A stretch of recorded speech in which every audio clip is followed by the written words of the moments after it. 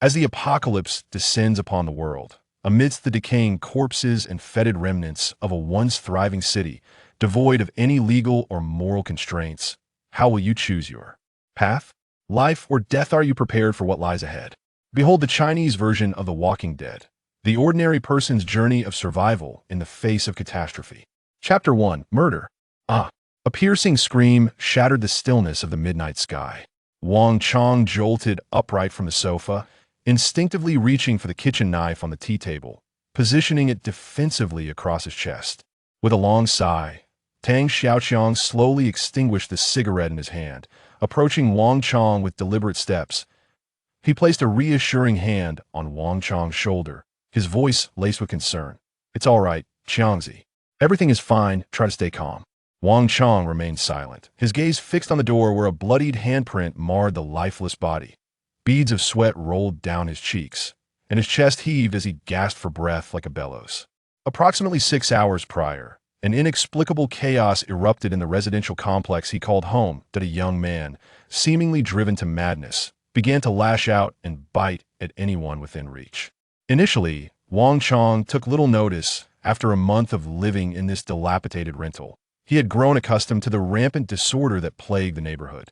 In an era of soaring living costs, one could hardly expect a safe haven from a room rented at the meager price of 500 yuan per month. It is precisely the remarkably low rental prices and the lenient leasing procedures that have transformed this community into a melting pot of various social strata. Incidents of brawls and quarrels have become so commonplace that they occur more frequently than meals are consumed. However, this particular disturbance appeared to be far more intricate than Wang Qiang had anticipated, eventually transcending his understanding. Trembling, he extracted a crumpled pack of Liqueur cigarettes from his pocket, drawing one forth. After igniting it and taking several deep puffs, his anxious heart gradually began to find solace. Little did anyone anticipate that this seemingly inconsequential event would inadvertently unearth Pandora's box, heralding the onset of an unending nightmare. Bang, bang, bang, came the dull thuds at the door. Approximately half an hour after the young man had been captured, the wooden door of Wang Qiang's rented room was forcefully pounded from the outside. Wang Qiang merely furrowed his brow. Nearly a month of living in this environment had made him acutely aware of the residents' rudeness. He understood that in such a milieu, yielding would inevitably lead to being victimized. Thus, he responded without hesitation, uttering, "Who the hell are you?" Yet, as the adage goes, one should neither harbor malice nor be naive in their defenses, especially in such a chaotic setting. Wang Qiang had purchased 2 baseball bats online for self-defense on his very first day of residency. Exchanging knowing glances with Tang Xiaoquan, the two armed themselves with bats and approached the door, which was being relentlessly battered. Through the narrow cracks of the aged wooden door, Wang Qiang peered outside, where a shadowy figure persistently battered against the door. This shadow appeared to possess a head, as its slightly pale eyes glimmered ominously in the dark corridor. Swallowing hard, Wang Qiang found it difficult to feign bravery in such a situation. Fortunately, he was not alone, accompanied by another person, both armed with baseball bats. He summoned the courage to call out, "Who are you? What do you want?" Bang! The violent impact jolted Wang Qiang, nearly causing him to stumble to the ground. "Hey, what the hell are you doing? If you don't speak, I will call the police."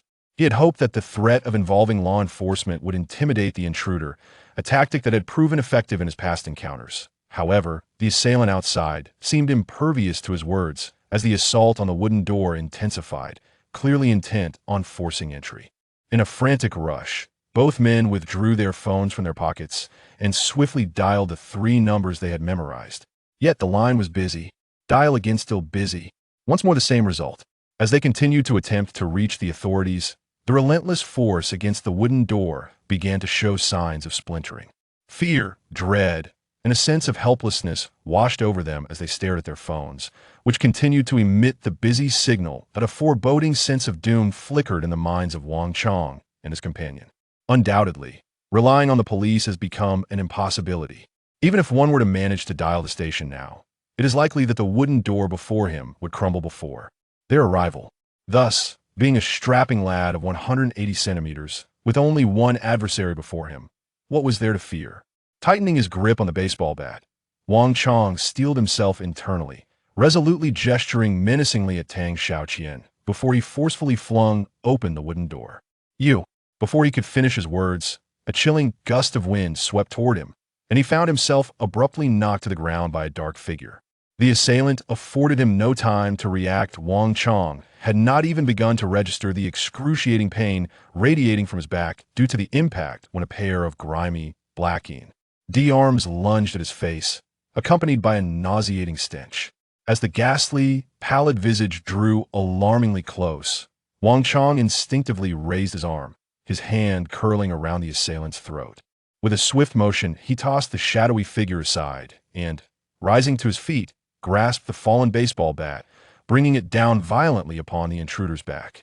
Yet, it was all too late. The dark figure lay sprawled on the ground, devoid of breath. Murder had actually taken a life. Wang Qiang found it nearly impossible to come to terms with such a harrowing reality.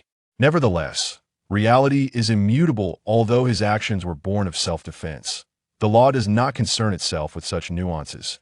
Tang Xiaoquan immediately dialed the emergency number 120, hoping to mend the situation before it was too late. However, it seemed that fate conspired against the young couple today, as the usually reliable emergency line was persistently engaged. Inside the modest room, silence enveloped them. The two young individuals and a lifeless body remained frozen in their original positions, as if immobilized by an unseen force. The young couple was utterly at a loss regarding how to handle the dire predicament they faced. Yet, just as they stood in a daze, the corpse that they had confirmed time and again to be devoid of life and pulse inexplicably rose to its feet. The dead had miraculously returned to life. Chapter 2. The Advent of the Apocalypse. Tilting his head slightly, Wang Qiang inquired with uncertainty, "Quanzi, what is the current situation?" In a state of profound gravity. Tang Xiaoqian inhaled deeply but remained silent, merely shaking his head. Ever since Wang Qiang had succumbed to slumber following a harrowing ordeal, he had vigilantly stayed by his side, guarding against the possibility of the lifeless corpse they had reduced to mere pulp reanimating. What on earth transpired outside? Why were all calls to the police station and ambulance services rendered futile? What could possibly cause a deceased body to inexplicably return to life? A multitude of questions swirled in Tang Xiaoqian's mind, causing a throbbing sensation. He reached for a cigarette on the cluttered table, but suddenly, boom! A thunderous roar erupted from the heavens, sending Tang Xiaoqian tumbling to the ground. Crackle, crackle. The antiquated incandescent bulb overhead flickered momentarily before gradually returning to its former brightness. Both Wang and Tang exchanged grave glances, then simultaneously directed their gaze toward the window, where a significant portion of the sky had been engulfed in a fiery blaze. Could it be a terrorist attack? A flash of insight struck Tang Xiaoqian, and he sprang to his feet, hastily rummaging through the disarray on the table. Upon discovering a palm-sized remote control, he swiftly activated the antiquated cathode ray tube television, which had long been out of service, perhaps due to its prolonged inactivity. The screen took nearly a minute to stabilize, gradually revealing a coherent image.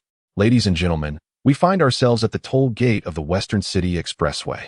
In light of today's numerous terrorist incidents, a significant number of citizens are evacuating towards the outskirts of the city. According to reliable information obtained from relevant authorities, this act of terror is not an isolated incident targeting a specific region or nation, but rather a global-scale biochemical crisis.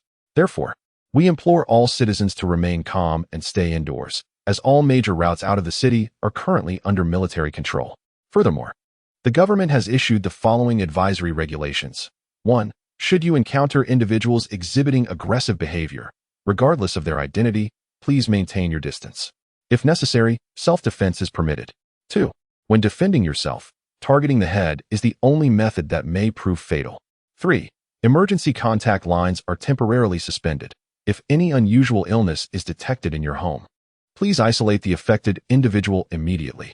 Lastly, we urge all citizens to remain composed and to trust in the government. This situation will soon be resolved. The grave words of the female host began to blur in Tang Xiaoqian's mind, lingering on the ominous phrase, biochemical crisis. Just as Tang Xiaoqian pondered this, a woman's piercing scream echoed through the old television's distorted speaker. Tang Xiaoqian was oblivious to the chaos unfolding at the scene, yet through the fallen camera lens, he could distinctly see the crimson stains trickling down the woman's legs, gradually pooling into a crimson puddle. Immediately, several shadowy figures, akin to the size of human heads, scrambled to the ground, greedily sucking in what lay before them. Then, with a sharp click, the scene transformed into a flurry of static. The live broadcast was abruptly interrupted. Inside the small cabin, silence reigned. Both Tang, Wang, and his companion stood motionless, haunted by the host's anguished scream that lingered in their ears, rendering them unable to find solace. What should we do? Tang Xiaoquan murmured softly. His fondness for apocalyptic films had always been profound. Yet now that the reality of such a scenario had unfolded before him, his right hand, clutching the remote, trembled slightly, as if fate intended for him to grasp the true essence of apocalyptic dread. The wooden door, which had remained quiet for some time, suddenly began to shake violently, producing a cacophonous clattering. Damn it! Wang Chang's reaction was swift. Having learned from a previous harrowing experience, he did not foolishly attempt to open the door. Instead, he rushed to the door, leaning heavily against it, resolutely bracing it to prevent anyone outside from breaking in. How could these beasts possibly know we are inside? He asked, his voice laced with urgency, feeling the intense impacts reverberating through his back. How did they find out? Tang Xiaoquan instinctively glanced at the old television, which was emitting a crackling sound, and immediately realized the cause. The sound. It must have been the sound, he exclaimed, recognizing that the host's piercing scream had attracted the attention of the undead outside. Damn it! How could I have been so careless? Annoyed, he extinguished the television before him. But the brutes outside seemed to have no intention of granting Tang Xiaoquan a chance to atone for bang. With a muffled thud, Wang Chang felt as though something had slashed a bloody gash across his cheek, followed by a burst of splintered wood. In the wake of this, a chilling claw reached inward. Damn it! This marked Wang Chang's second encounter with the enemy in battle, and in contrast to his previous dazed and clueless state, he was now noticeably more composed. While restraining the wildly flailing claw, he loudly urged Tang Xiaoquan to devise a solution promptly. Seizing a kitchen knife, Tang Xiaoquan rushed to the wooden door without a word, and unhesitatingly hacked away with the blade in a rapid series of chops. After severing the zombie's claw, he wasted no time in using the dull edge of the blade to widen the fissure that the zombie had just created. Pale white pupils, devoid of light. The zombie peered through the widening gap, spotting two succulent feasts within. It howled with excitement, desperately squeezing itself through the opening. Quanzi, what the hell are you waiting for? Finish it off. His eyes fixated on the creature before him, one that was theoretically no longer human. His knife-wielding hand trembled slightly. To kill, or not to kill? Tang Xiaoquan was caught in a difficult quandary. Chapter 3, The Wooden Door Defense Quan. Quanzi, quick, act fast. Any later, and it'll be too late. Dust and grime trickled down from the stone crevices, and the several rivets wedged within were on the verge of snapping under the relentless assault of the zombie. Without further ado, if this continues, it is only a matter of time before the door is breached by the undead. Tang Xiaoquan stood bewildered. His mind clouded while Wang Chang's urgent voice resonated clearly in his ears. Yet, despite the grip he maintained on the handle of the knife, his right hand refused to rise. After all, he had never even harmed a fish, let alone a living human being. He understood that the so-called human outside, who was incessantly howling and battering against the door, had long since lost its soul, reduced to nothing more than a bloodthirsty shell. However, just as Tang Xiaoquan wavered in his decision, the aged, inexpensive wooden door finally yielded to the relentless efforts of the zombie, splintering to reveal a gaping crack. In that very moment, the remaining left arm of the corpse lunged toward him, reaching for his neck with predatory intent. Fortunately, Wang Chang's prior combat experience kept his senses heightened.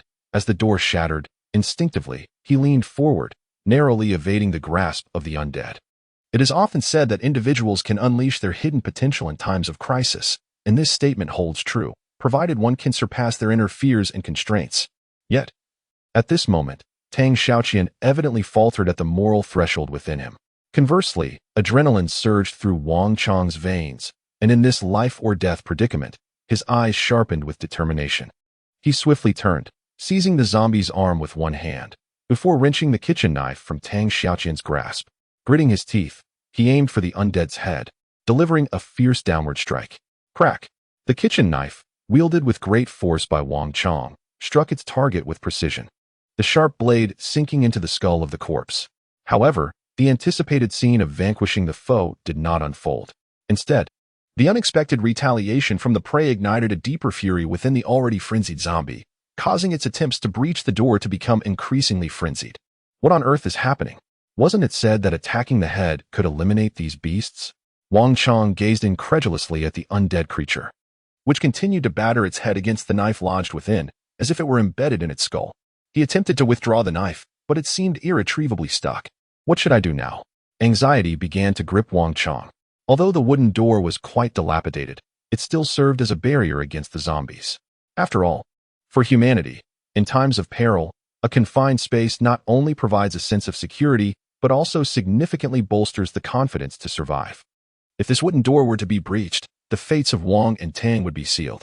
Qiangzi, move aside. A deep voice resonated in Wang Qiang's ears. Instinctively, he turned towards the sound, catching sight of Tang Xiaoquan, whose expression had turned grave, devoid of the earlier feeble demeanor. The baseball bat he had seized was now raised high. In that critical moment, Wang Qiang had no time to hesitate. He swiftly sidestepped away from the door, granting Tang Xiaoquan a clear path. Yet, he couldn't help but shout a warning. Qiangzi, hitting the beast's head won't work. Before he could finish his sentence, Tang Xiaoquan unleashed a fierce strike. With a resounding crash, splinters of wood scattered in all directions. Wang Qiang's eyes involuntarily twitched. He was about to continue his previous statement when, unexpectedly, Tang Xiaoquan interjected, stating, while attacking the zombie's head is essential. It is imperative to destroy the entire central nervous system of the brain. Only then can the virus be prevented from exerting control over the host's body. To seemingly corroborate his assertion, the zombie struck by the baseball bat let out a mournful wail before crashing heavily against the doorframe, remaining motionless thereafter. A bloodied kitchen knife embedded deep within its skull. Stunned into silence, Wang Qiang found himself at a loss for words. Tang Xiaoquan's explanation piqued his curiosity. How did he possess such knowledge? Almost instinctively, Wang Qiang voiced his thoughts, remembering that they had both graduated from the same university. Yet he could not recall his friend ever studying any medical discipline. A low growl echoed from the bottom of the stairs, accompanied by the sound of shuffling footsteps.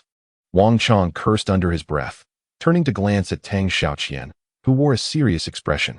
Quick, Qiang, move that shoe cabinet to brace against the door while I go to the living room to fetch the tea table. We must fortify this wooden door at all costs. If those beasts get in, we're done for. With that, Tang Xiaoquan dashed towards the living room, the earlier sense of helplessness vanishing without a trace. A fierce instinct for survival propelled two young individuals in their early 20s into a flurry of activity.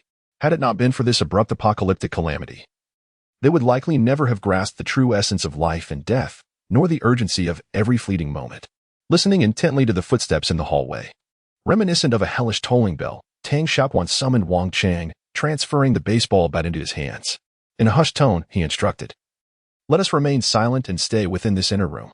If my instincts are correct, these brutes will depart if they cannot perceive our presence."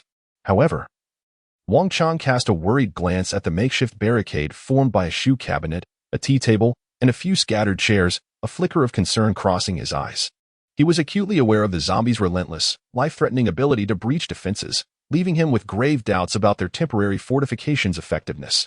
Ignoring Wang Qiang's unease, as the footsteps drew ever closer, Tang Xiaoquan simply remarked, "Then pray to the deities you know," before reaching for the main switch, firmly pulling down the circuit breaker. With a soft click, the room was plunged into an oppressive silence. Two shadowy figures stealthily entered the dimly lit bedroom, akin to thieves under the cover of night. Simultaneously, the hungry zombies, drawn by the sounds, arrived as anticipated. Chapter 4. Agony inside the bedroom. Darkness enveloped everything. Tang and Wang remained pressed against the door, utterly still, attentively listening to the commotion outside. At this moment, amidst the sweltering heat of July, the oppressive temperature soon left the two individuals confined within the dim room drenched in sweat. Yet, despite this discomfort, an underlying tension chilled their hearts as they found themselves in a perilous situation surrounded by death. Outside the wooden door, a horde of a dozen or so ravenous zombies, drawn by the scent of potential prey, crowded the narrow corridor, emitting low growls that resonated with their evident frustration and agitation at their fruitless search. Moreover, the relentless influx of zombies from the ground floor soon encircled the entire building, rendering escape impossible. The sporadic sounds of collisions sent shivers down the spines of the two young individuals within. Tang Xiaoqi, having witnessed countless such scenes in films and video games, now found himself confronted by a terrifying reality. The chilling crashes, the horrifying footsteps, and the suffocating howls were all too palpable, raising doubts within him. Was this truly reality? Sweat cascaded down his cheeks like a stream, carrying with it the weight of an interminable midnight. Never had he realized that night could stretch on so endlessly. Usually, he would spend countless hours gaming and reveling in entertainment. Yet, at this moment, he fervently wished that it were all merely a dream. Hope may be a beautiful thing, but the harshness of reality was undeniable. Each crash and every growl emanating from outside served as a grim reminder of a singular truth: the apocalypse had arrived. At some unknown point, a gentle glimmer of light finally pierced through the darkness of the bedroom. As the glimmer of light emerged, both Tang Wang and his companion experienced a jolt, their previously despondent spirits momentarily invigorated. This indeed underscores the age-old adage that light bestows strength upon individuals. Pressing his ear against the door, Tang Xiaoquan attentively listened to the sounds outside. After a brief moment, he signaled to Wang Qiang, indicating that he should step away from the door. Gradually, he pulled the door open a small crack, subsequently widening it until his entire head was protruding. "How is it, Qiangzi? Have the zombies departed?" Wang Qiang inquired in a hushed tone, instinctively swallowing hard, his anxiety palpable, given that their rented accommodation was structured as a two-room apartment. With Tang Xiaoqian's bedroom aligned with the main entrance, he realized that relying solely on his limited view would not provide a clear understanding of the corridor's situation. Yet, even in this moment, it was a stroke of fortune. As long as the door remained intact, hope still lingered. His gaze swept around the room, finally resting on the vanity mirror atop the computer desk. Perhaps this could work. An idea sparked in his mind, and Tang Xiaoqian began to formulate a rough plan of action. Slowly bending down, he noticed the astonished expression on Wang Chang's face as he observed Tang Xiaoqian assume a crawling posture, moving away from him. Unable to suppress his curiosity, he asked, "Hey, Xiangzi, what are you up to?" "I intend to use this to gauge the situation outside," Tang Xiaoqian replied, raising the mirror in his hand. At once, Wang Chang understood, a faint smile breaking across his face. It must be said, though his friend often delighted in playing tricks on him, in critical moments, he truly proved to be resourceful. Completely lowering his body to the ground, Tang Xiaoqian pressed himself tightly against the edge of the wall, making every effort to conceal his presence. Perhaps due to the overwhelming tension, he felt as if his heart were akin to a boiling kettle, beating rapidly, while the sweat on his brow cascaded down like a torrential flood released from a dam. He blinked vigorously, attempting to clear the sweat that had invaded the corners of his eyes, only to be met with a sharp sting of discomfort. Resisting the urge to wipe his face, he struggled to suppress his heavy breathing. Gradually, he extended his vanity mirror cautiously, adjusting it several times until he could clearly see through the hole in the wooden door. Observing the situation outside, it seemed these zombies were even more relentless than he had imagined. "How many?" With a feeble drop of the mirror, Tang Xiaoqian exhaled deeply and casually wiped away the sweat on his face, adding, "There are still a few lurking outside." "A few? If there aren't many, we might as well." Wang Chang, with a resolute expression, made a gesture to silence them, but Tang Xiaoqian could only smile bitterly and shake his head. "Qiangzi, given the circumstances, perhaps we should just hunker down in this room. This turmoil will surely pass in a few days." However, Tang Xiaoqian decisively rejected Wang Chang's suggestion, not out of a lack of faith in the government's capabilities, but because, based on all the information available, he had an inkling that this crisis was far more complex than it appeared on the surface. As for resolving it in a matter of days, that might be an utterly unachievable task. "Xiangzi, we cannot remain stagnant here. In this climate, devoid of a water source, we simply cannot endure beyond 3 days. We must extricate ourselves. The paramount rule of survival dictates that initial self-preservation during any crisis is the linchpin determining your survival." Recollecting the tenets gleaned from some survival documentary of yesteryear, Tang Xiaoquan couldn't help but feel a surge of emotion. Little did he know that these erstwhile hobbies would one day become the very principles aiding his continued existence. Thus, how could he possibly, without inciting conflict, dispel these sanguinary and savage zombies? Tang Xiaoquan lapsed into profound contemplation. Chapter 5. Decoying the corpses. What are you saying? You jest, surely. As if privy to a jest, Wang Chang emitted a derisive snort, striving to modulate his tone so as not to rouse the zombies outside. Tang Xiaoquan, however, appeared unfazed by Wang Chang's skepticism. He offered no elaborate explanation, merely nodding in affirmation, stating nonchalantly, "I am not jesting. I genuinely intend to lure these zombies away." With a sigh of exasperation, Wang Chang massaged his forehead before turning back, his expression earnest. "All right, You claim you wish to decoy them. Then enlighten me. How do you intend to accomplish this? You don't suppose those brutes comprehend human speech, do you? Time is life. Without a moment's hesitation, Tang Xiaoquan immediately laid bare his thoughts. However, Wang Chang's face was etched with skepticism upon hearing this. Are you certain this course of action is viable? Despite the uncertainty, Tang Xiaoquan resolutely declared, I must at least give it a try. With that, he swiftly made his way to his computer desk. After a brief rummage, he retrieved a Phillips screwdriver from the drawer.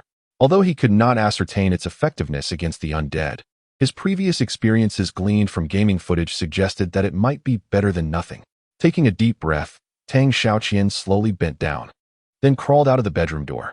If his heart's fear index had been at a mere 60 within the confines of his room, it now felt as though it was on the brink of bursting from his chest. This sensation was unlike anything he had ever experienced. It was as if he were on the verge of being consumed by an overwhelming dread. Sweat cascaded from every pore of his body, leaving a long, ominous trail on the ground as he crawled. Observing that alarming trail, Wang Chang felt a tightening in his chest. Though he remained within the bedroom, he could not help but empathize with Tang Xiaoquan's predicament. Almost instinctively, he tightened his grip on the baseball bat, his gaze scanning the surroundings with vigilance, ready to spring into action at the slightest sign of trouble. Perhaps sensing the presence of potential prey, the previously tranquil corridor began to exhibit subtle signs of agitation. Suppressing the overwhelming urge to rise and flee, Tang Xiaoquan felt the adrenaline coursing through his veins. Realizing for the first time how distant the bedroom was from the kitchen, so far that he questioned his own courage to traverse it. Stay calm. Stay composed. Persevere. Persist. He silently encouraged himself, biting down hard on his lower lip, fearful that if he paused even for a moment, he would lose the courage to continue. With his back against the wall, Tang Xiaoquan gasped for breath, an overwhelming fatigue swiftly enveloping his entire being. He understood that this was a consequence of the intense tension giving way to sudden relaxation. Thus, he dared not rest. Once his heartbeat steadied, he quickly signaled an okay gesture to Wang Chang in the bedroom and began rummaging through the kitchen. According to Tang Xiaoquan's plan, his next step was to find some objects in the kitchen to create a noise, enticing the zombies to leave in pursuit of the sound. This idea stemmed from the realization that the television's noise had attracted the zombies the previous night. If the undead could be lured by the sounds of the television, perhaps he could similarly exploit noise to draw them away. Although he remained uncertain about the feasibility of this approach, he could think of no better strategy at the moment. He carefully extracted the only 4 bowls and plates from the cupboard and stealthily made his way to the windowsill, slowly pushing open the dilapidated window that had remained shut since their arrival. Even with utmost caution during the pushing and pulling, the window track inevitably emitted a few jarring sounds. These noises, which could typically be disregarded, felt like needles pricking at Tang Xiaoquan's heart at this moment. He dared not linger, hastily tossing the dishes one by one out of the window, perhaps feeling that the commotion caused by the 4 dishes was insufficient. Tang Xiaoquan proceeded to hurl various items, including a round stool, a trash can, a wine bottle, and aluminum cans, creating a cacophony that left the ground below in utter chaos before he finally ceased his actions. Once he completed this task, Tang Xiaoquan quickly pressed himself against the edge of the kitchen doorframe, anxiously listening to the sounds outside. He had done all that was necessary, silently praying that these beasts would not let him down. However, the wait was excruciating. The wandering zombies seemed intent on testing the resolve of the 2 young men, showing no signs of leaving, merely standing and staring at one another. The standoff persisted, the living and the dead locked in a tense stalemate. Just when Tang Xiaoquan was on the verge of despair, the corridor suddenly erupted into commotion, followed by a cacophony of shouts. In the bedroom, Wang Chang, observing the movements of the zombies through a mirror's reflection, was filled with excitement. Through the mirrored image, he could clearly see the corpses sequentially leaving the corridor and heading downstairs. He could hardly believe that his brother's seemingly absurd plan had actually succeeded. While marveling at the latter's intelligence, he quickly relayed this joyous news. Hello, Quanzi. Those beasts have left. Chapter 6. We must survive. As the triumphant announcement from the man outside resonated in his eardrums, Tang Xiaoquan's taut body finally succumbed, collapsing onto the ground. Yet, despite this exhaustion, his sweat-soaked visage couldn't help but exhibit a faint curve of relief. Not wishing to disturb his brother sprawled on the floor, Wang Chang could envision the harrowing experiences the latter had endured over the past 20 minutes. After confirming that Tang was unharmed, he quietly departed from the kitchen. Though they had succeeded in repelling the zombies, their crisis was far from over. At the wooden door, gazing at the corpse of the undead hanging from the doorframe, Wang Qiang felt a surge of reflection. It was hard to fathom how he had mustered the courage to grapple with such a terrifying creature at such close quarters the previous night.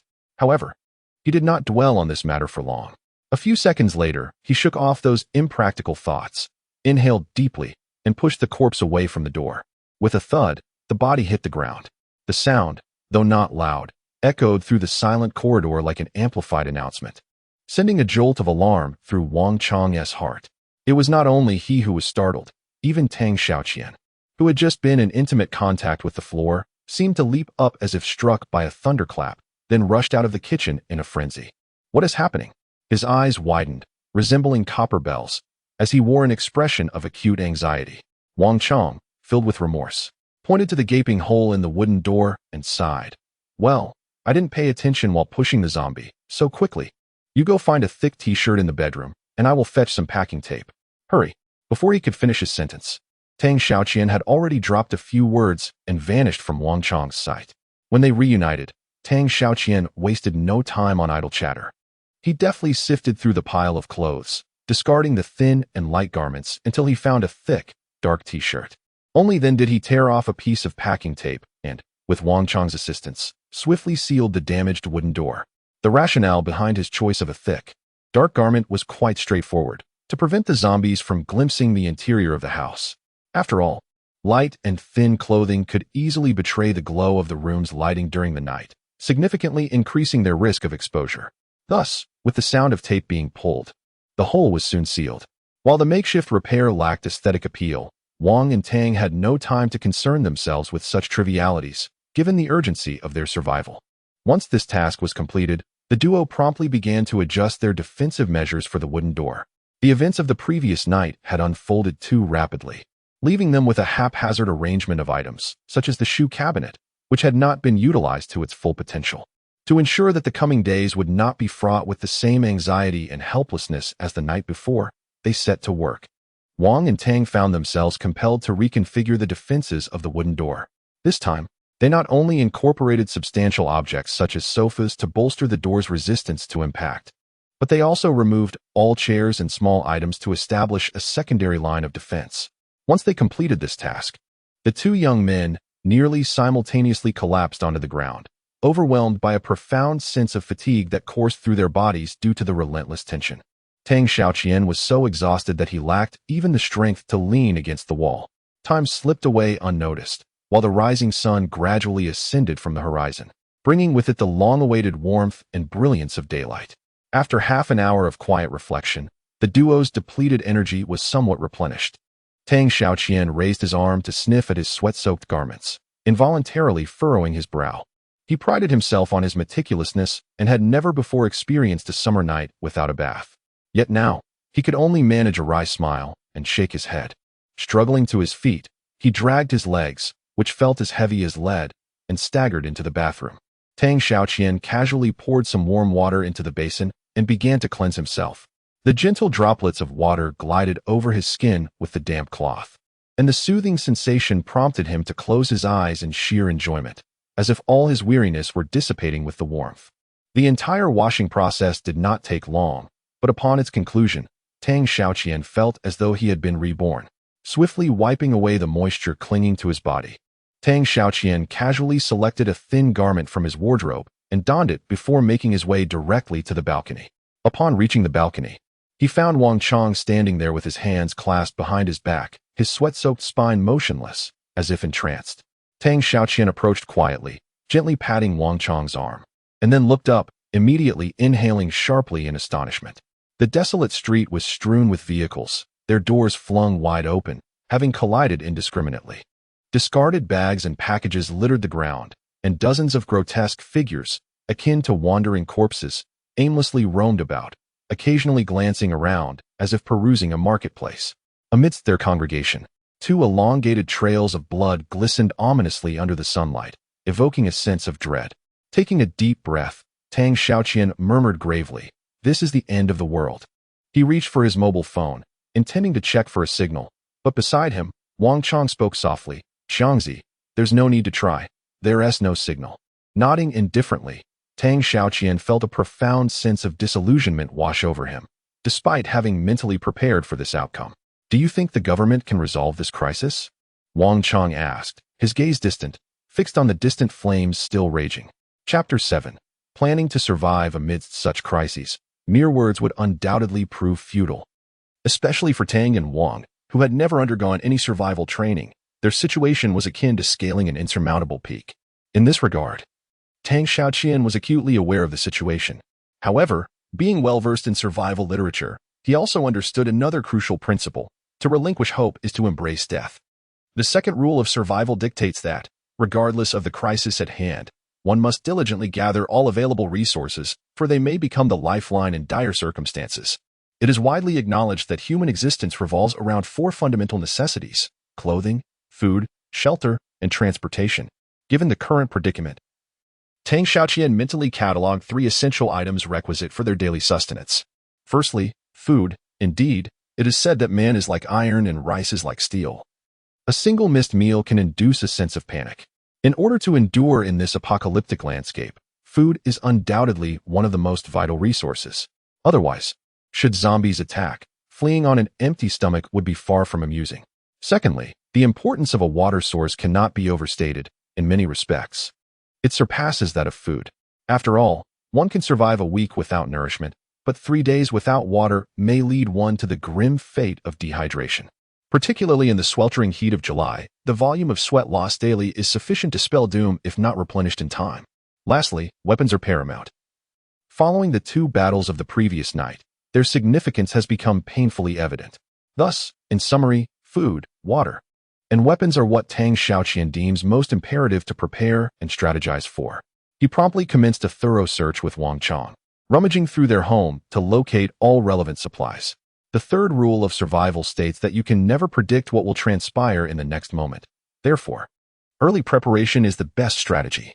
The entire foraging operation lasted nearly 15 minutes, and when all the supplies were gathered in one place, both Tang Wang and his companion exchanged wry smiles. Why?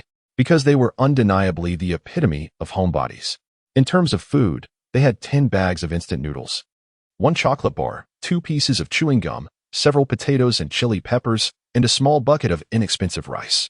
As for drinking water, they possessed 3 cans of beer, 5 bottles of Nongfu spring water, and the tap water. In terms of weaponry, there were 2 baseball bats, 1 flathead screwdriver, 1 star screwdriver, and a handful of utility knives and fruit knives. Everything was a quintessential collection for a homebody. Tang Xiaoquan made a rough estimate and then turned to Wang Qiang, saying, "Xiangzi, look, with these supplies, we should be able to last about 7 days. And 7 days is just 7 days. I hope the situation will improve by then." The final word, then, was spoken by Wang Qiang softly and with reluctance, as he was acutely aware of the chaotic state of the streets today. Thus, he harbored little faith that the government could quell such turmoil within a week. Sighing, Tang Xiaoquan silently released a breath of frustration. He pondered for a moment before slowly raising his head and, with a weighty demeanor, added, "Xiangzi, the 7 days I mentioned is merely a theoretical figure." Moreover, he paused, revealing that his forthcoming words carried considerable gravity. Whether the government can resolve this crisis in the short term remains uncertain. Thus, we cannot remain passive. We must prepare for a protracted struggle. So, you mean we must save ourselves? Self-rescue? Wang Qiang raised an eyebrow. Not convinced that he and a homebody like Tang Xiaoquan possessed the means for such a feat, however, given the current circumstances, he nodded and replied, "All right, go ahead. How do you propose we proceed?" With a slight lift of his arm, Tang Xiaoquan gestured towards the scattered supplies and remarked, "These provisions will sustain us for 7 days. In other words, after 7 days, we will face a food shortage. Therefore, I believe that in the next 4 days, if the situation does not improve and we do not receive any assistance, we must prepare to venture out in search of supplies." Having watched numerous apocalyptic films, Tang Xiaoquan understood the vital importance of gathering resources early during a crisis. As events unfold, especially in the latter stages of an apocalypse, resources will become increasingly scarce, and people, in their desperation to survive, may unleash inner demons more terrifying than the zombies themselves. Thus, we should devise a plan for our current supplies. Casually picking up a ballpoint pen from the table, Tang Xiaoquan drew 2 squares on a sheet of white paper and continued. I intend to divide the supplies into 2 portions. One for our basic sustenance over the next 4 days, and the other as an emergency reserve for unforeseen circumstances. Upon concluding his remarks, Tang Xiaoquan engaged in a discussion with Wang Qiang regarding the specifics of their allocation matters. Before long, the once pristine A4 sheet was entirely filled with meticulous notes penned in black ink. Once they completed their deliberations, Tang Xiaoquan summoned Wang Qiang to retrieve the backpacks they had purchased during their school travels. Following the principle of prioritization, they methodically packed the supplies they could currently conceive into the bags. With a long exhale, Tang Xiaoquan reflected on the survival experts he had often heard speak of the necessity for a survival kit. Yet, it was only today that he truly grasped the significance and essence of that statement. Glancing at the survival kit, the first of its kind in his life, which lay horizontally on the table, a sense of melancholy washed over him, but it was also accompanied by a flicker of security. After all, regardless of what the future may hold, he had at least taken a proactive first step. He carefully moved the remaining 6 packets of instant noodles and half a bucket of rice into the bedroom, as this would constitute their sustenance for the next 4 days. To ensure their safety, they deemed it prudent to relocate these provisions to the bedroom. Thus, even if the front door were compromised, they could establish a secondary line of defense within their sanctuary. Although the efficacy of such a barrier was questionable, Tang Xiaoquan was resolute. As long as there remained a glimmer of hope for survival, he had no intention of surrendering. Time flowed like a swift current, and after a day of relentless sunlight, the vibrant hues gradually faded, ultimately vanishing into the abyss. Night descended once more. Chapter 8. Night watch in the dimly lit bedroom. An aging laptop hummed softly, its feeble glow casting a gentle light into the oppressive darkness of the night. Tang Xiaoquan and Wang Qiang sat quietly around the computer desk, where a steaming bowl of instant noodles emitted an enticing aroma, stirring the appetites of the 2 young men, who ravenously devoured the noodles like ravenous beasts. Little did they know that just a few days had passed since his grandiose declarations had been shattered. Perhaps this is the essence of humanity, when the apocalypse truly descends. Even the most ordinary bowl of instant noodles can bring immense joy. Tang Xiaoquan nodded with a smile, sharing in Wang Qiang's admiration. Reflecting on the game characters he once controlled in apocalyptic scenarios, he now found himself immersed in the reality of such a world. A self-deprecating smile creeping onto his youthful face. How he once yearned for the day when the apocalypse would genuinely arrive, allowing him to experience the thrill of survival and the excitement of slaughter.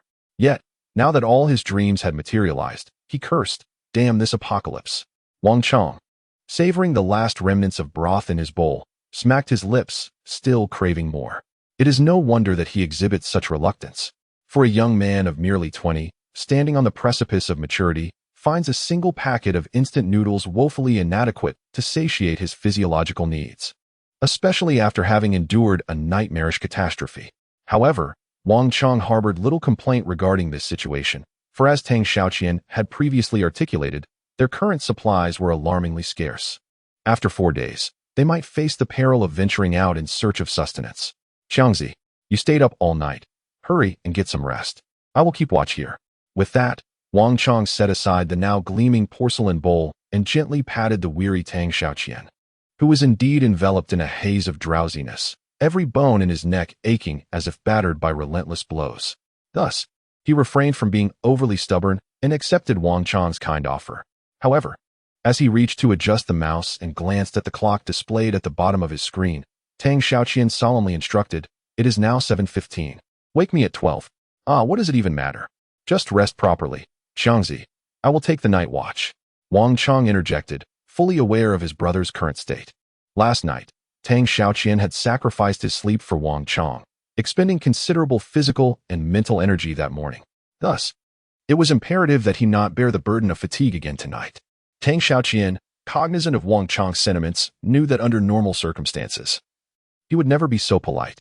However, at this moment, the 5th rule of survival dictates that when you find yourself in peril, the midnight watch must be meticulously arranged, and no one should stand guard alone. For it is during the lonely hours of midnight that weariness can most easily ensnare a person, and under these apocalyptic circumstances, even a brief moment of slumber for the sentinel may cost the lives of all. Although Tang Wang and his companion often stayed up late watching films or playing games during peaceful times, such trivialities pale in comparison to their current predicament. Furthermore, it is paramount to recognize that one can never ascertain when the cataclysm will reach its conclusion. Thus, to endure, one must be prepared for the long haul. Adequate sleep is undoubtedly a crucial element for survival. Qiang, listen closely. I appreciate your goodwill, my friend. But the current situation cannot be resolved by our mere presence for a day or two. We must make prudent arrangements. Trust my counsel. You take the first half of the night, and I shall take the latter half, ensuring each of us 5 hours of restful sleep. This way, we will maintain our vigor for tomorrow and stave off fatigue during our watch. Gazing earnestly into Wang Qiang's eyes, Tang Xiaoquan awaited a response. He understood all too well that unless his longtime friend willingly accepted the proposition, it would be a formidable challenge to persuade him otherwise due to his stubborn nature. Upon seeing Qiang nod in agreement, Tang Xiaoquan felt a weight lift from his heart. Without further hesitation, he simply expressed his gratitude for Qiang's efforts before turning over and succumbing to slumber. In the hushed stillness of midnight, marked by an eerie and foreboding atmosphere, Wang Qiang took care to close the screen of his softly glowing device so as not to disturb Tang Xiaoquan's slumber. This act rendered the already pitch-black bedroom even more sinister. Undoubtedly, enduring the night in such an environment was a torment. One need not only grapple with the weariness that darkness brings, but also with the sweltering heat of July that inflicted unbearable suffering. Lacking air conditioning and fans, the tightly shut windows allowed not even a whisper of a breeze to penetrate, and Wang Qiang felt as though he were ensconced in a sauna. Sweat pouring forth relentlessly from every pore of his body. He wielded a paper fan with fervor, its frantic motion reaching a near-manic pace. Yet it offered not a modicum of relief from the oppressive heat. However, compared to the physiological torment inflicted by the stifling air and temperature, the anguished cries emanating from the street outside were far more unbearable.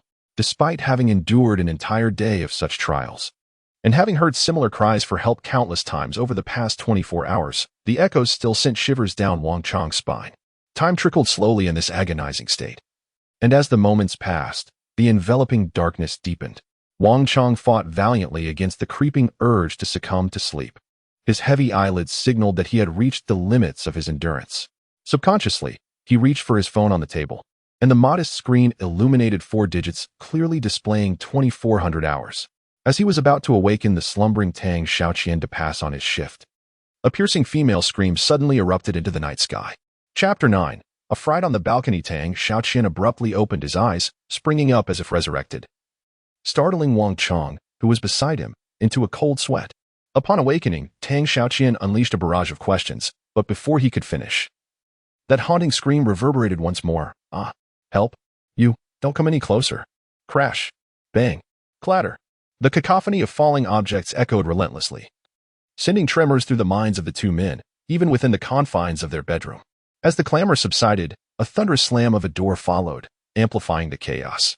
The sound, propelled by sheer inertia, rippled through the quiet street like a stone dropped into a deep lake. It resonated ominously, striking terror despite being but a single sound. Exchanging glances, Wang and Tang discerned the worry reflected in each other's eyes. It's coming from next door. Yes, it must be the balcony. Almost in unison, they swiftly deduced the source of the distress and, seizing their weapons, dashed towards the balcony. There, a woman clad in a sheer red top was desperately tugging at the wooden door, her cries for help growing more frantic. From her exhausted screams, it was evident that something truly horrifying lay behind that door she was so desperately trying to open. Ah, as the eardrum quivered, Wang Qiang felt as though his mind had been struck by a colossal thunderbolt, rendering his words stifled in his throat. It is well known that when confronted with peril or fear, the instinctive reaction is to urgently call for help.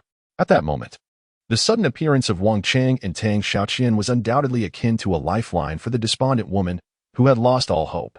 She frantically rushed to the edge of the balcony, desperately waving her arms, oblivious to the fact that beneath her wide-open garment, 2 voluptuous curves swayed exaggeratedly with her movements. Help! Please save me. There's a monster in my room. Observing the woman's hoarse cries for assistance, Tang Xiaoquan fell into a brief stupor. To save or not to save? That was the question. He had encountered similar dilemmas countless times on various survival forums, where such inquiries often sparked intense debates among netizens. Yet, despite the fervent discussions, no one had ever arrived at a definitive answer. The woman's pleas grew increasingly frantic, her fear-induced adrenaline surging, transforming her into a state of hysteria. Qiangzi, what should we do now? We can't just stand by and watch her perish.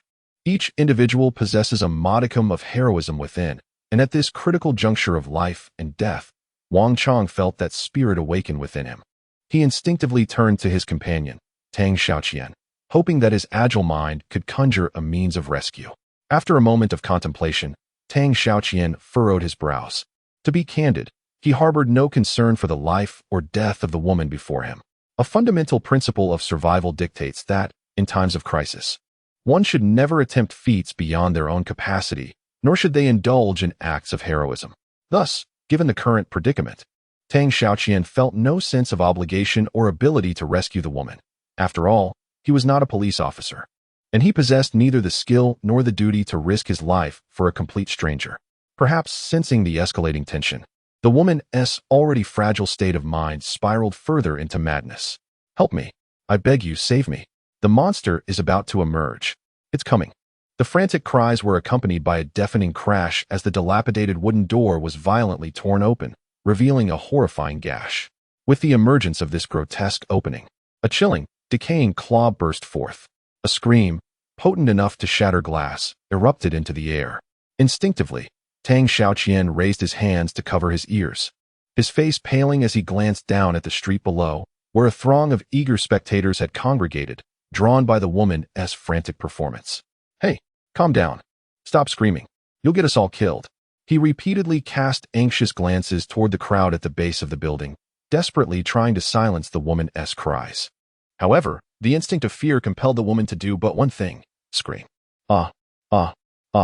It's coming out. It's going to come out. Save me. Please save me. If possible, Tang Xiaoquan truly wished he could silence the woman with a single shot. Undoubtedly, if she continued her wailing, this small building would soon transform into a sea of zombies. Hey, listen to me. If you wish to see the sun rise tomorrow, then for heaven's sake, shut your mouth immediately. Though his tone was equally harsh, Tang Xiaoquan could not rival the woman's dolphin-like shrieks. Nevertheless, the mention of survival brought her a measure of calm. Then hurry and save me. Otherwise, it will come out. Crash. The wooden door splintered, and the sharp claws of the corpse tore open another gash. Noticing the woman exhibiting signs of hysteria once more, Tang Xiaoquan swiftly retrieved a plum blossom dagger from his pocket and hurled it with force, urgently commanding, "Pick up the screwdriver on the ground. If that beast emerges, stab it in the head. Do you understand? No. Don't leave me. I cannot face it alone. I beg you, save me." Tang Xiaoquan was truly furious at this moment. To be frank, he had no desire to save the woman before him, yet the circumstances forced him to take action, for if this continued, both he and Wang might very well lose their lives due to her reckless behavior. Enough. Silence. Your incessant noise hinders my ability to devise a plan to rescue you. With this urgent admonition, Tang Xiaoquan's words proved remarkably effective, compelling the woman to cease her clamoring. However, separated by a considerable distance, he pondered how he might extricate the woman from the balcony across the way. Chapter 10. The life-saving bridge. The distance between Tang Wang and the woman was approximately 2 meters, devoid of any climbing aids. Relying solely on their legs to leap across this gap seemed an implausible venture. After all, the ground was not level, and they were not individuals trained for such feats.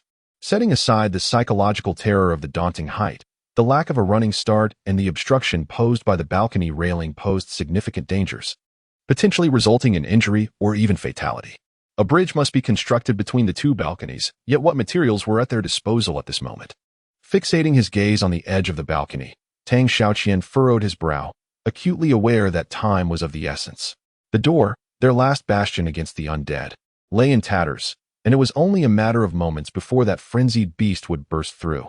As a ghastly scenario flickered through his mind, Tang Xiaoquan's complexion paled, akin to a layer of frost settling upon him. Observing his distress, Wang promptly inquired, "Hey, Qianzi, what's wrong? Are you all right?" He vigorously shook his heavy head, forcing out an unappealing smile, and then faintly uttered, "I am fine," before once again sinking into contemplation. Undoubtedly, to discover this so-called bridging object, 2 essential conditions must be met. Firstly, the length of the object must be sufficient, at least not less than the distance between the balconies. Secondly, it must possess adequate load-bearing capacity, capable of supporting the weight of an adult woman. In the entire rented dwelling, there are not many items that meet these criteria. Therefore, after a brief process of elimination, a certain tool of laborers immediately emerged in Tang Xiaoqian's mind.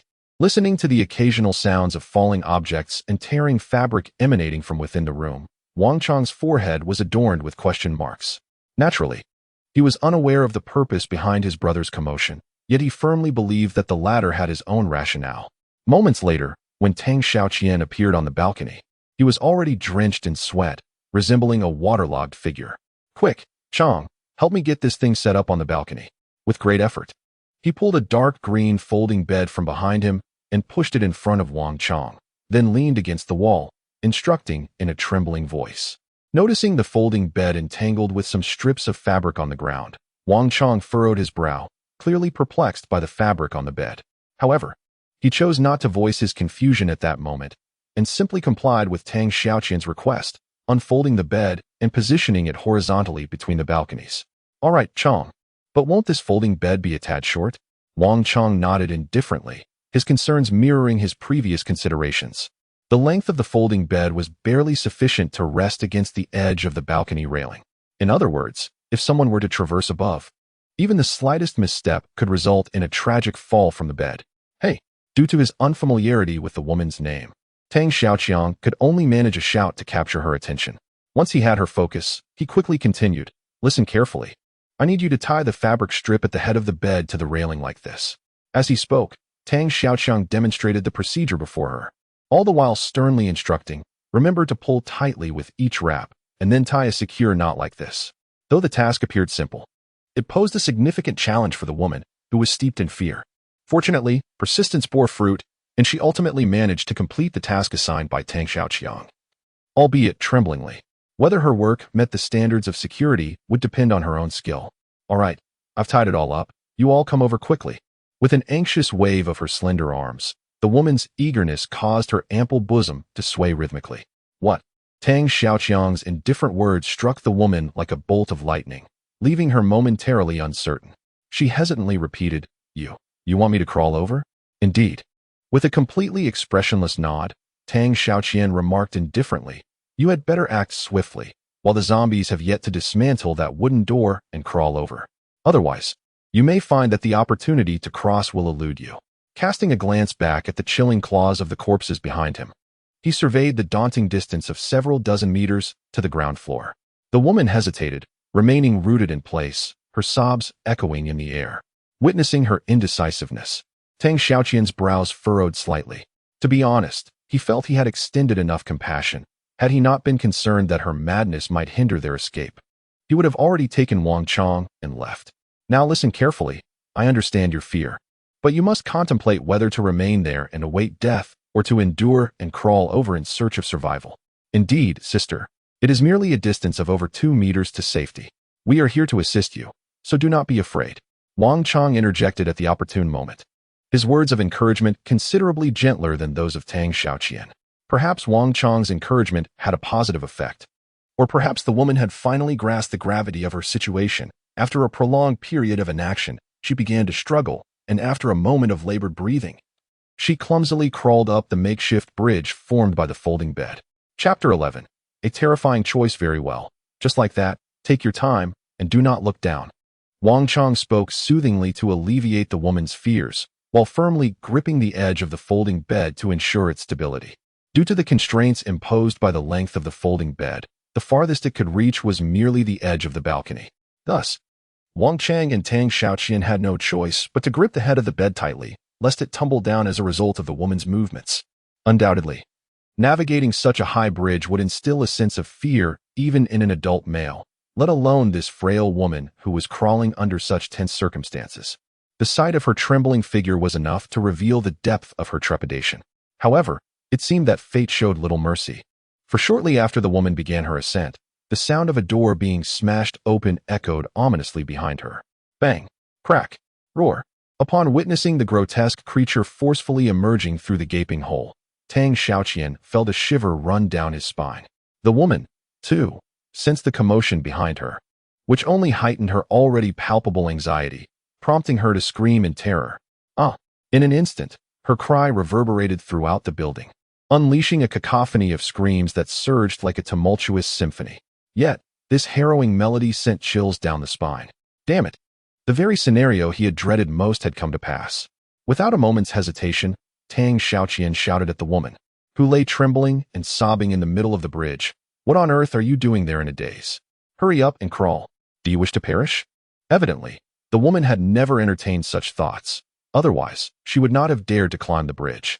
At this moment, however, she was engulfed in a surge of adrenaline, rendering her as if she were trapped in an infinite hell.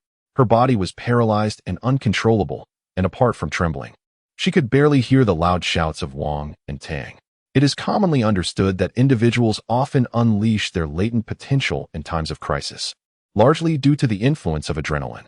Yet, in order to harness this unique power, one must confront a significant challenge. The person in peril must face their inner fears and shatter them. Otherwise, they will be ensnared in the endless terror conjured by their own adrenaline. This embodies the notion that every advantage comes with its drawbacks. One must either conquer their fears and awaken their potential, or succumb and plunge into despair. However, while this sounds simple in theory, it is far from easy, particularly for an untrained individual. What should we do, Qiang? Perhaps I should go up and pull her back. Seeing the woman trembling helplessly, Wang Qiang felt a pang of compassion and immediately considered rushing to her aid. However, Tang Xiaoquan was quicker, grasping his shoulder firmly. No, Qiang. The railing over there is merely secured with bed sheets. It cannot support the weight of both you and that woman, and if she is not afraid, you will not be able to pull her. Yet, if this continues, that zombie will wake up. If you truly wish to die, just say the word. We do not want to accompany you in your demise. With vigorous strikes against the surface of the bed, Tang Xiaoquan roared hoarsely. After all, he was merely a lad in his early 20s, susceptible to fear and trepidation. The woman's prolonged indecision filled him with a sense of impending doom. She remained motionless, foolishly sprawled across the bed, despite its violent shaking from Tang Xiaoquan's assaults. Clinging desperately to the edges, she wept uncontrollably. Just at that moment, as Wang Qiang and the woman found themselves in a stalemate, a reanimated corpse burst through the door, eagerly lunging toward her. The tantalizing allure of fresh flesh and the intoxicating scent of meat awakened the bloodthirsty instincts of the undead, which drew closer to the unsuspecting lamb ready for slaughter. Undoubtedly, each of the woman's sobs struck a chord within the creature, yet its focus had shifted from her exposed, delicate curves to the enticing, tender flesh before it. A sharp clap resounded as a hand struck the wooden bed, and with a swift motion, the creature's jagged claws left behind 5 ghastly scratches on the surface. How far fear could drive a person into madness was beyond Tang Xiaoquan's comprehension, but he had certainly witnessed just how high the woman's screams could ascend. Excellent. Keep going. You can do it. Wang Qiang urged her, fully aware of her fierce will to survive, as the bed they controlled trembled with an alarming intensity. 1 step, 2 steps, 3 steps. The woman languidly sprawled in the center of the bed resembled a solitary boat adrift in the vast ocean, utterly isolated and helpless. Tang Xiaoquan observed everything before him with indifference, yet his focus was not on the woman's slow crawl.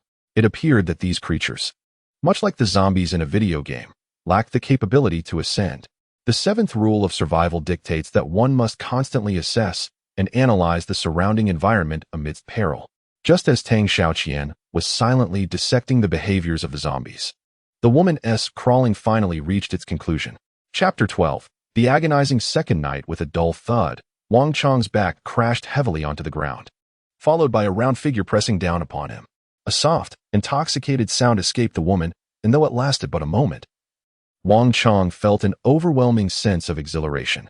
Hey, Xiangzi, are you all right?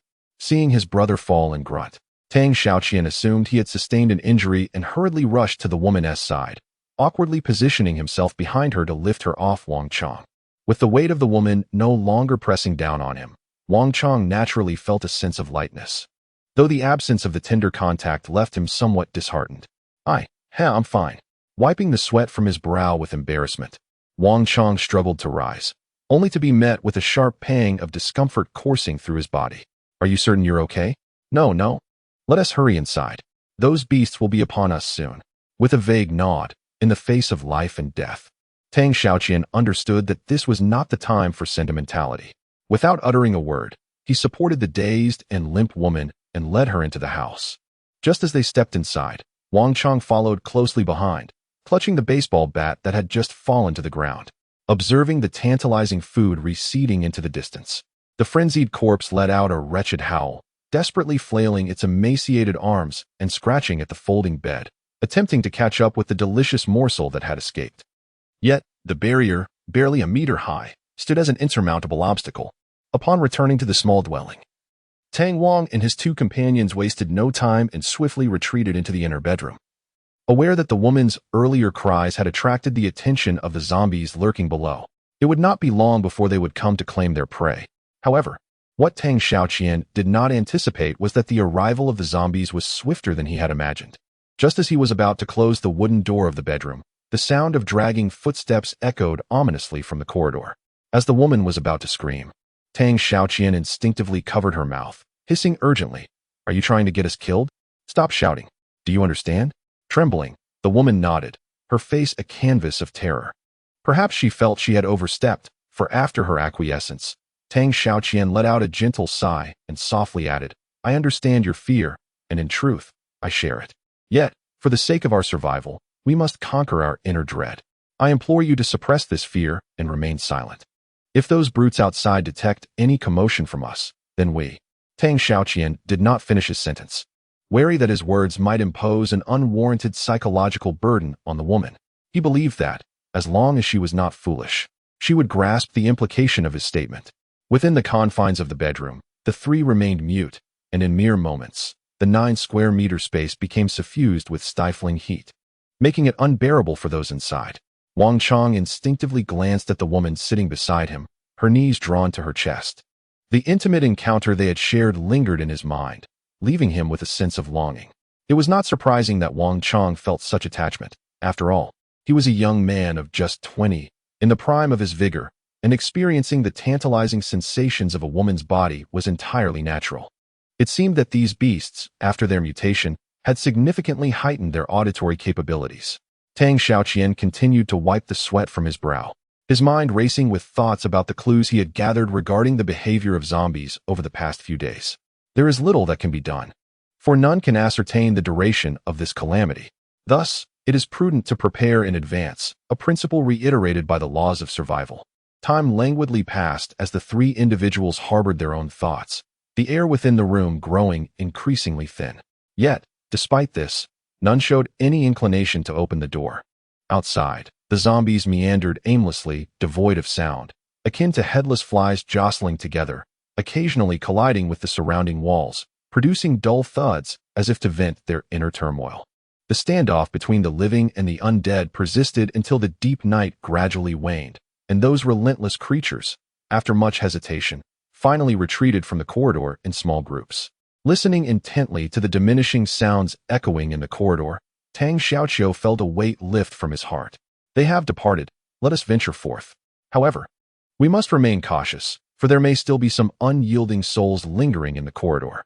We must proceed with utmost care and avoid making any undue noise. Do you comprehend? He reached out and gently patted the woman beside him, who had been trembling throughout the night, eliciting a sense of unease in Tang Xiaoqian. He worried for her mental state. After all, should she once again unleash a frenzied scream like the night before, it would spell disaster. Nodding slightly, he noted that the woman remained ensnared in the nightmares of the previous night. With a soft, resigned sigh, he acknowledged her reaction with understanding. Handing the garment to the woman, Tang Xiaoquan beckoned Wang Qiang to step outside. With an unusual gravity, he lowered his voice to convey a pressing matter. From this day forth, we must reduce our meals. We shall transition from 2 meals a day to merely 1. Unfortunately, it is as the saying goes, more people means more mouths to feed. Initially, it was just the 2 of them, and their existing food reserves were already woefully inadequate. Now, with the addition of a woman, Tang Xiaoquan found it imperative to elucidate the gravity of the situation to Wang Qiang after a night of contemplation.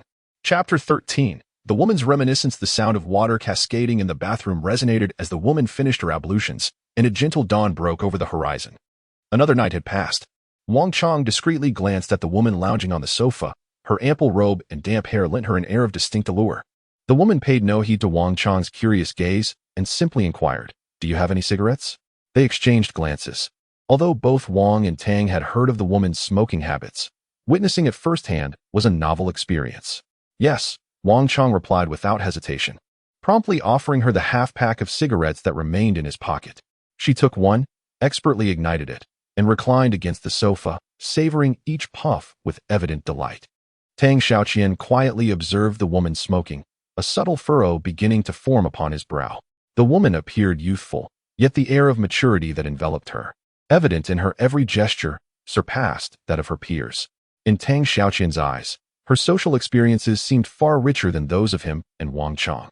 With her golden hair, vividly painted nails, and a sultry figure, complemented by a smoking posture akin to that of a man, Tang Xiaoqian found himself increasingly astonished by her presence. What exactly was her profession? What had she endured? A myriad of questions began to surface in his mind. Rule 9 of survival dictates that, in the face of an apocalyptic crisis, understanding the past and experiences of those around you could be pivotal for your continued existence.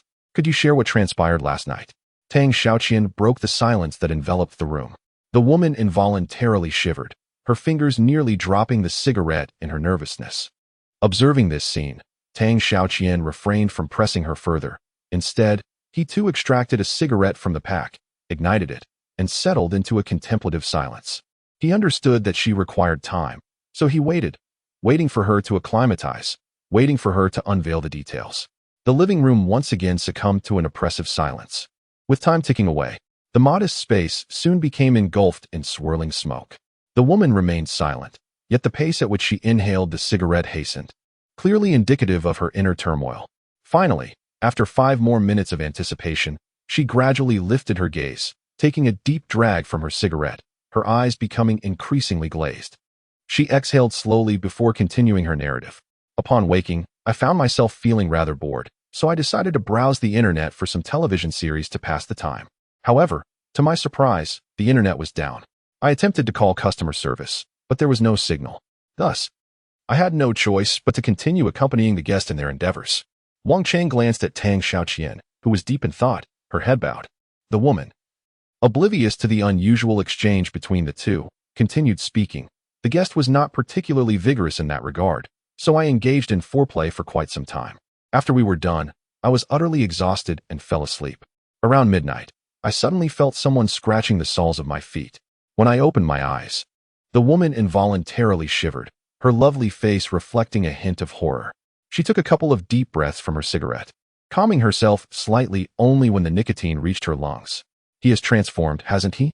Tang Xiaoqian slowly lifted her head, her dark eyes fixed intently on the other. "Yes." The woman instinctively nodded, her arms tightly crossed over her chest. "I don't understand why he has changed like that. It seemed as if he wanted to devour me." You cannot imagine how terrifying it was at that moment. As the woman appeared on the verge of hysteria once more, Wang Chang timely poured a glass of warm water and pushed it toward her. "Don't be afraid. Have some water. It's all over now. You are safe." In contrast to Wang Chang's considerate demeanor, Tang Xiaoqian's eyes darted around before she asked with evident confusion, "Were you completely unaware of the chaos that unfolded during this time? Did you not watch television or listen to the radio? Moreover, with such tremendous explosions and uproar outside, did it not raise any suspicions for you?" Confronted with Tang Xiaoqian's skepticism, the woman nonchalantly shook her head, stating, "No, I usually work at the bar at night and sleep at home during the mornings. Therefore, my rented place lacks a television and radio. The internet is my sole source of entertainment, but it was interrupted yesterday. As for the explosion, I merely regarded it as an ordinary accident, never suspecting otherwise." Nodding slightly, Tang Xiaoqian gestured towards the warm water on the table and gently remarked, "All right, you've said quite a bit. You must be tired. Please drink some water, and let Wang Chang take you to his room to rest. Oh, by the way, allow me to introduce myself. I am Tang Xiaoqian, and this is Wang Chang. May I ask your name?" The woman promptly revealed her name, Huang Yaru, and after sipping a couple of mouthfuls of warm water, she followed Wang Chang towards the inner bedroom. With her departure, the small living room fell silent once more, and Tang Xiaoqian descended into deep contemplation until Wang Chang's return shattered the tranquility. "Is everything arranged?" "Yes, it is all set. She's already asleep. Last night must have been quite taxing for her." A flush of color adorned Wang Chang's face, likely a result of being captivated by the woman's alluring figure. The 10th rule of survival states that in a post-apocalyptic world, women are indispensable members of the team, yet simultaneously, they are exceedingly perilous. Observing Wang Chang's rather simplistic demeanor, Tang Xiaoquan sighed softly. Undoubtedly, he now held a complete trust in this principle. Without further thought, he raised his hand to beckon Wang Chang over. "What is up, brother? What is the urgency? Please, take a seat." With a gentle gesture, Tang Xiaoquan invited Wang Chang to sit down. After a brief moment of contemplation, he spoke. "In a few days, we may need to leave this place to search for supplies. You are aware of this, aren't you?" "Of course. You mentioned it to me earlier," Wang Chang replied, a look of confusion crossing his face as he struggled to decipher Tang Xiaoquan's intentions. As his eyes widened, he sensed the crux of the matter was approaching, prompting him to hold his breath and listen intently to Tang Xiaoquan's forthcoming words. Chapter 14. Dispute to avoid unnecessary complications. "We cannot take Huang Yara with us when we leave." "What?" Upon hearing this, Wang Chang abruptly turned his head, his dark features expressing sheer disbelief. He repeated incredulously, "Are you suggesting that in a couple of days, we depart and leave Huang Yara here alone?" "Indeed." Without the slightest hesitation, Tang Xiaoquan affirmed his stance. A slight, almost foolish chuckle escaped Wang Chang's lips as he shook his head in bemusement. Once his laughter subsided, he leaned in closer to Tang Xiaoquan, lowering his voice as he reproached, "Qiangzi, you cannot be serious. Leaving Huang Yara here alone is tantamount to signing her death warrant." Tang Xiaoquan's gaze flickered momentarily as he pondered the situation. "We can leave her some provisions when we depart, but after that, her fate will be her own to determine. Ultimately, there is little more we can do to assist her." Tang Xiaoquan exhibited an extraordinary calmness, his words reflecting the serene expression on his face, devoid of any tumult. "Nonsense." Upon hearing this, Wang Chang erupted in anger, exclaiming, "What do you mean we can't help her much? It seems to me that you simply do not wish to assist her." In response to Wang Chang's rebuke, Tang Xiaoquan instinctively furrowed his brow but quickly relaxed, conceding, "Very well, if thinking this way will make you accept my proposal, then I shall not deny it. Indeed, I do not wish to help her." In disbelief, Wang Chang's dark eyes widened as he stared at Tang Xiaoquan as if he were a monster. Then he questioned slowly and deliberately, "Why? Why are you unwilling to help her?" "It is quite simple. We lack the capability and the obligation to aid someone who is entirely unrelated to us." "Ah, so this is your damn reasoning." A chilling smile spread across Wang Chang's face as he slowly rose to his feet.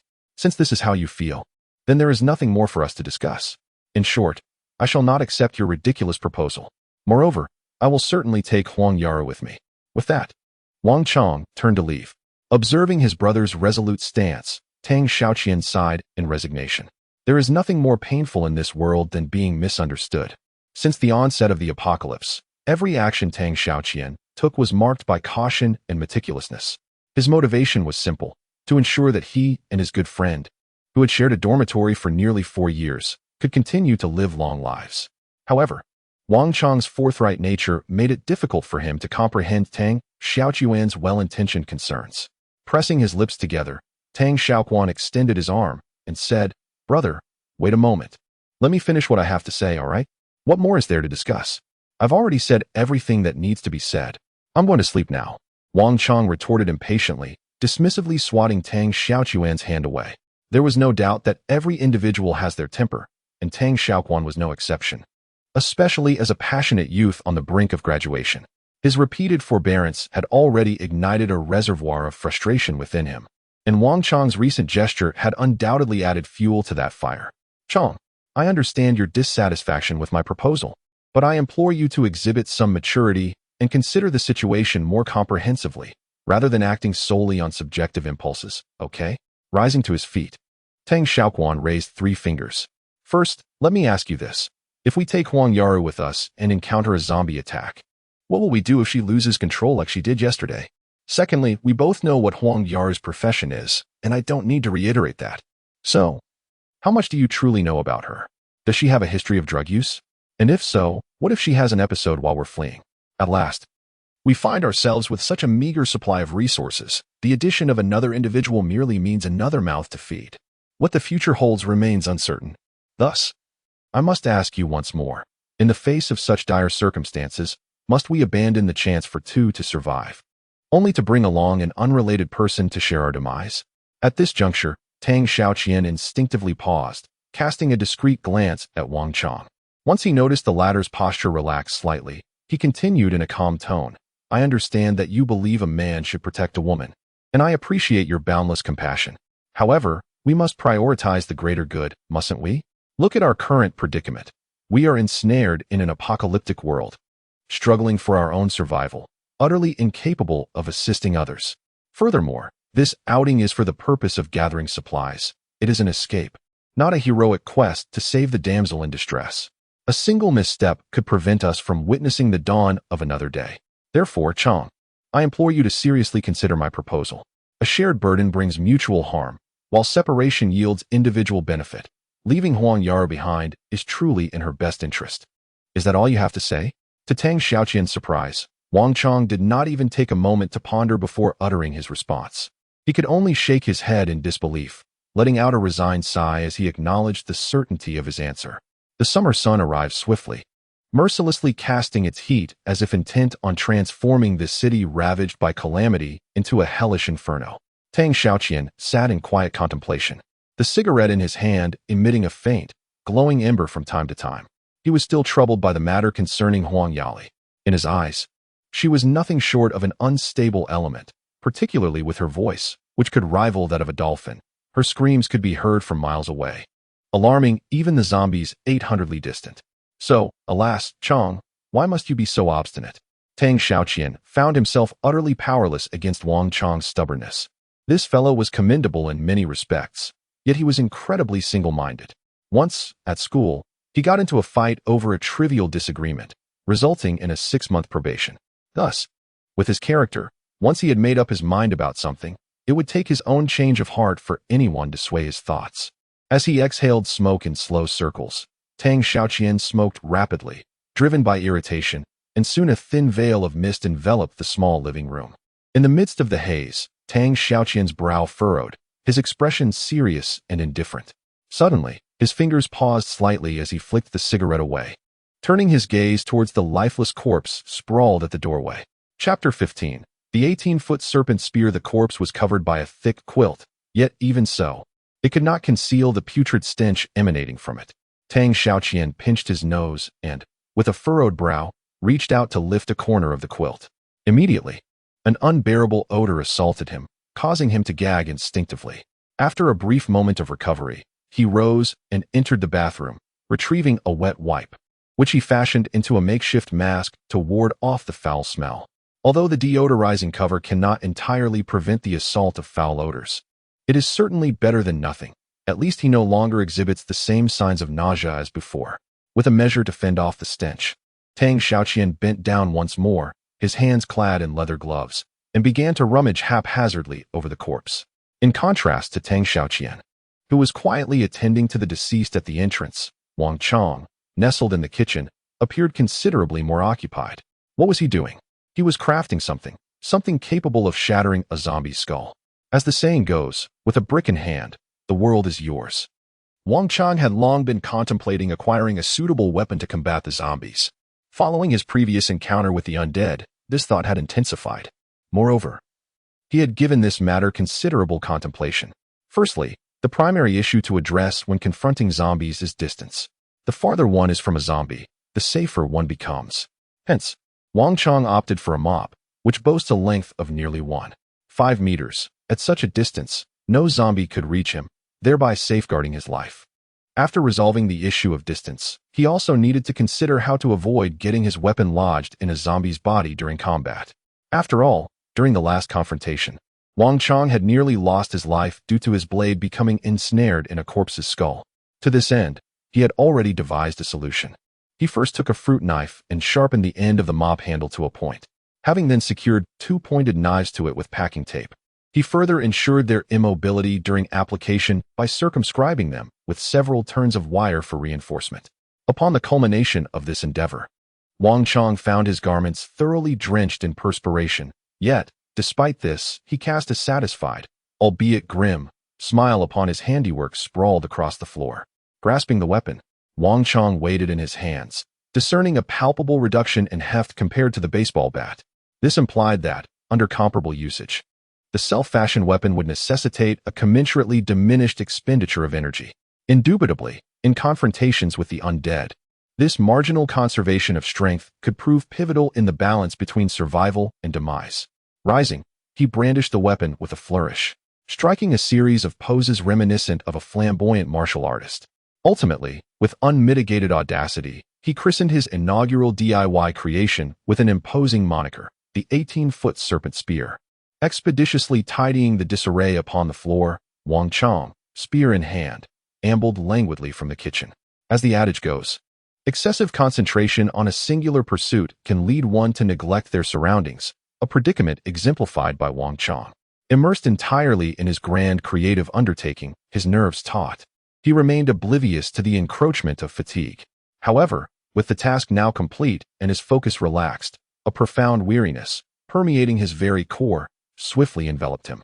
Casually touching his nose, Wang Qiang furrowed his brow, detecting a vaguely nauseating odor permeating the air. Instinctively, he raised a hand to shield his nose before slowly lifting his head.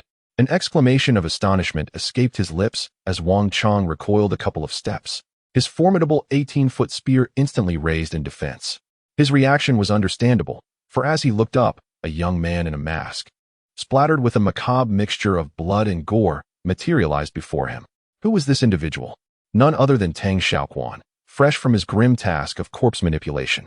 Tang Xiaoquan, equally startled by Wang Qiang's sudden appearance, found himself facing a figure drenched and dripping, resembling a denizen of the deep. The bizarre weapon brandished before him only amplified the impression that he was confronting some kind of African native. Who are you? The question burst forth from both men simultaneously. Wang Qiang turned his head, inhaled deeply, lowered his weapon, and growled, "What in God's name are you doing? Some kind of cosplay? Do you have any idea I almost ran you through?" Wang Qiang's words were no idle threat. Had Tang Xiaoquan not spoken when he did, he might very well have had his skull pierced. Tang Xiaoquan, sheepishly scratching his head, realized his appearance was indeed rather unconventional. He offered no retort to Wang Qiang's rebuke, but Wang Qiang's suspicion only deepened. "You didn't mess around with that dead body, did you?" he pressed. Tang Xiaoquan nodded emphatically, his eyes gleaming with sudden enthusiasm. Speechless, utterly speechless, Wang Qiang reached up to support his forehead, pacing in a circle before finally articulating, "Have you lost your mind? What possessed you to meddle with that cadaver? Who knows if it's contagious? Tell me, what if you've been infected?" Unprepared for Wang Qiang's vehement reaction, Tang Xiaoquan nevertheless felt a current of warmth flow through his heart upon witnessing the indignation of his comrade. After all, in these apocalyptic times, the human heart is an enigma, and even close relatives might clash over meager resources. Yet, from the words uttered by Wang Qiang, their friendship remained steadfast. Though the latter's mode of expression was somewhat coarse, the sincerity inadvertently revealed in his eyes was unmistakable. Extending a gloved hand with a gentle smile, Tang Xiaoquan reassured, "Rest assured, Xiangzi, I took comprehensive precautions. I'll be fine." Wang Qiang arched an eyebrow, evidently unconvinced. He scoffed, then continued, "I don't care whether you took precautions or not. I'm just asking you, why did you touch that beast for no good reason?" Drawing out his words with considerable significance, Tang Xiaoquan revealed an enigmatic smile. "I'm preparing for our upcoming operation." Chapter 16, Huang Yuru's Sentiments, Part 1. As the celestial body shifted, time invariably marched onward. When Huang Yuru roused from her slumber once more, the once bright sky outside had succumbed to a heavy cloak of night. Rubbing her eyes, Huang Yuru languidly stretched. Her slumber was profound, induced by the previous night's tribulations and terrors. Her body and mind, weary, succumbed to sleep shortly after she reclined upon the bed. Donning a brassiere and slipping into her attire, Huang Yaru, accustomed to the freedom of nudity within her abode, felt a distinct sense of unease due to the restrictive nature of clothing. However, mindful of the presence of two youthful and vigorous lads outside, she reluctantly adorned herself with each garment.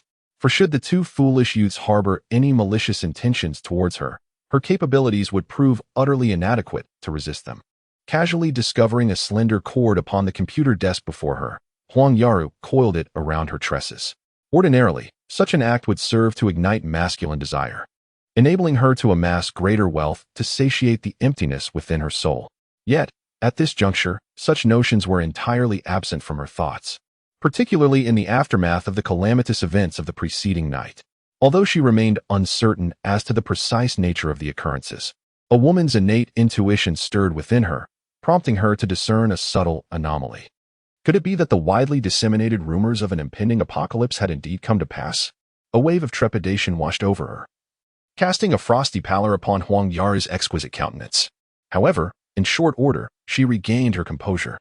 The air of equanimity cultivated through years of experience as a courtesan enabled her to reassess the prevailing circumstances. It must be acknowledged that Huang Yaru had, throughout her life, encountered a plethora of men, affluent, impoverished, handsome, and grotesque, representing nearly every conceivable profession. To assert that she had beheld countless men would be no exaggeration, and it was precisely this extensive exposure that had honed her discerning eye. Frankly, Huang Yaru could invariably discern the innermost thoughts of any man, particularly their avarice and base desires. The two young men outside, fresh out of university, were like naked women before her seasoned eyes, their inexperience laid bare. Huang Yaru paused, her slender fingers toying with her nails, lost in thought.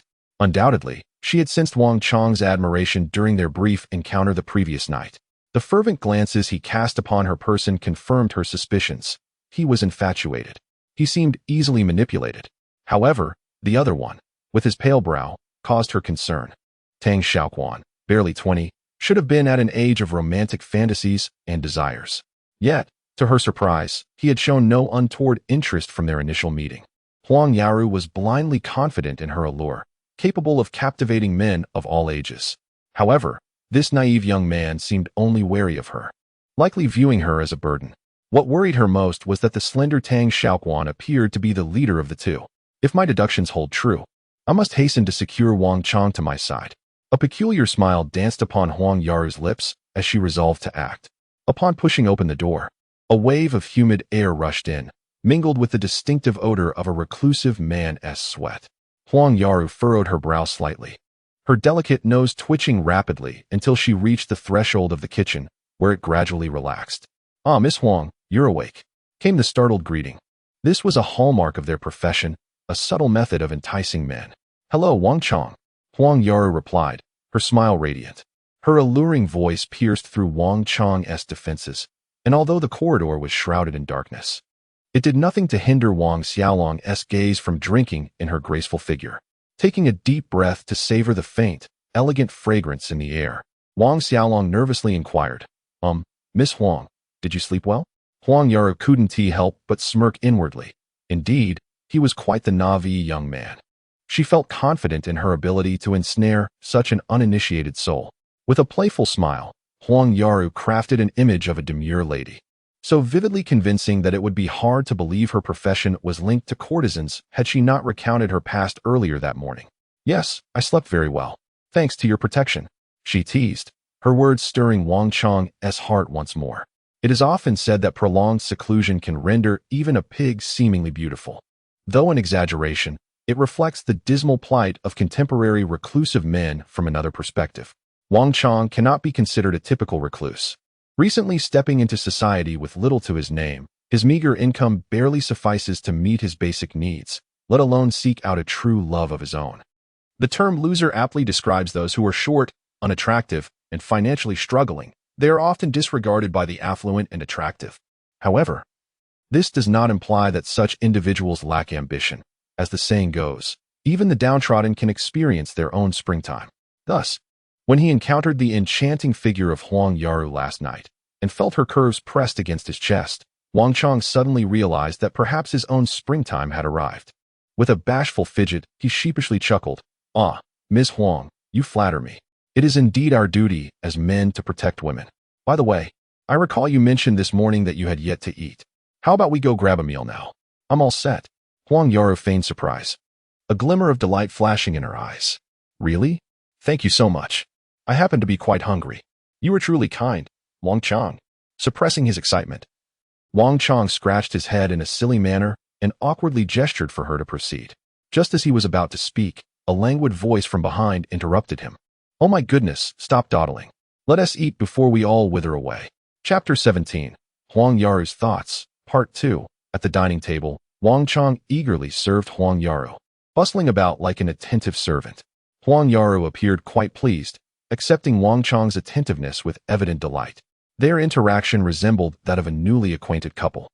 A blend of coyness and ardor, with a touch of reservation, in essence, exceedingly sentimental. After attending to Huang Yaru, Wang Qiang seated himself leisurely. Scarcely had he settled when he uttered something that nearly caused Tang Xiaoquan to erupt with laughter. Esteemed Ms. Huang, I must apologize for the humble nature of my abode and any inadequacies in my hospitality. I beseech your understanding and forgiveness. Alas, the literature instructor may now rest in peace. Once upon a time, Wang Qiang was the formidable overlord of the school's failing literature exam rankings, yet this very man, who regarded literature as mere refuse, has now produced such eloquent words. It truly embodies the ancient adage, when one is base enough, one becomes invincible. Huang Yaru gracefully swept her dark hair behind her ear, with an air of refreshing elegance that captivated Wang Qiang, rendering him utterly infatuated. However, this display of ladylike demeanor aroused Tang Xiaoquan's suspicion. As the saying goes, feigned innocence often conceals ulterior motives. As if to confirm Tang Xiaoquan's conjecture, Huang Yaru gestured towards the sole dish of shredded potatoes with vinegar on the table and said with a smile, "You are too kind, Wang Qiang. I usually eat very little, and this potato dish is quite adequate. By the way, did you prepare it yourself?" Well, I just threw it together. I'm not sure if it suits your taste." Wang Qiang appeared rather uneasy, his large hands incessantly rubbing together beneath the table as if they were stained with something unsightly. Without a moment's hesitation, Huang Yaru gently picked up her chopsticks, selecting a small portion of shredded potatoes from the plate, and elegantly conveyed them to her mouth. After savoring a few bites, she playfully raised her eyebrows, subsequently giving a thumbs up and exclaiming in exaggerated praise, This is truly delightful. It's tangy and stimulating to the appetite. I really enjoy it." However, Tang Xiaoquan, observing the scene, could not help but think, isn't sweet and sour shredded potatoes supposed to be sour? He shot a silent glance at Wang Qiang, bemused by Huang Yaru's clumsy performance, wondering if Wang Qiang had yet to discern the obvious. Yet, he underestimated the foolishness of a man ensnared in the throes of infatuation. Wang Qiang smiled vacantly, resembling a lost soul. Unable to endure the nauseating spectacle any longer, Tang Xiaoquan cleared his throat twice, disrupting the nauseating farce between the two. He then addressed Huang Yaru with utmost seriousness. "Miss Huang, there is something I need to discuss with you. Given the sudden onset of this apocalypse, neither Qiang nor I had any resources stored, and your recent involvement has only strained our already limited supplies. Therefore, I must clearly inform you that we will." Just as Tang Xiaoquan was about to delve into the matter at hand, Wang Qiang's interjection abruptly interrupted his train of thought. It is no wonder that Wang Qiang would act in such a manner. He had been engrossed in the flirtations with Huang Yaru, and the abrupt intervention of Tang Xiaoquan had already left him feeling disgruntled. Now, hearing the other party broach the subject, he could not help but bang the table in displeasure and exclaim, Hey, I say, Xiangzi, please get your facts straight. It's mealtime. Can you refrain from spoiling others' appetites? Is there nothing that cannot wait until after we have eaten? Indeed, the law of survival rings true. Beautiful women bring calamity. He had barely even begun to engage with her, yet this woman of dubious character was already provoking him. Tang Xiaoquan sighed inwardly at Wang Qiang's excessive fondness for women. However, having learned from the morning's dispute, he understood that it was unwise to say too much, lest they find themselves in an unpleasant standoff once more. Yet, Tang Xiaoquan's silence did not guarantee that Huang Yaru would remain equally reticent. Observing the tension in Wang Qiang's tone, Huang Yaru secretly chuckled. This was the effect she desired. First, to incite a divergence between Tang and Wang, then to manipulate Wang to restrain Tang Xiaoquan. Ultimately, she aimed to find a point of equilibrium from which she could deftly control both of these naive young men. The mere thought of this nearly flawless plan brought an involuntary smile of satisfaction to Huang Yaru's lips. Nevertheless, she was acutely aware that it was not yet the moment for Tang and Wang to fall out. After all, their relationship had only just begun to take shape, and she had yet to reach a level of influence over Wang Qiang. Contemplating this, Huang Yaru gently set down her chopsticks, then delicately raised her hand to pat Wang Qiang's shoulder, and with an exceptionally soft voice, she advised, "Wang Qiang, let us allow Xiao Tang to speak. I am quite eager to hear his insights. After all, my presence has indeed caused you considerable trouble, and I sincerely wish to contribute in any way I can." Tang Xiaoquan's brow furrowed slightly. While he was charmingly flattering Wang Qiang, he simultaneously feigned innocence and vulnerability in my direction. But did he think such tactics would sway my intentions? Humph. A glint of determination flashed in Tang Xiaoquan's eyes. He had never contemplated harming anyone in his life. Even in the apocalypse, his sole desire was self-preservation. Yet, should anyone dare to threaten him or his brother, he would certainly not remain passive. Listening to Huang Yali's sweet words, Wang Qiang had long forgotten his earlier indignation. He nodded with a smile, and then turned his gaze towards Tang Xiaoquan, pulling a composed face as he remarked, "Well, since Miss Huang has no objections, you may speak. Just remember not to utter anything disheartening." Hearing Wang Qiang's insinuation, Tang Xiaoquan shook his head in resignation. He realized that his brother had been thoroughly enchanted by the nearby temptress. Nevertheless, it was best not to say anything, as it would be futile. Thus, after a moment of contemplation, Tang Xiaoquan decided to omit any warnings directed at Huang Yaru and promptly addressed the core of the matter. "Miss Huang, do you have any supplies such as rice or flour at home?" Chapter 18. The key on the corpse. "No," Huang Yaru blurted out, followed by an explanation. "I usually sleep during the day and work at night, so I rarely have time to eat at home. And I haven't stocked up on any food. I'm terribly sorry." Tang Xiaoquan nodded taciturnly, discerning from Huang Yaru's demeanor that she was being truthful. However, this meant that his initial plan to scavenge supplies had failed. His original idea was that if Huang Yaru had provisions such as rice, flour, or grains, they could use the makeshift bridge constructed on the balcony to enter her home and obtain these supplies. The benefits of doing so were self-evident.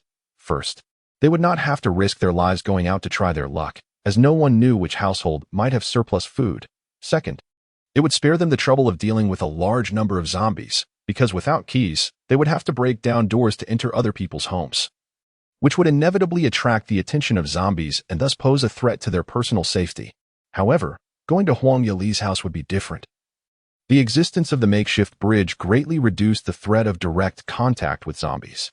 All they would have to do was eliminate the zombie wandering on the balcony, which would undoubtedly be a simple matter. Unfortunately, the best-laid plans often go awry, and reality rarely aligns with expectations. That's why survival rule number 10 clearly states, you never know what will happen next, so please do not place all your hopes on a single event. To live a long life, one must prepare an escape route for oneself. Thus, Tang Xiaoquan had long established a contingency plan. He skillfully lifted a few strands of shredded potatoes with his chopsticks and tossed them into his mouth. After leisurely chewing a couple of bites, he finally spoke. "Since you have no supplies, it seems we must venture out once more."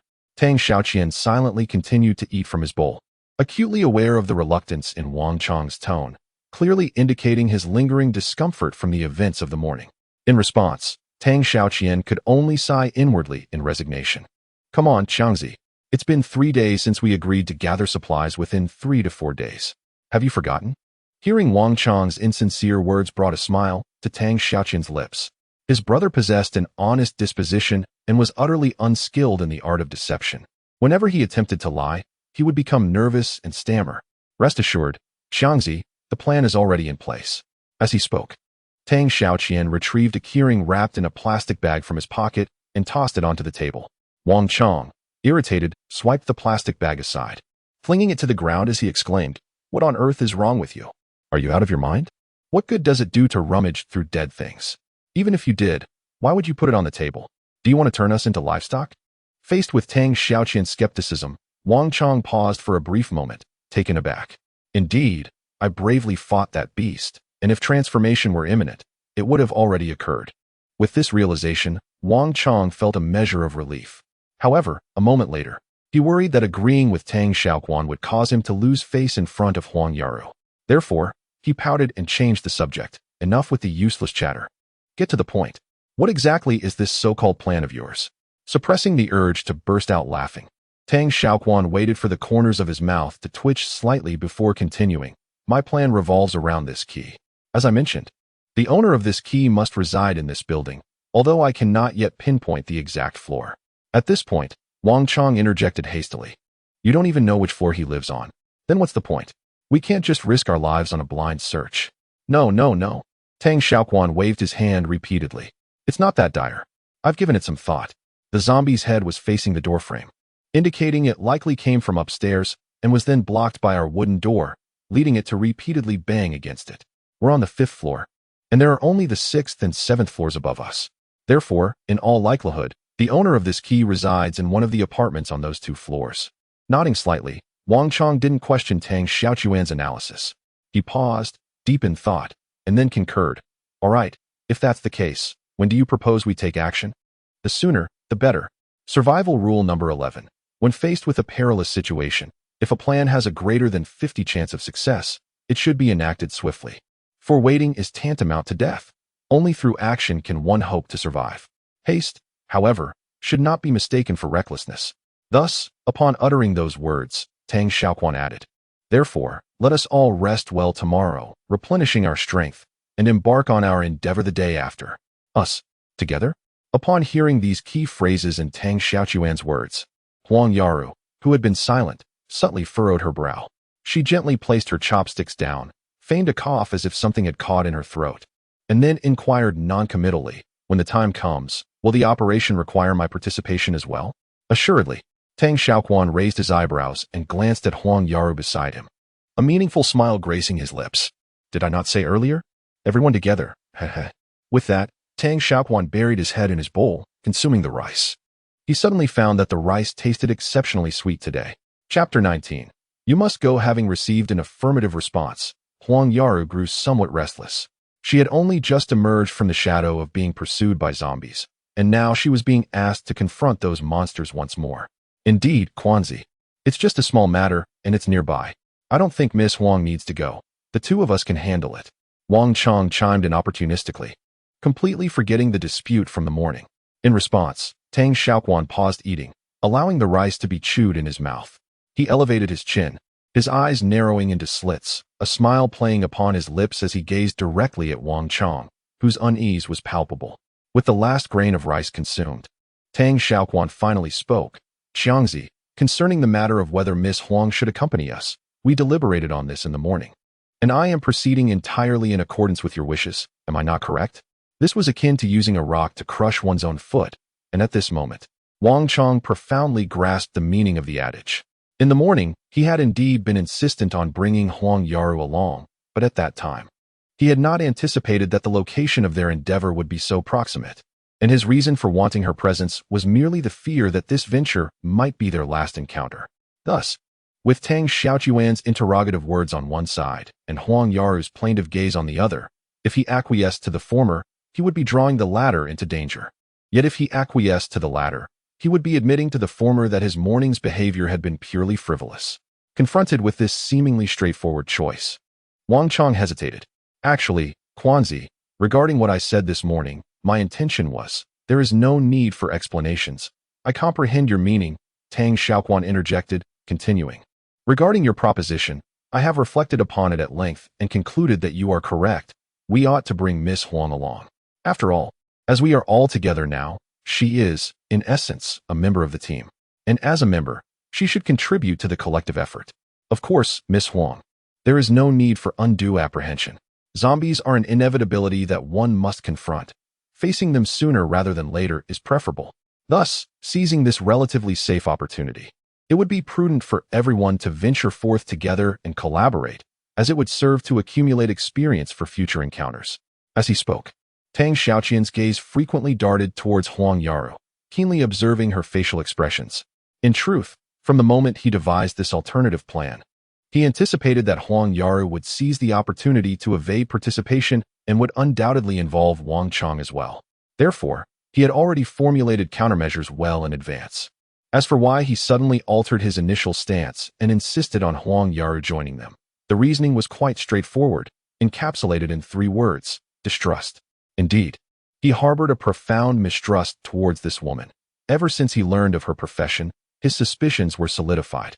Consequently, to avert any potential schemes she might concoct, Tang Xiaoqian was willing to endure her piercing dolphin-like voice, preferring to keep her close at hand. After all, should he and Wang Qiang venture out only to find that this woman had betrayed them, sealing the door to their rented accommodation, it would indeed be too late for regrets. At this juncture, Huang Yaru recognized that further evasion would be futile and would only breed suspicion in her companions. Thus, despite her deep-seated reluctance, she reluctantly acquiesced, her teeth clenched. "Very well. I shall accompany you." With her compliance secured, Tang Xiaoquan refrained from further discourse, and the trio continued to consume their rice in silence. The oppressive heat of midnight hung heavily in the air, leaving the two men and one woman with little to occupy their minds. Wang Qiang and Huang Yaru engaged in casual banter, while Tang Xiaoquan remained quietly contemplating the potential perils of the mission in 2 days. After all, additional consideration now could translate into a greater chance of survival when the time for action arrived. Time passed swiftly, and before they knew it, midnight had come and gone, with a dense darkness permeating the entire city. Wang Qiang was still expounding at length, seemingly unconcerned whether Huang Yaru was truly listening, as he was thoroughly enjoying himself. With a grand gesture, Wang Qiang shook his head emphatically. Are you kidding me? I'm just getting started. There's no way I'm going to sleep now. Oh, it's nothing. You should go to sleep. You haven't been resting well these days. I'm not tired. I'll keep watch here. Go on. Seeing Wang and Tang trying to defer to each other, Huang Yaru seized the opportunity as if it were a lifeline, hastily interjecting, how about I take the night watch? I slept very well this morning, and I usually work nights anyway. You should both go and rest. Huang Yaru's words were indeed truthful, though her motivation wasn't solely for the sake of keeping watch. Why? Because Wang Qiang's incessant chatter, akin to that of a busybody, was truly grating on her nerves.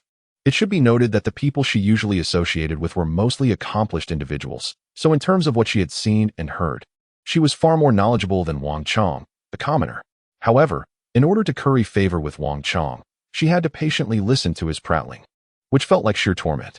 Unfortunately, her well-intentioned offer was not appreciated by certain individuals. Tang Xiaoquan certainly would not feel at ease entrusting such a crucial night watch task to Huang Yaru. He was concerned that she might, while they lay in slumber, allow zombies to infiltrate their sanctuary. Indeed, as the saying goes, one must not harbor malicious intent, yet one must remain vigilant against the intentions of others. Although he did not truly believe that Huang Yaru would take such drastic measures, exercising caution was never a folly. No need for that, Miss Huang. You two must get some rest. Among the three of us, it is imperative that you maintain your spirits. I would not wish for you to greet any zombies that may cross your path with a casual ah. When the time comes, his hearty laughter echoed, as Tang Xiaoquan, through what seemed a jest, issued a subtle warning to Huang Yaru, advising her to refrain from exclaiming in panic when action was required. With this, Huang Yaru decided to retire for the night, and naturally, Wang Qiang found himself devoid of reason to persist. Chapter 20. The commencement of action. The wait was always excruciating, particularly when one harbored pressing matters in their mind. Even Wang Qiang, who was unable to contain his excitement due to Huang Yaru's presence, found himself restless the night before their undertaking. None of the three managed to sleep, each absorbed in their own thoughts, gathered in the living room, exchanging silent glances, with no one willing to break the silence. If one were to identify a common thread among the trio at that moment, it would undoubtedly be their shared trepidation and anxiety regarding the impending operation. Time, accompanied by a stifling heat, dragged on slowly. And as the first rays of morning sunlight filtered into the living room, Wang and Tang had sat in a daze for the entirety of the night. Struggling to rise, Tang Xiaoquan instinctively uttered a groan. At that moment, his entire neck felt as if it had been steeped in vinegar, aching profoundly and tinged with an unbearable numbness. Wang Qiang also rose to his feet, and after stretching his limbs, he ambled toward the kitchen. Huang Yaru, however, remained steadfastly seated, unmoved. Tang Xiaoquan did not reproach her, for he could discern her profound anxiety, a tension that was both palpable and irrepressible. After a brief repast, the trio reconvened in the living room. By this juncture, it was tacitly understood that the moment of action had arrived. Tang Xiaoquan retrieved a pre-prepared memorandum, meticulously auditing the supplies and equipment, ensuring nothing was amiss. He then solemnly addressed Huang and Wang. When we venture out, I shall take the vanguard, Yaru will remain in the center, and Qiangzi, you will secure the rear. Remember, regardless of the circumstances, we must maintain composure, especially you, Miss Huang. It is imperative that you do not cry out, for it could spell our doom. Understood? Huang Yaru nodded listlessly, feeling as though her very essence had been extracted. Witnessing her disconsolate state, Tang Xiaoquan entertained the fleeting notion of leaving her behind. However, this thought was swiftly banished from his mind. What? Wang Qiang's pupils dilated abruptly as he gazed incredulously at the thick down jacket on the table. Say, Quanzi, has your mind gone awry? You're asking us to wear down jackets in the dog days of summer? Are you out of your mind? After a moment of hesitation, Wang Qiang ultimately acquiesced, for preserving his life outweighed the discomfort of the oppressive heat. Yaru, this is for you. After addressing Wang Qiang's concerns, Tang Xiaoquan handed a dark red wooden-handled plum blossom dagger to Huang Yaru. This weapon had been specifically prepared for her. As for why he did not provide her with sharper and more lethal weapons, such as knives, it was primarily due to his apprehension that this woman might lose control and wield it recklessly, which could lead to dire consequences. Remember, you are in the middle of the team. Unless absolutely necessary, do not take action. Your safety is our responsibility. Do you understand? Tang Xiaoquan reiterated with emphasis. This was Huang Yaru's first utterance since last night, perhaps feeling reassured by the presence of the two men who would protect her. In any case, she finally spoke, albeit merely a simple sound, indicating that her mind was beginning to engage. According to their prior arrangement, Wang and Tang each shouldered the prepared supply backpacks. After all, none could predict what might transpire next, so carrying these backpacks would ensure they had sustenance and essential supplies for 3 days in the event of a crisis. Once everything was in order, the three conducted a final check on one another. After confirming that all was correct, they finally picked up their weapons and approached the door. At the entrance, the main defensive obstacles had been cleared, leaving only a set of sofas blocking the way. With Wang Qiang's assistance, Tang Xiaoquan effortlessly moved the sofas aside. He then lifted the curtain, peering through the narrow gap to scrutinize the situation in the corridor. In the corridor, a desolate silence prevailed, with only the faintest sounds occasionally emerging, akin to the rustling of wandering corpses. Due to the limitations of his line of sight, Tang Xiaoquan was unable to survey the entire corridor. However, from his immediate surroundings, he had yet to detect any traces of zombies. He relayed the situation to the two individuals behind him, and upon hearing that there were no zombies outside the door, Huang Yaru visibly exhaled in relief. Tang Xiaoquan fully understood her reaction, as he too felt his heart racing with anxiety. Gripping his weapon more firmly, he exchanged a knowing glance with the two, signaling that he was about to open the door. As his fingers brushed against the doorknob, he was struck by the frigid sensation of the metal. It was the first time he had ever perceived the handle to be so cold. Taking a deep breath, he slowly exhaled and began to mentally count down. 3, 2, 1. With the final word, he exerted a forceful twist on the doorknob, and with a resounding click, the wooden door swung open. Sweat trickled down his cheeks. Despite the simplicity of the action, his back was already drenched. Tang Xiaoquan tightened his grip on the weapon once more, his expression grave, his face as pale as a ghost, revealing the terror that gripped his heart. In that moment, everything seemed to be frozen in time. Tang Xiaoquan stood motionless, and the others, Wang and Huang, dared not move a muscle. Rising to his feet, he pushed open the door and stepped forward with determination. This time, Tang Xiaoquan did not hesitate. He charged out of the room with unwavering resolve. However, in Chapter 21, An Unfortunate Start, Part 1, as he advanced, his foot unexpectedly slipped. Who would have anticipated that the zombie, whose skull had been shattered earlier, would become a stumbling block in Tang Xiaoquan's path? Although he sensed something amiss the moment he pushed the door, his overwhelming anxiety and the force of his forward momentum caused him to stumble. Thud. Fortunately, the corpse below provided a cushion, so the sound of his fall was not particularly loud. Yet, in the eerie silence of the corridor, where one could hear a pin drop, the noise reverberated and amplified. Wang Qiang felt a jolt of alarm. When the dull thud echoed, was he frightened? Yes. Was he anxious? Indeed. Nevertheless, he pressed on without hesitation, tearing past Huang Yaru with a swift motion. What does it mean to show true feelings in times of hardship? What does it mean that brotherly love is as high as the heavens? Wang Qiang was embodying the essence of these phrases through his actions, quickly extending his right hand. Concern etched on his face, he asked, "Are you all right, Quanzi? Did you get hurt?" With a distressed expression, Tang Xiaoquan replied, "No, I'm fine." He appeared quite disheveled. Slowly rising with the help of Wang Qiang's hand, his body tainted with an unknown viscous substance from the corpse. Damn it, who knows if this stuff is contagious? Tang Xiaoquan forcefully rubbed his palm against his sleeve. Upon hearing this, Wang Qiang's dark eyes widened in disbelief. Can't you just keep your mouth shut for once? Have you ever heard of the notion that good luck can be as elusive as bad luck? Hush. With a gesture to silence, Tang Xiaoquan signaled Wang Qiang to listen intently. The faint rustling sound persisted, barely perceptible. The two exchanged a glance. their expressions betraying an unmistakable horror. Zombies. In unison, they uttered those two words that seemed to hail from the depths of hell. Oh, they are still inside. Wang Qiang pointed towards the door. Hurry and bring her out. We must ascend to the 6th floor before the zombies arrive downstairs. Grasping his weapon, Tang Xiaoquan assumed a defensive stance. Without a moment's hesitation, Wang Qiang understood the urgency of the moment. He flung open the door, disregarding Huang Yaru's reaction, and seized her delicate hand, pulling her out with force. In such a tense situation, one does not ponder the fragility of others. Thus, the initially dependent Huang Yaru found her senses sharpened by Wang Qiang's abrupt action. Especially upon hearing the ominous footsteps that signified the approach of death, she instinctively positioned herself between Wang Qiang and Tang Xiaoquan. With their ranks established, Tang Xiaoquan boldly ascended the stairs first. In his left hand, he wielded a stainless steel shovel, while his right clutched a kitchen knife. And a stout baseball bat was secured in his backpack. This armament was undeniably a balanced blend of offense and defense. As Tang Xiaoquan stepped forward, Huang Yaru and Wang Qiang followed suit. Wang Qiang gripped his long spear tightly, its sharp tip glinting ominously in the dim light. As for Huang Yaru, positioned centrally within the team and thus under protection, her weapon appeared rather meager in comparison to those wielded by her male counterparts.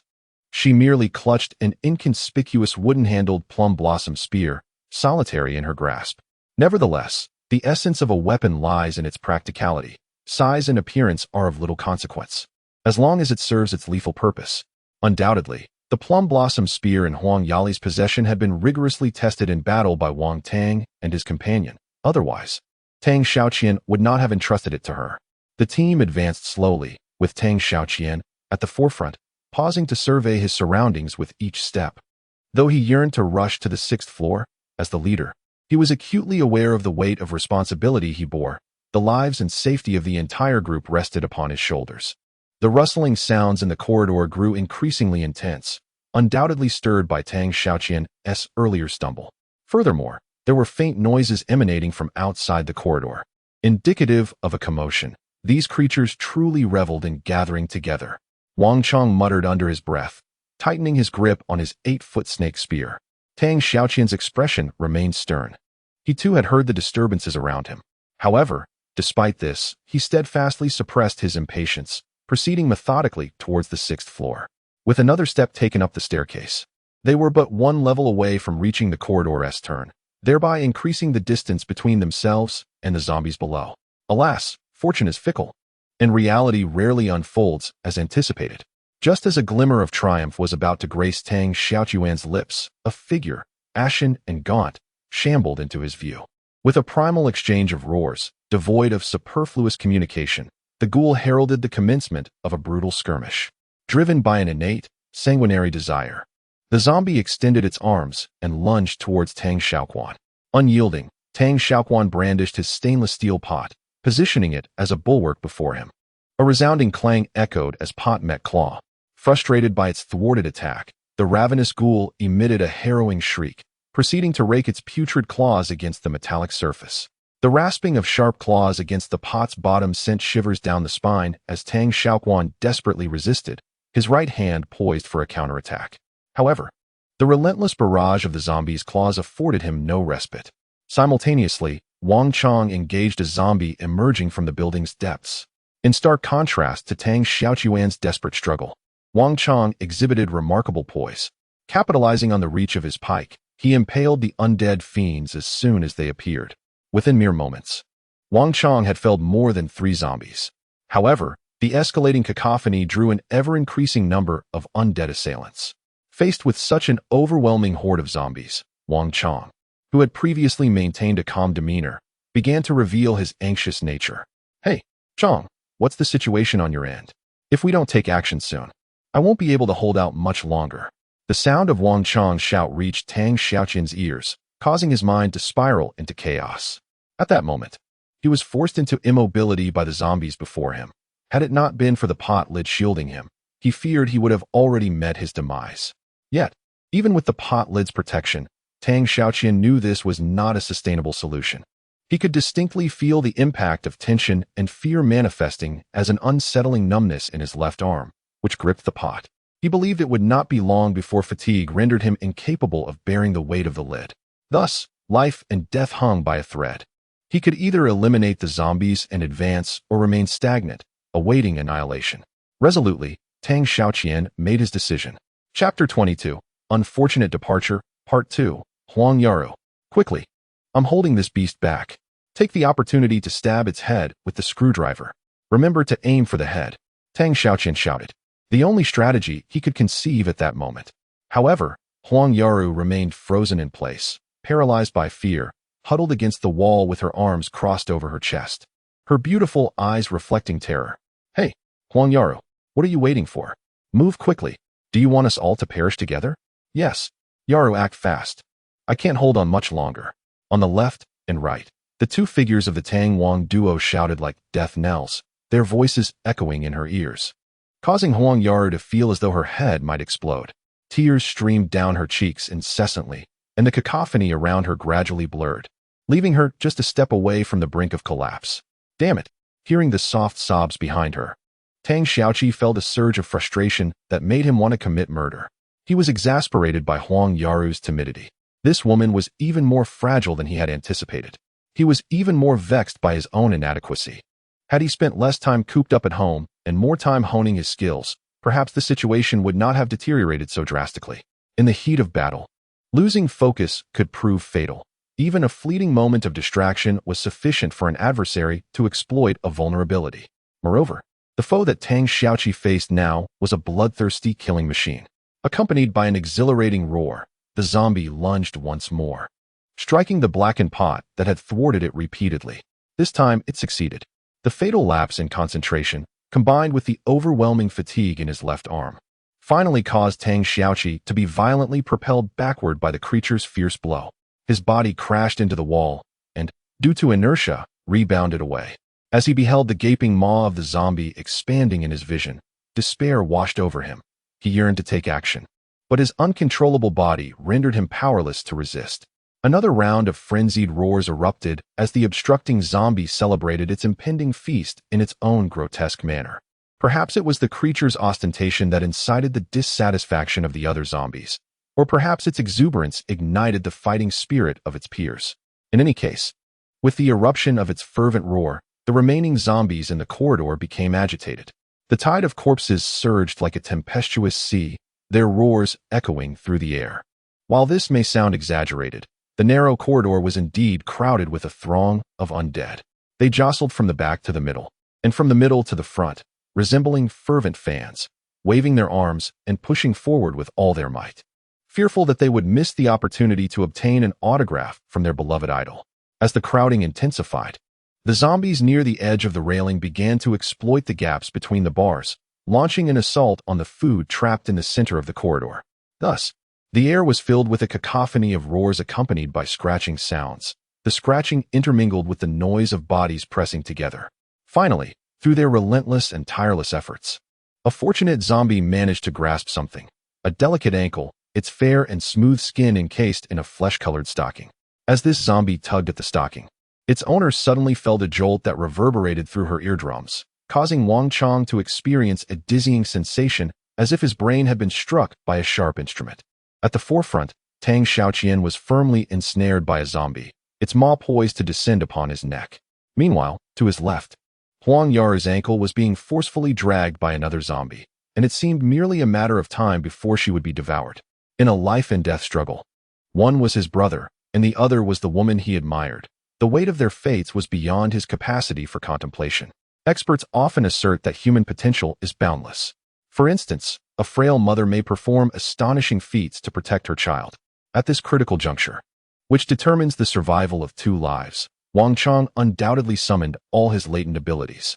With a powerful kick, the unfortunate zombie, having just extended its arms, was sent soaring through the air before crashing heavily into its advancing companions. Instantly, a domino effect ensued as several nearby zombies tumbled to the ground in succession, creating a makeshift barrier of corpses. Although Wang Qiang understood that this rudimentary wall would not withstand the tide of zombies for long, even a mere second was of invaluable worth in the current predicament. With no time to ascertain whether any zombies could breach the barrier, Wang Qiang swiftly pivoted. his gaze fixed intently on a blocking zombie that was poised to attack Tang Xiaoquan. He abruptly raised his spear, thrusting it with force into the creature's temple. The blade pierced flesh and bone with a jarring sound.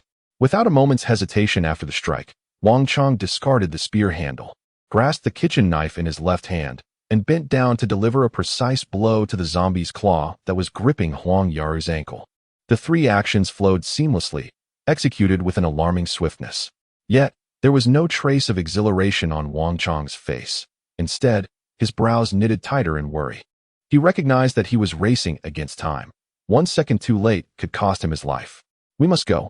Disregarding the propriety of gender interactions, Wang Qiang encircled Huang Yaru's waist with his arm and, with a vigorous pull, lifted her as they sprinted upward.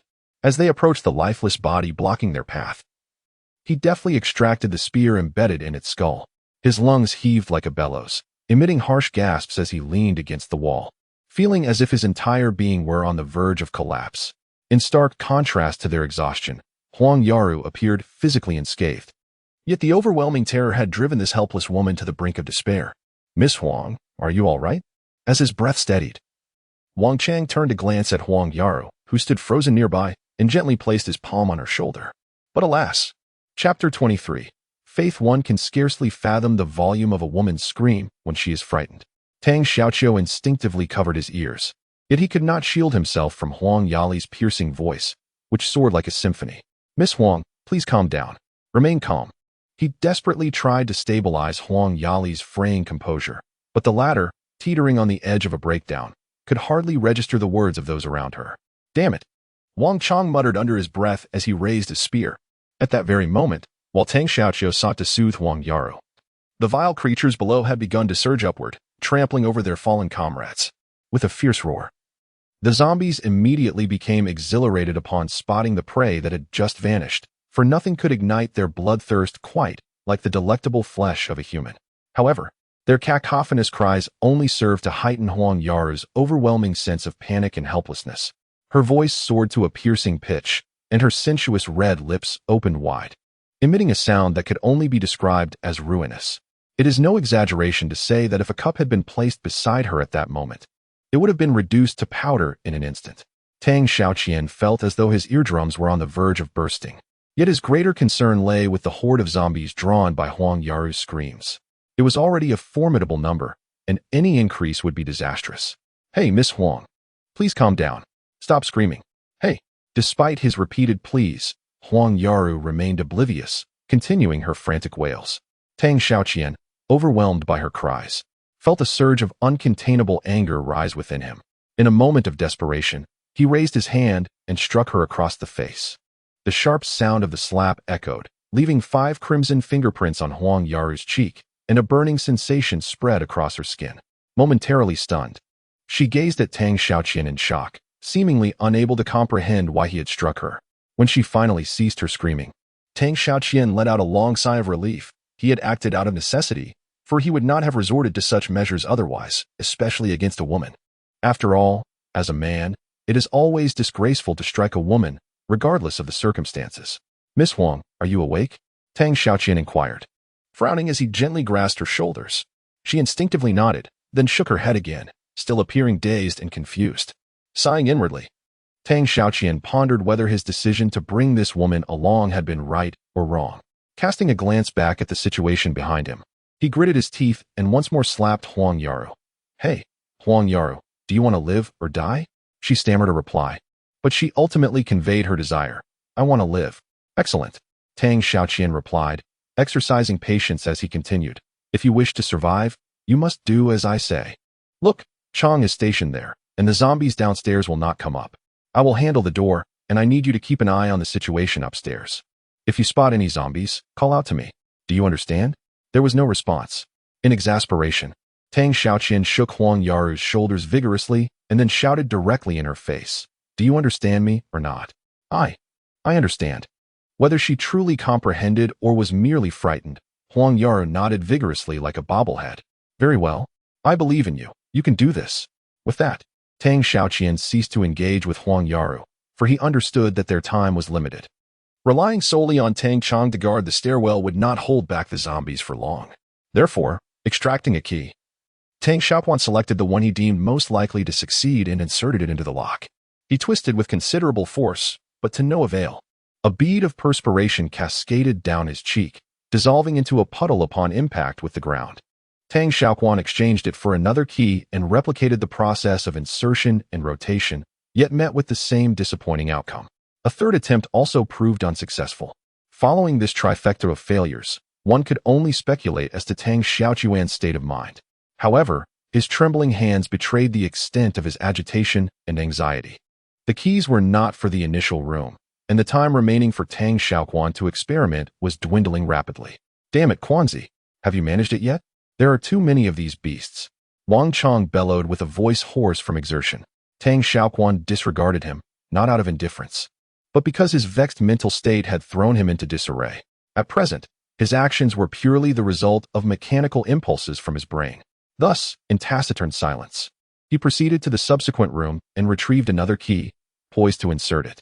Yet, as is often the case, the more one hurries and becomes anxious, the more prone one is to making errors.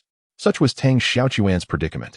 He was acutely aware of the urgency of the situation, but at this critical juncture, where every minute could mean the difference between life and death, his recalcitrant right hand trembled to the point where he was unable to align the key with the lock.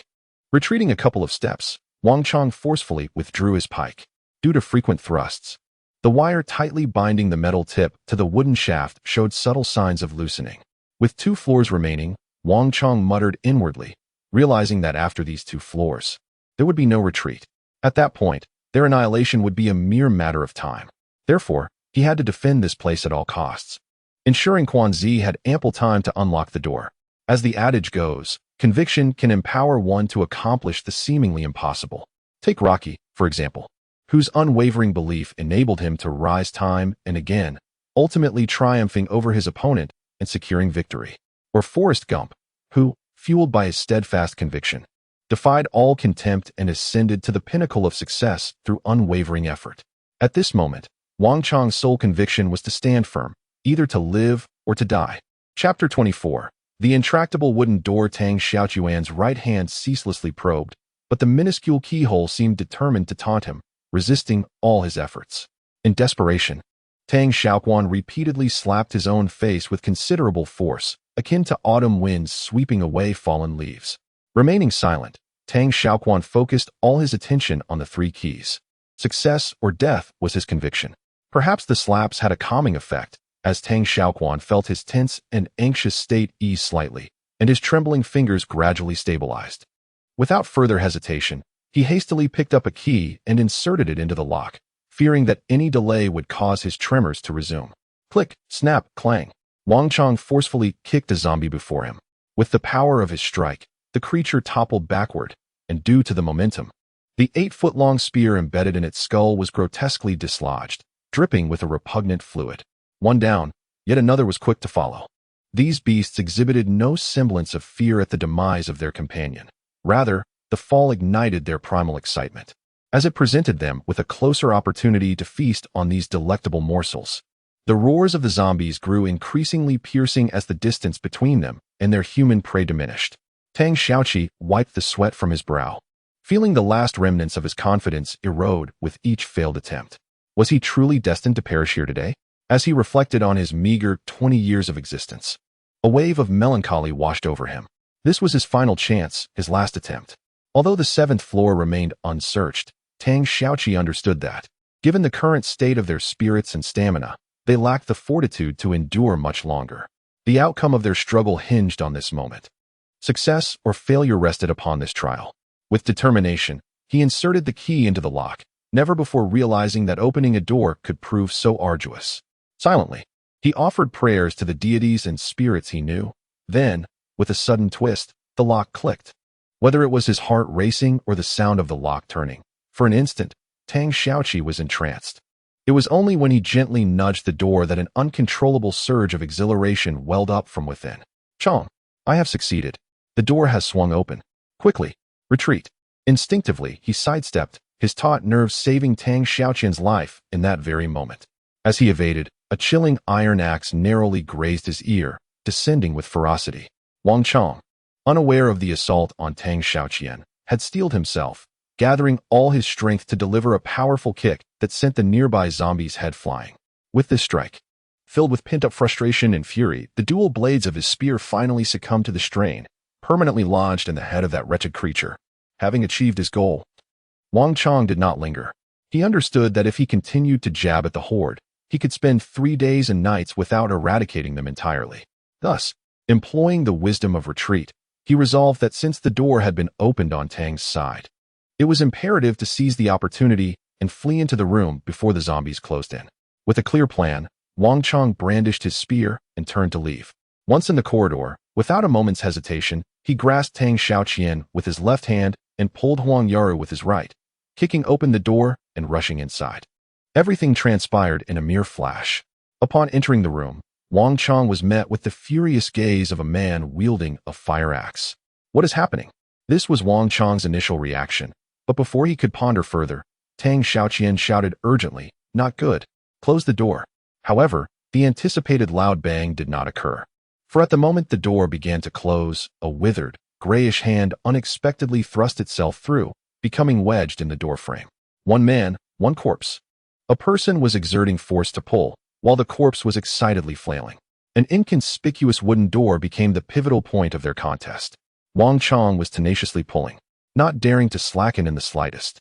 Although he was exhausted at this moment, he still persevered arduously, for he understood that if this door were breached, what would become of them? Tang Xiaoquan's heart was in turmoil, as if a myriad of ants were crawling over it. He wanted to assist Wang Qiang, but he couldn't let his guard down against the man wielding the axe on the opposite side. After all, the opponent's sneak attack had already demonstrated their hostile intentions. However, to Tang Xiaoquan's surprise, just as he was hesitating and indecisive, the man actually moved, and his target was none other than Wang Qiang, who was standing with his back to him at the doorway.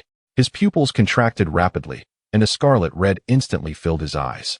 Tang Xiaoquan roared as he charged forward, shouting, "What do you intend to do? Are you insane? Qiangzi, watch out behind you." Even without Tang Xiaoquan's reminder, the whistling sound of the approaching wind had already alerted Wang Qiang to the anomaly behind him. However, since his attention was entirely focused on the zombies in front of the door, even though Wang Qiang sensed the danger, he simply didn't have time to react. Crack! The entire world seemed to freeze. Gazing at the axe that was furiously hacking down, Tang Xiaoquan felt as if his heart was about to leap out of his chest. He subconsciously closed his eyes, because the scene that was about to unfold was one that he was unwilling to see and dared not watch. What are you waiting for? Close the door. Oh, right. Bang. 3 distinct sounds echoed. The first, a deep rumble undoubtedly belonging to the man. The last, a dull thud, unmistakably the sound of a door closing. The middle sound, however, was a sharp intake of breath, for it was all too familiar, leaving Tang Xiaoquan momentarily incredulous. He slowly opened his eyes and raised his brow towards the doorway. Upon catching sight of the familiar figure, towering over him by half a head, a sigh of relief escaped him. Wang Qiang was alive. The target of the man's earlier assault had merely been the decaying hand of a zombie trapped in the doorframe. With the door now securely shut, the group was temporarily safe. However, an oppressive silence once again enveloped the room. The two parties, meeting for the first time, stood on opposite sides of the entrance hall. The man brandished an axe, while Wang and Tang Huang each wielded their weapons, the tension in the air palpable, as conflict loomed ominously. Chapter 25. The Standoff in the Cabin. Brother, please do not misunderstand. We are all residents of this building and harbor no ill intentions. Slowly lowering his weapon, Tang Xiaoquan endeavored to appear more amiable, despite his overwhelming urge to deliver a swift kick to the man who had nearly claimed his life. Yet, the current situation left no room for such impulsiveness. A headache gnawed at him. He was no expert in negotiation and had never encountered such a scenario before. Thus, he found himself at a loss for how to alleviate the other party's wariness. In the wake of the apocalypse, the 12th dictum dictates that distrust among humanity, mired in peril, will burgeon exponentially.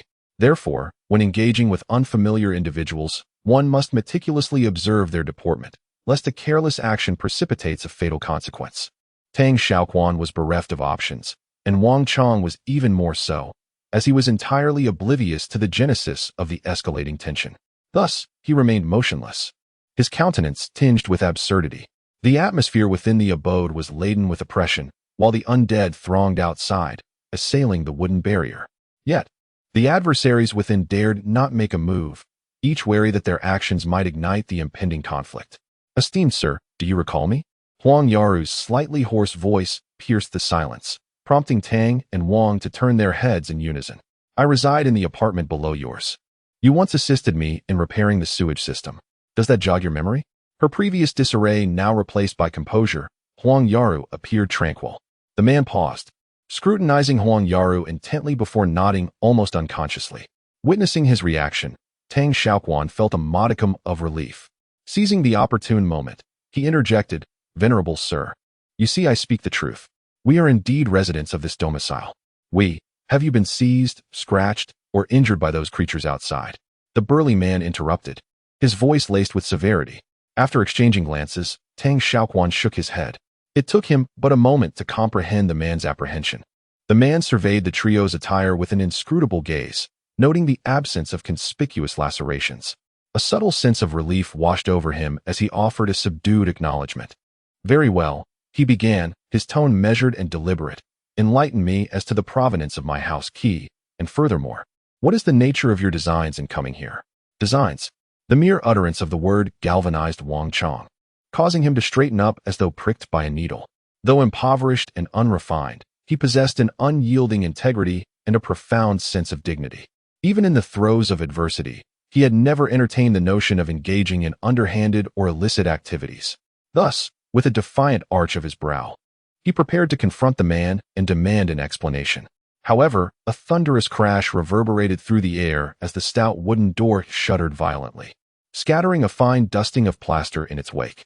"Indeed, elder brother," Wang Qiang interjected, a sardonic edge to his voice, "should those brutes gain entry, they will scarcely be inclined to engage in polite discourse."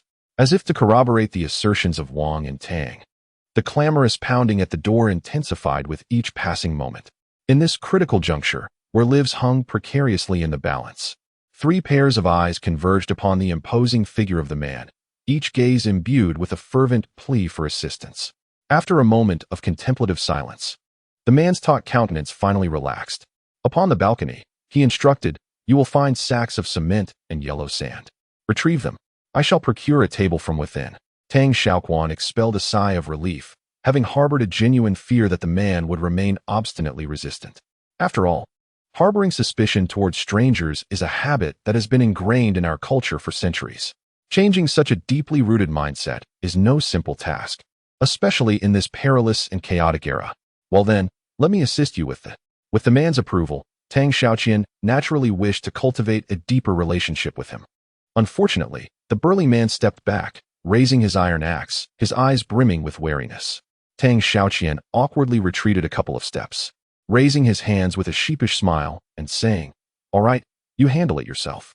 We'll head to the balcony. Over there, okay?"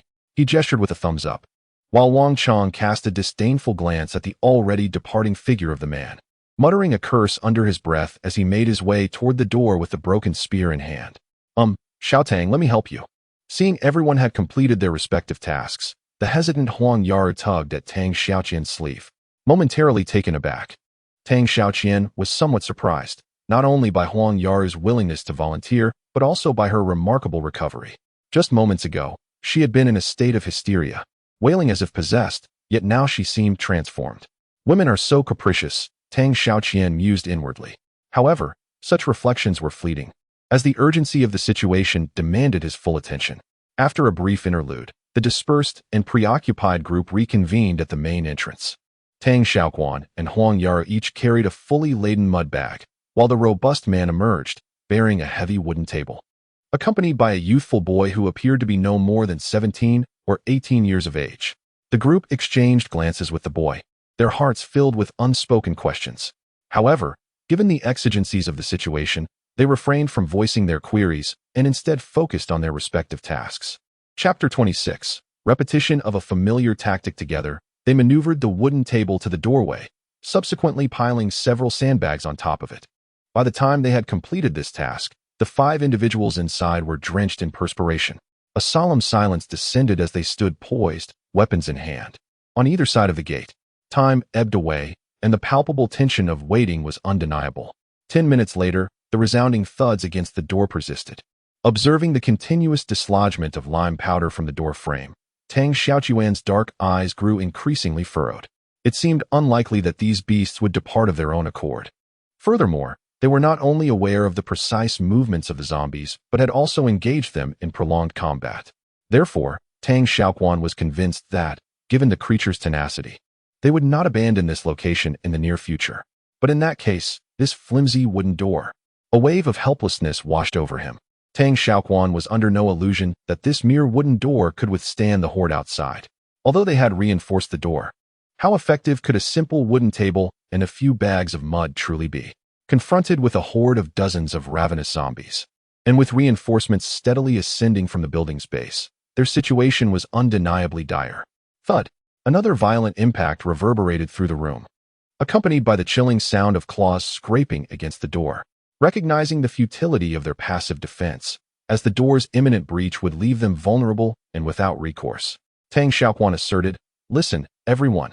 This door won't hold for long. We must evacuate immediately."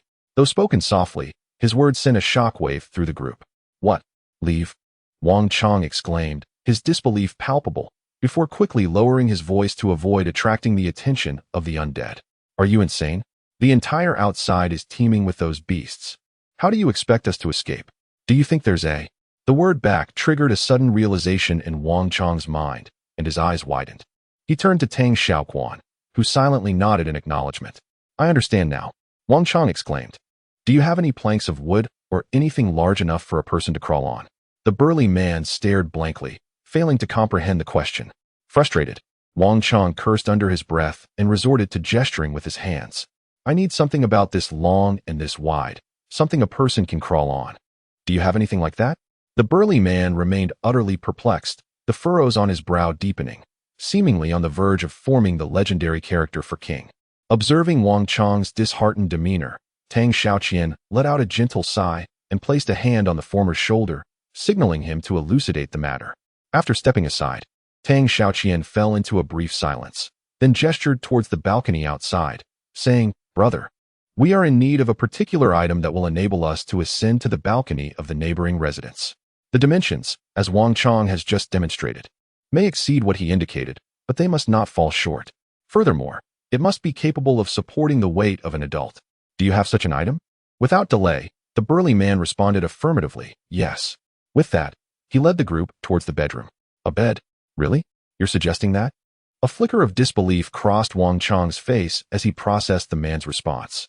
"I mean, brother, it is indeed an option, but isn't it a bit unconventional?"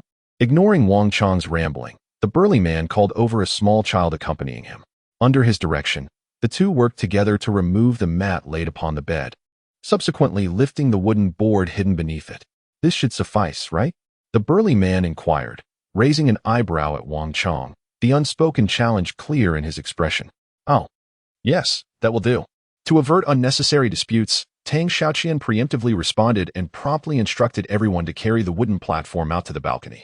Outside the modest dwelling, the scorching sun hung high in the sky, its relentless heat rendering the atmosphere nearly unbearable. The group busied themselves, their hands and feet working in unison, until they had positioned the wooden bed frame on the balcony, their already dampened clothing now drenched with perspiration. Wiping his brow casually, Tang Xiaoquan spoke up. "All right, everyone, listen closely. Brother, you'll need to be the first to cross over, as our physical strength is currently—" Heh, he chuckled awkwardly, acknowledging the overly cautious demeanor of the sturdy man. With no other choice, he resolved to volunteer himself. After all, Qiang had exhausted much of his stamina, while Huang Yaru tended to lose control in emergencies. Thus, he declared, "I'll go first. Once I confirm it's safe, Huang Yaru will follow, then the younger brother, and you, brother, will be fourth, with Wang Qiang bringing up the rear. Does that sound acceptable?" Suppressing his urge to express frustration, Tang Xiaoquan found himself at a loss for words. He had once believed Wang Qiang to be the most obstinate individual in the world, yet he had underestimated the depth of his stubbornness. Truly, there are always greater challenges and unexpected characters in life. "All right, brother, you and your nephew will go together." With that, Tang Xiaoquan removed his backpack and took up the spear that Wang Qiang had handed him, leaping onto the wooden platform. Undeniably, this plank, in terms of its length, breadth, and rigidity, is the quintessential material for constructing a makeshift bridge. Its 1.8-meter length obviates any trepidation of collapse during traversal due to insufficient span.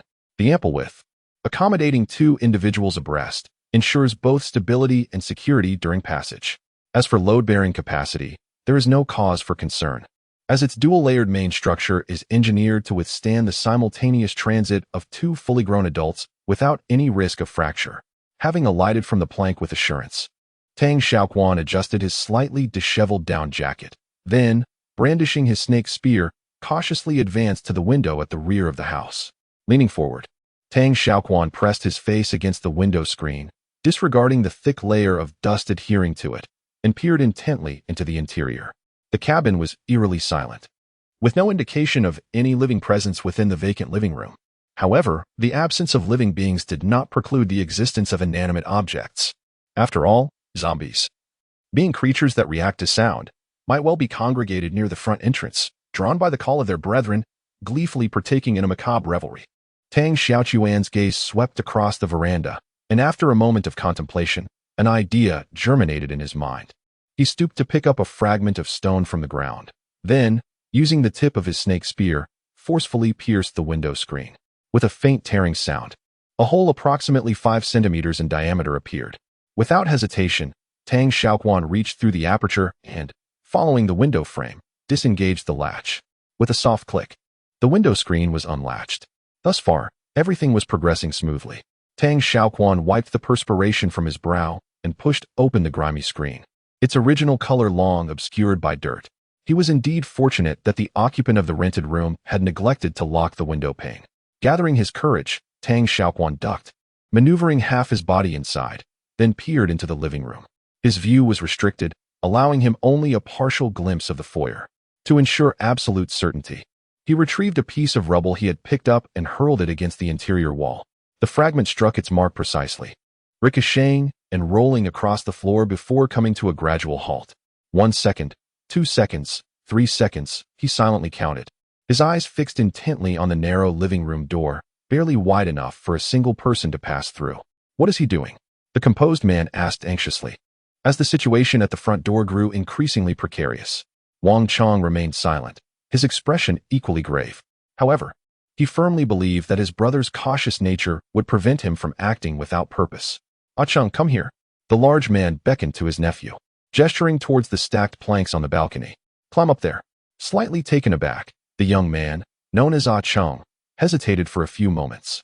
He distinctly remembered that, according to their plan, they were to wait for the man across the way to signal that it was safe before proceeding. "But what are you still doing there? Hurry over." The increasingly grim visage of the uncle left Ah Qiang with no choice. He promptly complied and rushed over, leaping onto the mat. However, the deafening sound of the door being battered from outside sent the already agitated man into a frenzy, rendering him oblivious to the attempts to restrain him. With a fierce glare, he shrugged off Wang Qiang's grip and coldly retorted, "What am I doing? Naturally, I'm crawling over, unless you want to wait here to meet your demise." Wang Qiang, still trying to reason with him, found his words falling on deaf ears as the liberated man hastily crawled away. The commotion behind them caught Tang Xiaoquan's attention. Although he was uncertain of the events transpiring across the way, the tone of the dispute allowed him to surmise the underlying cause, perhaps seeking to validate his assumptions. The duo's rapid crawling pace was remarkable. In mere moments, they reached the end of the mat. "What the hell are you doing? Why aren't you coming inside? Do you not realize that the zombies are about to break through the door? Are you trying to get us all killed?" Fear of a godlike adversary pales in comparison to the dread of a teammate who behaves like a fool. Upon hearing the bold declarations of the man, Tang Xiaoquan felt an overwhelming urge to rush forward and slap him. Yet could he? Clearly, he could not. For the 13th rule of survival explicitly states that any internal conflict is the precursor to total annihilation. With clenched teeth and simmering rage, Tang Xiaoquan suppressed his anger and remarked, "I have yet to ascertain the situation inside. Recklessly entering could lead to unforeseen consequences. What are you afraid of? Just look at the time we are in. By the time you figure out the circumstances, we might all be finished." After voicing his frustration, the burly man disregarded Tang Xiaoquan's reaction, forcefully pushing him aside before turning the doorknob and flinging the back door open. In the face of such overwhelming strength, Tang Xiaoquan found himself powerless, compelled to allow the man entry into the room. Meanwhile, noticing the unfolding situation, Wang Qiang quickly dragged Huang Yaru over. Upon landing, without a moment's hesitation, Wang Qiang brandished his knife, intent on confronting the man. Known for his straightforward nature, he could not abide those who abused their power. The man's disregard for the team's interests and his aggressive behavior towards his brother were more than enough to ignite Wang Qiang's fiery temper. "Wait, Qiang." Tang Xiaoquan grasped Wang Qiang's arm, furrowing his brow in a gesture urging restraint. Yet, consumed by anger, Wang Qiang was unwilling to swallow his indignation, readily breaking free from Tang Xiaoqian's grasp. In that moment, Tang Xiaoqian was overtaken by a sense of helplessness. Within a mere 10 minutes, their hastily assembled team stood on the brink of collapse. Confused and uncertain, he pondered his next steps. As he gazed at the man stepping into the room, at the grim determination etched on Wang Qiang's face, and at Huang Yaru's helplessness, Tang Xiaoqian resignedly lowered his head. Perhaps from the outset, he ought not to have been the one to formulate the plan. Perhaps without his intervention, the team would not have devolved into its current state. The perplexing state of mind led Tang Xiaoquan to incessantly question himself. His dispirited gaze caught the attention of Wang Qiang. "Hey, brother, what's wrong? Did that scoundrel hurt you just now? You wait, I'll go avenge you right now." "Qiangzi, forget it, let them be. We'll wait a bit. Once everything is clear inside, we'll go in." Tang Xiaoquan appeared exceptionally feeble, yet even in this state, he did not forget to caution Wang Qiang to be careful. Moreover, to prevent further deterioration of the situation, he forced himself to add, "Also, Qiangzi, when we get inside later, you must not quarrel with that person. We cannot have internal strife now." Gazing at his brother's weary eyes, Wang Qiang was rendered speechless. The words that were about to burst forth were stifled in his throat.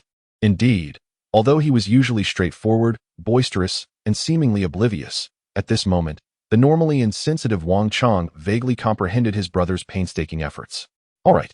Clenching his teeth, and despite his extreme reluctance, Wang Qiang proceeded to pat Tang Xiaoquan's shoulder, forcing a smile as he affirmed, "Don't worry, Quanzi, I won't argue with that idiot." With Wang Qiang's assurance, Tang Xiaoquan let out a long, relieved sigh, and a glimmer of vitality returned to his dispirited countenance. After approximately 5 minutes had passed, and once it was confirmed that no unusual activity was present within the room, Tang, Wang, and Huang, along with their companions, finally ventured into the small dwelling, carrying their bundled weapons.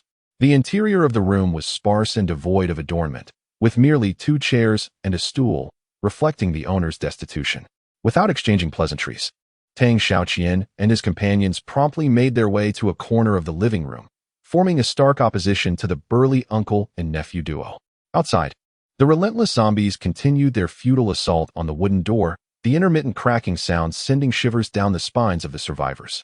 Wang Qiang cast a disapproving glance at the burly man, who sat obliviously on the chair, entirely unaware that the seat beneath him was one of the only 2 in the living room. This realization irked Wang Qiang immensely. However, considering the previous words of Qiangzi, he begrudgingly dismissed the notion of confronting the man. Taking out his phone, Tang Xiaoqian raised his eyebrows and glanced at the dark green screen, where 4 prominent digits flickered faintly. 8:15, indicating that a mere 20 minutes had elapsed since the commencement of their operation. Yet, in this brief span, they had truly come to grasp the meaning of life and death at a breakneck pace. "All right, Qiangzi, Yaru, let us not linger any longer. Let us sit and rest." Exhausted to the core, Tang Xiaoqian disregarded the thick layer of dust on the floor and plopped down without hesitation. Observing his brother take a seat, Wang Qiang felt a sense of resignation. He had initially intended to search the bedroom for any spare chairs, but given the current situation, it seemed unnecessary. Instead, Huang Yaru, adhering to the innate modesty of womanhood, found herself utterly incapable of mirroring the actions of Wang and Tang, who boldly settled upon the filthy ground. Time flowed languidly in the silence shared by the 5 individuals, with neither side daring to utter a word, nor even exchanging glances, as each maintained a deliberate and subtle vigilance. Until, with a sudden clatter, the piercing sound of shattering glass erupted. The unexpected noise startled everyone in the room, prompting them for the first time to meet one another's gaze. Through the veil of their trepidation, they discerned the shared shock reflected in each other's eyes. There was no need for investigation. The sound emanated from the rear door, as evidenced by the subsequent series of anguished cries that followed the shattering. A sense of danger washed over Tang Xiaoqian, an inexplicable chill creeping into his heart. Had they not departed in time, they would undoubtedly have become a feast for the undead. Perhaps fueled by their futile search for prey, the commotion from the zombies in the adjacent room grew increasingly violent, with occasional crashes and the sound of breaking objects resonating through the walls. Despite the solid barriers separating them, the survivors could not conceal their mounting fear, especially Huang Yaru, who, since the initial sound, had pressed her delicate hands tightly against her ears, unwilling to part with that position. It seemed the only way to soothe her anxious heart. Moments later, a more intense thud reverberated through their minds, a jarring impact that resonated deeply. The back door? Someone exclaimed impulsively. Based on the sound's location and intensity, it undoubtedly emanated from the back door of the neighboring balcony. The burly man, who had previously sat as still as a statue, suddenly sprang to his feet as if pricked by a needle, brandishing an axe as he rushed outside. Everyone was momentarily stunned by this abrupt scene. However, Wang Qiang reacted swiftly, stepping forward to block the man's path. "Stand aside." With fierce eyes, the man uttered not a single superfluous word, his two-word command making his stance abundantly clear. "What are you all doing? Do you wish for death?" The irony was lost on him. It was he who craved destruction. It was evident that the man's temper was notoriously volatile, as he pointed the axe menacingly at Wang Qiang. "Enough." Once more, heeding the escalating conflict, Tang Xiaoquan interjected, his tone softening as he addressed the burly man. "Might I inquire why you feel the need to venture outside?" "What nonsense!" The man, still seething with rage, offered no courtesy to Tang Xiaoquan, retorting sharply, "How dare you ask me why? I want to know why none of you had the foresight to dispose of that wooden plank before entering. Now look what has happened. The zombies have already breached the door. If they manage to crawl through that board, we're all done for." Upon finishing his words, the man raised his hand as if to push aside Tang Xiaoquan. However, at that moment, Huang Yali, who had been seated quietly in the corner with her backpack, suddenly stood up and awkwardly approached the group. Chapter 29. The Dispute Over a Bowl of Rice. Part 1. Rest assured, elder brother, I can assure you that those zombies will not crawl over here. It appears that beauty indeed holds certain advantages, at least in Tang Xiaoquan's eyes. Had those words been spoken by him, the outcome would surely have been markedly different. Indeed, elder brother, I was once chased by zombies to the balcony, but I managed to escape by using the folding bed that Tang Xiaoquan had placed there. In the following 2 days, that zombie did not pursue me again. Therefore, inference. At the mention of this term, the man lowered his head with a cold sneer before abruptly lifting it and retorting sharply, "What if your inference is erroneous? What if those beasts do come crawling over? What shall we do then? Wait to die?" He knew that if he retreated here, the only fate awaiting them would be a dead end. The others were momentarily taken aback. Clearly, Qiang's actions had caught them off guard. Receiving an affirmative response, Tang Xiaoquan let out a long sigh of relief. To be honest, in the past few minutes, he had not been as composed as he appeared. He genuinely feared that the man would disregard his warnings and insist on going out, which would leave him with no choice but to confront the man. Searching for supplies? Subconsciously muttering a phrase, the burly man's eyes darted around a couple of times, and suddenly, as if struck by enlightenment, he grabbed his nephew's sleeve and commanded with brisk determination, "Ah Qiang, let us also seek out supplies." The entire room measured a mere 50 square meters. And given that the layout was identical to the rented quarters of Tang Wang and his companions, their search did not linger for long. It concluded in just about 10 minutes. To my utter disbelief, I thought, is this fellow truly so impoverished that he cannot even afford a pack of instant noodles? Upon exiting the bedroom, Wang Qiang's tirade did not cease. In his view, even the most destitute should possess at least a few packets of instant noodles at home. However, after toiling for a considerable duration, they had found nothing aside from a few moldy garments in the bedroom, similar to the fruitless endeavor of Tang Wang and his associate. The countenances of the burly uncle and nephew were equally grim. The kitchen had been their focal point of search, yet the outcome was disheartening. As they merely tossed 2 porcelain bowls onto the table, the burly man letting out a deep sigh of frustration. He had initially harbored hopes of discovering some rice or flour in the kitchen, but ultimately, all they had unearthed were these 2 broken bowls. Stealing a discreet glance at Wang Qiang and the others across from him, he noted they too held nothing of substance, their hands equally empty, which only deepened the furrow of his thick brows. At that moment, Tang Xiaoquan's mood was rather dismal as well. Although he did not harbor as lofty expectations for the dwelling as the burly man, the meager outcome still greatly exceeded his anticipations. Nevertheless, The truth is undeniable. The current circumstances are exceedingly clear. Their mission has met with failure, and the replenishment of supplies remains unresolved. Compounding their misfortunes, they find themselves besieged by zombies. Trapped in this nearly desolate shack, the atmosphere in the living room is suffocating as everyone hangs their heads in contemplation.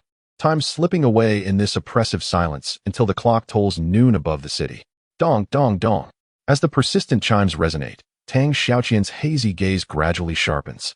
The zombies continue their relentless commotion next door, seemingly impervious to exhaustion. In stark contrast, Tang Xiaoquan and his companions, as humans, are utterly drained from the morning's exertions. Thus, satisfying their hunger and replenishing their energy has become an urgent necessity. Stretching his stiff neck, Tang Xiaoquan beckoned Wang to hand him the survival pack, from which he extracted rice and a small pot. Observing his brother's actions, Wang immediately understood his intention to cook, and with enthusiasm, he volunteered, "Qiangzi, you rest. I'll handle the cooking." Cooking? At Wang Chang's words, the dazed man abruptly lifted his head, his dark eyes fixed intently on the bag of rice on the floor. Almost instinctively, he swallowed hard, and beside him, his nephew exhibited a similar longing gaze. They had not had a single grain since morning, so he called out, "Hey, are you planning to cook? Make sure to prepare plenty. We all need to eat." Without a moment's hesitation, Wang Chang dropped the sack of rice in his hands and sprang to his feet. Chapter 30. The Dispute Over a Bowl of Rice, Part 2. With a twitch of his lips, the burly man shot a sidelong glance at Wang Chang, his thick eyebrows furrowing into a fierce scowl. "What's the matter, kid? You've made me homeless. Is it not reasonable for me to have a meal from you?" Upon hearing such nonsensical reasoning, Wang Chang's temper flared even more. "Humph, how dare you say that? If you had opened the door for us sooner, would we have ended up in this predicament? You know what this is called. This is called retribution. Even heaven cannot overlook your indifference to our plight." That last remark struck a nerve, akin to stepping on a tiger's tail. The burly man slammed his palm onto the wooden table, causing two porcelain bowls to clink violently together with a sharp sound. "You insolent brat, clean up your language. What do you mean we stood by and did nothing? If it weren't for you lot summoning those beasts, would I be trapped here now?" With tension palpable, the burly man met Wang Chang's gaze with unwavering intensity. The atmosphere in the small room plummeted to a freezing point, and Tang Xiaoquan felt his heart twist with anxiety. "What are you two doing? What do you want? Is the chaos not sufficient for you? If you truly wish to fight, then go outside. I assure you I will not interfere." At times, when dealing with two hot-headed individuals, the most effective approach may simply be to outburst with greater fervor than they possess. At this juncture, Tang Xiaoquan was undeniably exasperated by the inconsiderate behavior of the two individuals before him. He positioned himself between them like a shrew, gesticulating wildly with both hands. Surprisingly, his hysterical outburst managed to shock the two antagonists into silence.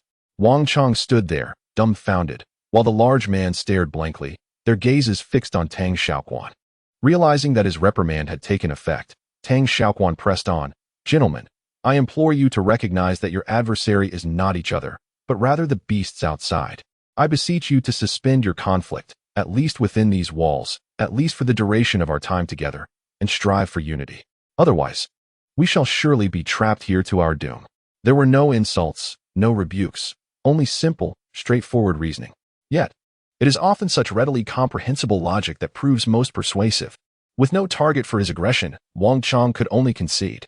Consequently, the room once more descended into a deathly silence. Sighing wearily, Tang Xiaoquan lamented the endless, puerile squabbles between the two men. However, he had subconsciously shouldered the responsibility for the team's survival. This, he surmised, must be what is meant by a sense of duty. Observing the silent pair, Tang Xiaoquan could not ascertain the true impact of his recent words. Nevertheless, one thing was certain. It seemed he would have to prepare the meal himself. Bending down before the rice sack, Tang Xiaoquan slightly lowered his body and reached out to grasp it.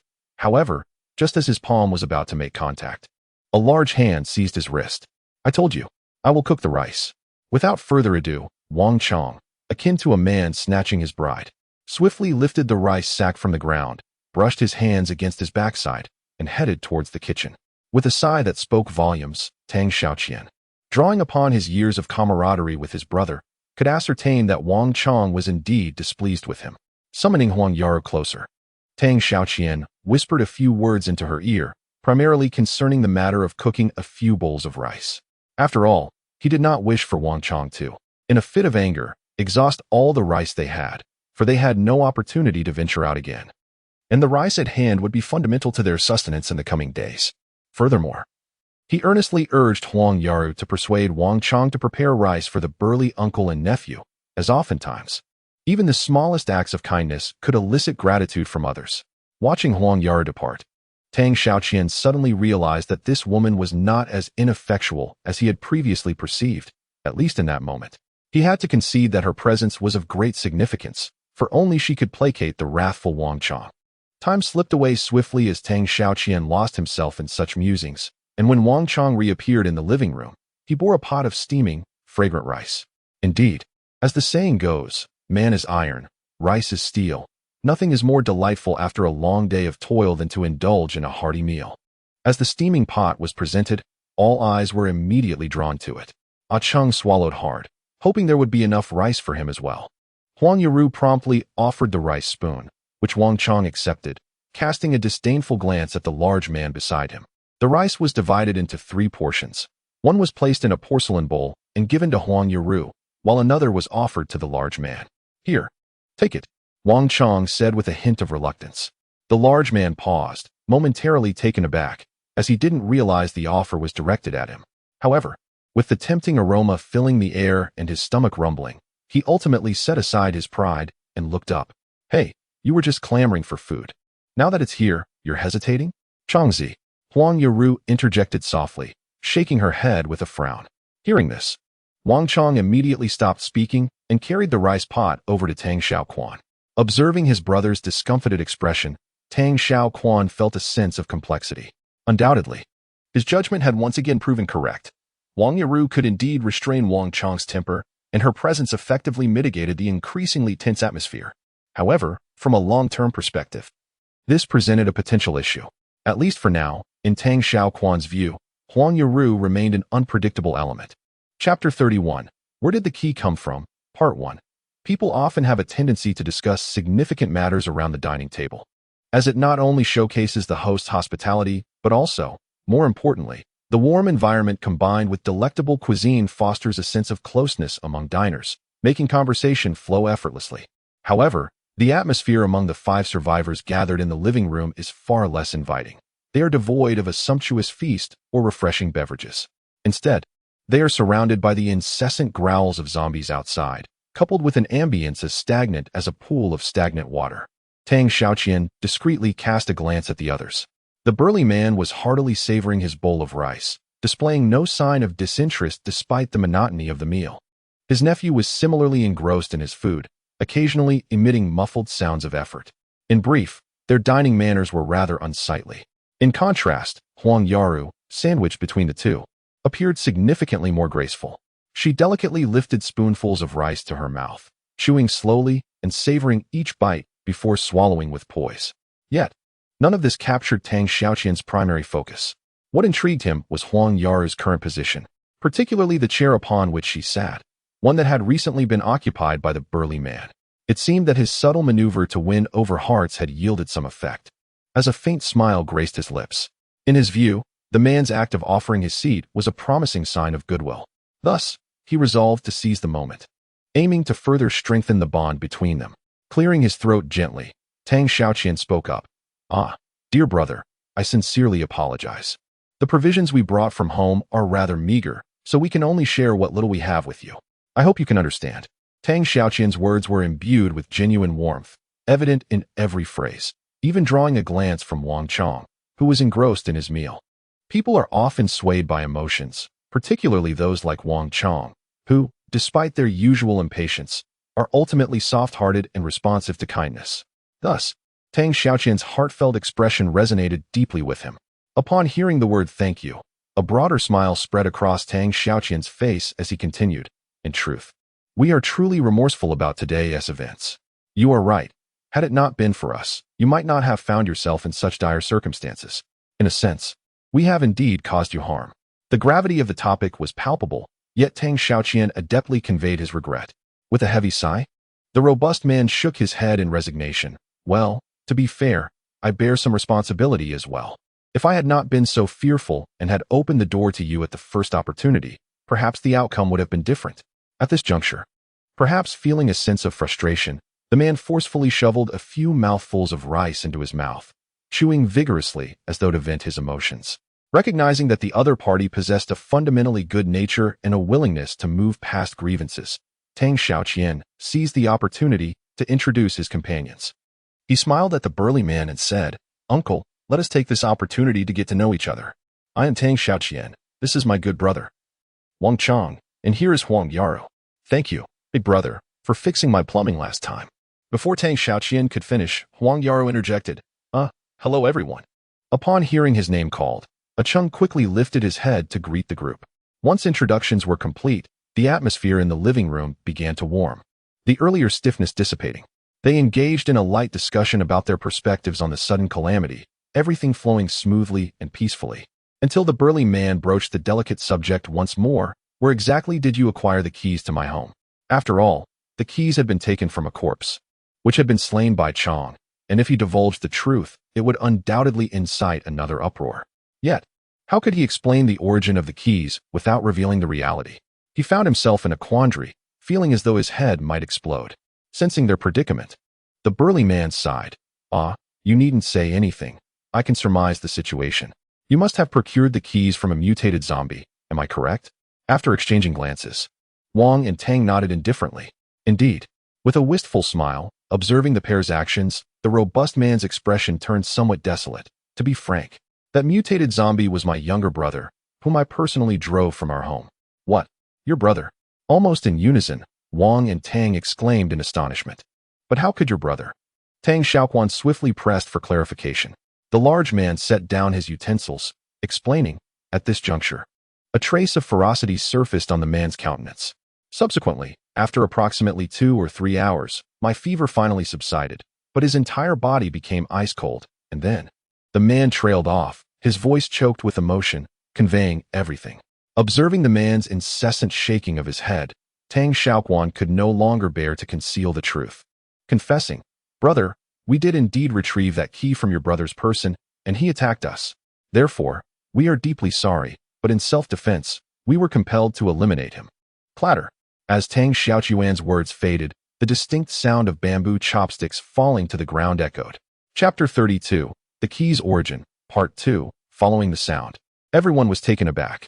"Father, is he dead?" With widened eyes, Qiang's face mirrored his terror. His words were spoken softly, as if to himself. Yet they evoked an indescribable feeling in Wang and Tang. "I am sorry, Qiang. I did not intend to kill your father. The situation at the time was..." The words reached Wang Qiang's lips, yet he could not bring himself to utter them, not because he was unwilling, but because he genuinely did not know how to articulate them. After all, he was the one who committed the killing. Faced with this irrefutable truth, any explanation would seem feeble and inadequate. Observing Xiangzi's hesitant demeanor, Tang Xiaoquan's heart was similarly burdened with unease. "Qiang." The burly man finally broke the deathly silence after a period of quietude. He slowly approached his nephew, gently stroking his head, and said softly, "Child, you must not become fixated on this matter. Although your father's death is related to them, we cannot hold them accountable. After all, we all witnessed the situation at the time. Your father wanted to devour us. He was controlled by that accursed virus. He had changed. He was no longer the father you knew." Embracing Qiang tightly, the burly man closed his eyes, and a stream of defiant tears flowed uncontrollably. The scorching sun continued to unleash its heat upon the city, its piercing rays illuminating every corner, but even so, it could not dispel the gloom that pervaded the small dwelling. However, grief cannot serve as sustenance, especially in the post-apocalyptic world. Negative emotions often directly undermine one's will to survive. Therefore, the 14th rule of survival explicitly states, never succumb to excessive sorrow over any particular event.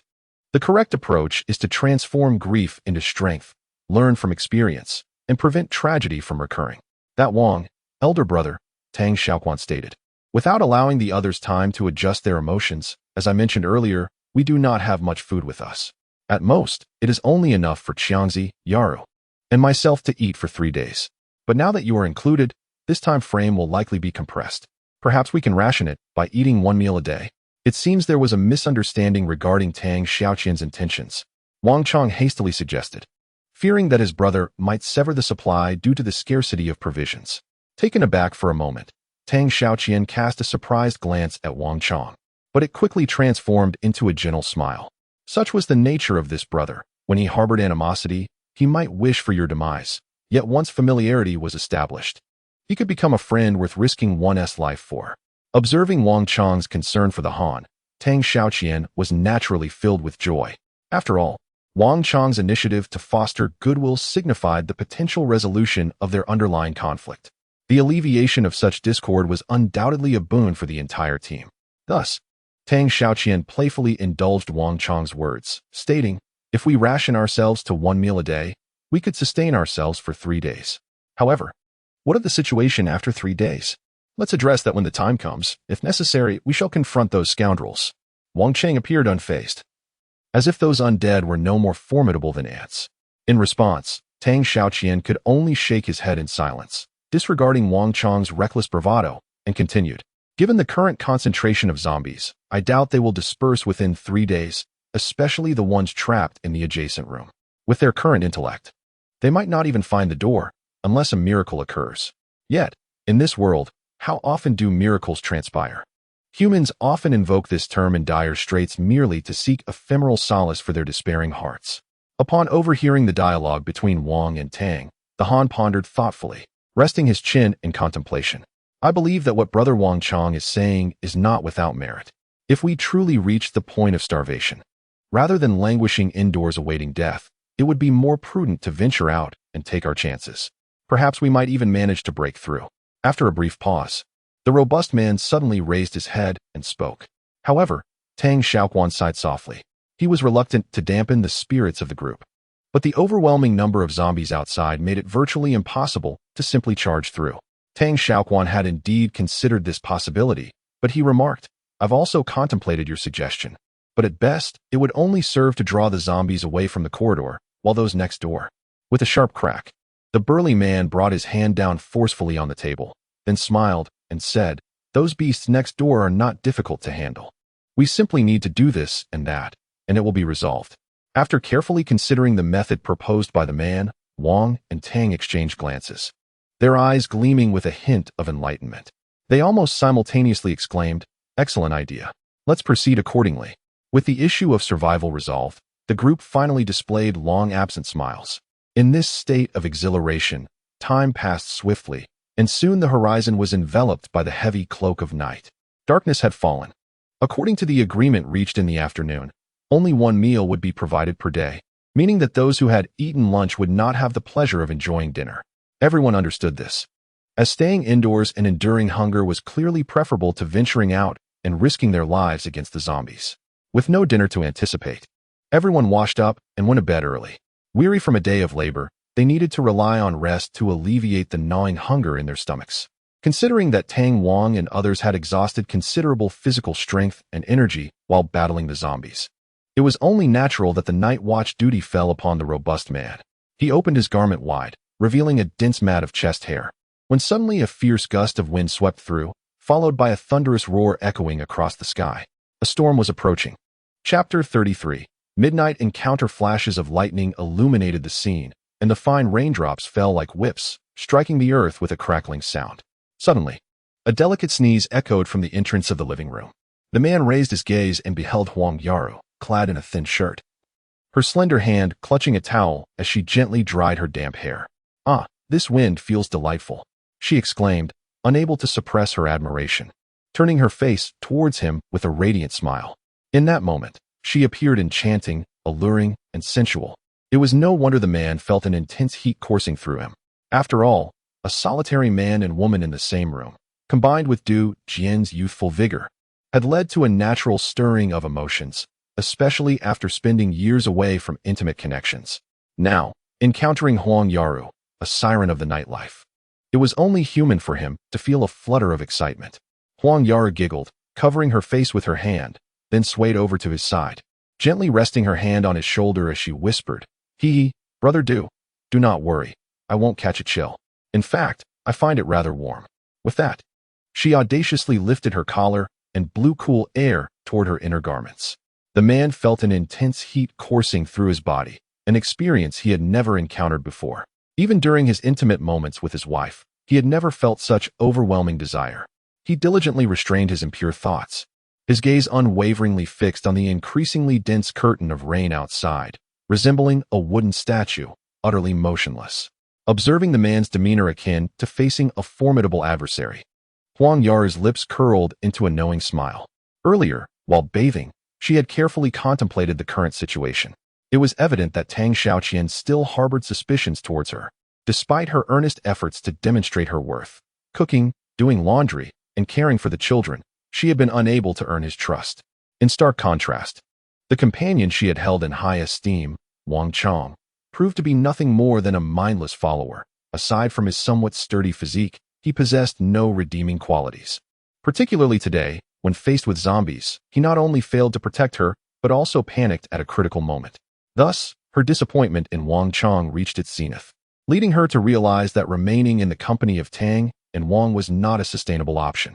Fortunately, at this moment, the man appeared, his timely arrival presenting Huang Yaru with a splendid opportunity to seek an alternative.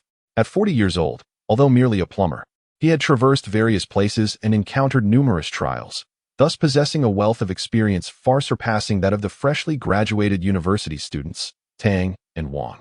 Moreover, in terms of physicality, a farmer's robust build, honed through years of hard labor, endowed him with a naturally strong physique. Finally, and most importantly, the man would not be subdued by Tang Xiaoquan, which was precisely the crux of Huang Yaru's strategy to win him over. The man remained indifferent, yet Huang Yaru was unfazed by his demeanor. With her understanding of men, she did not believe that they could suppress their primal urges through sheer willpower, especially when confronted by a woman as alluring as herself. Huang Yaru possessed an almost blind confidence in her charm, as she feigned the act of drying her hair. Her body inadvertently brushed against the man's. Her provocative gestures undoubtedly served to stoke the flames of desire within him. With a playful smile, Huang Yaru's sultry voice stirred the man's senses. "Brother Du, isn't it a bit dull for you to keep watch alone? I'm just here to keep you company." Surely that's not a bad thing? Such a blatant exchange left even a fool aware of the underlying implications in Huang Yaru's words. Clearing his throat awkwardly, the man struggled to withstand Huang Yaru's fervent advances. "Well, having a sister here. Oh no, having Miss Huang here is certainly pleasant, but what?" she pressed. "Brother, do you not like me?" Recognizing the opportune moment, Huang Yaru did not allow him a moment's respite. She tilted her body and fell right into his embrace. Almost instinctively, the burly man shuddered, as if struck by a jolt of electricity, rendering him rigid in place. His rough hands were at a loss for where to rest, and even his breath quickened. Brother Du, why are you so tense? Could it be that you truly do not fancy me?" Seizing the moment, Huang Yaru sensed that the man's defenses were on the brink of collapse, as she could distinctly feel a stirring beneath her. At last, the man surrendered. The insatiable flames of desire overcame his reason. He enveloped Huang Yaru in his embrace, and amidst the thunderous claps of lightning, began an exhilarating release. Huang Yaru, undeniably a mistress of this art, had the man utterly spent after half an hour of her ministrations. Naturally, she would not offer her body without cause. Equitable exchange was the unspoken rule of their profession. Thus, nestled tenderly in the man's arms, Huang Yaru playfully caressed his chest, teasingly chiding, "Brother Du, after all we've shared, you must not let me down." As the image of his wife surfaced in his mind, a fleeting pang of guilt washed over the man. Yet, it was quickly dispelled. After all, in this apocalyptic world, the fate of his distant wife remained an enigma, and even his own existence might be extinguished by dawn. Therefore, why not indulge in the present? Let them revel in the joys of today while they still could. Upon this realization, the man experienced a sudden enlightenment. He embraced Huang Yaru with fervor, leaving a distinct kiss upon her neck, and vowed, "Rest assured, Yaru, I shall safeguard you from this day forward." Having paid such a heavy price, these words were undoubtedly the crux of what Huang Yaru desired. A triumphant smile graced her countenance, and she turned to entwine herself with the man once more. The rain continued its relentless downpour, casting elongated shadows of the couple as they rose and fell in unison. Lost in their hedonistic reverie, unbeknownst to them, the specter of death loomed ominously above. Chapter 34, An Enigmatic Atmosphere, Part 1, The following day. Tang Xiaoquan arose at the crack of dawn. Anxious not to disturb Wang Qiang's slumber, he tiptoed out of the bedroom, gently closing the door behind him, and proceeded towards the living room. However, upon reaching the threshold, a muffled thud startled him. Turning to investigate, Tang Xiaoquan was taken aback. There, the man lay supine, his arms dangling limply, and his robust legs splayed out in a wide stance. Whether he had practiced such a feat or not, he managed to maintain this peculiar posture, with only half of his posterior making contact with the stool, remaining steadfastly upright without falling. A truly remarkable sight to behold. Tang Xiaoquan sighed resignedly, realizing that self-reliance was paramount and that strangers would always remain strangers. Fortunately, nothing untoward had occurred during the night, or the consequences could have been dire. Casting another glance at the man's slightly ajar lips, Tang Xiaoquan weighed his options and ultimately decided to rouse him. After all, who can assure that allowing the man to snore in this inadequately soundproofed living room won't attract the attention of the zombies lurking outside? Therefore, for the sake of safety, it is prudent to suspend the man's concert. "Hey, Brother Du." With a slight lift of his palm, Tang Xiaoqian called out, but before he could take further action, he noticed the burly man suddenly startled, jerking upright, and almost instantaneously swinging the iron axe he held. "Ah, who's there?" The chilling glint of the blade grazed his chest, and Tang Xiaoqian could hear the rapid thumping of his own heart. Just moments ago, when the man had bolted upright, Tang instinctively took a step back, a mere half-meter retreat that saved him from the grim fate of being cleaved open by the sharp axe. The burly man was panting heavily, and Tang Xiaoqian was equally breathless, both resembling individuals who had just completed an arduous 5-kilometer training session, utterly drained. What on earth is going on here? At some point, Wang had entered the living room. Upon hearing the commotion outside, he rushed in, only to find Du and Wang in a disheveled state. Completely baffled and at a loss, Tang Xiaoqian cleared his throat twice, realizing that someone needed to step forward to clarify the situation, and the negligent man clearly wasn't the right choice. We were just exercising for a bit with Brother Du, preparing for potential escape." With that, Tang Xiaoqian offered a somewhat awkward smile. Nevertheless, his evasive remark proved to be quite fitting, as Wang harbored no suspicions whatsoever. He nodded indifferently, then solemnly replied, "You ought to practice a bit. Just look at your frail frame." With a pained expression, Wang turned and made his way to the bathroom. Once Wang had left, the man immediately expressed his gratitude to Tang Xiaoqi, though the other party did not explicitly state the reason behind it. The man was not foolish. After all, he had lived for 40 years and understood the implications of the latter's actions. Thus, alongside his gratitude, he felt an increasing sense of guilt. Tang Xiaoqi dismissively waved his hand, his face revealing an expression of nonchalance. However, deep down, he harbored significant disapproval towards the man's irresponsible behavior from the previous night. After all, he was trifling with the lives of the entire team. "Oh, Brother Du, that's not what I meant. Ultimately, it was my oversight last night. I failed to recognize the immense pressure you were under. I should have divided the responsibilities more thoughtfully. I apologize." Unexpectedly, Tang Xiaoqi took all the blame upon himself, which only intensified the man's sense of shame. Reflecting on the intoxicating moments of the previous night, the man awkwardly averted his gaze. Time dragged on in a tedious manner. Trapped and with little to occupy their minds in the dismal rented room, the survivors found themselves at a loss for activities, merely exchanging blank stares. The oppressive heat was unbearable, and Wang contemplated that everyone would need to wash their clothes later that evening. So he hurried to the bathroom to clean the filthy garments discarded by the group the night before. The fellow, however, seemed bored and soon fell asleep on his back. Tang Xiaoquan, on the other hand, remained huddled in a corner, his brow furrowed in thought. Noon arrived swiftly, and the afternoon, following the rain, was tranquil and pleasant. Beams of gentle sunlight streamed into the small house, casting dappled patterns. Huang Yaru slowly opened her eyes, and after a moment of contemplation, she suddenly sat up in alarm. Why? Because with the dissipation of the rain, the sounds of the undead, previously masked by the downpour, once again surged forth.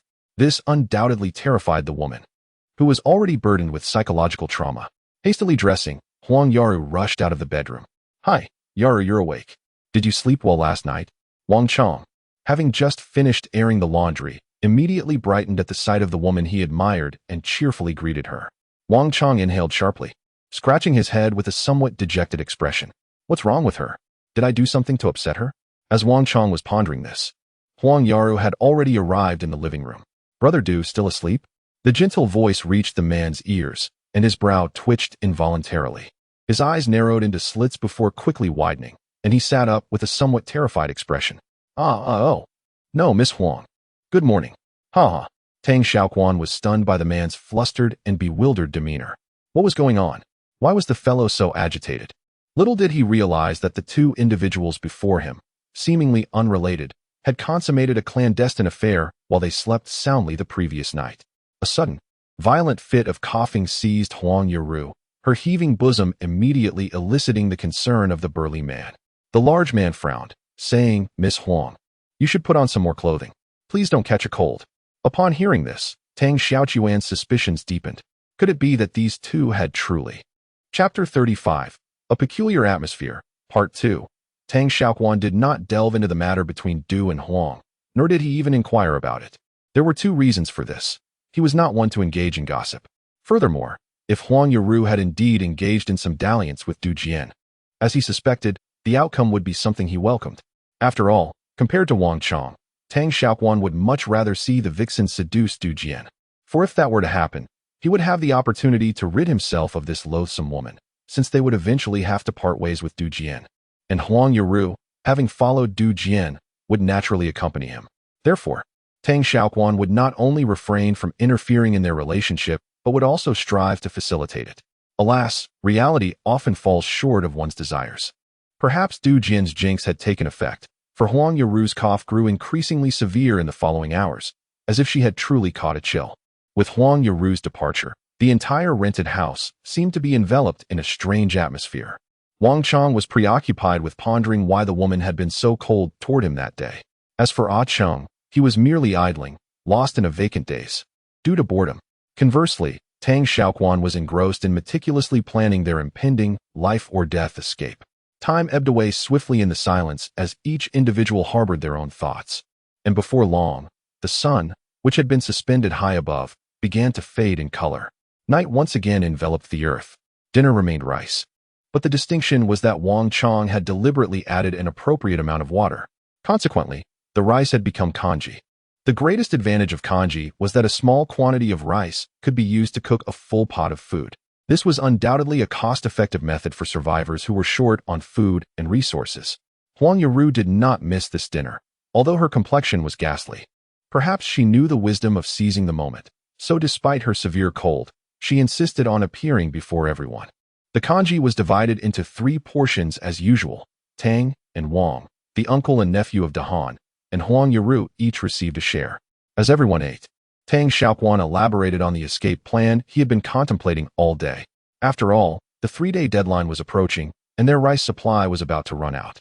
Therefore, it was indeed time to put the escape plan on the agenda. Tang Xiaoquan divided the entire escape plan into 3 steps. First, create a commotion to distract the zombies in the corridor as much as possible. Second, block the zombies in the adjacent room. Finally, use Dahan's van, which he usually used for his plumbing and electrical work, to escape the community. The 3 steps complemented each other, and each step was crucial. Any mistake would cost the lives of everyone present. Consequently, everyone felt compelled to express their perspectives, engaging in fervent discussions surrounding the potential ambiguities. Ultimately, through the collective efforts of the 5 individuals, a reasonably detailed and reliable action plan was drafted. Naturally, the responsibility for this undertaking fell squarely upon Tang Xiaoqian's shoulders. In response, he could only manage a resigned smile. It is often said that those capable bear the brunt of the burden. However, the freshly initiated Tang Xiaoqian did not perceive himself as particularly adept.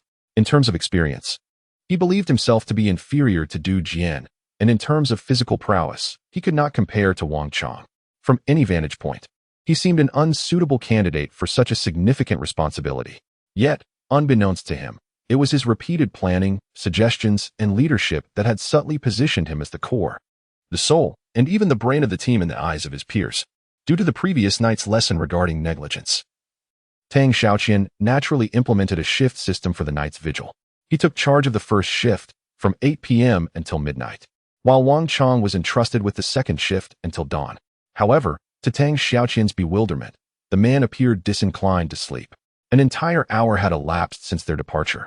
Yet Du Jian remained in the living room, engaging in half-hearted conversation, clearly preoccupied with something.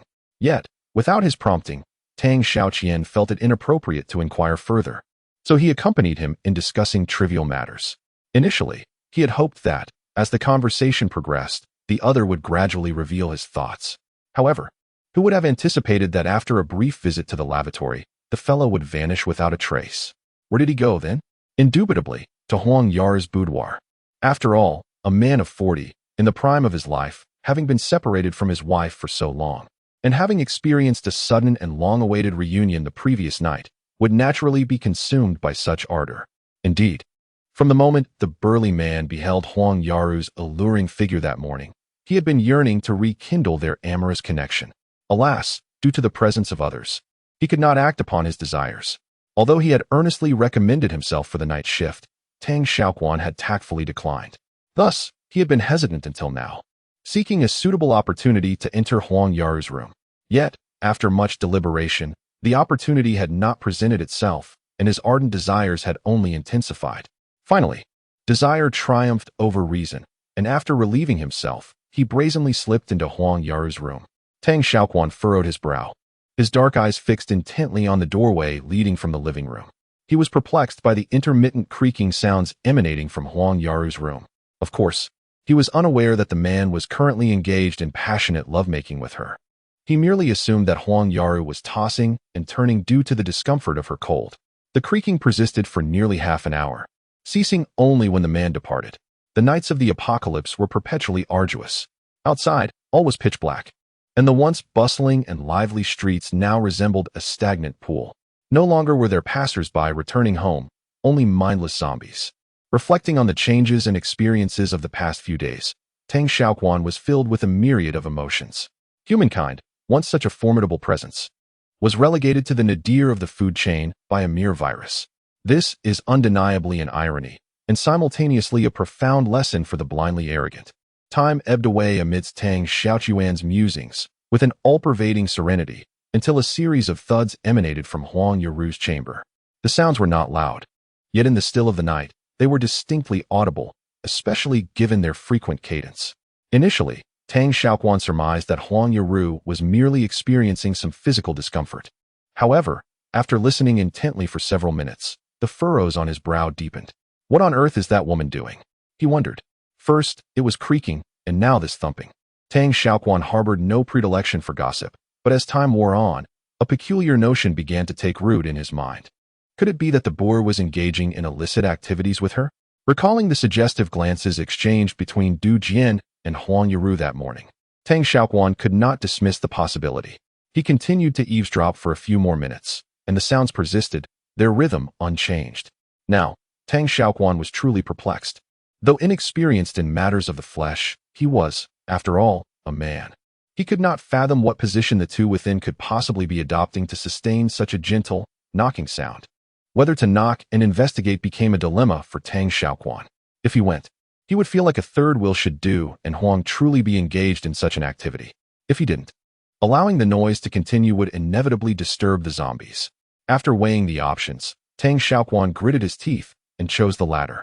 After all, life was more important than saving face. Knock, knock, knock. He rapped on the door, albeit with a light touch due to his embarrassment.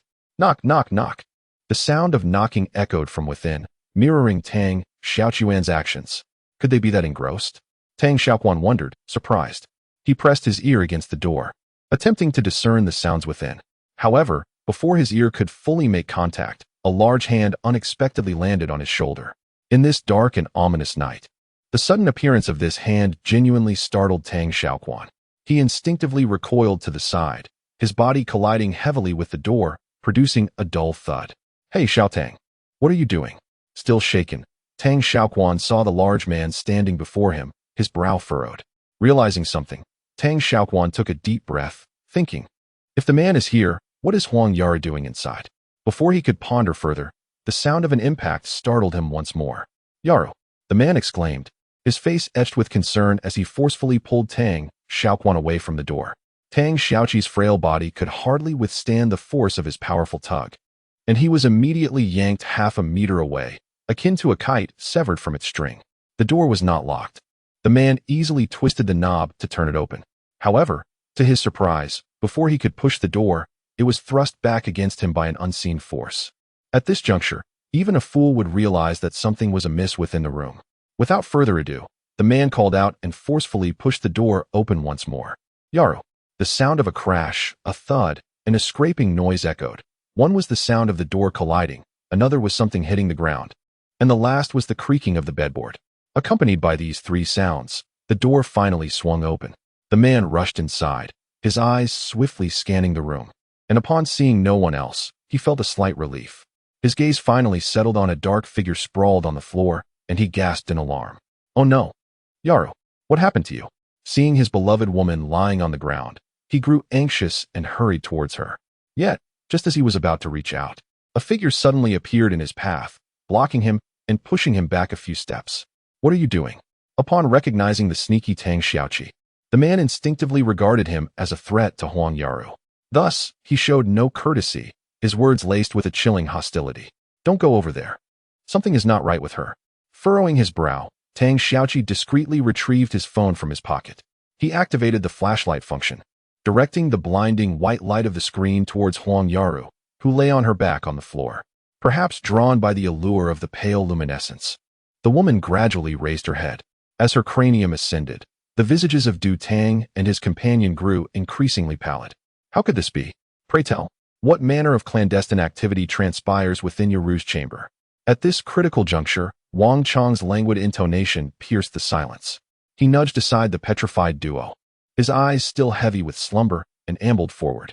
These fleeting moments, however brief, proved sufficient to alter the course of events, perhaps even to determine a life's fate. Huang Yaru, with sudden alacrity, lunged forward, her target fixed upon Wang Chang, who stood before her. However, having previously fallen prostrate, only half of her form could propel her forward. Wang Chang, upon hearing the urgent cry from behind, instinctively halted his advance. Yet, at such close quarters, even the most obtuse individual could scarcely miss such a sizable target. A sharp report echoed through the room, though not of great magnitude. As the sound dissipated, the tableau formed by the living and the undead in the room's center presented a rather suggestive image. Huang Yaru, the animated corpse, knelt prostrate upon the floor, her entire head buried deep within Wang Chang's groin.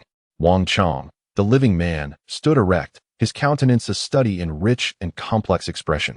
Time seemed to suspend its relentless march, as all present held their breath, their mouths agape in stunned silence. Yet, a mere second later, a piercing shriek, akin to the slaughter of swine, erupted within the confines of the room. Wang Chang, as though struck by a thunderous blow, collapsed unceremoniously upon his posterior. Ignoring the searing sensation emanating from his nether regions, he scrambled backward, propelled by an unseen force. As the prey at the entrance of the path was about to escape, Huang Yaru swiftly crawled a couple of steps, her claws gripping Wang Chang's calf, and without a moment's hesitation, she sank her teeth into him. A sharp, tingling pain coursed through his fingers, nearly sending Wang Chang's spirit into disarray. The adrenaline surged wildly within him, compelling him to muster every ounce of strength to jerk his leg back. Perhaps it was the slippery fabric of his trousers, or perhaps fate had decreed that he should not meet his end just yet. In any case, he miraculously broke free from her grasp. Meanwhile, Huang Yaru sensed something amiss with the delectable morsel in her mouth. Upon closer inspection, she discovered it was a filthy, mud-laden shoe. With a furious growl, she abruptly lifted her head, her murky eyes revealing three prey that incited her most primal, bloodthirsty instincts. Chapter 37. Midnight Clash. Quick, quick, quick, kill her! Wang Chang shouted in horror, gazing at the pale visage illuminated by the moonlight. Indeed, it was time to eliminate the woman before them. Upon hearing this, Tang Xiaoquan instinctively tightened his grip, only to realize that aside from his phone, which served merely as a source of light, he possessed no other weapon to vanquish their foe. What to do? That was the pressing question. The answer was disheartening. Wang Chang's escape had infuriated this newly transformed woman. Rising slowly to her feet, Huang Yaru lunged once more, this time targeting Tang Xiaoquan, who was momentarily lost in thought. In the confines of a mere 13-square-meter bedroom, the standoff between a lone man and three corpses undeniably favored the sharp-toothed and clawed Huang Yaru. Tang Xiaoquan distinctly perceived the chilling gale rushing towards him, the cadaverous aura, as if emanating from the depths of hell. instantly compelling him to instinctively raise his arm to shield his chest. Thwack! With a muffled thud, man and corpse collided with considerable force. Due to the momentum, Tang Xiaoquan, unsteady on his feet, stumbled backwards several paces before ultimately losing his balance and collapsing to the ground with Huang Yaru. A searing pain shot through his spine, and Tang Xiaoquan felt a wave of dizziness wash over him, nearly causing him to faint. However, while he was reeling from the impact, Huang Yaru, seemingly unaffected, prostrated herself momentarily before straightening up. A roar of exhilaration escaped her lips. The imminent feast clearly excited Huang Yaru, and she eagerly lowered her body once more. Her once delicate lips, now coated in an unidentifiable viscous fluid, rapidly approaching Tang Xiaoquan. Undeniably, the current position of Tang and Huang, female above male, was rather risky. Yet no one would envy the former's supposed good fortune. The once alluring lips, now resembling the gates of hell in his eyes, grew larger, and a wave of nauseating stench assaulted him. Tang Xiaoquan instinctively reached out and grasped Huang Yaru's encroaching neck, but upon engaging in a struggle, he was astonished to discover the sheer strength of the woman. Tang Xiaoquan firmly gripped Huang Yaru's neck, refusing to yield despite her twisting and writhing. Yet, the strength of a human being is ultimately limited, especially for someone like him who rarely engages in physical exercise. Endurance has always been Tang Xiaoquan's shortcoming, and thus, should this stalemate persist, the outcome is evident. With the absence of Huang Yaru's coercion, Wang Chang's chaotic and fearful mind gradually regained clarity. He realized that his brother was teetering on the brink of life and death. Save him. These two words surfaced in his mind.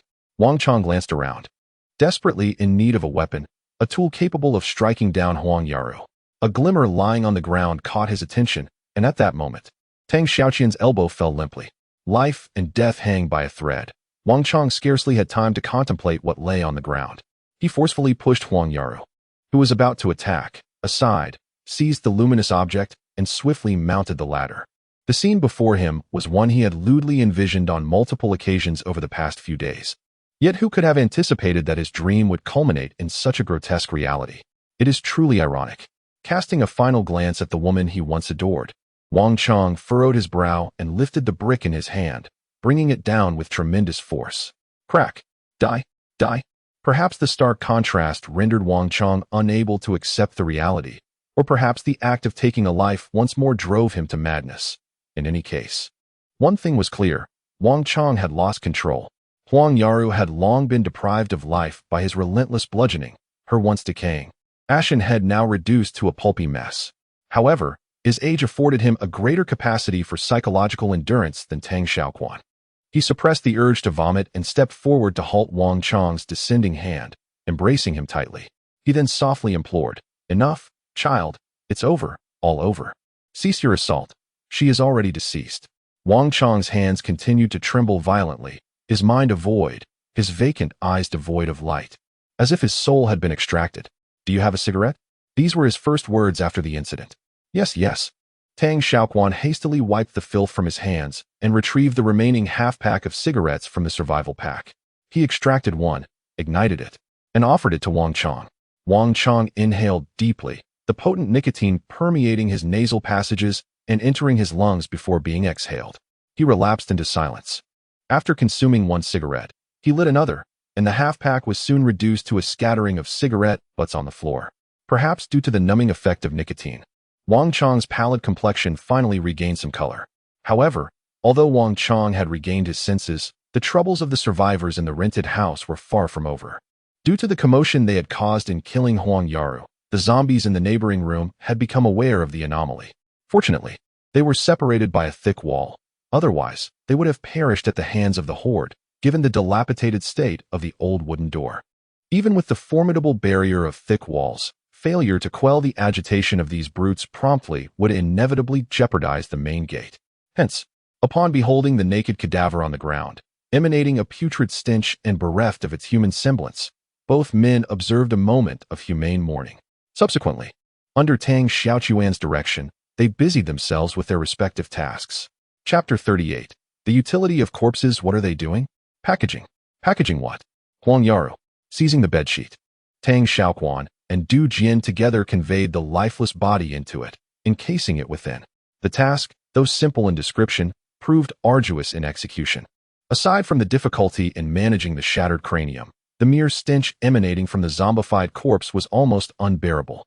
Retrieving sealing tape from the survival kit, Tang Xiaoquan meticulously sealed and reinforced the body bag at 3 junctures: top, middle, and bottom.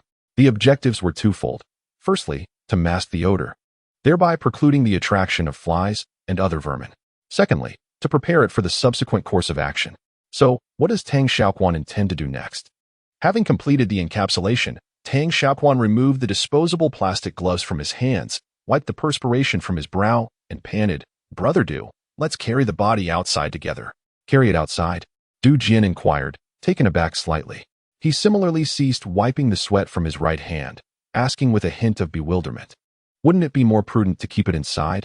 According to the man's understanding, he surmised that once the body was packaged, securing the room would be the optimal method to contain the cadaverous odor.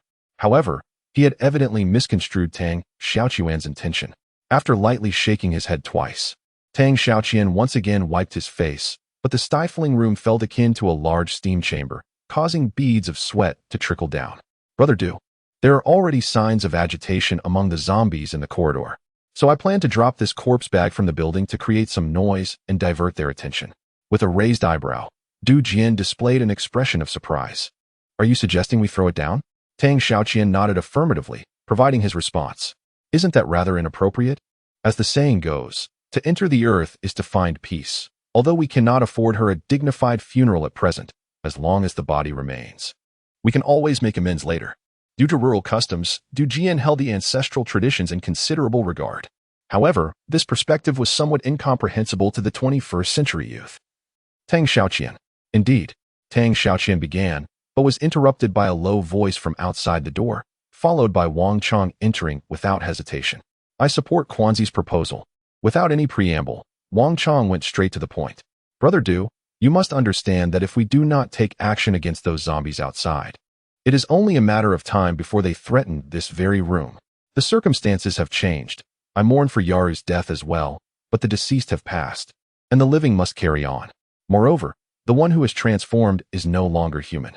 What we should focus on now is how to survive, to live on with her spirit." Tang Xiaoquan stared blankly at Wang Qiang beside him, beginning to doubt whether this was still the carefree person he once knew. The chamber relapsed into silence once more. Du Jian fixed his gaze upon the body bag on the floor, remaining motionless for several moments before emitting a profound sigh. As if having arrived at a momentous decision, he shook his head with resignation and conceded, "Very well, since you both insist, we shall proceed according to your wishes." With a consensus reached, they wasted no time. The trio collaborated to hoist the body bag to the windowsill adjacent to the kitchen, and together, they exerted their strength to propel it downward. Huang Yaru, standing at 168 meters and weighing approximately 100 pounds, still possessed considerable mass despite the diminution resulting from her transformation. Consequently, under the influence of gravitational acceleration, the bedsheet encasing her cadaver produced a muffled thud upon impact with the ground. A resonant thud reverberated, causing a tremor in their hearts. Tang Xiaoquan and his companions held their breath. Outside the dwelling, the corridor was momentarily hushed following the sound, only to be succeeded by a flurry of disordered footsteps. The previously aimless and hesitant zombies seemed to have received an unseen directive, initiating a gradual descent towards the base of the building. Approximately 2 hours elapsed before the agitated corridor gradually returned to tranquility. The survivors, having maintained their silence, were left utterly weary from the agonizing ordeal. After performing rudimentary ablutions in the bathroom, and with no clean garments available, the 3 men were left bare-chested and scantily clad.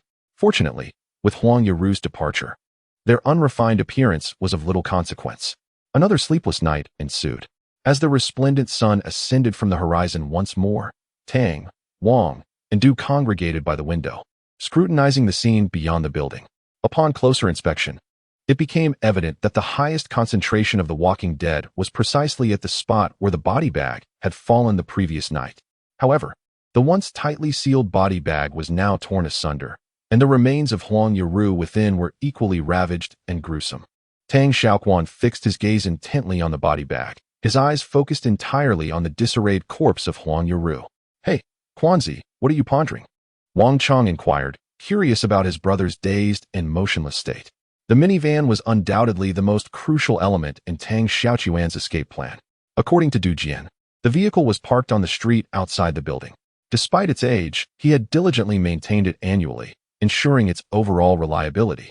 Following his finger's direction, Tang Xiaoquan finally spotted the minivan. It was not far from their building, approximately 100 meters away. However, due to the narrow streets, the once two-way lanes had become exceedingly convoluted with haphazard parking and street vendors, making a smooth passage a considerable challenge. But this was clearly not their immediate concern. Their urgent task was to escape the building and successfully board the vehicle. Uncle, did something happen in Sister Huang's room last night? Chapter 39. The cause of mutation. They exchanged glances, and the group silently lowered their heads. Glancing at his nephew's suspicious face, Du Jian sighed woodenly. He beckoned Qiang over and said softly, "Your Aunt Huang mutated last night, just like your father. She turned into one of those man-eating monsters outside. So we had to kill her." Despite his attempts to maintain composure, a wave of melancholy washed over Du Jian at the mention of Huang Yaru's demise. Although their encounter was brief, lasting only a single night, he was a man of sentiment, and the inability to provide her with a dignified farewell weighed heavily on his heart. Qiang was visibly aghast by his uncle's words, his small eyes widening in disbelief. "You mean Huang Yaru is dead?" he exclaimed. "How can that be? She seemed perfectly fine yesterday. How did she turn into that creature?" Du Jian struggled to provide his nephew with a plausible explanation, realizing he hadn't considered the question himself. Fortunately, Wang Qiang interjected. "Huang Yaru must have been scratched during the battle with the zombies the day before yesterday. She was grabbed by the ankle, and I had to sever the zombie's arm to save her." "Impossible," Du Jian retorted. "She had no marks on her body whatsoever." Of course, Du Jian was certain. During their intimate encounter that night, he had thoroughly examined Huang Yaru's figure, noting even the crucifix tattoo on her upper gluteal cleft, let alone any exposed areas. However, he couldn't reveal these details to the others, so he deflected, "I was merely speculating. After all, Huang seemed perfectly fine these past few days, with no signs of any problems." "Well, don't forget that Yaru had cold symptoms yesterday morning. Didn't you have similar symptoms before the mutation?"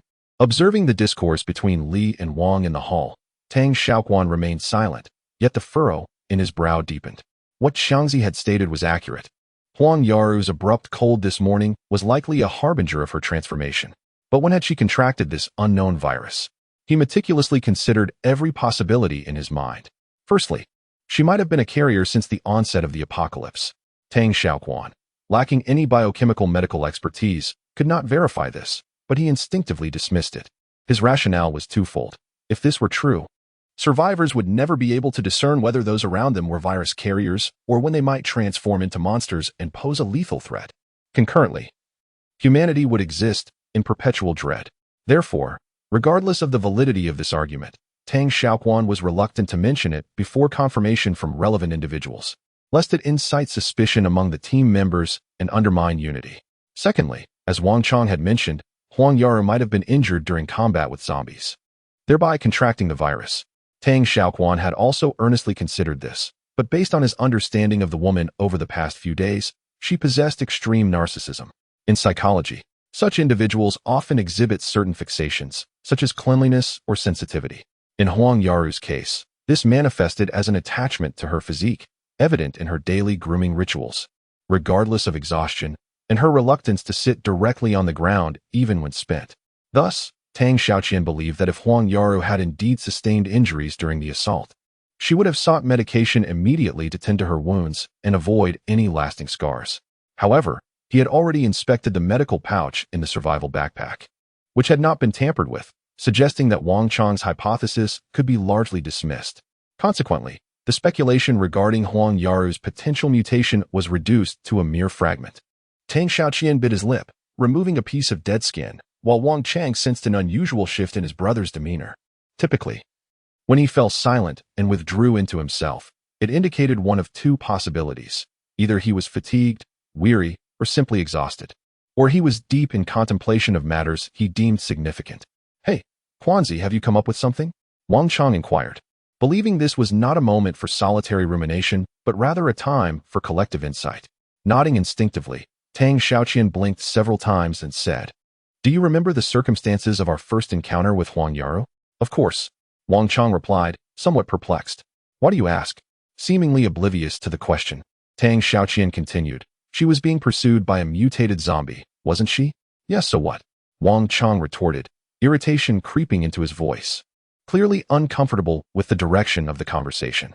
Do you recall how she described the situation prior to that? Tang Xiaoquan pressed on. She was attending to matters with her guests, Wang Qiang said, his impatience evident as he grimaced, feeling increasingly uneasy with the unfolding dialogue. With an air of mystery, Tang Xiaoquan's gaze flickered momentarily before he inquired, and what became of his guest afterward? What became of him? He turned into a zombie, of course. Huang Yaru was then pursued onto the balcony, and we rescued her by using a bed as a makeshift bridge. What exactly are you trying to imply? Wang Qiang, growing impatient with Tang Xiaoquan's circumlocution, recounted the entire sequence of events directly. Subsequently, Tang Xiaoquan remained silent, his eyes fixed upon Wang Qiang, conveying a clear inquiry. Have you not discerned the underlying issue within the narrative? Wang Qiang, unnerved by his gaze, rapidly processed the information, and after a moment, a glint of understanding flashed in his eyes. He inhaled sharply, meeting Tang Xiaoquan's gaze, and hesitantly stated, You mean Huang Yaru? Tang Xiaoquan nodded subtly, acknowledging that Wang Qiang had grasped his meaning without the need for explicit clarification. However, this enigmatic exchange between Wang and Tang left the uncle and nephew duo utterly perplexed. Consequently, the elder man promptly inquired, Have you ascertained the cause of Miss Huang's transformation? Chapter 40, The Escape Plan, Part 1. Wang Qiang meticulously articulated his deductions, with Tang Xiaoquan offering timely nods of affirmation. Du Jian, the questioner, displayed a somewhat displeased expression upon hearing Wang Qiang's explanation. Puzzled, Wang Qiang inquired, What is it? Brother Du, do you find my reasoning implausible? After a moment of contemplation, Tang Xiaoquan demurred, asserting that it was hardly feasible. He noted that Huang Yaru, being a woman, naturally consumed less sustenance, and therefore her contribution would be negligible. However, he conceded that they could manage a hearty meal before embarking on their escape endeavor. The others concurred with nods of approval, candidly admitting that they had subsisted on a meager pot of rice for the past few days, a mere drop in the bucket. Moreover, they recognized that their impending escape plan would be significantly hampered by their famished state, particularly in terms of physical fortitude. So, Quanzi, when do we commence our operation? Wang Qiang, uncharacteristically given to contemplation, inquired, cognizant of the urgency of the situation, thus prompting Tang Xiaoquan's response. Tang Xiaoquan, seemingly prepared, responded without hesitation. I had been pondering the optimal method for expelling the zombies from the building, but little did I anticipate that Huang Yaru's demise would prove.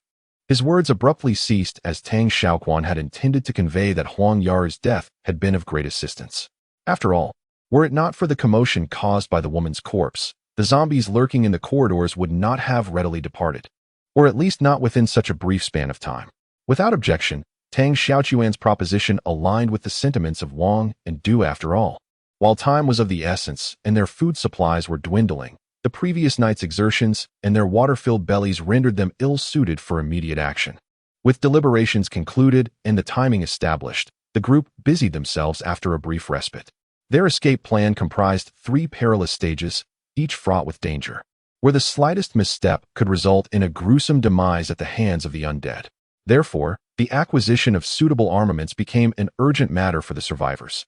1 serpent spear, 2 baseball bats, a combination wrench, an iron axe, and a small knife. Wang Qiang enumerated the available weapons, while Tang Xiaoquan meticulously recorded the inventory.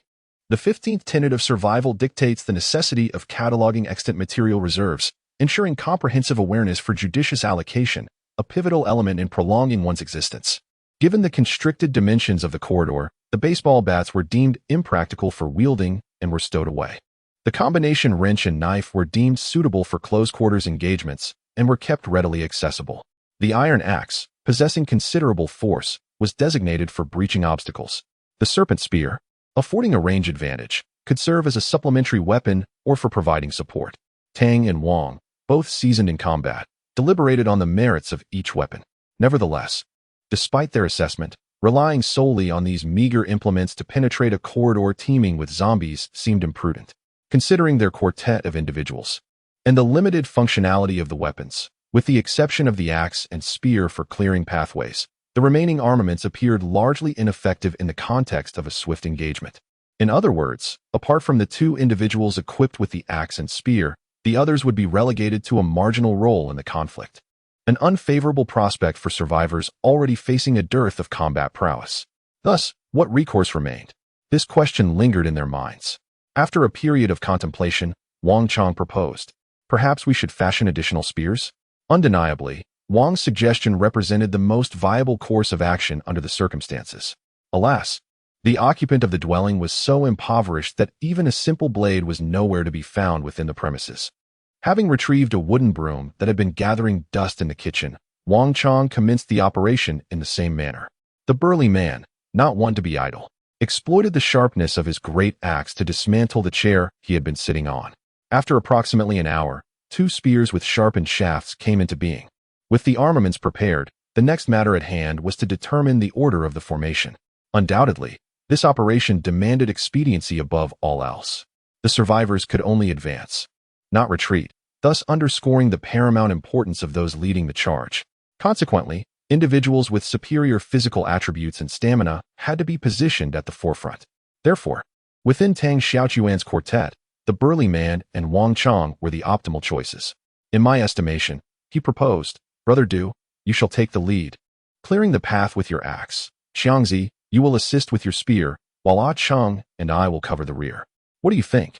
After all, investing a bit more time and energy now could potentially avert a fatal crisis during the operation. Comparing the two, the weight of each was self-evident. The trio of Tang, Wang, and Du did not sleep soundly that night. Firstly, the incessant roars of the zombies next door were unnerving. Secondly, the death of Huang Yaru continued to haunt their minds, refusing to dissipate. And thirdly, their unease was naturally related to the impending operation. Ultimately, they were merely ordinary citizens, susceptible to trepidation, apprehension, and anxiety regarding their future fate. However, what is destined to occur will inevitably transpire, impervious to excessive worry. As the gathering of individuals reconvened in the living room, the once vibrant sky had succumbed to an oppressive darkness. With the grand full moon barely illuminating the scene through the shroud of ominous clouds, bestowing a hint of color upon the desolate cityscape. The following morning, the weary souls, having scarcely slept, gradually rose from their slumber. Following instructions, Wang Qiang poured the remaining rice into a pot, cooking a generous amount, marking their first substantial meal in 3 days. Though unremarkable, it significantly alleviated their gnawing hunger. After the meal, they washed the pot and gathered in the living room for a brief respite of half an hour before their mission commenced. Having left their rented accommodation in haste, Tang Xiaoquan and the others were only 3 down jackets among them, inevitably leaving one individual without adequate protective gear. Wang Qiang and Du Jian, positioned at the forefront, were directly exposed to the dangers posed by the zombies, thus necessitating 1 suit of armor each. In regard to Qiang, being still young, he was not only a cherished flower of the nation but also a relative of great importance to Du Jian. Therefore, to prevent Du Jian from being overly distracted during the operation, it was essential to equip his nephew with a set of armor. Finally, there was Tang Xiaoquan, who, despite the lack of surplus armor, was determined to devise a solution. With no protective gear available, he resolved to craft one himself. The bedsheets were lacerated into strips of varying dimensions. With the assistance of Wang and Du, Tang Xiaoquan's arms, neck, thighs, ankles, and chest, the areas most susceptible to laceration by the undead, were meticulously swathed in layers of fabric. Each wrap was applied with meticulous care, the 2 men inquiring as to the pressure exerted, lest it impede his circulation. In short order, thanks to the assiduous efforts of Du and Wang, a rudimentary mummy was brought into being. Once he felt assured that his mobility was unencumbered, he nodded to indicate that they could proceed to the next phase of their operation. They convened in Huang Yaru's bedchamber, and as the door swung inward, the occupants reflexively pinched their nostrils. Qiang, unaccustomed to such a putrid miasma, felt his stomach churn, on the verge of retching. Disregarding his nephew's reaction, Du Jian rolled up his sleeves, preparing to set to work. The cot was bare, its bedding and mattress having been cast to the ground floor along with Huang Yaru's cadaver. This, however, spared the survivors the task of tidying, for the remaining wooden pallet was the focal point of their mission. The quartet labored in concert to carry the meter-wide pallet to the doorway. Tang Xiaoquan beckoned Qiang, and together they tested its heft, deeming it manageable before setting it down. With preparations complete and attire adjusted, the four survivors, having inspected each other's accoutrements, finally stood poised at the threshold, their escape imminent. The operative word for this venture was expedition, so Du Jian exited first, with Wang Qiang in close pursuit. With a measured cadence, an axe and a spear orchestrated a macabre ballet, one dispatching the undead fiends to the left of the corridor, the other mirroring the grim task on the right. The dull thuds reverberated as a percussive prelude to the knocking that echoed against the main door. This was the prearranged signal from the duo, heralding the moment for their emergence. Yet, in this apocalyptic epoch, absolute security was but a mirage, especially ensnared within the confines of a zombie-infested edifice. As Tang Xiaoquan cautiously peeked his head out, wielding a makeshift shield, a cadaverous hand lunged towards Wang Qiang. Seemingly unfazed by this grim greeting, Wang Qiang betrayed no apprehension. With a swift, calculated motion, he raised his arm and hurled his weapon. In an instant, the creature, once animated by a ravenous hunger, found its skull pierced, its lifeless form collapsing into stillness. Tang Xiaoquan knew that this was not the time to revel in his comrade's prowess, for Du Jian was already besieged by a pair of ravenous adversaries. With a surge of adrenaline, and aided by Ah Cheng from behind, he propelled himself forward, shield in tow. "Brother Du, evade!" he exclaimed. As his words echoed, the shield, propelled by a surge of force, struck its mark, while Du Jian nimbly sidestepped the impending collision. The sickening thud of the undead collapsing punctuated the air. With every second a precious commodity, Tang Xiaoquan urged, "Quickly, Brother Du, brace the shield horizontally." Anchored between the confines of the doorway and the protruding handrail, a makeshift barricade materialized, offering a semblance of protection in this theater of the macabre.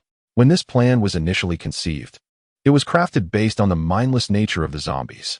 Thus, the group was firmly convinced that, given the current degeneration of the zombies' intellect, they would never conceive of the idea of moving away from the mats to escape the obstacles. It seemed as though the success of their strategy was being validated. Immediately after the mats were successfully repositioned, several zombies emerged from the room, drawn by the sounds. The distance was mere inches, yet the barrier prevented the zombies from advancing. They could only twist their heads and flail their arms, unleashing their frustration and agitation through incessant, high-pitched howls. With a fierce swing of his axe, Du Jian cleaved the skull of the nearest ravenous creature and bellowed, "Move." It must be said that, thus far, the survivors' plan had been progressing quite smoothly. They hurried along, dispatching any zombies they encountered, either with a well-aimed axe blow or a penetrating spear thrust. In total, they had dispatched at least a dozen of these abominations. However, the true terror of the zombies lay not in their offensive capabilities, but rather in their relentless numbers and their unwavering, death-defying resolve. As they descended further through the floors, the resistance faced by Du Wang and his companions intensified. Indeed, Tang Xiaoqian and the others were exercising extreme caution, striving to minimize their noise. Yet the ghastly wails of the trapped zombies above resonated like a loudspeaker, incessantly proclaiming to the surroundings, "Come quickly. There's a feast here. If you arrive late, they will escape." Finally, at the last corner of the corridor, the survivors' advance was completely obstructed by a horde of approaching zombies. Chapter 42, The Escape Plan, Part 3. As far as the eye could see, there were at least a dozen terrifying zombies, with their claws outstretched, congregating at the entrance. Each of them was eagerly shrieking and roaring, their primal desires for food undoubtedly heightened to an extreme. What to do? Tang Xiaoqian fell into deep contemplation, feeling a wave of dread wash over him. Undoubtedly, in such a confined space, defense was manageable, but relying on an offensive strategy to move forward was evidently a daunting task. Damn it! Just as Tang Xiaoqian was grappling with the dilemma, Du Jian, positioned at the front, suddenly bellowed, and a plum blossom-shaped weapon appeared in his left hand. "Xiaowang, hand me your fruit knife." Huh. Before Wang Qiang could react, the knife was snatched from his grasp. As he looked down, he found a heavy axe resting in his palm. "Brother Du." He initially intended to inquire what Du Jian planned to do, but before he could finish, Du Jian had already charged forward. "Damn you, you filthy bastards. Go to hell." With an unwavering resolve, Du Jian surged towards the horde of zombies. Undoubtedly, his audacious act stirred a tempest. The zombies in the corridor erupted in chaos.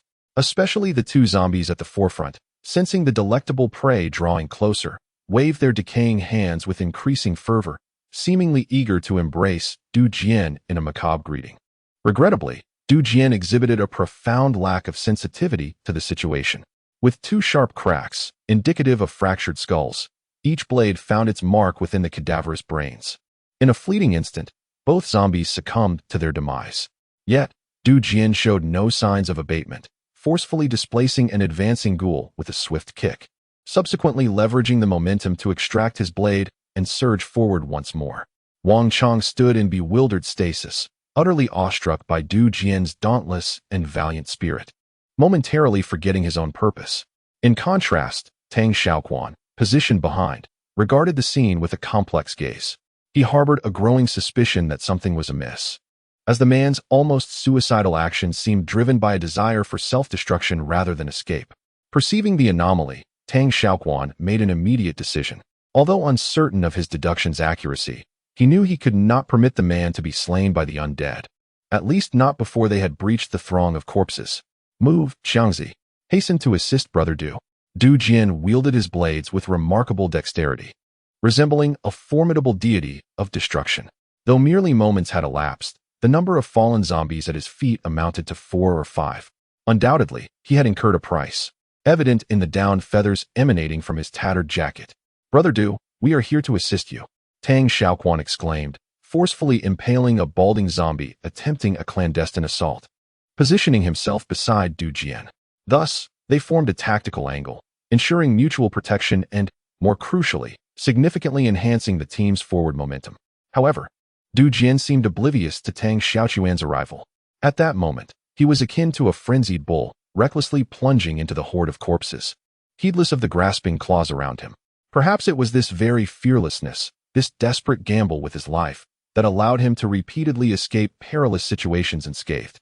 He dared not follow the man's lead into the thick of the undead throng, and thus could only trail behind, eliminating the stragglers.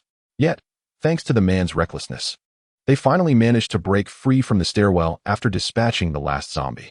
Under the blazing sun, the intense light from above caused the group to instinctively squint as they emerged from the building. Damn, someone muttered under their breath, and as the curse faded, a series of chilling roars echoed around them. Before their eyes, dozens of zombies were scattered along both ends of the street, and the appearance of the survivors undoubtedly signaled the start of a meal for these aimlessly wandering creatures. What to do? The van was parked less than 100 meters away on the right side of the street. Charge or retreat? Tang Xiaoquan hesitated. To charge would mean facing a large horde of zombies in a narrow passage, caught between two fronts. Could they, with their meager weapons, successfully reach the van? Tang Xiaoquan had no confidence in that prospect. Either they would be torn apart by zombies breaking down the door, or they would starve to death with no food. Comparing the two, it seemed that charging out offered a chance, however slim, at survival. Dismay, shock, disbelief. These were the emotions etched on the faces of Tang, Wang, and Yan. Undoubtedly, the man's actions were tantamount to self-destruction. Even though Tang Xiaoqian was wise and perceptive, he was still profoundly astonished when the other party truly proceeded in such a manner. Why? Have you lost your mind? You intend to draw them away? What about yourself? Although there was considerable discord between him and the man, it did not imply that Wang Qiang would passively witness the man's demise. Uncle, you cannot go. Qiang clutched tightly to his uncle's clothing, fearful that if he released his grip, he would lose this sole remaining kin. Observing the fervent expressions exchanged between the two, Du Jian sighed indifferently and said softly, "Listen to me. Let me go.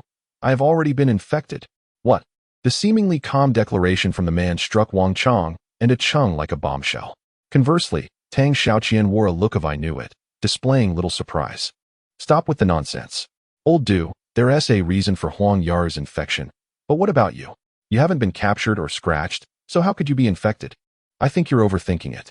Wang Qiang outright dismissed Du Jian's absurd claim and immediately countered. The man ignored the skepticism directed at him, instead placing a comforting hand on Qiang's shoulder, resembling a benevolent father. Child, uncle cannot accompany you any longer. The path ahead must be traversed by yourself. Be strong. It is time for you to grow up. Take good care of it, Qiang. Beasts, come to your grandpa do. Chapter 43. The Escape Plan, Part 4. As uncle witnessed Du Jian plunge into the sea of corpses, Qiang let out a scream. But before he could utter the word uncle, a large hand had already clamped over his mouth, stifling any sound. With a muffled whimper, Qiang struggled momentarily in an attempt to free himself from his restraints. Yet Tang Xiaoquan showed no inclination to relinquish his grip. While covering Qiang's mouth, he gestured for Wang Qiang to retreat. Only when they reached the corner of the corridor on the first floor did he exhale a heavy sigh and declare, "Everyone, do not act impulsively. Remain calm here. You all heard Brother Du's words just now. Let us not betray his hopes." "What the hell are you talking about?" Wang Qiang exclaimed, incredulous. "What do you mean by not disappointing his hopes? Has your brain been kicked by a mule? Do you actually believe the nonsense he spouted?" Nodding affirmatively, as if to emphasize his conviction, Tang Xiaoquan solemnly added, "Indeed, I believe it." With little time to entertain Tang Xiaoqian's absurd claims, Wang Qiang forcefully shoved him aside and brandished his spear, ready to rush out for a rescue. This act truly infuriated Wang Qiang, who was seething with rage and prepared to confront the situation. However, Tang Xiaoqian, swift in his actions, sealed Wang Qiang's mouth before he could voice his objections. In an instant, the corridor echoed with muffled sobs, resembling a scene of mourning akin to that of a bereaved family. "Listen to me," he implored. Brother Du acted as he did because he realized he had been infected. He wished to accomplish something for us while he still retained his sanity. If we charge out now, we would be shattering his final wish, leaving him restless in death. Utter nonsense. Regarding strength, how could Tang Xiaoqian possibly be a match for Wang Qiang? Thus, after a brief standoff lasting mere seconds, he succumbed. With a wave, he brushed aside Tang Xiaoqian's hand that was stifling Qiang's right arm, and Wang Qiang continued. "Listen carefully, Qiangzi. Brother Du has not been infected at all. His actions are merely an attempt to afford us a chance at survival. Furthermore, did you not assert that we are a team? Given that we are a team, can we stand idly by while Brother Du walks to his demise?" Gazing at Wang Qiang's indignant expression, Tang Xiaoqian realized that if he could not provide a satisfactory answer, Wang Qiang would undoubtedly seize Qiang and charge out of the corridor, at which point it would be too late for everything. "Well, given the circumstances, I shall not conceal the truth from you any longer. In fact, yesterday evening, while you were bathing, Brother Du confided in me the entirety of the situation. As for why I did not inform you sooner, it was simply a matter that was somewhat difficult for him to articulate." At this juncture, Tang Xiaoqian paused appropriately, then directed his gaze toward Wang Qiang, saying, "Qiangzi, do you recall our discussion the night before last regarding the cause of Huang Yara's mutation?" "Of course," Wang Qiang nodded. "Yara was infected by a guest she had relations with. What of it? How does this pertain to Brother Du?" Casting a suspicious glance at Tang Xiaoqian, Wang Qiang endeavored to decipher something from his expression. With a light sigh, Tang Xiaoqian, intending to buy time, shook his head. After a moment of palpable hesitation, he finally spoke with deliberation. "Brother Du had relations with Huang Yaru on the night of the vigil." "What?" Upon hearing these words, both Wang Yin and Wang Qiang were utterly astonished, particularly Wang Qiang, who felt as if his heart had skipped a beat. He immediately stammered, You mean to say that Yaru and Du Ge have become involved?" "Indeed," Tang Xiaoquan affirmed with remarkable certainty. "Yet, is the reality truly as such?" The answer is evidently in the negative. Admittedly, Du Jian did engage with Huang Yaru, but for Tang Xiaoquan, this was merely conjecture. He had not witnessed the events with his own eyes, let alone any intimate confessions from Du Jian. His current declaration was solely to safeguard the lives of the two before him. After all, oftentimes, a benevolent falsehood can be a lifesaver, and moreover, it did not contradict Du Jian's own wishes. At this juncture, the previously vociferous Wang Qiang fell into silence, contemplating the gravity of the situation. Observing his bowed head and pensive demeanor, Tang Xiaoquan wasted no time and redirected his focus towards Qiang. "Qiang, the reason Du Ge has taken such actions is largely for your sake. He wishes for you to thrive, and he has entrusted your safety to us, hoping we would look after you. Thus, for the sake of Du Ge, and to ensure his sacrifice is not in vain, you must not venture outside. You must carry forth his hopes and live well." Qiang's eyes glistened with moisture, crystalline tears swirling within their confines. There were times he had lamented his uncle's harsh temperament and stringent demeanor. There were times he had resented his uncle for abandoning his father and turning a blind eye. Yet, at this moment, after absorbing Tang Xiaoquan's heartfelt and impassioned words, his heart felt as though it had been pierced by a sharp blade, engulfed in profound anguish. It is perhaps an inherent aspect of human nature that we often fail to appreciate the value of things when they are in our possession, only to be overcome with regret upon their loss. The atmosphere within the stairwell was immediately laden with a sense of oppression, as Wang and Du stood motionless, transfixed. Time ebbed away in this strange, deathly stillness. The initially distinct shouts and curses from outside gradually gave way to excited cries and roars. Tang Xiaoquan cautiously peered outside. Observing that the dense horde of zombies at the stairwell entrance had largely dissipated, with only a few staggering walkers remaining, he recognized that the moment to escape had arrived. He promptly roused Qiang, who was still immersed in grief, and instructed him, "Xiaodu, your sole task when we go out is to open the door. Start the vehicle and drive us away. Leave everything else to Qiangzi and me. Understood?" After a moment's hesitation, Qiang responded with a sorrowful expression, "But I only learned to drive for a week from my uncle. I'm afraid. Have faith in yourself. We believe in you." Tang Xiaoquan offered Qiang a look of trust at that moment, though it was born out of necessity. Regrettably, among the three of them, only Uncle Du and his nephew possessed any driving experience. With Du Jin now gone, the responsibility of driving naturally fell upon Du Jincheng's shoulders, despite his mere week of training. Reaching into his pocket, Tang Xiaoquan handed the keys to Qiang, then solemnly patted him on the shoulder. Now, it was time to gamble their lives. Chapter 44, The Escape Plan, v. Facing the gate, the group proceeded out in single file. As soon as they stepped out of the stairwell, Tang, Wang, and the others instinctively cast their gaze into the distance. Barely 100 meters away, a dense throng of zombies congregated, their sheer numbers intimidating. Regrettably, the man they sought was nowhere to be found, likely deceased. Recognizing the urgency of the situation, Tang Xiaoquan took the lead, brandishing a ball bat from his bag and exclaiming, "Qiang, Xiangzi, for Du Ji's sake, we must survive this. Let's go." The ball bat served as an elongated bludgeon, felling any zombie that dared approach. Tang Xiaoquan spearheaded the charge, his intent to mitigate the threat to Qiang behind him. Rather than meticulously impaling zombies with a spear, he opted for the expediency of felling them with the bat. Observing the effectiveness of his comrade's weapon change, Wang Qiang naturally retrieved his own bat from his backpack. They swung, twirled, hurled, and thrust, striving to protect Qiang as they traversed the scattered zombie horde. Through their desperate sprint, they reached their destination, the van. Qiang, his face ashen, nodded, his right hand trembling with tension as he fumbled with the key, finally inserting it into the lock after several attempts. However, stationary defense differed from mobile advancement.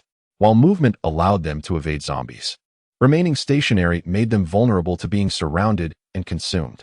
For instance, the trio of Tang Wang currently find themselves ensnared in a perilous predicament. Though merely a matter of seconds, the encroaching horde of zombies has swelled to a daunting 5 or 6. Fortunately, their sluggish movements and lack of coordination enable Tang Xiaoqian and Wang Qiang to dispatch them with relative ease. Time slips away swiftly, and with the sound of metal scraping, Qiang finally takes his place in the driver's seat. Considering his past experiences, this marks his fourth encounter with a vehicle, and the tension he feels is palpable. His hands tremble as he fumbles with the keyhole, the weight of his comrades' lives pressing heavily upon him, leaving him breathless. Beads of sweat cascade down like a gentle stream, unrelenting. The moment the key successfully slips into the ignition, Qiang feels as if he might faint. "Qiang, how are you holding up? Hurry, I can barely hold on." Wang Qiang's urgent voice reveals the overwhelming tide of zombies closing in on him. Tang Xiaoqian, too, struggles to maintain his stance, his once vigorous arm movements growing sluggish from exhaustion. Instinctively, Qiang glances at his companions flanking the car doors, and upon seeing the relentless swarm of staggering zombies, his fear escalates exponentially. At this juncture, retreat is no longer an option. Qiang silently offers a prayer and then resolutely turns the key. The engine roars to life. If you were to inquire of Wang and Tang what sound they consider the most exquisite in this world, they would undoubtedly respond, without hesitation, that it is the resonant hum of the engine at this very moment. With a swing, he felled the nearby zombie, and Tang Xiaoqian swiftly tumbled into the passenger seat. At that very moment, Wang Qiang also darted inside. "Drive, Qiang." Despite the fervent shout, Tang Xiaoqian's voice, strained from exhaustion, resembled that of a deflated balloon to the ears of others. Qiang, in a daze, nodded and then pressed down on the clutch, smoothly shifting into first gear, releasing the handbrake, and finally, with all his might, he stomped on the accelerator.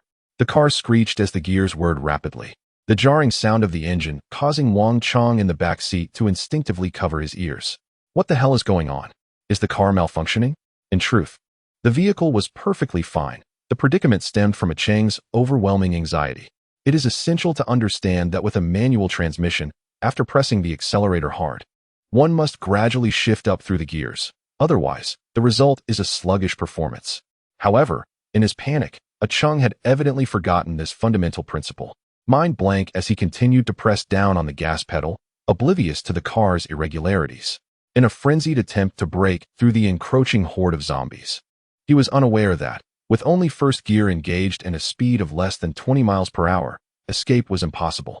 Before long, the vehicle was enveloped by the gathering zombies. They pounded, clawed, flailed, and collided against the metal confines, desperately attempting to breach this ironclad barrier in pursuit of their delectable prey. To hear the roars of the undead at such close quarters was an experience that would undoubtedly evoke a sensation akin to being in the depths of hell. Qiang felt every pore on his body constricting sharply, an incessant wave of goosebumps adhering to him like armor. He regretted squandering his precious summer days on gaming. Had he dedicated some time to learning to drive, he wouldn't find himself in such a predicament now. Alas, regret is futile. He was compelled to entrust his life to another. Qiang's eyes were wide with terror, his trembling hands desperately gripping the handlebars, as if they were his lifeline, the release of which would plunge him into eternal damnation. Wang, unable to bear the sight any longer, disregarded all else in this critical moment and struck Qiang forcefully on the back of the head. "Damn it, wake up!" he roared. "Have you forgotten what Brother Du told you? Live like a man. Live like a man." The words struck Qiang's heart like a hammer. He shuddered violently, his eyes involuntarily darting to the rearview mirror.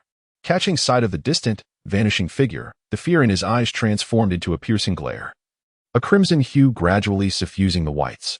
"You beasts!" he snarled. "You will all die?"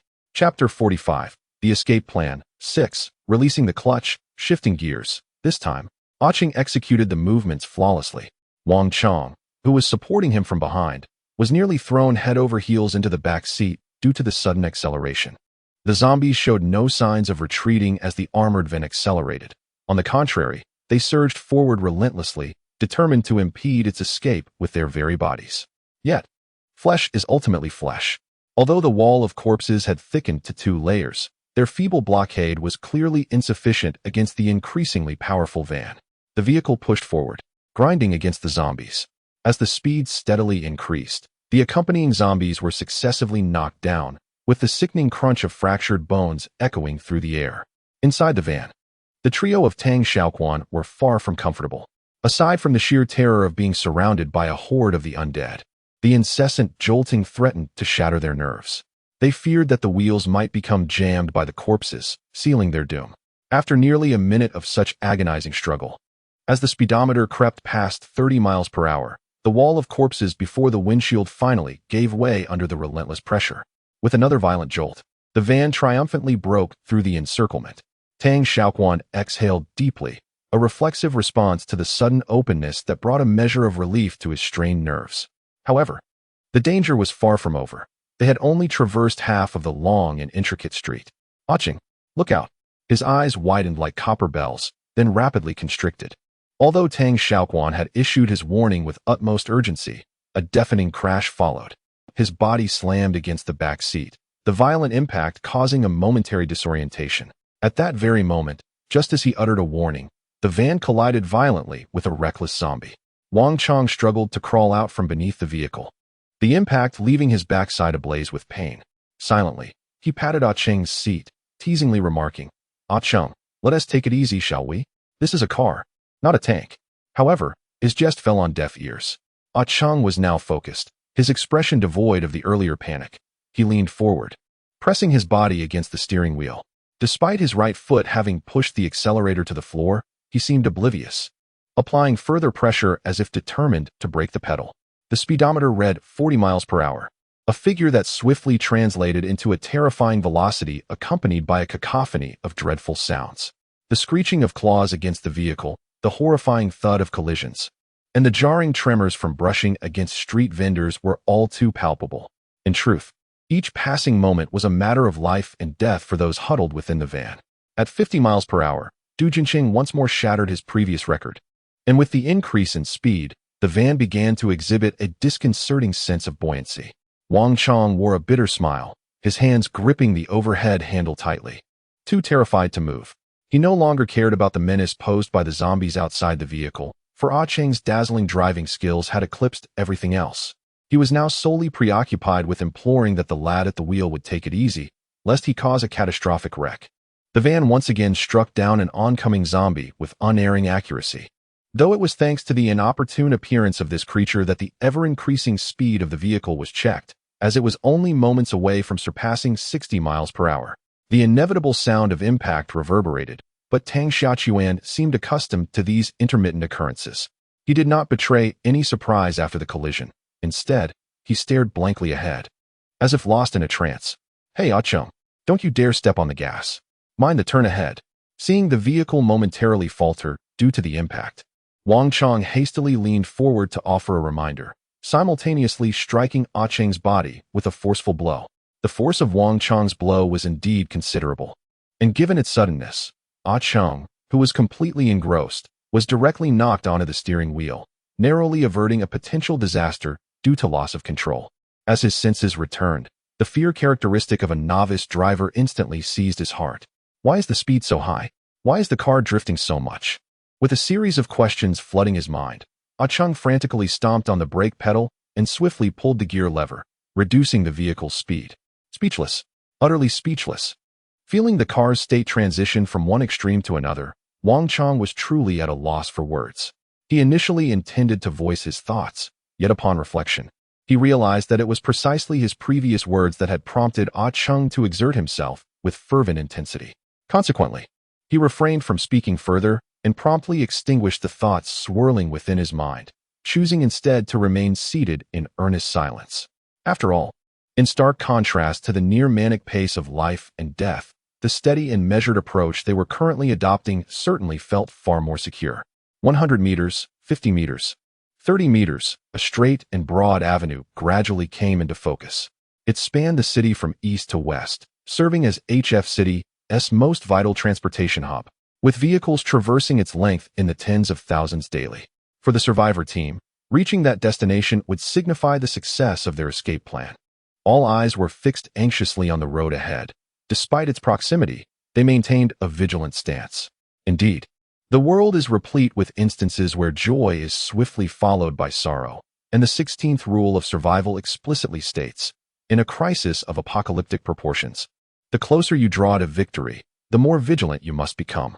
For often, the endpoint of triumph lies perilously close to the grave of death, and until you have unequivocally reached the shores of victory, even a distance of 0.1 meters warrants unwavering alertness. Chapter 46, The Escape Plan, 7, Qiang. We're almost there. Wang Chang's voice brimmed with uncontainable excitement. Undoubtedly, should everything proceed smoothly, once they entered the thoroughfare, they would have the option to advance into the city or retreat to the outskirts, both choices equally advantageous. A collective sigh of relief resonated within the vehicle as the trio's taut nerves finally eased. They had succeeded. They had, against all odds, managed to enter the main thoroughfare. Almost involuntarily, Tang Xiaoquan glanced at the rearview mirror, the buildings in the reflection gradually fading into obscurity. There was a time when he yearned to escape that accursed place. But now that his dream had materialized, his heart was filled with a melange of emotions. Wang Chang leaned heavily against the seat, his eyes tightly shut, as if utterly drained. His muscles ached as though plagued by a myriad of ants gnawing at them. All he craved at that moment was a long, restful slumber. However, the most liberated of the three was undoubtedly Qiang, the one who had steered the vehicle to safety. The van ambled down the avenue, following the route that Tang Xiaoquan and the others had meticulously planned. In the face of such an apocalyptic crisis, heading north, away from the city, would typically be the most sensible option. Yet, the van was moving in the opposite direction, slowly advancing toward the southern urban area. Tang Xiaoquan and his companions had their reasons for this. First, a week had passed since the outbreak, and with no access to information, they were completely in the dark about the state of affairs. Therefore, they wanted to venture into the city to assess the situation and make plans for the future. Second, compared to the suburbs, the city undoubtedly possessed a greater abundance of resources, and the survivors, who were short on food and supplies, urgently needed to replenish their stocks. Ultimately, it stems from humanity's inherent nature. To put it plainly, Regardless of the world's transformations or the crises encountered, the populace instinctively places their hope in their government and military. Although Tang Xiaoquan and his companions had ceased to harbor such expectations in the past, this yearning undoubtedly resurfaced in their hearts upon successfully escaping the perilous situation. His gaze drifted idly across the scenery outside the window. The slowly passing street seemed silent and desolate. Qiang drove with extreme caution. The abandoned vehicles scattered everywhere, clearly posing a significant challenge to his driving. Outside the car, aimless zombies wandered about, dragging their feet, waiting for the vehicle to approach before lazily reaching out their arms, leaving deep claw marks on the car's body. Reaching the metal. Qiang, turn on the air conditioning. Wang broke the silence within the car. The rising heat made the entire compartment feel like a sealed steamer, making it increasingly difficult to breathe. Qiang complied, reaching out to turn the air conditioning knob, but despite his efforts, the fan blades showed no signs of movement. It's broken? No way. This exclamation was like a bolt from the blue, and Wang immediately buried his head in the back of his seat. Is this what you call well-maintained? Your uncle is too damn. For at that moment when the word uncle left his mouth, the resolute figure of the man resurfaced in Wang Chang's mind. People are emotional creatures, and although he had not spent much time with the man, and although they had often had conflicts, the other man's heroic deed had left an indelible mark on Wang Chang's heart. Reaching out, Wang cranked down the car window, inhaling a refreshing gulp of air, and then allowed the majestic breeze to caress his cheeks. However, his contentment was short-lived, as Tang Xiaoquan, hearing the sound and turning to look, immediately halted his perilous action. After all, abandoned vehicles were ubiquitous here, and one could never be sure which one might be concealing a bloodthirsty zombie. Therefore, for the sake of safety, even if the air inside the car was unbearably stale, they had to hold their breath and endure it. So, where exactly are we headed? The survivors had not clearly discussed this question beforehand, as their plan only outlined a general direction of travel, without specifying a destination or purpose. Therefore, Wang Chang's inquiry immediately prompted contemplation among the group. Tang Xiaoquan reached up to toy with the bangs on his forehead, his dark eyes furrowing in concentration. Xiangzi is right. We can't just drive around aimlessly like this. If we run out of gas, we'll be in serious trouble. He rapidly searched his mind for a suitable location. But Tang Xiaoquan, having spent most of his time at school and at home, was not very familiar with the city's roads. Therefore, relying on him to provide a specific route was clearly unreliable. How about we go there? As if discovering something, Wang suddenly raised his voice, then leaned forward and pointed to a high-hanging sign in the distance. Government District, 50 kilometers south. Tang Xiaoquan silently recited the large white letters on the sign, while simultaneously making rapid calculations in his mind. Undoubtedly, the Central Administrative District serves as the city's nerve center. Should complications arise there, the entire metropolis risks succumbing to paralysis. Conversely, in the event of an urban crisis, it is there that military assistance would be promptly dispatched. Thus, predictably, the Central Administrative District should presently be the most secure location within HF City. Very well, let us proceed there. Adhering to the principle of seeking refuge where the emblems of the nation are displayed, the trio, without protracted deliberation, unanimously endorsed Wang Chang's proposition. However, as fate would have it, just as the group had finalized their subsequent course of action, the steadily advancing van abruptly lurched forward a couple of times before stalling to a complete halt. Chapter 47. The Escape Plan. 8. They gazed at one another, each taken aback. Beads of perspiration instantly dotted Qiang's forehead as he hastily fumbled for the ignition key, twisting it with considerable force. Yet, despite repeated attempts, the engine merely coughed and sputtered a few times, showing no inclination to start. What appalling luck! Witnessing the dejected look in Qiang's eyes, Wang slammed his palm against the back of the seat, then sighed in resignation. The van's breakdown, particularly in such an inopportune location, was undeniably a severe blow to the recently salvaged survivors. What should we do? Qiang asked frantically, the encroaching zombies fueling his trepidation. Indeed, what course of action should they pursue? This was the pressing dilemma confronting the survivors, for the increasingly agitated thoroughfare offered them no further opportunity for lamentation. Remain calm. I must remain composed. Tang Xiaoquan exerted every effort to maintain his composure, although the urgency of the situation had escalated to a critical juncture. He understood that succumbing to panic or fear at such a moment would spell doom for the team's fate. The 17th rule of survival in a cataclysmic crisis emphasizes that regardless of the peril encountered, preserving a calm mind is the quintessential principle for survival. As his mind raced, Tang Xiaoquan weighed the pros and cons. He faced a pivotal decision: to venture out or remain inside. Staying put would entail huddling in the vehicle, relying on the meager protection of the van's metal and glass to contend with the encroaching zombies, while simultaneously praying for a miracle. On the other hand, stepping outside would necessitate confronting the horde head-on, engaging in battle, and seeking refuge, a perilous endeavor, undoubtedly. Neither option was ideal. Yet compared to surrendering his fate to the whims of an uncertain destiny, Tang Xiaoquan preferred to seize control of his own fate. Thus, he decisively pointed towards the window and declared, "Let us go. We shall head there." The destination he indicated was a modest fast food establishment merely 100 meters from their parking spot. At the entrance, a stark black sign boldly displayed the name Xiang Noodle House. Tang Xiaoquan's selection of this location was predicated on three considerations. Firstly, proximity. Undeniably, the shorter the distance, the lesser the likelihood of encountering zombies. Among the surrounding establishments, most were either too far or obstructed by numerous hindrances, making the Noodle House the most suitable choice. Secondly, safety. Through careful observation, one can clearly discern that the noodle shop possesses but a single front entrance. Thus, as long as the external roller gate is lowered, the safety of those inside is assured. Thirdly, resources. After several harrowing excursions in search of sustenance, Tang Xiaoquan has come to a profound realization. Regardless of the timing or the perceived security of one's stronghold, without an ample supply of provisions, all efforts are rendered futile. Given that this establishment is named the Xiang Noodle House, it stands to reason that it would not lack for staples such as flour. Therefore, considering the aforementioned points, Tang Xiaoquan seemingly has no compelling reason to reject it.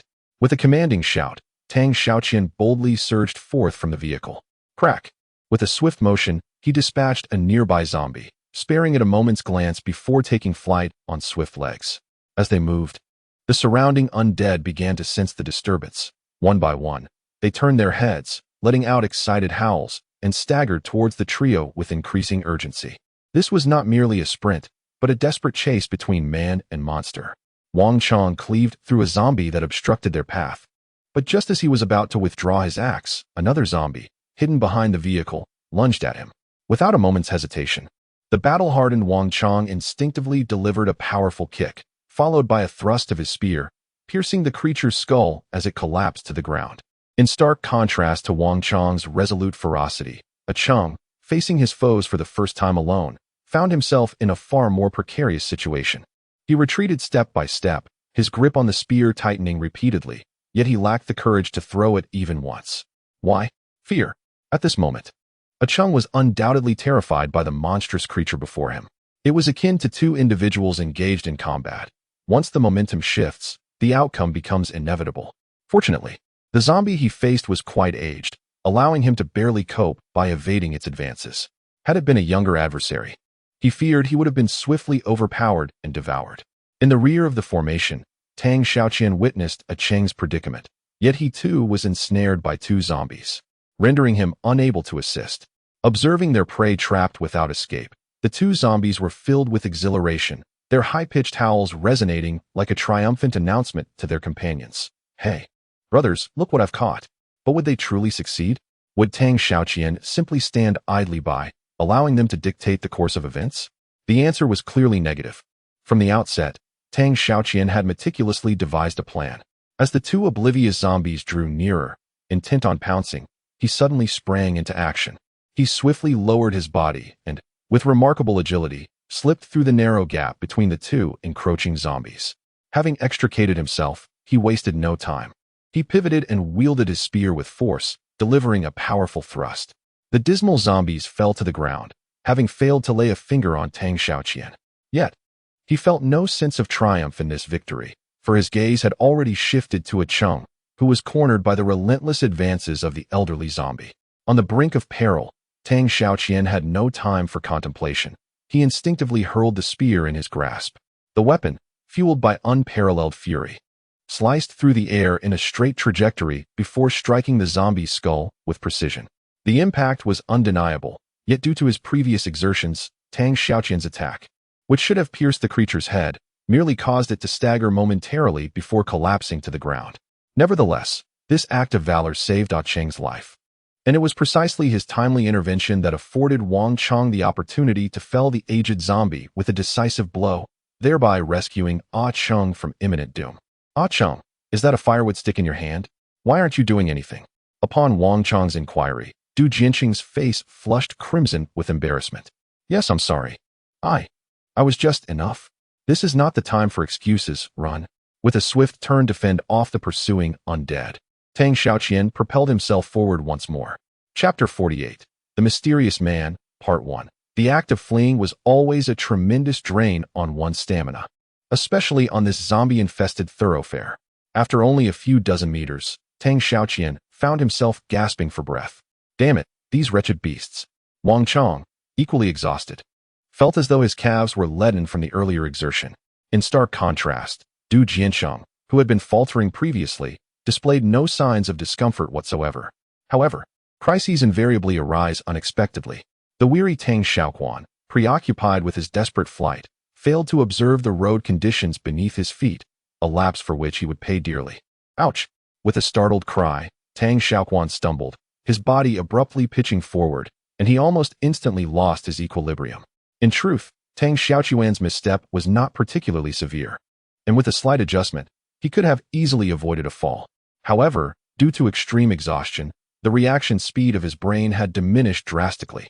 This, coupled with the strain on his heart and his labored breathing, meant that by the time the avoidance signals reached Tang Xiaoquan's limbs, the momentum of his fall was unstoppable. As he watched the asphalt pavement loom larger in his vision, Tang Xiaoquan, seized by terror, hastily bent his elbow to protect his head.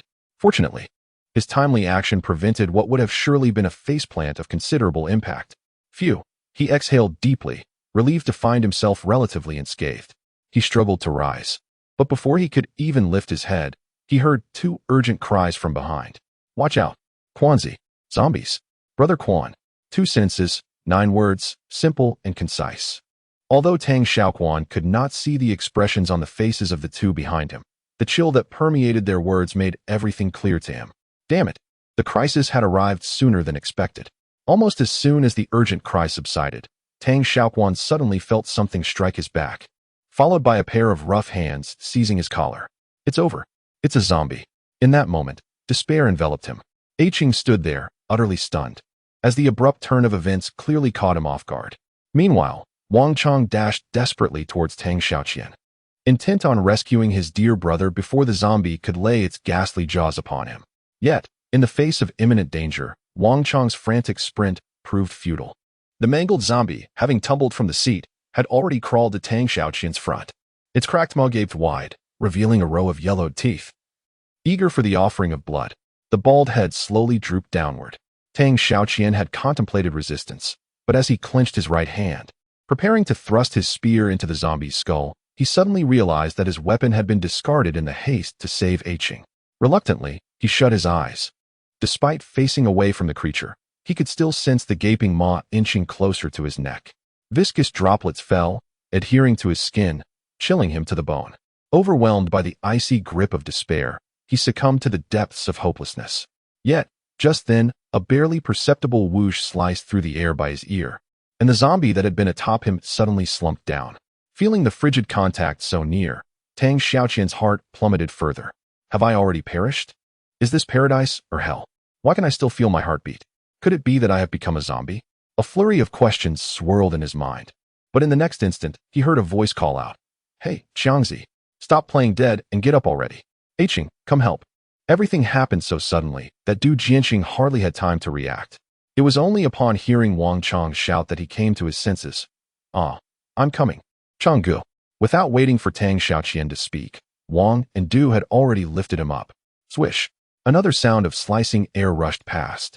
Tang Xiaoqian instinctively turned his head, only to see a zombie, its head pierced by an arrow, collapsing to the ground.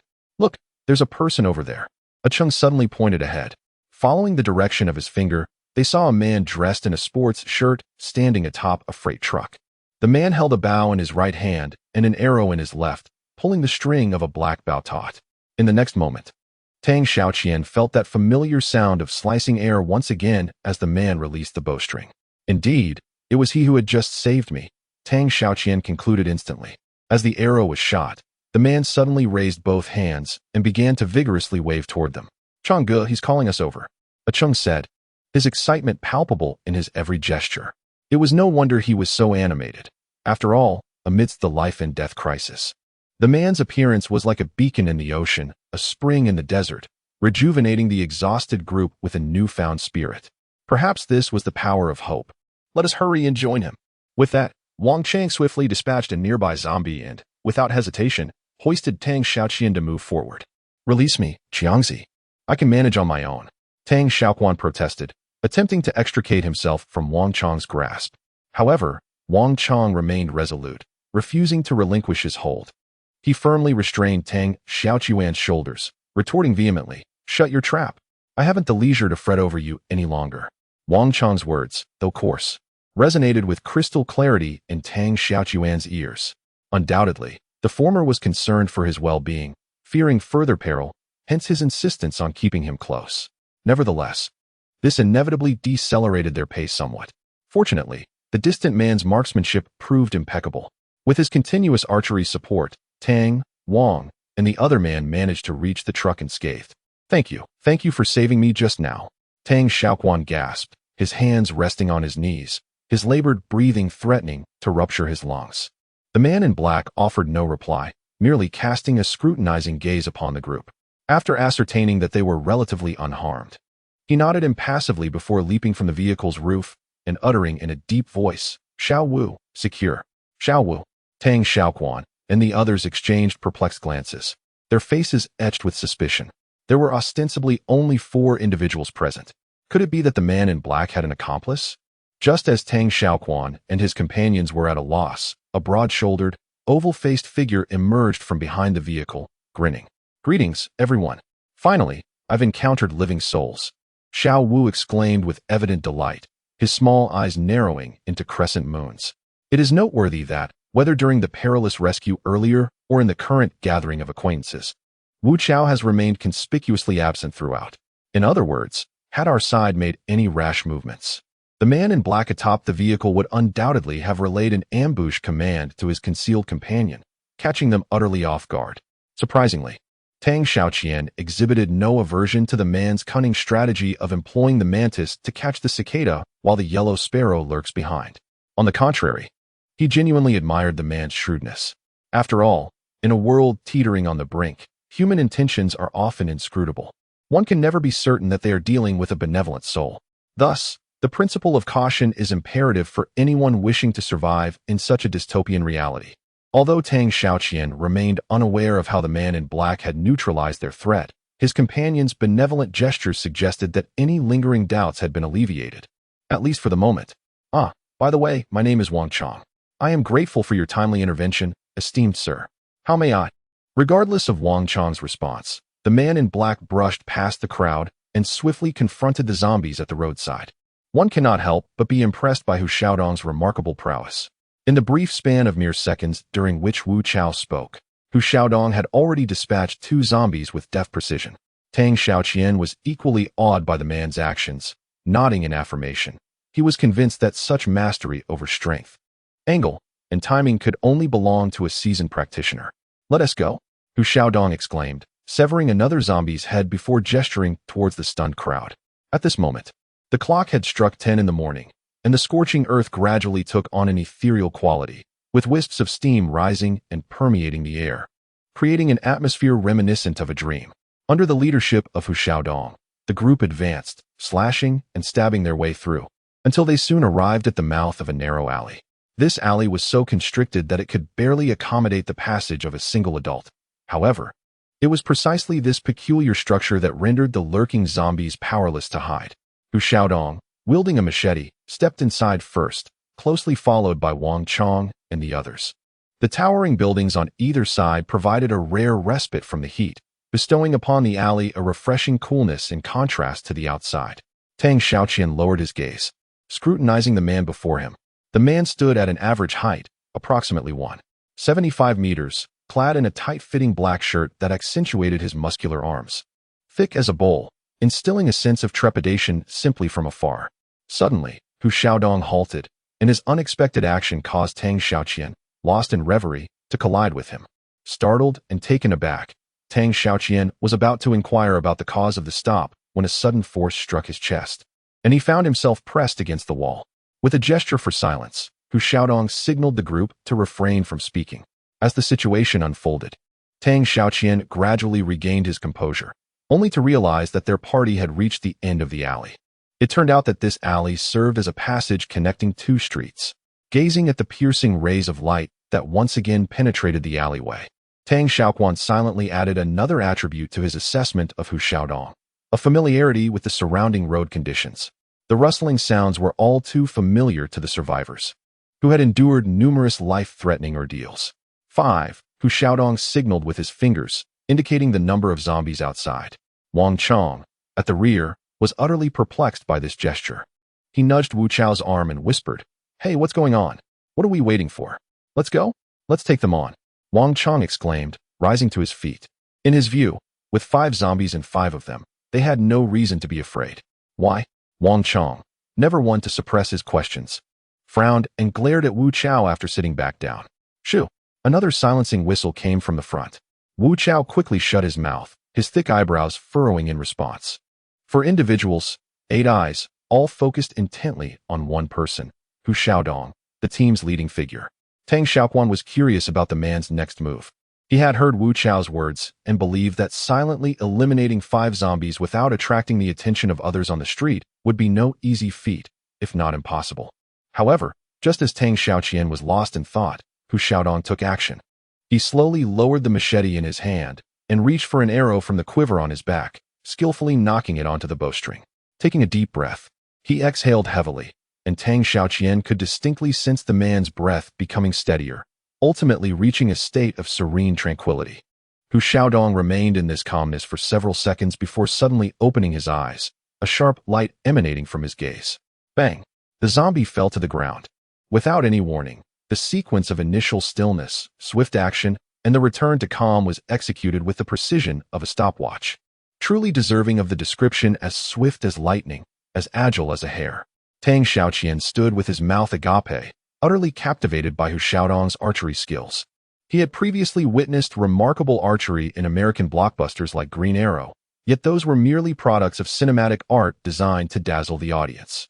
In contrast, Hu Xiaodong's archery was undeniably authentic, a testament to genuine skill. Wang Qiang was equally astonished, his eyes wide open, almost as if they might pop out.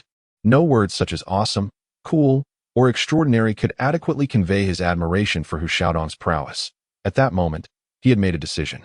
Unfazed by the astonishment of those around him, Hu Xiaodong maintained his unflappable demeanor, took another deep breath, and, as expected, rose to shoot again, sending the arrow to strike down another zombie. If the initial arrow could be dismissed as a stroke of luck, any skepticism regarding Hu Xiaodong's archery prowess was irrevocably dispelled by the second successful shot. At present, the survivors harbored no doubts about Hu Xiaodong's skill, as the evidence spoke volumes. 5 arrows, 5 distinct impacts, a testament to his marksmanship. With the final arrow released, the chilling rustling sound ceased, and Hu Xiaodong's anxiety finally subsided. He leaned heavily against the wall, exhaling deeply, before cautiously peering out of the alley. After confirming the coast was clear, he picked up his machete and beckoned to the group. "Let's go." Upon exiting the alley, 5 lifeless bodies lay still on the street, a mere 10 meters away. Each bore an arrow precisely in the center of their foreheads. The gleaming arrows shimmered in the sunlight, and black fluid gurgled out, cascading down the shafts and forming pools of blood that stained the corpse's skin. Hu Xiaodong's familiarity with the area's routes was undeniable. Under his guidance, the group darted between dumpsters and concealed themselves behind abandoned vehicles. Hu Xiaodong skillfully utilized the surrounding obstacles to evade the gaze of the surrounding zombies. Any unfortunate zombies that crossed their path were swiftly dispatched by Hu Xiaodong's blade. However, this cautious approach was not without its drawbacks. Tang Xiaoquan, who had been crouching low throughout the journey, felt an intense ache in his legs. In contrast, Wang Qiang found himself in a rather pitiable state, crawling slowly on all fours like a beast. This undoubtedly posed a significant test of willpower and endurance for an individual. However, Tang Xiaoqian and his companions, being mere recent graduates, had spent 4 years in a cocoon of leisure and entertainment, rendering them ill-prepared for such a trial of fortitude. Consequently, they continued to follow Hu Xiaodong obediently. After traversing approximately 50 meters, the group arrived at an alleyway. This entrance was noticeably larger than the previous one, allowing Tang Xiaoqian and Wang Qiang to enter side by side without feeling cramped. As they stepped into the passageway, an unidentified individual let out a heavy sigh. And this exhalation resonated with the sentiments of the entire group. A profound sense of relief washed over them. The brief distance of merely 100 meters had taken them an agonizing 30 minutes to navigate, their pace akin to that of a tortoise, which was indeed a source of embarrassment. After taking only a few steps, the procession came to an abrupt halt. Hu Xiaodong, leading the way, began to scan the surroundings and then lightly tapped on the wall in front of him several times. Tang Xiaoqian silently counted the taps, confident that this was a signal. Yet, aside from their small group, there seemed to be no other hiding places nearby. Just as he pondered this conundrum, a voice, somewhat aged, reached his ears. Following the sound, Tang Xiaoqian tilted his head upwards and saw, under the blazing sunlight, an elderly man with graying hair waving at them. Could this indeed be the base that Hu Xiaodong had mentioned? As if to corroborate Tang Xiaoquan's conjecture, a wooden ladder was promptly lowered from above, accompanied by a voice exclaiming, "Well, new companions have arrived." Due to the angle of the sunlight, Tang Xiaoquan was unable to discern the individual's features clearly, but from the delicate timbre of their voice, he surmised that they were of a relatively young age. This time, Hu Xiaodong did not rush ahead impetuously. Instead, he gestured with a courtly flourish, an almost subconscious action that significantly elevated Tang Xiaoquan's estimation of him. The group ascended the wooden ladder in succession, and upon reaching the top of the wall, they were greeted by a truly unexpected and delightful vista. Chapter 51. New survivors. Before their eyes lay the open rooftop of a 2-story building. The previous limitations of perspective and lighting had led them to mistakenly perceive it as a mere wall. The rooftop, spanning approximately 100 square meters, featured a spacious concrete surface strewn with discarded paper, tattered cloth, and other domestic refuse. Were it not for the presence of 5 erected camping tents, one might easily have mistaken it for a refuse disposal site. As if perceiving the group's evident bewilderment, Wu Chao squinted his eyes and remarked with a touch of resignation, "We lack a gas supply here, so we must rely on these materials to kindle fires for boiling water and cooking. It is admittedly rather unkempt, but well, one grows accustomed to it." "Indeed," he remarked. Just then, a lanky youth approached, greeting Wu Chao with a cheerful fist bump. After an affectionate embrace, he continued, "Our accommodations here may be somewhat lacking, but they are undoubtedly secure. Furthermore, you'll have the privilege of basking in complimentary open-air sun and enjoying an unobstructed panoramic view of the city." Known for his affability, optimism, and fondness for the NBA, as well as his amiable rapport with Wu Chao, Tang Xiaoquan paid scant attention to the young man's playful banter. At that moment, he was diligently assessing the unfamiliar youth, guided by the principles instilled in him by the survivalist ethos. Of course, if you find yourself bored, you can always rap on this iron door. And then you can thud, thud, thud. Just as the young man struck the iron door, a spine-chilling roar erupted, accompanied by vigorous pounding. A wave of alarm washed over the group, particularly Hu Xiaodong, who was engaged in conversation with the elder. He instinctively raised his machete in a defensive posture. "Wenquan Xian, what are you doing? Are you idle and seeking trouble? Do you intend to endanger us all?" Seeing that all was in order, Hu Xiaodong's apprehension subsided, and he immediately discerned the cause of the commotion. He promptly rebuked the youth. Evidently, this was not the first instance of Wenquan Xian engaging in such worrisome behavior. Grinning sheepishly, Wenquan Xian stuck out his tongue and stammered, "Well, Brother Hu, I was merely acquainting our new friend with the situation here."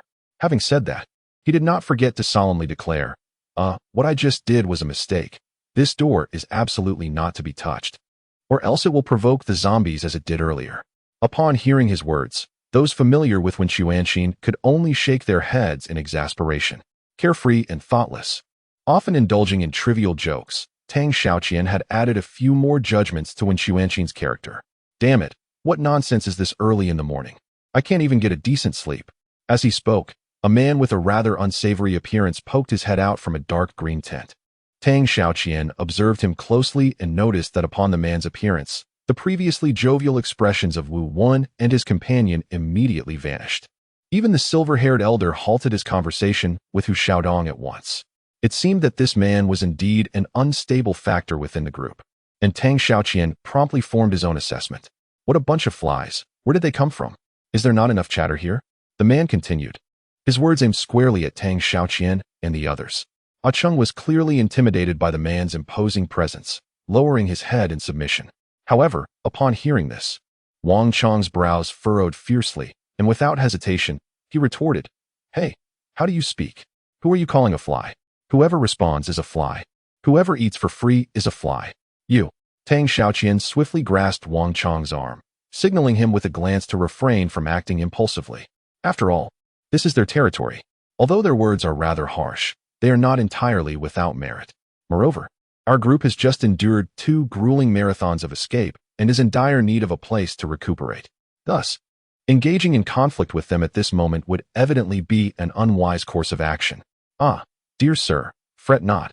We possess both hands and feet, and we shall not impose upon your gracious land without reason. Should there be any way we can be of assistance, please do not hesitate to ask, and we shall endeavor to comply with whatever is within our capabilities.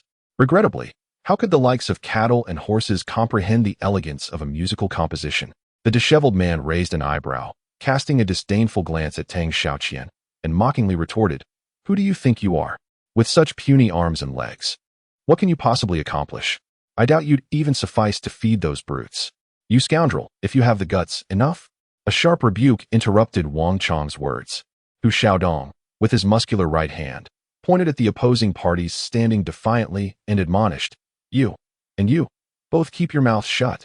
If you're truly at a loss for things to do, then tidy up this mess on the ground. It must be said, his voice was remarkably effective, at least. The previously irate factions dutifully fell silent. However, a fit of violent coughing soon shattered the rare tranquility. Damn it, cough, cough, cough.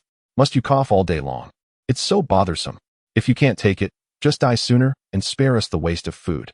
The disheveled man's shifty eyes gleamed with menace, resembling a wolf of the midnight hour, instilling fear in the hearts of those around him. However, Hu Xiaodong did not regard the fierce demeanor of Lu Hu with any concern. I warn you for the last time. If I hear you curse Tiger's mother once more, I assure you, I will toss you downstairs to feed the zombies. With a deep sigh, Hu Xiaodong appeared utterly dejected. Observing the other's despondency, Wang Chang suddenly recalled that he had a box of unopened cold medicine in his survival kit, prompting him to immediately rummage through his bag. Yet, as he turned his head in astonishment, Wang Chang wore a look of confusion. Just as he was about to inquire about the situation, Tang Xiaoqian had already walked away, following Hu Xiaodong's instructions to begin picking up the litter scattered on the ground. Brother Qian, let me assist you. Seeing Tang Xiaoqian's actions, Qiang immediately joined in without a second thought.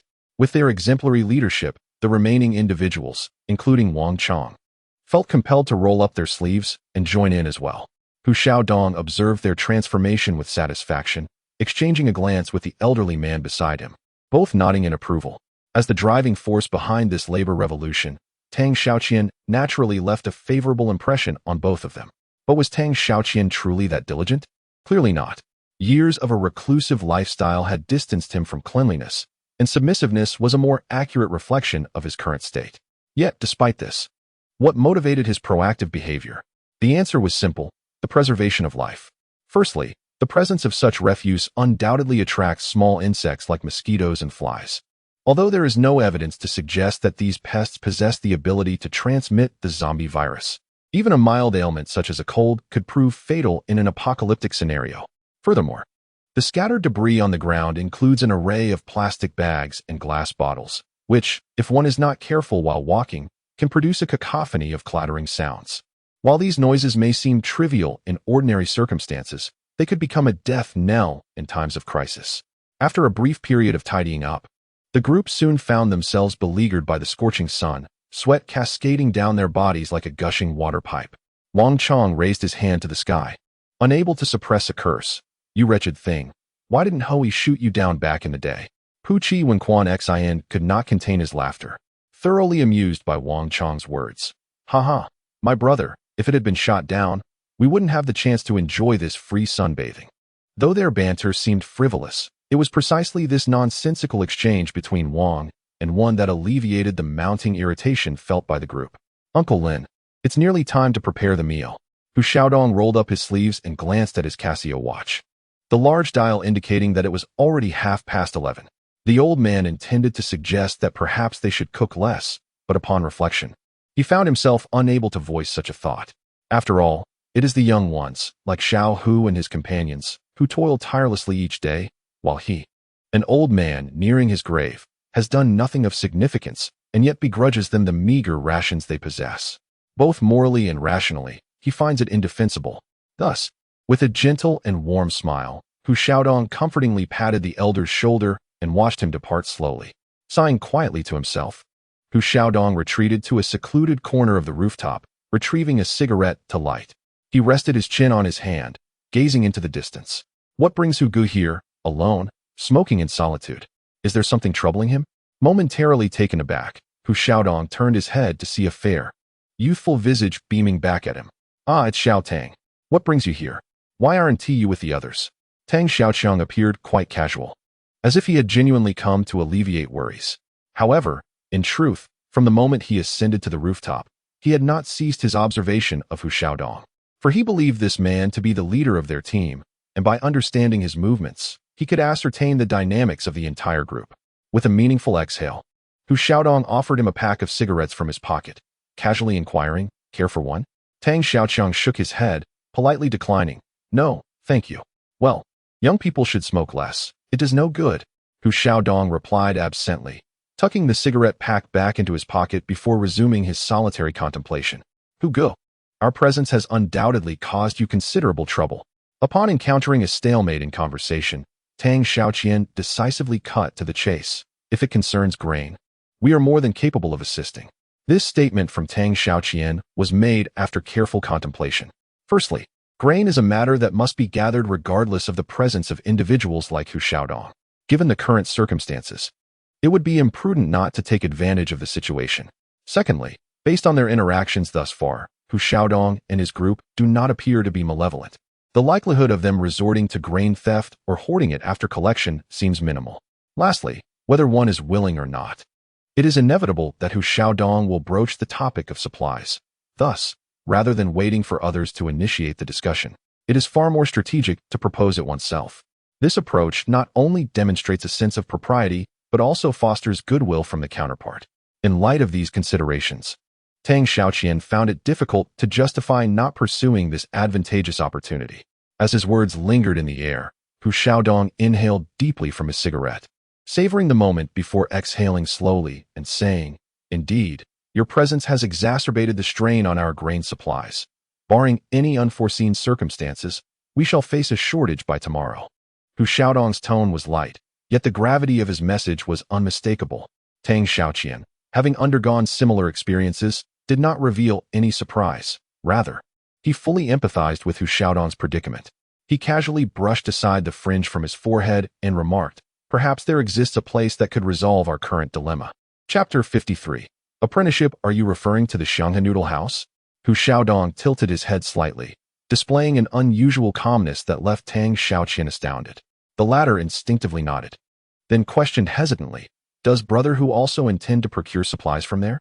With a long exhale, Hu Xiaodong released a circle of smoke, taking his time to respond to Tang Xiaoqian. Instead, he flicked the cigarette from his fingers. The glowing ember shot forth, swaying like a crimson ribbon amidst the scattering ash, and fell heavily to the ground. Once the cigarette hit the earth, the furrow in Hu Xiaodong's brow finally relaxed. He turned and patted Tang Xiaoqian on the shoulder, a smile gracing his lips as he said, "There's no rush to discuss this. Let's talk after we've satisfied our hunger, haha." "Hey, Brother Hu, Xiao Wang is looking for you." A slightly playful voice suddenly interrupted from behind, derailing Tang Xiaoqian's intention to inquire further. Come on, come on." When Xuanxin waved his hands, urging them onward. Observing the situation, Hu Xiaodong shook his head in resignation. It was evident he had endured much of Wen Xuanxin's antics in the past. Drawing his bow, he gestured for Tang Xiaoqian to join him, and with purposeful strides, he headed forward. "Speak up, what is it?" Without any unnecessary preamble, Hu Xiaodong approached the hot spring and promptly sat down, exuding an air of casualness reminiscent of a neighborhood older brother, completely devoid of the previous imposing authority. "Oh, It was the enigmatic Wen Xuanxin, who playfully draped himself over Hu Xiaodong's shoulder, followed by a forced chuckle that sent shivers down the spines of those nearby. What mischief are you up to now? Keep your distance. I have no interest in men, Hu Xiaodong remarked, feigning disdain as he brushed aside Wen Xuanxin's arm. You're trying to introduce a disciple, yet you act so aloof. Oh well, Qiang, this fellow lacks appreciation, and I am left with no alternative.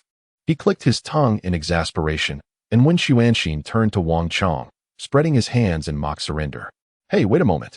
Hu Xiaodong paused, momentarily perplexed by the unexpected turn of events. What are you talking about? A disciple? Which disciple? What does it have to do with Xiaoquan? Tang Xiaoqian shifted his gaze toward Wang Qiang, his eyes equally filled with skepticism. After a brief hesitation, Wang Qiang, who had initially seemed indifferent, now appeared somewhat embarrassed thanks to Wen Xuanxin's antics. Well, Hu Ge, I would like to learn archery from you. Hu Xiaodong glanced around, shrugging his shoulders in mild resignation. Let's wait until we find a more spacious and safer environment to begin our lessons. How does that sound? All right.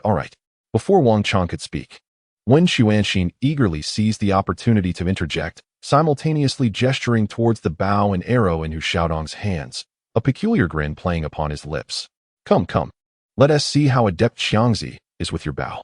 Without waiting for Hu Xiaodong's response, Wen Xuanxin snatched the black bow resting on the latter's knee and placed it into Wang Qiang's hands. Here you go, brother, give it a try. The sleek, black bow resembled a bat with its wings unfurled, glistening magnificently under the sun's rays. Wang Qiang, with an arrow in hand, took a couple of practice draws, sensing that the bow weighed at least 3 to 4 pounds. Inhaling deeply, he fixed his gaze ahead, as if that spot represented his target. Focusing his mind and calming his spirit, he pulled the bowstring back. Alas, it did not release. He mused that perhaps his breath had faltered. Undeterred, Wang Qiang took another deep breath. Hey, still, it did not fire. At this point, Wen Xuanxin could no longer contain his amusement, bursting into hearty laughter, clutching his belly. Wang Qiang's face shifted from red to pale. Despite exerting all his strength, he could not draw the bow before him. Moreover, this bow was unlike any ordinary one. It was what we refer to as a compound bow. Did you notice the 2 pulleys on it? Their purpose is to assist in reducing the sustained force required to draw the bowstring. Moreover, utilizing a compound bow necessitates the use of a specialized release aid. Observe this. As Hu Xiaodong removed a dark green device bound to his wrist, this is a release aid, and it comes in several varieties. I employ a wrist-mounted release aid, distinguished by its portability. Nodding earnestly, Wang Qiang absorbed every word spoken by Hu Xiaodong, resembling a diligent student in a classroom. All right. Everyone take a break. Lunch is served. With the voice of old Lin resonating, an enticing aroma of rice wafted through the air. Ah, old Lin, once the meal is ready, just let us know, and we will fetch it ourselves. It's too much to trouble you with serving us. Please, let me take it. Hastily reaching out to receive the bowl from Lin Mai, Ma Chao shifted aside to make room for the latter to sit. Oh, it's nothing at all. At my age, this is all I can do. You needn't fight over it with me, haha. Old Lin chuckled, his smile revealing a hint of jest, yet subtly conveying an important message. In this post-apocalyptic world, as a member of a team, regardless of the magnitude of one's abilities, one must never forget their inherent duty to contribute. Well then, you all enjoy your meal. I shall check on the noodles at the stove and bring some to Hu Zai and his mother shortly. Oh, and I must also wake Lu Hu for lunch. Anticipating Lin Mai's likely refusal, Hu Xiaodong did not afford him a chance to respond, leaving those words behind as he strode towards the stove. As he gazed at the receding figure of Hu Xiaodong, Tang Xiaoqian, who had remained silent with his hands at his sides, raised his eyebrows in contemplation. He then shifted his gaze to the loquacious Wen Xuanxin. In Chapter 54, encountering a cold again, he pondered, has Tiger been unwell for quite some time? Lifting the lid off the pot, Wen Xuanxin reflected for a moment, seemingly uncertain of the conclusion. He then turned to Wu Chao across from him and remarked, Hey Chao, hasn't Tiger been sick for about 4 or 5 days? Wu Chao nodded slightly, affirming, today marks the 4th day.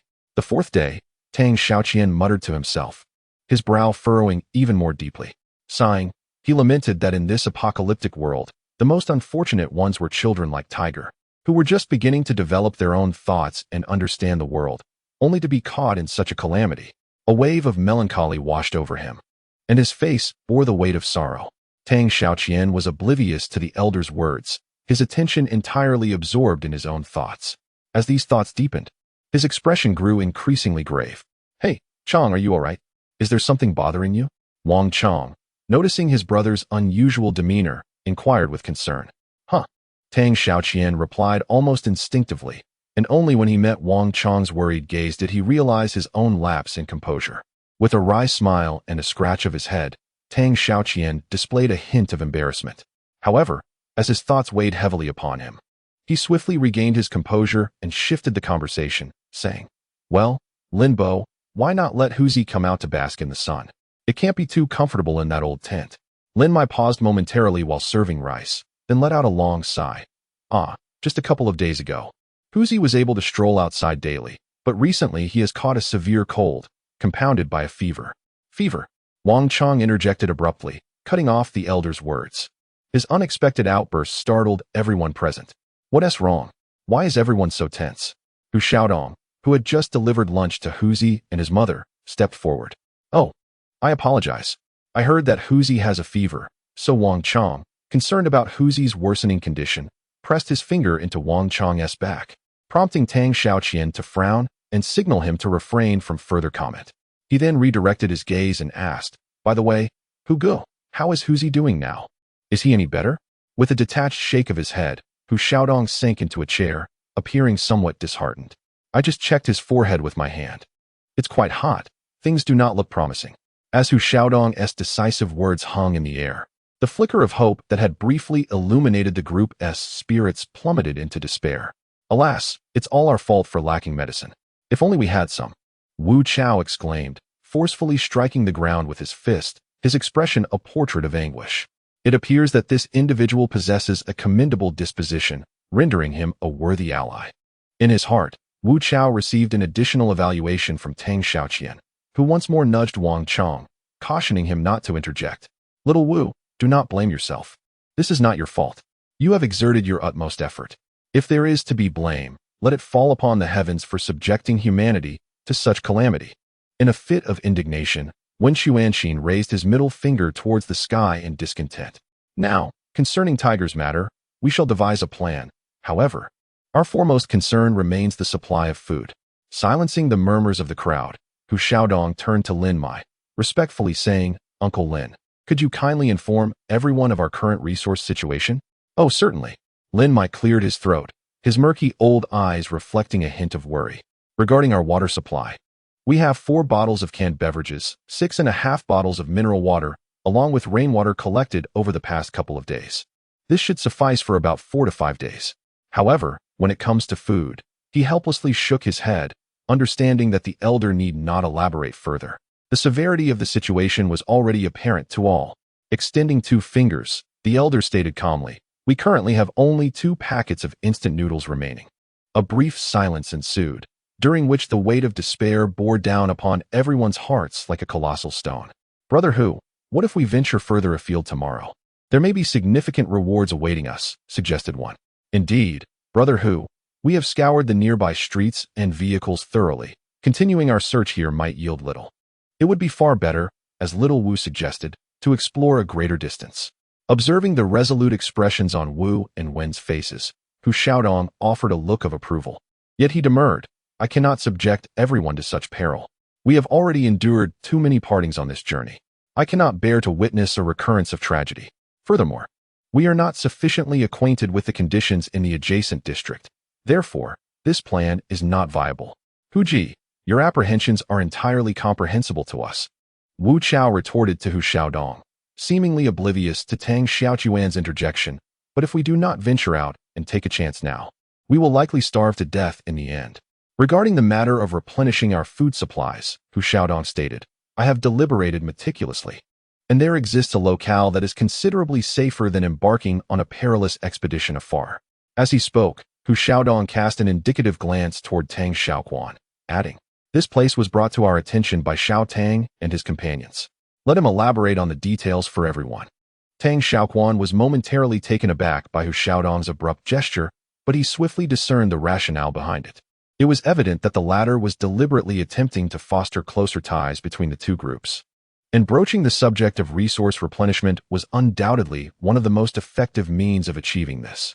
Silently giving a thumbs up in his mind, Tang Xiaoquan's admiration for Hu Xiaodong deepened even further. Concurrently, he finally grasped the true significance of Hu Xiaodong's earlier remark: there is no need to rush into a discussion. When he had mentioned scouting for resource locations, having inclined his head in acknowledgement to Hu Xiaodong, Tang Xiaoquan promptly began. The location I mentioned is a noodle shop situated along the street, not too distant from our current position. The zombies in the vicinity of the noodle shop are quite dispersed, and their numbers are manageable for our team to handle. The only potential challenge lies in the effort required for transportation. After prolonged deliberation and with the collective wisdom of the group, a relatively feasible action plan was formulated. Chapter 55. A meager ablution following the midday meal, the group dispersed to attend to their respective tasks. Wu Chao and Wenquan Xian were charged with clearing the dishes and utensils. Lin Bo, accompanied by Qiang and Wang Chong, proceeded to arrange and allocate their tents. Meanwhile, Tang Xiaoquan followed Hu Xiaodong to a rudimentary enclosure constructed from wire and plastic sheeting. This serves as a makeshift washroom, Hu Xiaodong elucidated, gesturing towards the crude structure.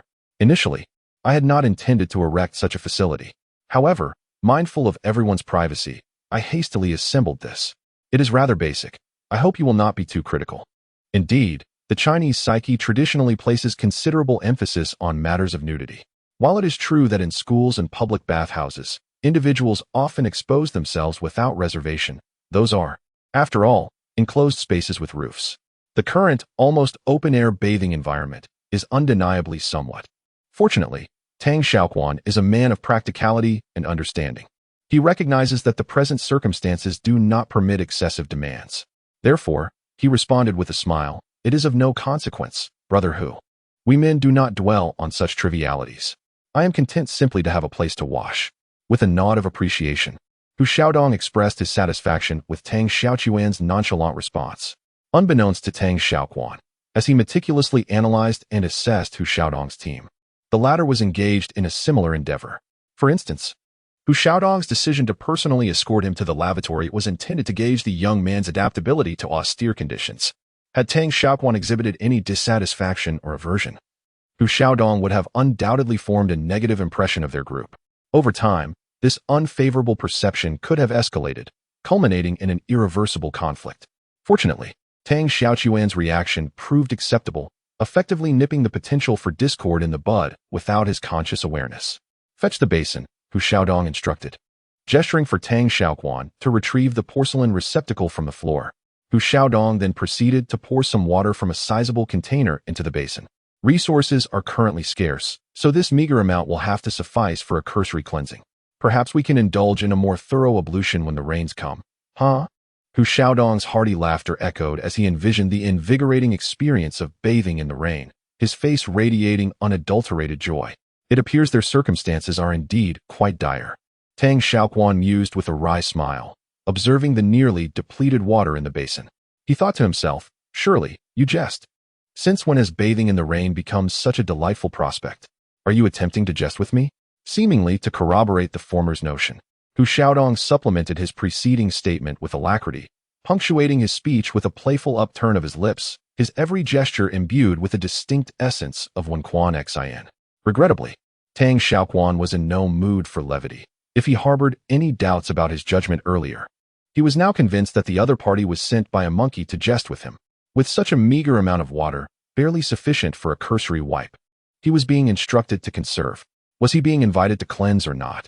With a touch of resignation, Tang Xiaoquan watched Hu Xiaodong depart, then emitted a protracted sigh. He had always been curious as to why this room was not utilized for habitation, but constrained by his recent arrival and a reluctance to inquire prematurely, he had suppressed his curiosity. To the right of the ablution chamber was a curtained enclosure, within which sat a half-open plastic bucket. The scant yellowish liquid it contained shimmering under the sunlight. A lavatory, the word instantly surfaced in Tang Xiaoquan's mind, explaining the subtle, fetid odor he had detected upon entering.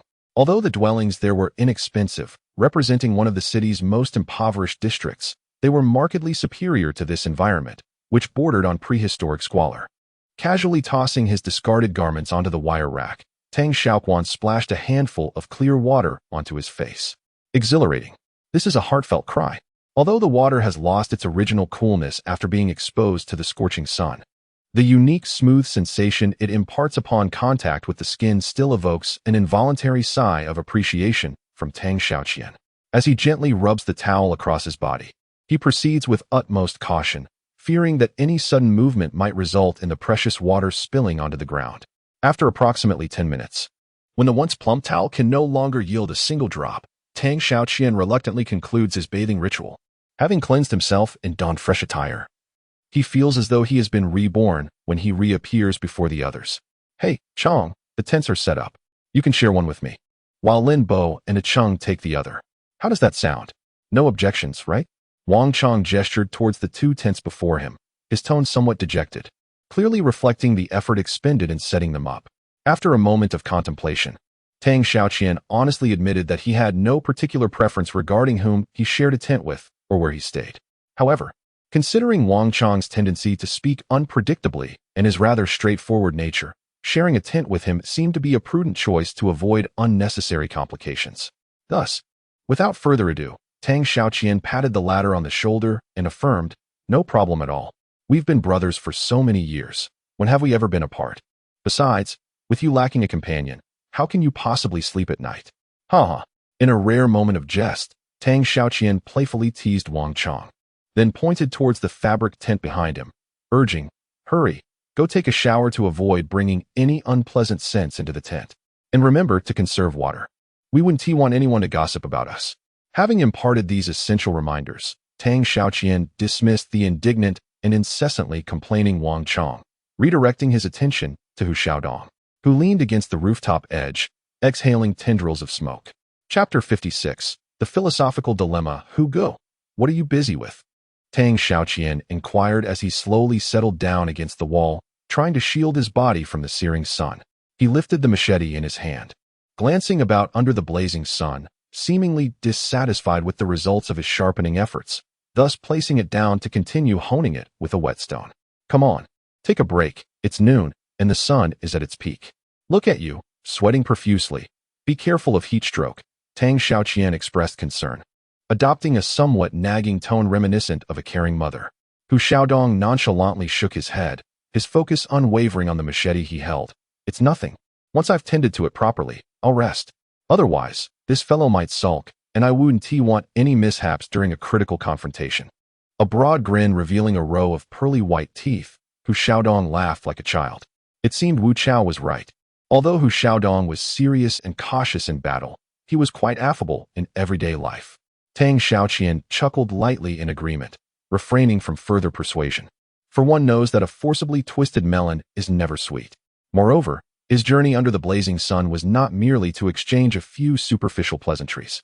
Seated silently, gazing upward, Tang Xiaoquan exuded an aura reminiscent of one basking in the sun at a resort, yet his furtive glances betrayed a deeper intent. What was he truly doing? He was waiting. Waiting for what? For Hu Xiaodong to finish his tasks. Thus, he chose to bide his time. After approximately 10 minutes, Hu Xiaodong finally set down the whetstone and raised the cleaver once more, its polished blade gleaming with a chilling brilliance under the sun's rays. This time, Hu Xiaodong displayed no signs of unease. He was thoroughly pleased with his handiwork, and a subtle curve began to grace his sensuous lips, influenced by a sense of joy. The opportunity had arrived. Tang Xiaoquan's previously weary gaze suddenly sparkled with life. Without waiting for Hu Xiaodong to make a move, he straightened himself and exclaimed, "Wow, brother Hu, what a marvelous skill. This knife, after your touch, has truly been transformed. Impressive indeed." No one relishes compliments more than Hu Xiaodong, and upon hearing praise for his creation, his spirits soared to great heights. "By the way, brother Hu, are you a soldier? I noticed you not only sharpen knives, but also shoot arrows. And your physical prowess is remarkable. You must have trained before," Tang Xiaoquan continued, subtly guiding the conversation towards his intended topic. Hee. Hu Xiaodong waved his hand vigorously and then chuckled twice, saying, "Xiao Tang, you overestimate me. With my limited capabilities, how could I possibly compare to true soldiers? However, I must confess that I have indeed practiced archery. I was once a member of the city's archery team a few years ago. Unfortunately, I later suffered a back injury." Seeing the despondent expression on his face, Tang Xiaoquan couldn't help but furrow his brow. clearly reluctant for Hu Xiaodong to dwell on this matter, as there were far more pressing issues that required the latter's attention. To speak of it, I have indeed slain quite a number of zombies, Hu Xiaodong remarked with a self-deprecating smile, his laughter tinged with a hint of melancholy and helplessness. I fear you may find it amusing, but I often think of the faces of those zombies I have killed. I am uncertain whether my actions were right or wrong. Although I did so in self-defense, they were once living beings, with families, parents, and children. Despite their transformation into bloodthirsty monsters due to the virus, do we truly possess the right to extinguish their lives so mercilessly? His hands, gripping the hilt of his knife, trembled uncontrollably, and Hu Xiaodong's entire demeanor became taut, his heavy breaths revealing the agitation within him. In response, Tang Xiaoquan silently inhaled deeply. Undoubtedly, what Hu Xiaodong had just articulated was a weighty topic, one that even the most erudite philosopher would struggle to answer with precision. The atmosphere in the vicinity abruptly descended into profound silence. Tang Xiaoquan felt compelled to articulate his thoughts. After a brief moment of contemplation, he gradually lifted his gaze and spoke. Brother Hu, the notions you have presented have also crossed my mind. This is my perspective. Every species possesses the right to exist, yet this right should not be predicated on the extinction of another species. However, the zombies before us evidently disregard this principle. Their sole tenet is to eradicate or assimilate all living beings on Earth. Therefore, I contend that the violence we are currently enacting is not merely an act of self-preservation for ourselves. In the grand scheme, we are battling for the survival of humanity as a whole. We fight for the myriad species inhabiting this planet and, crucially, for those who have been forcibly transformed into zombies, once human beings. In this struggle, we shall inevitably lose much, perhaps even become what some would deem executioners. Yet, for the sake of survival, for the continuation of humanity, and to witness the dawn of another day, there are actions we must undertake. For we are left with no alternative. The law of the jungle, indeed. Upon hearing Tang Xiaoqian's discourse, Hu Xiaodong softly uttered these 4 words, then tilted his head towards the blazing sun above, murmuring contemplatively to himself, if I do not descend into hell, then who shall? So be it, so be it. Chapter 57. How dare you speak? Time flowed steadily, and the once spacious rooftop soon became filled with the rhythmic sounds of snoring. The ensemble slumbered soundly, each member deeply immersed in repose. Even Tang Xiaoquan, typically vigilant, was rendered immobile, his sleep profound due to the morning's strenuous exertions. Upon awakening from their hazy slumber, they discovered the firmament adorned with the resplendent hues of the setting sun. Yawning, Wang emerged from the tent, languidly stretching his limbs. The hours of restorative sleep had imbued him with a renewed sense of vigor. Another yawn escaped his lips, prompting him to reflexively turn his head. As his neck pivoted, his brow furrowed in consternation.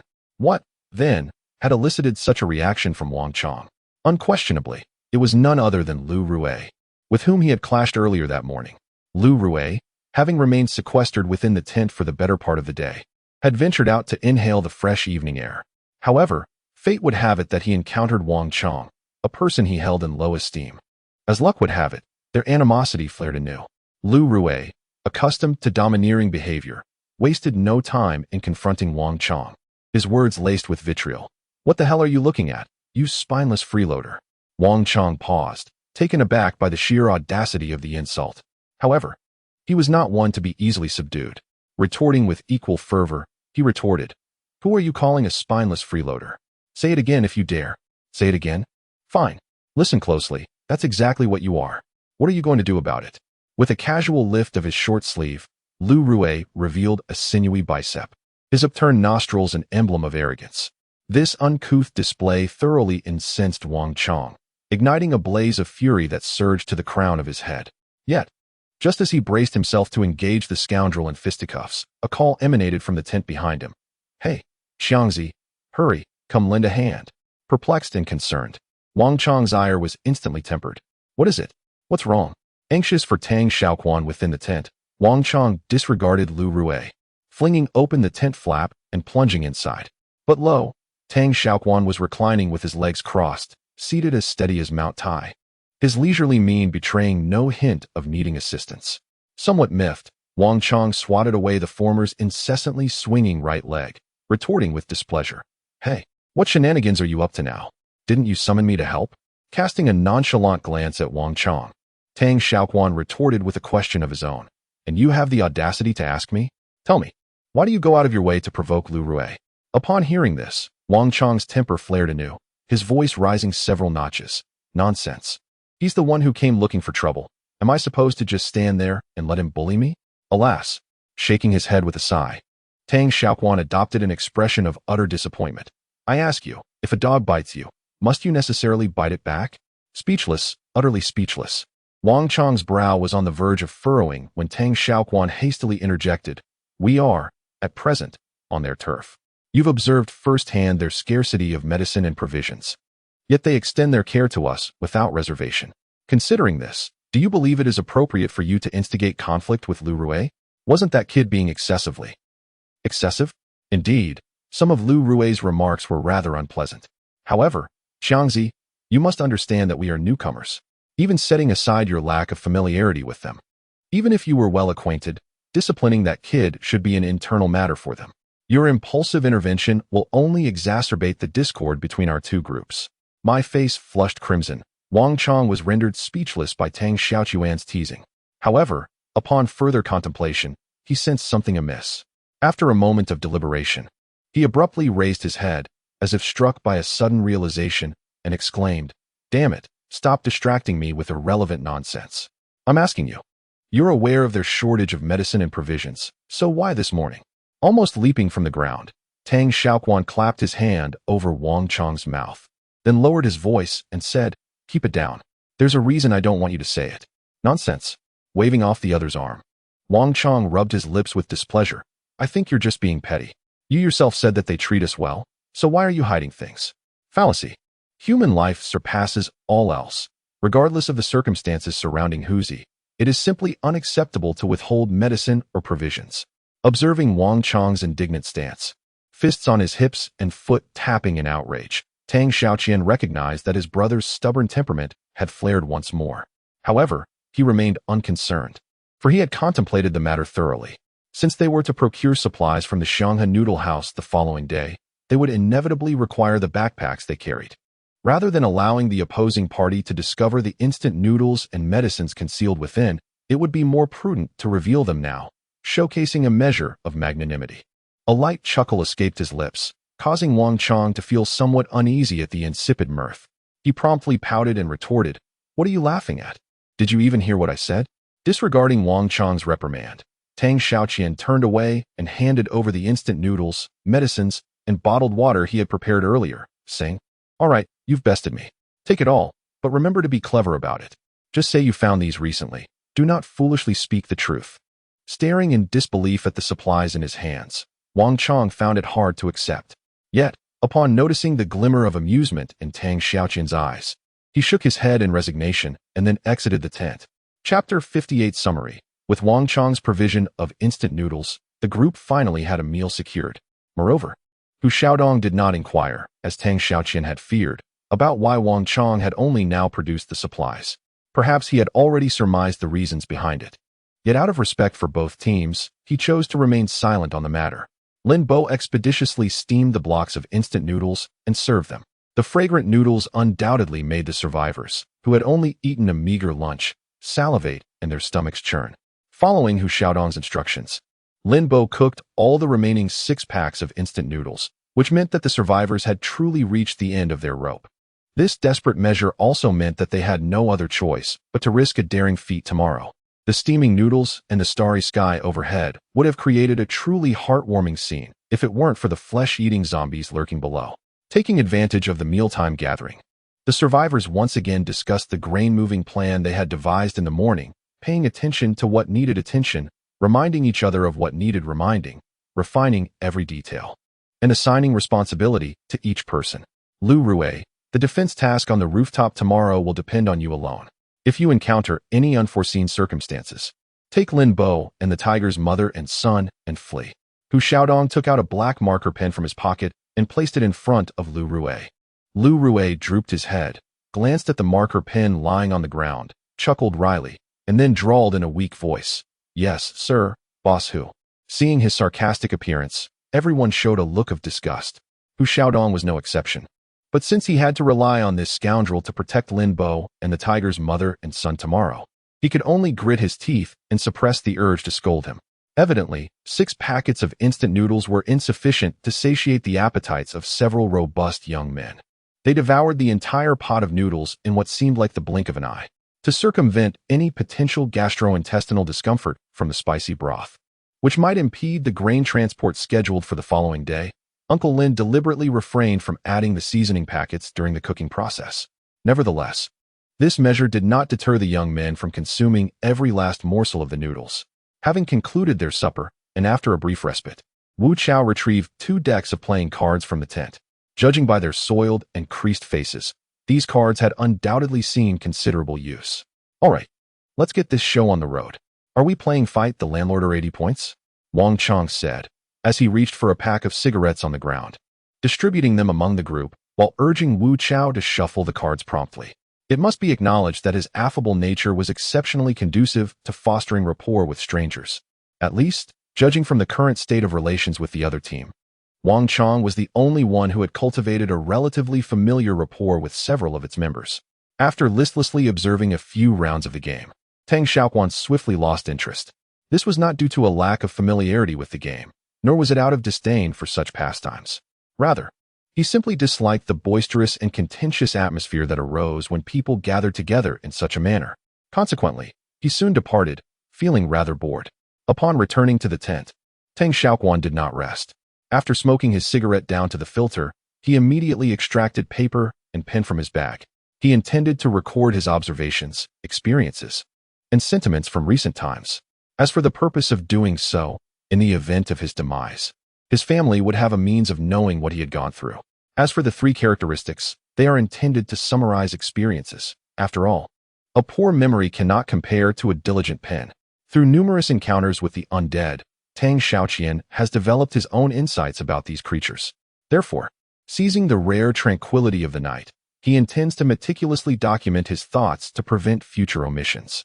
It is often said that only those with stories to tell will write stories, and this holds true. Nearly a week of life and death experiences has imparted to the usually reticent Tang Xiaoqian a newfound ability to write with fervor. However, this is merely a diary. No matter how shocking the content, it can only convey emotions and cannot alter reality. Hence, Tang Xiaoqian quickly adjusts his mood, casting aside the sorrows of the past. He has a more pressing task ahead, to articulate his views on the zombies. After carefully reviewing the relevant information, this time, Tang Xiaoqian refrains from his previous exuberance in writing. After much contemplation, he finally pens his thoughts with caution. Characteristics of zombies. 1. Hearing. The reason this trait is recorded first is primarily due to the painful lessons learned from attracting hordes of zombies through sound.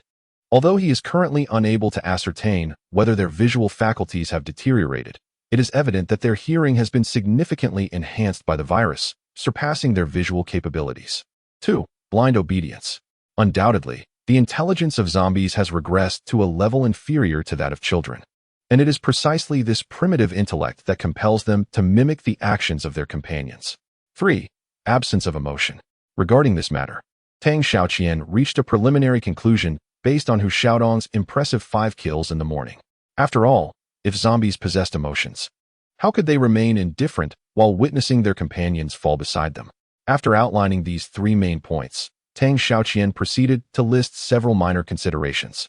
Once he completed this task, he contentedly closed his notebook and let out a long sigh. The situation remained uncertain, and the strategy was to advance with caution. 1 against 9. Damn it, 1 against 2. Wu Chao, why aren't you blowing him up? Are you planning to cover those 4 heads to hatch little chicks? The commotion outside continued unabated, and Tang Xiaoqian shook his head in exasperation before drawing back the curtain and stepping outside. Instinctively lifting his gaze to the heavens, he beheld the magnificent full moon hanging high above, casting beams of silvery light upon the ground. Tang Xiaoqian could hardly recall the last time he had admired the moon. Yet the beauty of the scene before him compelled him to murmur, "How exquisite!" Chapter 59. The Grain Transportation Operation, Part 1. Hey, Qiang. Why are you huddled in the corner, all alone? Aren't you going to join everyone over there for a game of cards? Glancing up at Tang Xiaoqian as he strolled over, Qiang weakly shook his head and then let his gaze fall, mumbling evasively, I'm not particularly interested in playing cards. Oh, I see. It seems quite casual, as Tang Xiaoquan responded, subtly taking a seat beside the former. He then raised his hand to point towards the distant sky and said, I remember when I was very young, my grandmother once told me that when a person dies, they transform into a star in the sky. When you gaze at the night sky, the brightest star is the one you hold dear. Later, after my grandmother passed away due to illness, I would stand in the courtyard of my old home at night, looking up at the sky, searching for that brightest star I could see.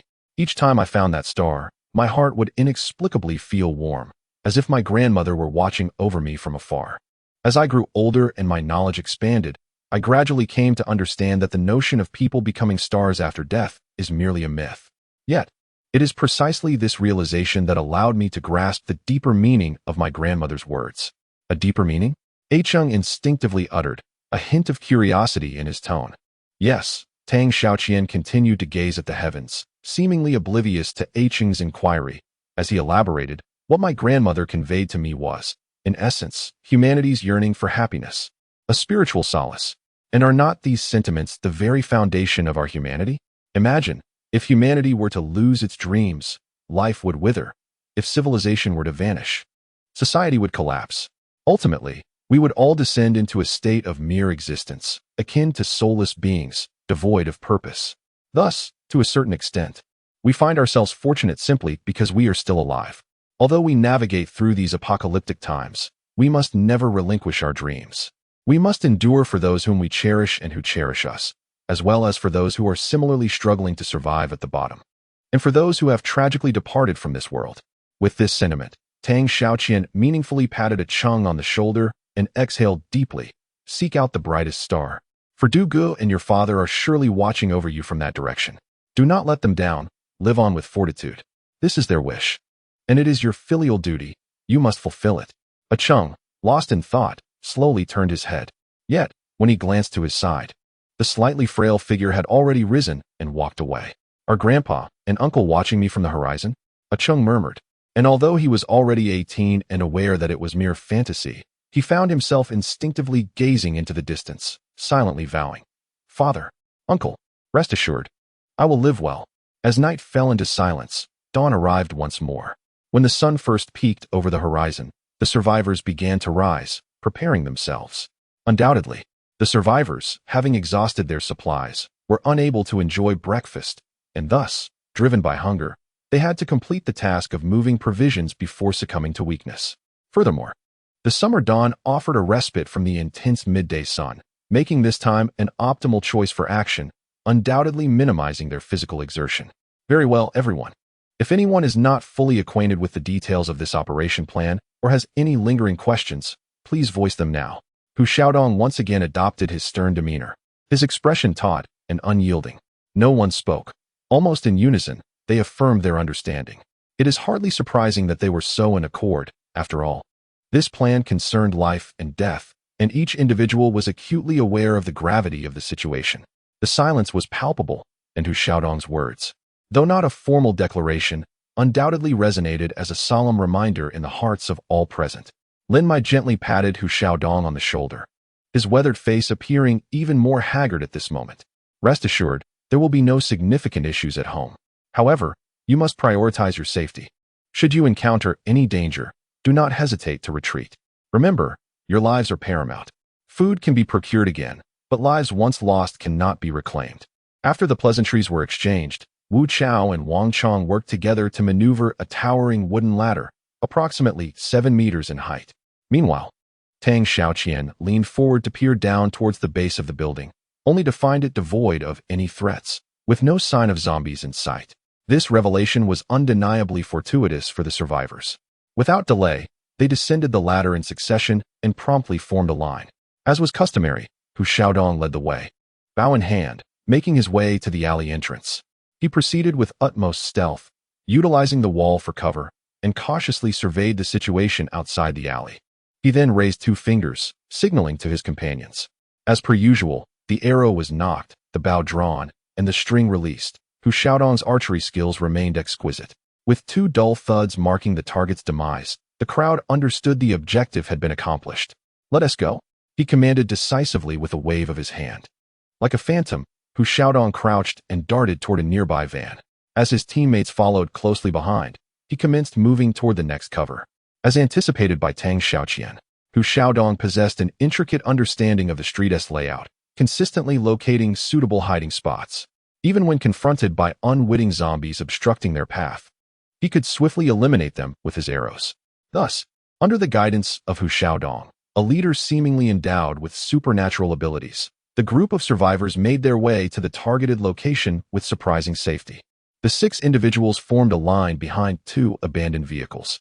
Hu Xiaodong cautiously peered out, and the words "Peaceful Noodle House" were clearly visible 50 meters ahead. However, as his gaze shifted, his expression grew increasingly grave. Tang Xiaoqian observed the change in Hu Xiaodong's demeanor with keen awareness. Truthfully, he had focused entirely on him throughout the journey, not once diverting his attention. Now, witnessing the unusual look on his companion's face, a sense of foreboding surged within him. Could it be? With a heart full of questions, Tang Xiaoqian quickly turned around and directed his gaze toward the nearby Peaceful Noodle House. My heavens! As Tang Xiaoqian's pupils gradually dilated, a chilling sensation coursed through his scalp, causing every pore on his body to constrict as if doused in icy water. He had no time to tally the number of zombies, but a rough estimate suggested that dozens of staggering undead roamed about the vicinity of the Xianghe Noodle House. How could this be?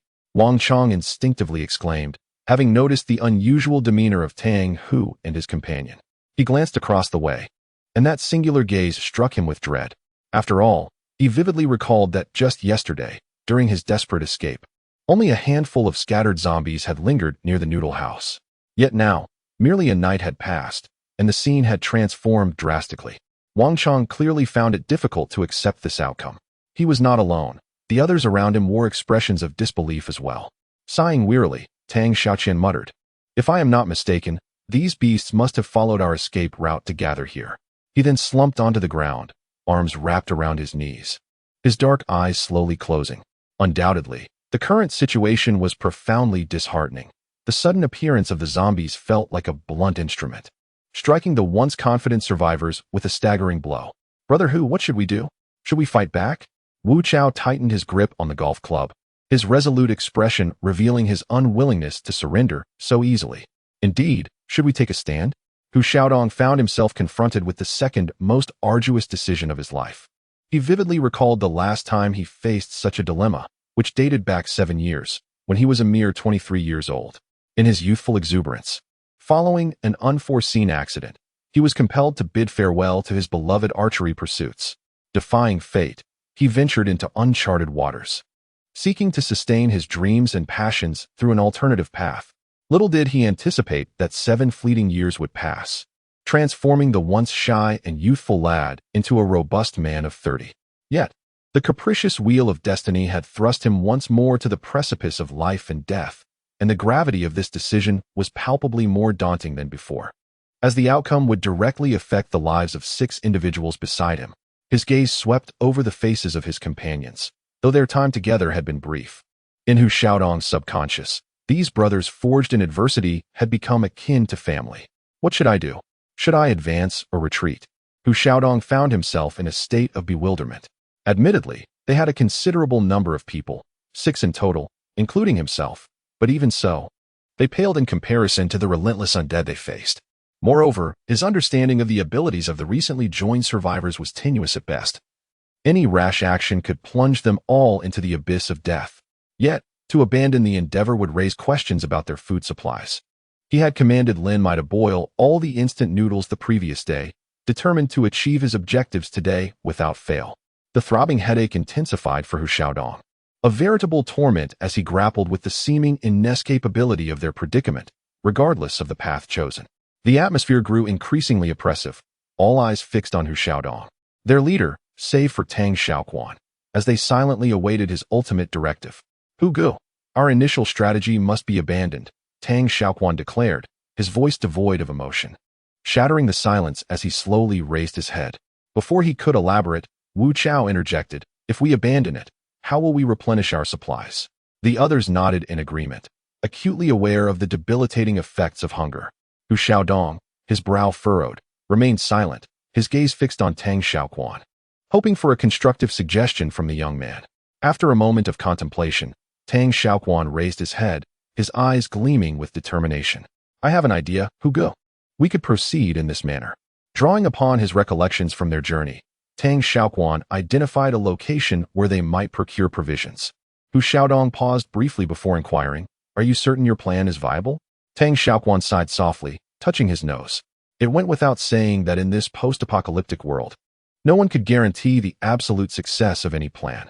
Tang Xiaoqian was no exception. Thus he honestly gestured an 8 and solemnly declared, 80%. I am 80% confident. Let us do it. Hugo. Wu Chao, ever the quick one, responded, revealing his rather impatient nature. Hu Xiaodong, as usual, cast an inquiring glance over each individual present, and upon receiving their affirmative nods, he thoughtfully made his decision. All right, Xiao Tang, we shall proceed according to your plan. With the plan established, the survivors found renewed direction, and the embers of their recently extinguished fighting spirit ignited once more. Taking advantage of the cover provided by the enormous advertisement on the platform, 6 survivors lined up, effectively concealing their figures within its shadow. Hu Xiaodong merely grunted an acknowledgement before following the direction of Tang's finger, his brow furrowing in doubt. Are you certain you mean my lazy supermarket? Can we really breach that place? Chapter 61. Counterfeit Phones, Part 1. Upon hearing these words, everyone crouched low to the ground, peering through the gap at the base of the billboard towards the other side. Good heavens, as they beheld the dense throng of dark silhouettes across from them. An identical thought surged in their minds. Is Tang Xiaoqian out of his mind? Why? Because if he were not mad, how could he lead them to such a place teeming with the undead? It is important to note that the current state of my lazy supermarket was far worse than the previously tranquil noodle shop.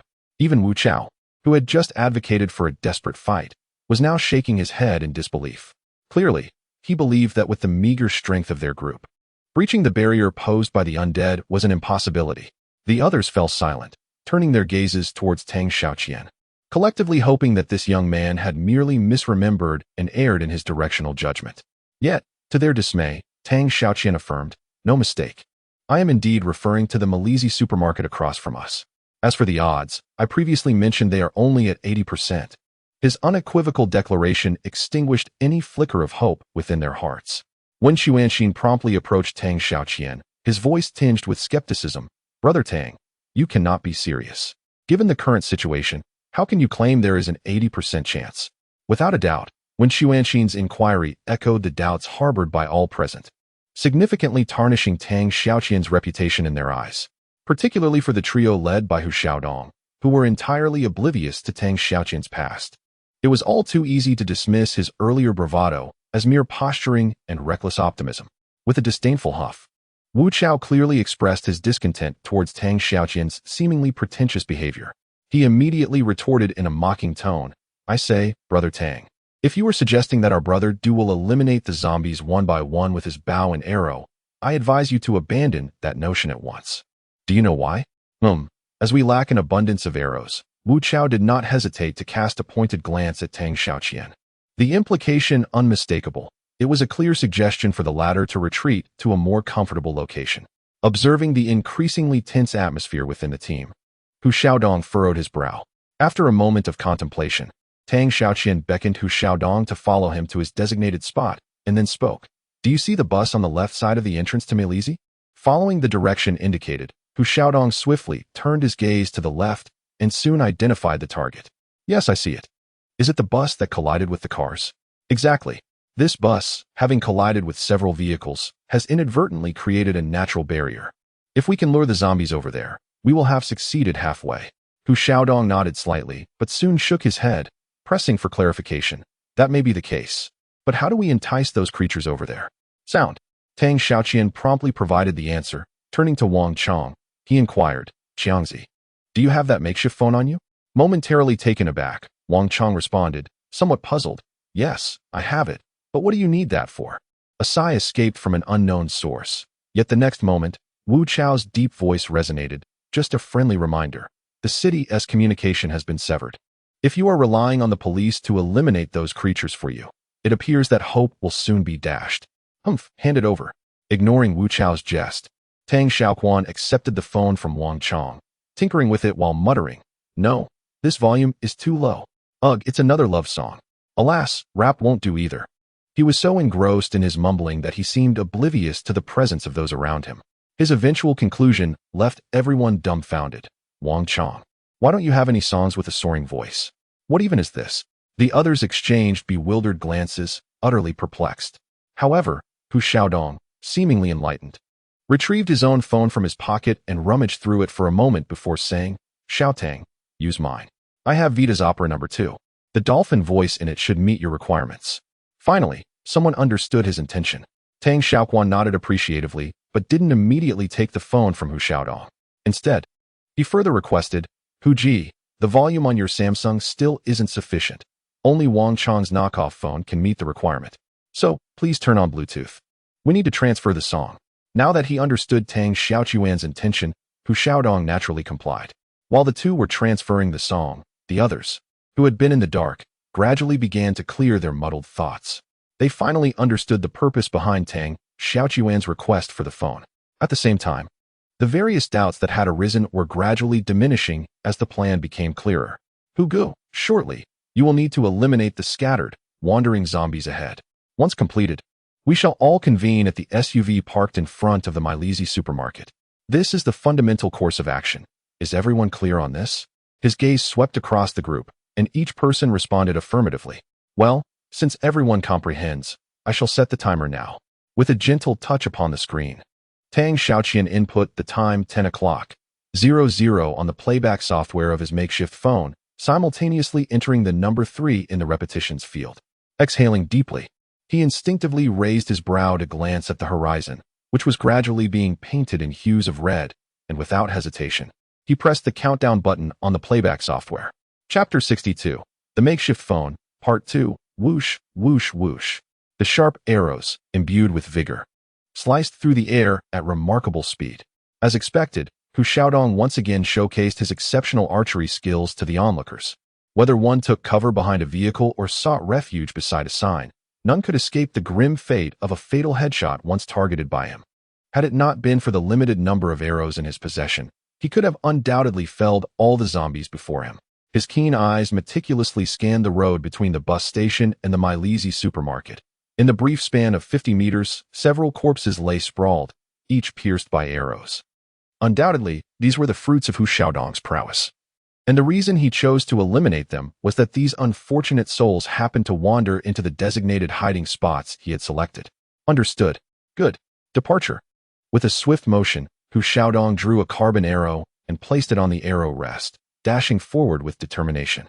The 6 individuals formed a line, resembling a colossal worm, winding its way through the center of the road. It must be said that Hu Xiaodong possessed a keen eye. The hideouts he selected were perfectly positioned, concealing the survivors from the lurking zombies nearby. Utilizing the abandoned vehicles that provided ideal cover, the survivors moved swiftly toward their target, pausing intermittently.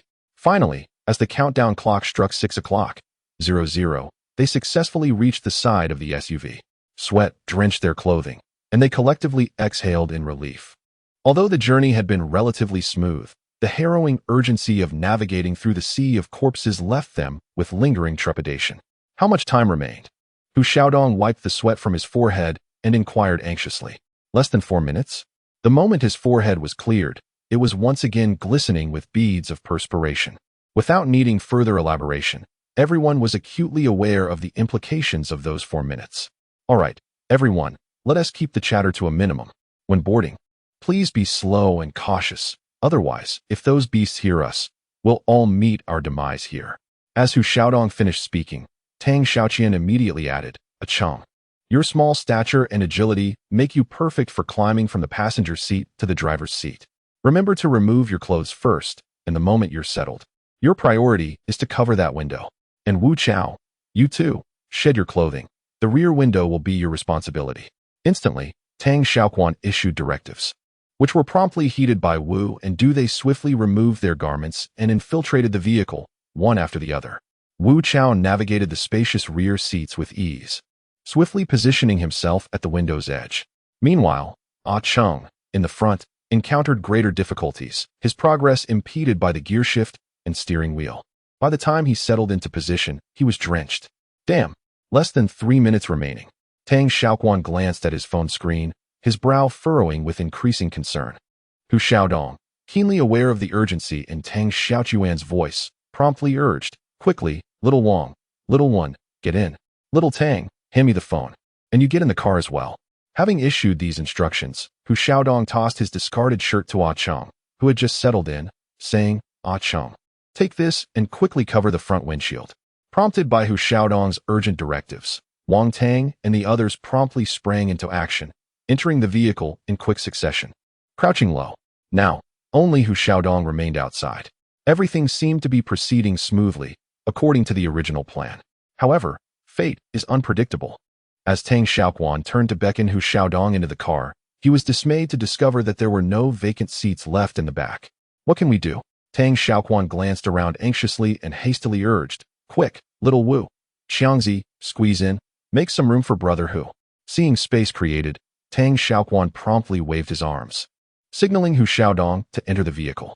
Regrettably, he overlooked a profoundly significant issue. Hu Xiaodong's physique was simply too large. Even if he managed to crouch inside, the car door would remain resolutely ajar. Damn it! Without a moment's hesitation, Hu Xiaodong tossed the compound bow and quiver into Tang Xiaoqian's hands and advised, "No matter what happens to me, do not open the door. Do you understand?" "Nonsense, Brother Hu.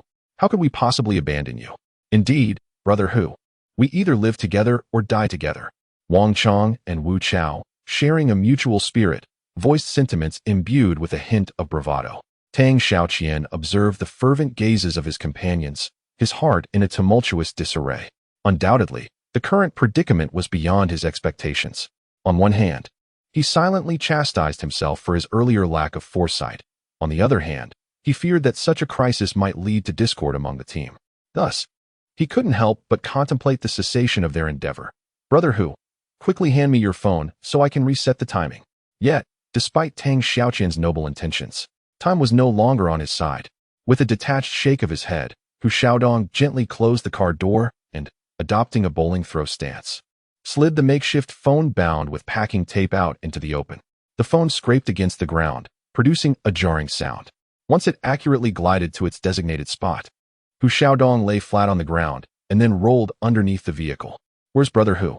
Upon witnessing Hu Xiaodong's sudden disappearance, Wu Chao's face contorted with anxiety as he hurriedly leaned in, lifting the curtain to investigate further.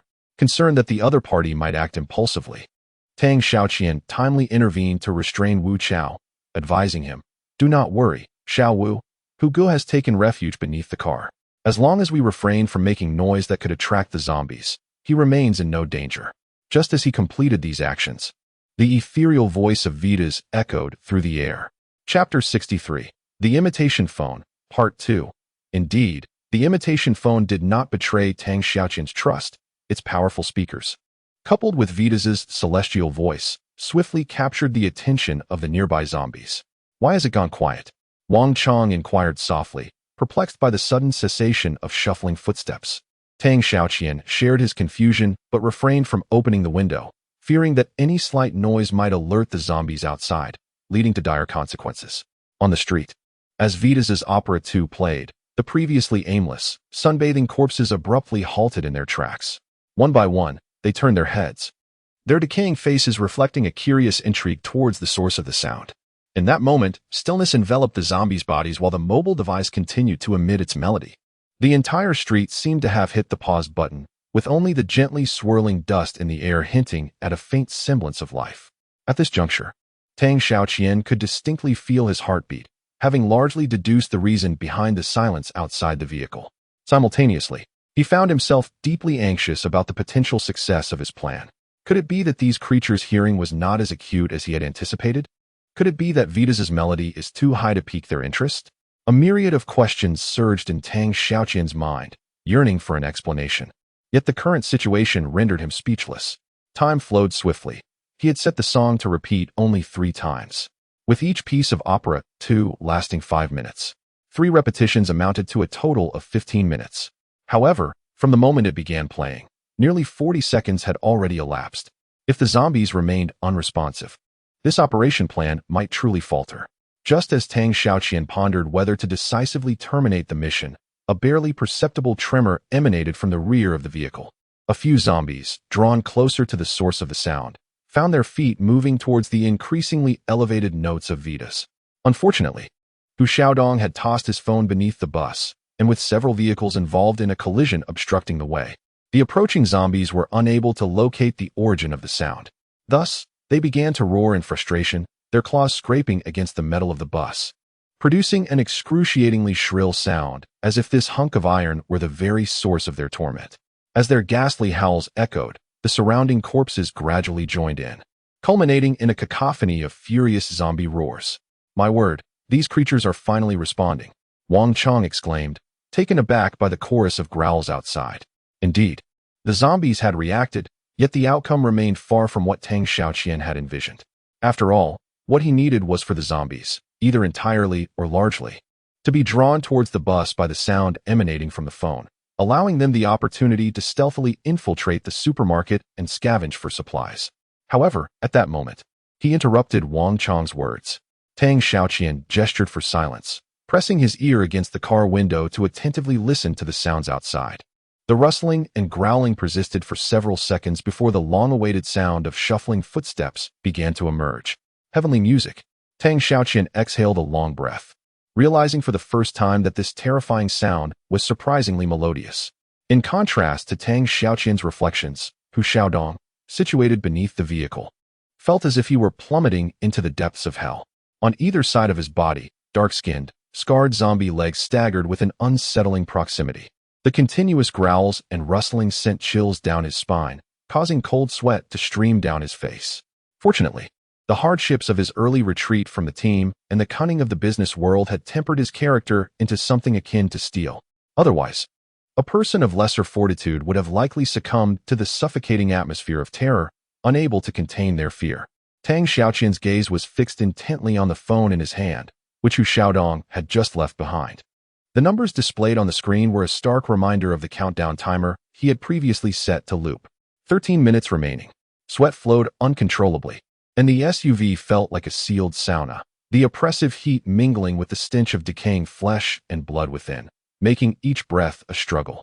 Goodness, if we continue to stifle ourselves like this, before those creatures make a move, we might just succumb to heat stroke. With crimson flushing his cheeks, Wu Chao betrayed his inner turmoil through ragged breaths. A faint scratching sound pierced the silence within the vehicle, startling everyone. Wang Qiang instinctively raised his spear, querying with vigilance. What was that?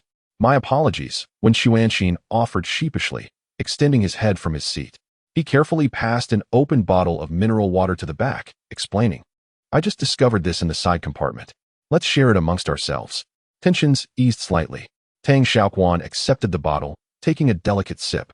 An invigorating coolness permeated his being, revitalizing his weary spirit.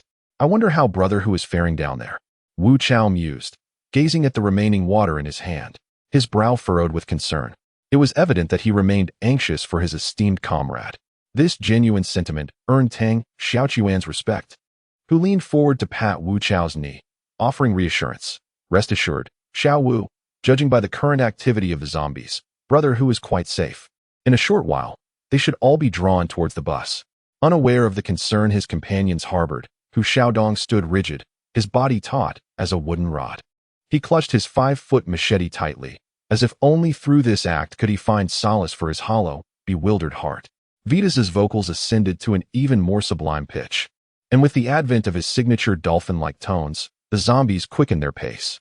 This continued for a duration of approximately 5 minutes, until the sound of footsteps encircling the SUV gradually diminished.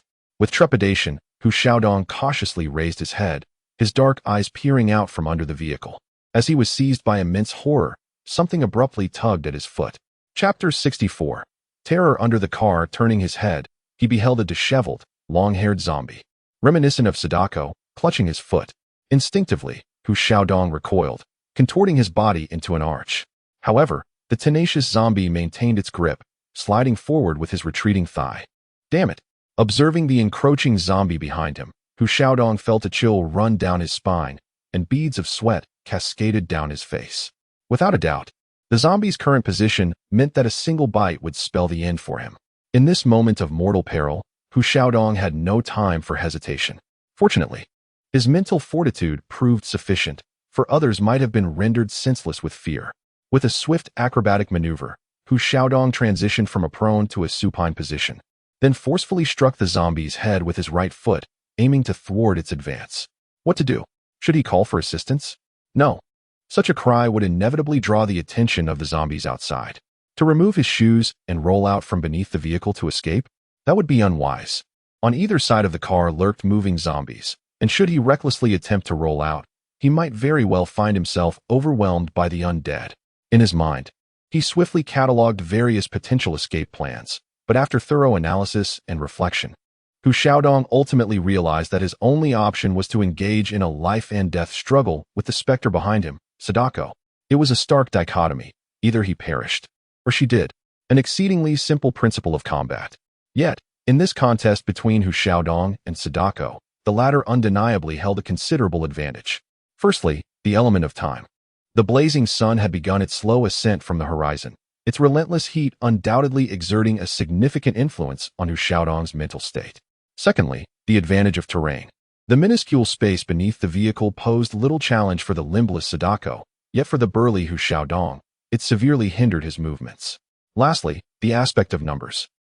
Beyond the SUV, Sadako's comrades numbered in the hundreds, tireless and impervious to pain, functioning as veritable machines of slaughter. In contrast, Hu Xiaodong had only 5 brothers by his side. When comparing the two sides, it was clear that Sadako, endowed with the advantages of time, terrain, and numbers, possessed a significant assurance of victory. Nevertheless, Hu Xiaodong would not easily concede defeat. After all, this was a matter of life and death for him. Due to the constraints of space, Hu Xiaodong could no longer swing his weapon with the same abandon as before. He attempted to strike twice, but the obstruction between his legs nearly resulted in him injuring his own ankle. Stay calm. Suppressing his trepidation, Hu Xiaodong swiftly contemplated countermeasures. It was evident that dispatching the enemy through hacking was improbable, and coupled with Sadako's distant position, his hands were rendered useless. Unless, as if struck by inspiration, Hu Xiaodong's dark eyes suddenly gleamed. Now, observing the approaching decaying face, Hu Xiaodong boldly brandished the machete at his side, bringing it down in a heavy chop. Due to gravity and inertia, the sharp blade instantly sank into Sadako's skull. However, the life of a zombie persists until its cerebral center is utterly destroyed. Sadako continued to thrash about, the steel blade embedded in her head causing no apparent discomfort. On the contrary, the prey's resistance only intensified her bestial instincts. Damn it, Hu Xiaodong cursed inwardly, taken aback by the creature's tenacity. Failing with the initial strike, Hu Xiaodong naturally attempted to repeat the action, but to his dismay, he discovered that the blade was lodged in the skull and could not be extracted. In this life-or-death situation, such an anomaly caused Hu Xiaodong's heart to sink. Sadako, oblivious to Hu Xiaodong's consternation, seized the opportunity and lunged at his groin. Damn, this is it. Witnessing the descending corpse head, Hu Xiaodong froze, paralyzed as if electrocuted. Escape was virtually impossible. The nearby zombie would not afford him the chance. Death. In an instant, the myriad of past experiences flashed through Hu Xiaodong's mind like a cinematic reel. From the first cry of his childhood to the tender romances of adolescence. From the loving embrace of his compassionate parents to the genuine camaraderie of his closest friends, every aspect of his existence unfurled before him, and he suddenly realized how profoundly joyous it was to be alive. However, a sharp pang in his abdomen jolted him back to reality, prompting him to close his eyes in despair. Yet, after merely 2 seconds of darkness, he opened them wide once more. With a heart full of trepidation, he glanced down at the corpse beneath him, expecting the gruesome scene of flesh being devoured. Instead, he found that the malevolent spirit was still a good 10 centimeters away. The pain he had felt earlier was merely the result of the knife handle embedded in the corpse's head striking him. How absurd. People often say that heaven and hell are but a step apart, and at this moment, Hu Xiaodong truly grasped the essence of that saying. After a brief moment of stunned silence, he instinctively retaliated. Begone, beast. He raised his foot and forcefully stomped down on the steel knife lodged in the corpse's head, delivering blow after relentless blow, as if he were a threshing machine operating at full power. With each powerful kick, the knife, which had previously been stuck, began to sink deeper into the corpse's skull, akin to slicing through a watermelon. What noise was that? Did you hear it? Despite the earlier commotion being somewhat subdued, Wu Chao still sensed something amiss. With a slight downward glance, Wang solemnly remarked, It seems to be coming from beneath the vehicle. What? Could it be that Hu Gu is in peril? As he spoke, Wu Chao hastily opened the car door to render aid. But just as he was about to grasp the handle, Tang Xiaoquan swiftly restrained him with a firm grip. Wait a moment, Xiao Wu. Let us first ascertain the situation.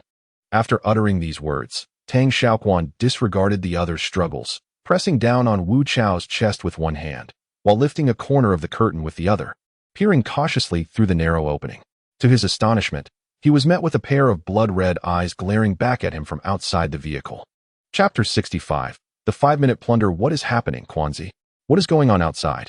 Supporting the nearly collapsing Tang Xiaoquan, Wu Chao inquired with a hint of confusion. With his mind blank, Tang Xiaoquan stared vacantly at Wu Chao, his own crimson eyes flickering ominously before him.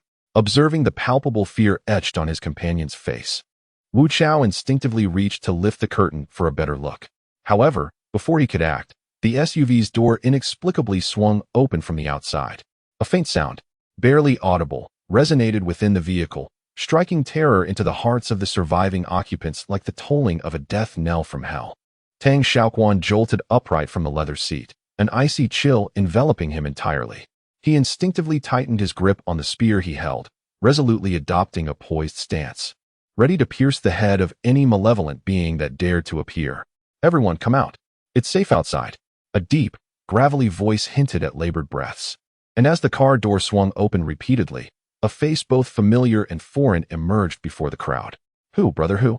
Wang Qiang uttered uncertainly, for the man before him, seemingly drenched, was indeed unrecognizable. What happened to you? Did you encounter zombies? Are you injured? Oh, right. Have some water first. Wu Chao timely offered a bottle of mineral water. Hu Xiaodong did not hesitate to accept it, twisting off the cap and gulping its contents down. The sound of water being swallowed echoed softly in his throat, and it was apparent that the recent struggle had taken a considerable toll on him. Once the refreshing liquid settled, Hu Xiaodong's previously despondent expression seemed to lift slightly. He wiped his lips with his hand and then pressed urgently. What? Only 5 minutes? Wang Qiang could scarcely believe his ears. Not just he, but the others in the car also displayed expressions of astonishment. Had they known, they should have set the timer for longer. Wen Xuanxin slapped his forehead in frustration, his discontent evident. In response to Wen Xuanxin's lament, Tang Xiaoqiu sighed quietly. To be frank, when he initially set the song's loop duration, he had considered extending it. Yet, in the end, he altered his decision. Why? The answer was quite simple. Uncertainty. Affirmative. Tang Xiaoquan remained uncertain as to the duration the mobile phone's ringtone could captivate the zombies. Hence, to ensure prudence, he configured the song to loop thrice. In his estimation, this frequency would suffice for the ensemble of 6 to accomplish the entirety of their scavenging endeavor. Moreover, should any untoward signs manifest, signaling the zombies' return, they could avail themselves of another mobile phone to establish a novel time and location, thereby facilitating their escape. However, the rationale underpinning these considerations was evidently unsuitable for immediate dissemination amongst the group. Enough dawdling. Let's mobilize with alacrity. Following a span of recuperation lasting several deciseconds, Hu Xiaodong's somewhat labored respiration gradually subsided, and even the timbre of his voice began to sharpen. The occupants of the vehicle, including Wu Chao and others, were individuals who had contended with life-threatening circumstances. Consequently, they possessed an innate comprehension of the appropriate course of action during critical junctures. Without superfluous discourse, the assemblage sequentially disembarked from the vehicle and, in unison with Hu Xiaodong, surged into the confines of the Melaz supermarket. Within the emporium, 6 rows of shelving stood arrayed in linear fashion, upon which a panoply of beverages and comestibles were exhibited, eliciting a veritable torrent of salivation from the assembled survivors. With a deft gesture, Hu Xiaodong dispatched the reanimated shop assistant, who had been confined to the cashier's station, and greeted them with outstretched arms. He then gestured toward Wu Chao and Wenquan Xian, who stood adjacent to him, and issued the directive. You two shall accompany me to that sector, while the remainder shall proceed to the opposite end. Xiao Tang shall assume responsibility for monitoring the external movements of the zombies. Is this understood by all? Understood. The collective responded in unison, whereupon they segregated into their respective cohorts and advanced toward the extremities of the shelving units. Exercise vigilance for any concealed zombies lurking beneath your feet. Suddenly recalling his previous encounter with an assault, Tang Xiaoqian hurriedly whispered a reminder to the group. cautioning them. Remember to prioritize collecting food items that are easy to store, like canned goods and instant noodles. Also, don't forget to gather plenty of bottled water. Oh, and clothes. Unfortunately, his admonitions fell on deaf ears amidst the bustling activity of the others. Wow, Hugo, we're really hitting the jackpot today, exclaimed Wen Xuanqing, instinctively licking his lips as he grabbed a can of luncheon meat, as if he had truly savored its taste. Wu Chao wore a similarly cheerful expression, his hands working with an extraordinary fervor, continuously tossing items into his bag. Meanwhile, at the other end of the supermarket, Wang Chong was equally relentless. His impatience surged as he could no longer contain the slow pace of his scavenging, opting instead to roll up his sleeves and swiftly scour the shelves. Before long, his backpack was filled to the brim. Damn, I wish I had more space when I need it.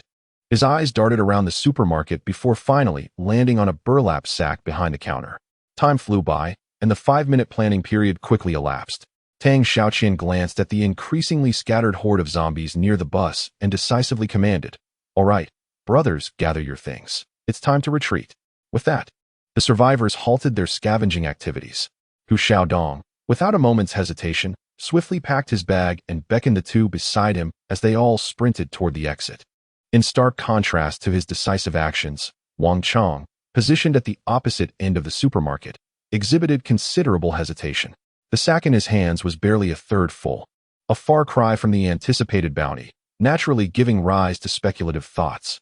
He figured that lingering for a few more seconds to fill the bag wouldn't pose a significant issue. However, Survival Rule 19 explicitly states that a plan is a plan, and once formulated, it should be executed with unwavering resolve. Otherwise, not only will the desired outcome remain elusive, but the team may also be placed in jeopardy. "Hey, Qiangzi, stop dawdling, and let's go," Tang Xiaoquan urged anxiously, peering out at the escalating commotion of zombies outside the supermarket. According to the original plan, the survivors would use a mobile phone ringtone to divert the zombies' attention during the retreat, with the designated location being the Milezi supermarket itself. Wang Chong's current actions undoubtedly posed a significant threat to the successful implementation of this plan. At this critical juncture, Hu Xiaodong, disregarding all else, rushed to Wang Chong's side without a word, forcefully snatching the sack from his grasp, and then, pushing and pulling, maneuvered him towards the supermarket entrance. "Xiao Tang, is the ringtone activation time set?" Hu Xiaodong inquired, his mind solely focused on the retreat, ignoring Wang Chong's disgruntled gaze. "All set. Excellent. Hand it over."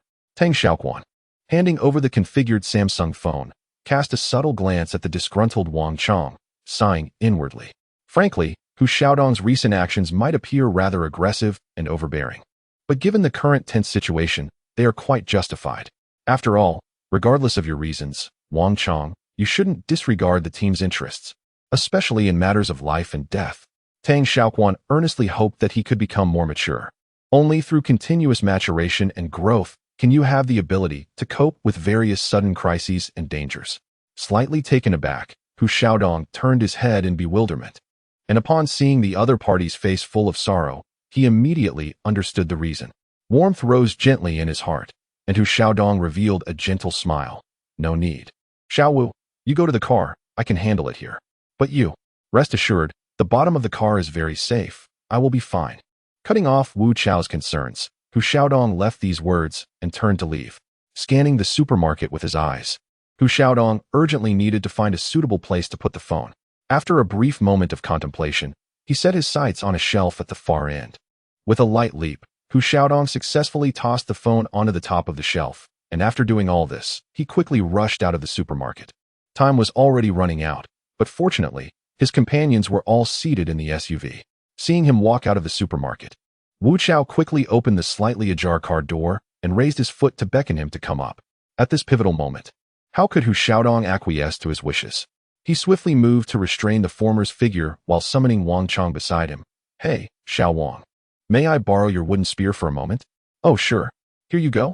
Wang Chong readily handed over the long spear, simultaneously accepting the backpack and snakeskin bag from his companion.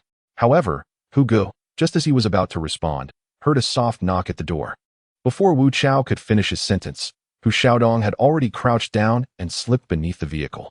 Almost instantaneously, the once resounding and vibrant melody sung by Vitas came to an abrupt halt, as if it had vanished into thin air, plunging the entire street into an eerie silence.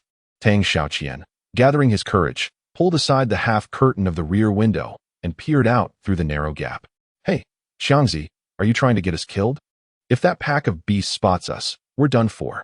Ignoring Wang Chang's admonition, Tang Xiaoquan remained undeterred, for he was confident that the distance between the horde of corpses and the SUV rendered them undetectable. He intended to seize this rare opportunity to closely observe the zombies, hoping to glean knowledge he had yet to uncover. Through his keen gaze, the clustered undead seemed slightly disoriented by the sudden cessation of music, some looking around frantically while others wandered aimlessly. Yet, upon meticulous observation, Tang Xiaoquan discerned a few peculiar specimens among the throng. Had these creatures detected their presence? His heart raced momentarily, but he quickly dismissed the thought. Indeed, if the adversary were to detect our presence, they would undoubtedly advance towards our position with utmost haste. However, even as Tang Xiaoquan pondered the reason for the infected's gaze in his direction, the mellifluous voice of Vita's resonated once more, this time emanating from within the supermarket. "What's the situation? Have the creatures outside stirred?" Wang Chang refrained from reprimanding his comrade's actions. Instead, he too cautiously lifted a corner of the curtain, peering out to survey the scene. "Damn it, these beasts don't seem to be reacting at all. Could it be that they've grown weary of the same melody?" Based on the proclivities of humankind, Wang Chang swiftly arrived at his own deduction. Chapter 67. The ingenious use of canned goods. Does anyone have canned goods in their bag? These enigmatic words escaped Tang Xiaoquan's lips. Wang Chang instinctively patted his chest, where his backpack rested, and replied quizzically, I have some in my bag. What's wrong? Give it to me, quickly." No sooner had the words left his mouth than Tang Xiaoquan seized Wang Chang's backpack, wrenching it open. Observing his frantic demeanor, Wang Chang's bewilderment deepened. He promptly inquired, "What in the world are you trying to do? Don't you find the sound from this Samsung phone to be too faint? It simply cannot capture the attention of the creatures outside." His gaze fixed upon a jar of fruit preserves in the outermost compartment of the backpack. Tang Xiaoquan retrieved it without hesitation and tossed it to Wu Chao. "What do you mean by this?" Momentarily taken aback, Wu Chao clearly did not comprehend the intentions behind Tang Xiaoquan's enigmatic scheme, his face reflecting a profound confusion. Wang Chang's eyes darted rapidly before he seemingly grasped the situation. Asking in a lowered voice, "You wouldn't be considering opening that can to deal with those beasts, would you?" "Of course not." In light of the pressing crisis, Tang Xiaoquan had little time to elaborate for his companions. After swiftly dispelling the latter's inquiry, he turned his gaze towards Wu Chao and instructed, "Xiao Wu, quickly toss this can out," aiming for the glass door of the supermarket. "Make sure to use enough force to shatter it. Do you understand?" Initially taken aback, Wu Chao soon grasped the underlying rationale, weighing the fruit can in his hand and asserting, "Rest assured, I will accomplish the task." Hu Xiaodong vigilantly observed the movements of the zombies around the bus, his thick brows knitting together in concern. What were these creatures up to? Why were they lingering in place? Groups of zombies meandered aimlessly, their leisurely demeanor causing him distress. Could it be the mobile phone's fault? The thought of Tang Xiaoquan's earlier remark about the smartphone's faint ringtone flashed through his mind, prompting an unsettling realization. Wu Chao cautiously opened the car door, peering around with utmost care. Each movement was executed with deliberate slowness, as he feared that any misstep might expose the presence of the 5 individuals nestled within the SUV. Despite his cautious maneuvers, he could not evade the keen ears of Hu Xiaodong, who lay alert beneath the vehicle. What was happening above? Had they encountered a horde of zombies? A sense of dread gripped Hu Xiaodong's heart as he contemplated whether to venture out to investigate. Yet, before he could deliberate further, a low, commanding shout suddenly pierced the air. The web-like pattern spread rapidly, enveloping the entrance in an instant. Followed by the sound of shattering glass as gravity took its toll, the pieces cascading to the ground with a cacophony. But that was not the end. The glinting object that shattered the door's glass maintained its momentum, tracing a twisted arc before striking the glass counter inside the supermarket. As the counter was also made of glass, it too succumbed to the impact, emitting a sharp crack. With the sound of that shatter, the glimmering object, having endured 2 solid collisions, finally lost its forward thrust and plummeted heavily to the ground. The sound of its fall echoed, revealing the delightful sight of sweet, thirst-quenching canned yellow peaches, shimmering alluringly under the sunlight. It was canned peaches. At this realization, Hu Xiaodong grasped the true identity of the glimmering object. Just as he pondered the reason behind the occupants of the vehicle hurling canned peaches, The terrifying growl of a zombie suddenly erupted nearby. What is happening? Is it moving? Upon entering the vehicle, Wu Chao disregarded everything else and immediately inquired about the effectiveness of Tang Xiaoqian's recent actions. The thunderous roars of the undead do not necessarily signify the successful allure of the zombies to advance. Thus, all eyes were intently focused on the frail figure at the rear, who was peering outside with a cloth in hand, awaiting a response. Tang Xiaoqian furrowed his brow, observing the unmistakable signs of agitation within the horde, particularly among several zombies on the periphery, who began to shuffle towards the supermarket. As they moved, the remaining zombies soon followed suit, compelled by a herd mentality, turning and shuffling in unison. In stark contrast to his anxiety, Hu Xiaodong's emotions were at their peak of terror. It was a sensation that defied description. Merely listening to the cacophony produced by the hundreds of bloodthirsty creatures dragging their feet was enough to instill paralyzing fear in anyone with a wavering resolve. Hu Xiaodong endeavored to suppress thoughts of potential calamities, curling his body tightly and minimizing his breathing to the barest whisper in hopes of reducing his chances of exposure. After all, should he be discovered by the zombies at that moment, he would inevitably face a gruesome fate of disembowelment and consumption. He strived to maintain a semblance of calm in his mind, for only through such composure could he evade the peril of another ambush by the undead. However, some matters are far simpler to articulate than to execute, especially under such overwhelming pressure. Even Hu Xiaodong's prior professional psychological training proved utterly ineffectual in the face of the current dire circumstances. Adrenaline coursed through every pore of his body, causing sweat to gush forth as if from an unsealed sluice. In mere moments, a large, human-shaped imprint formed beneath Hu Xiaodong, a testament to his palpable fear and terror. Yet, this was merely the prelude, as the true spectacle was about to commence. "Brother Hu, we're pulling out." Staring blankly at the large hand reaching in from under the vehicle, Hu Xiaodong was momentarily stunned, his taut nerves preventing him from immediately grasping the situation. However, the appearance of Wu Chao's earnest and worried face dispelled all doubts. "All right, let's move, brothers." Using Wu Chao's hand as leverage, Hu Xiaodong pushed off with his legs, sliding out from under the vehicle. Having been shielded from the horde in the darkness beneath the van, Hu Xiaodong found himself momentarily blinded by the harsh sunlight. He instinctively raised a hand to shield his eyes, squinting as he adjusted to the light. Once his vision cleared, he immediately inquired about the most pressing matter. "What's the situation?"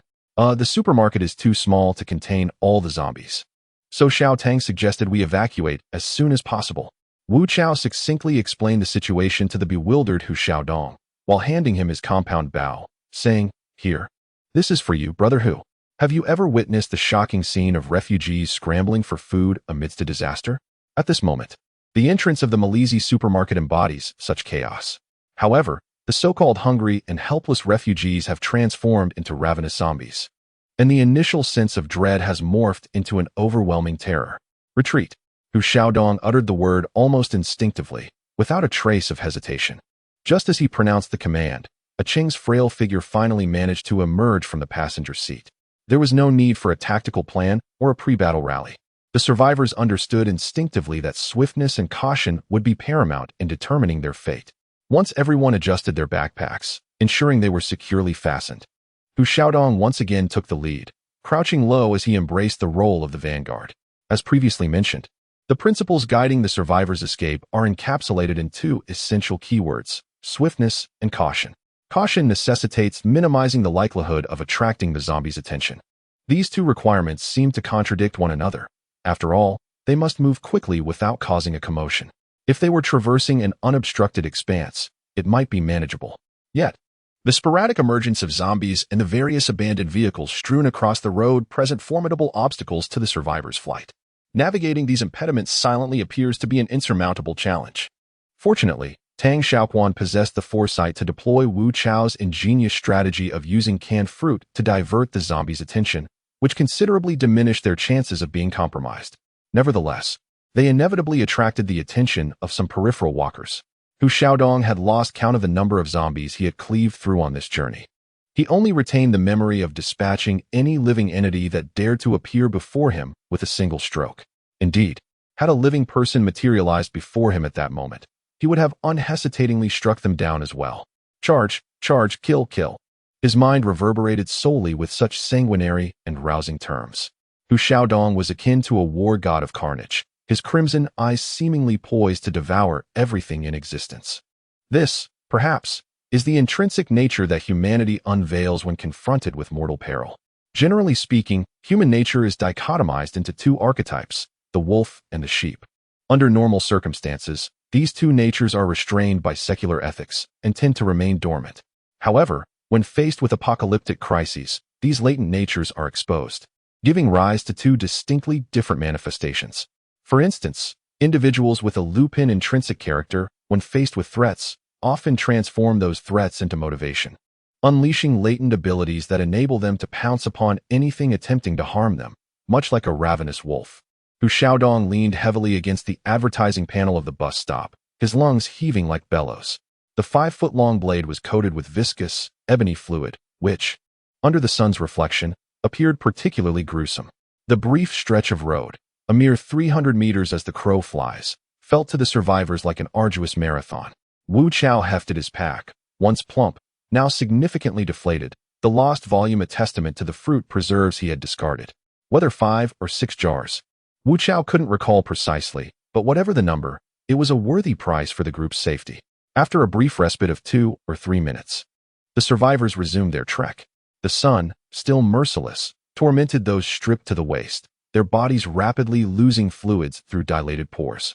Tang Xiaoquan, less robust than the others, even began to feel faint. Hydration was becoming a critical need, but the perilous streets were no place to address it. After another agonizing 20 minutes of stop-and-go progress, Hu Xiaodong managed to guide his companions safely to a vehicle providing cover near the alleyway's entrance. The sight of their base so close lifted their spirits, the anticipation of returning home alleviating their weariness. Hu Xiaodong's elation, however, was short-lived. Noticing elongated figures within the familiar alleyway, his dark brows furrowed in concern. "What is it? Brother Hu? Something amiss?" Tang Xiaoquan, crouching low, whispered, sensing Hu Xiaodong's unease. Nodding thoughtfully, Hu Xiaodong extended a finger, directing it towards the shadow reflected on the ground. "Do you see that? There's movement in the alley." Indeed, following Hu Xiaodong's gesture, Tang Xiaoqian discerned several elusive silhouettes. Yet, this raised a pressing question. What were these shadows? Humans? Zombies? Or something else entirely? Chapter 69, Shadows at the Alley Entrance, Part 2. Due to the constraints of their visibility, the survivors were unable to glimpse the happenings within the alley behind the cover of their vehicles. Regardless of what lurked within, it undoubtedly posed a significant threat to the weary survivors. Tang Xiaoqian pondered deeply. To him, the most likely entities to inhabit the alley were humans or zombies. If they were zombies, the 6 of them could charge out together, confident that the narrow confines of the alley would significantly diminish the advantage of numbers held by the undead. If worse came to worst, they could always flee. However, if these shadows were human, the situation would become considerably more complex. Firstly, there was the moral dilemma of how to address these fellow survivors. Undoubtedly, their presence indicated that they had discovered the existence of the base. Thus, they would likely present demands, such as requests to join or to barter for supplies. In a world ravaged by apocalypse, more people meant more mouths to feed. Tang Xiaoqian vividly recalled a survival expert from a documentary stating, "In the end days, your responsibility lies solely with yourself and your team. Others should be regarded as inconsequential." From the onset of the apocalypse, Tang Xiaoqian has steadfastly adhered to this philosophy. Although it often clashes with the moral tenets of the former society, he believes that this approach is the most prudent for survival. After enduring several life-and-death moments and grappling with the pangs of hunger, his conviction in this ideology has only grown stronger. He sees no justification for sharing the hard-won resources of himself and his team with others, especially with strangers encountered by chance. Regrettably, this perspective is merely his own and does not reflect the views of the entire team, making discord inevitable. He can only hope that Hu Xiaodong will fulfill his role as a leader when the time comes. Furthermore, regarding integration, it is evident that, in this post-apocalyptic world, survivors subconsciously harbor a desire to band together, believing that greater numbers equate to safety. While this notion holds some validity, the laws of existence invariably present both positive and negative facets. Where there is benefit, there is also risk. In the current situation, it is highly probable that the new team will have a leader. If this leader is someone like himself, driven by necessity, it may not be problematic. However, if this individual harbors a voracious appetite for power, the question then arises, who will assume the leadership of the integrated team? Will it still be Hu Xiaodong? Regardless of who is chosen, it is difficult to guarantee that dissent from the opposing faction will not arise. Thus, this is far from a simple numerical game of majority rule. If mishandled, it could devolve into a political struggle. The 21st rule of survival. Exercise caution in selecting your companions. Do not allow them to become potential threats. Lastly, and perhaps most significantly, is the aspect of safety. In 2005, the United States endured the catastrophic wrath of Hurricane Katrina, the most devastating Category 5 hurricane in history. In the face of this indiscriminate and widespread natural disaster, humanity's latent dark and grotesque nature was laid bare. Murder, looting, and violence erupted as individuals, regardless of their usual benevolence, resorted to acts that transcended moral boundaries in their desperate quest for scarce food and fuel. Tang Xiaoquan vividly recalls the aerial footage he saw on international news channels, showcasing the infernos erupting amidst the rubble and the marauding miscreants wielding clubs as they plundered the resources of others. In a single night, New Orleans transformed into a veritable hell on earth. Thus, Tang Xiaoquan firmly believes that in a world devoid of governmental intervention, humanity may prove to be more terrifying than the undead. Hu Xiaodong, unable to contain his rising anxiety, was understandably perturbed.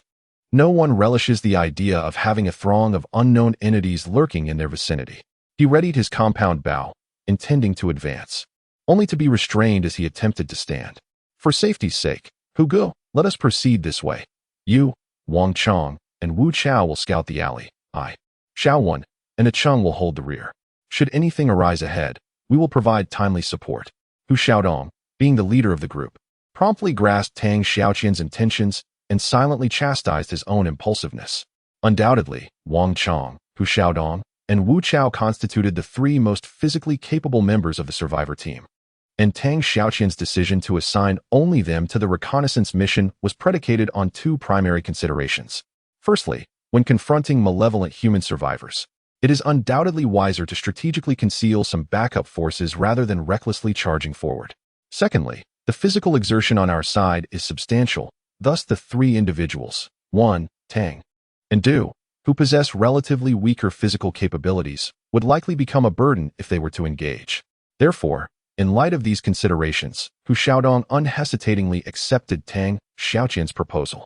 The three figures swiftly crouched and darted to the edge of the alleyway, causing the flies feasting upon a nearby decaying corpse to scatter in a startling display.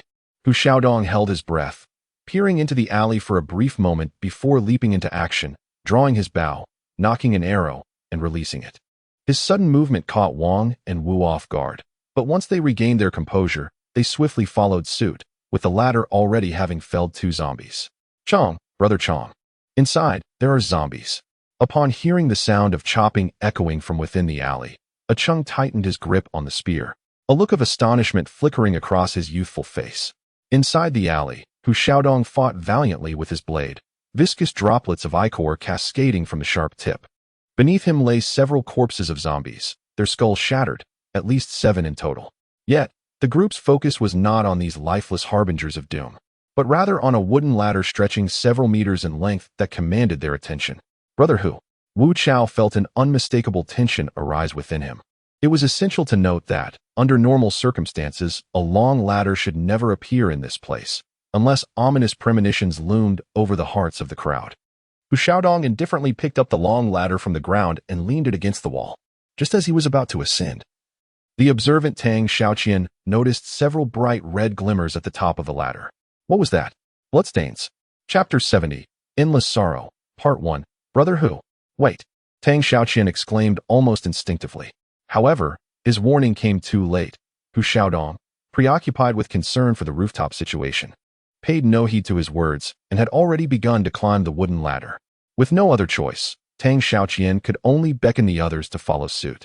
Upon reaching the rooftop, they were met with an eerie silence, devoid of wind. The oppressive heat caused the air to shimmer, cloaking the concrete surface in a thin veil of mist, creating an atmosphere akin to a dream. Hu Xiaodong's expression turned grave as he dismounted, and, after surveying the area, his dark eyes widened in horror.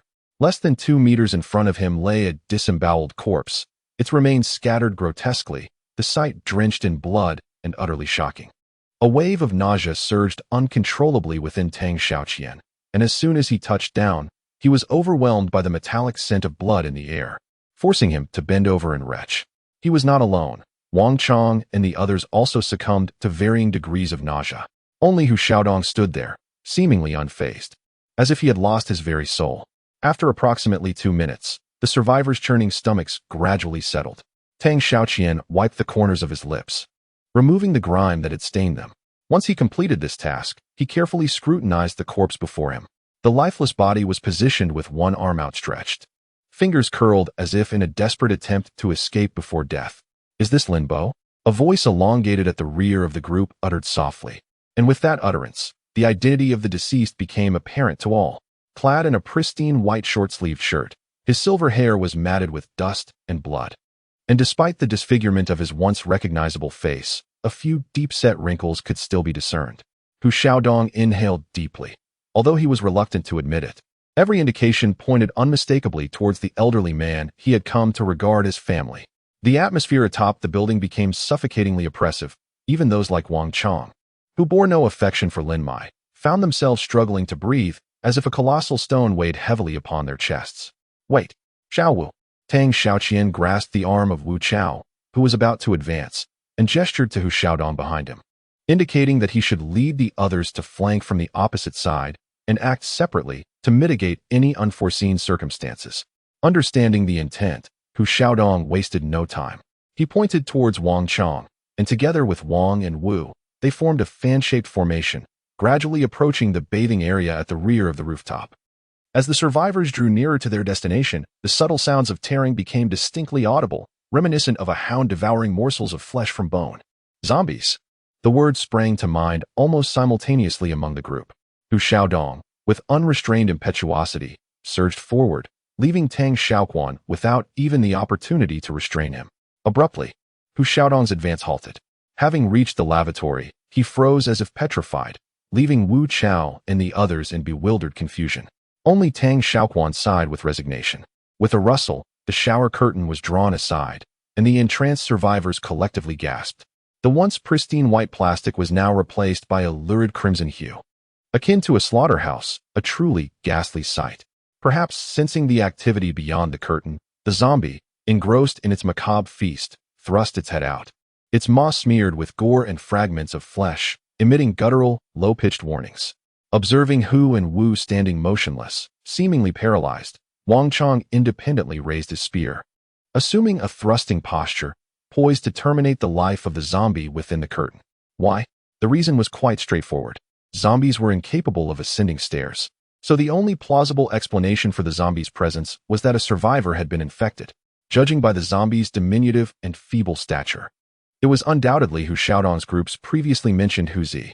His body quivered uncontrollably, as a profound sense of desolation washed over Hu Xiaodong, rendering him breathless and overwhelmed. Slowly, Hu Zi emerged from the lavatory, his mind consumed by the virus, bereft of any recognition of those before him. Now he was driven solely by a sanguinary instinct, the singular desire to devour his counterparts. Staggering, Hu Zi slowly rose, his gaze fixed upon Hu Xiaodong, who stood at the forefront. Man and corpse, separated by mere inches. "Hu Zi, Hu Zi," Hu Xiaodong murmured softly, but the advancing Hu Zi responded only with frenzied roars, devoid of any other reaction. Tang Xiaoquan comprehended Hu Xiaodong's hesitant demeanor with great clarity. Despite Survival Rule 22 explicitly dictating that one must mercilessly eliminate friends, relatives, or even family members who have lost their humanity, lest sentimentality jeopardize the fate of the entire team, humans remain human. Our distinction from the undead lies in our hearts.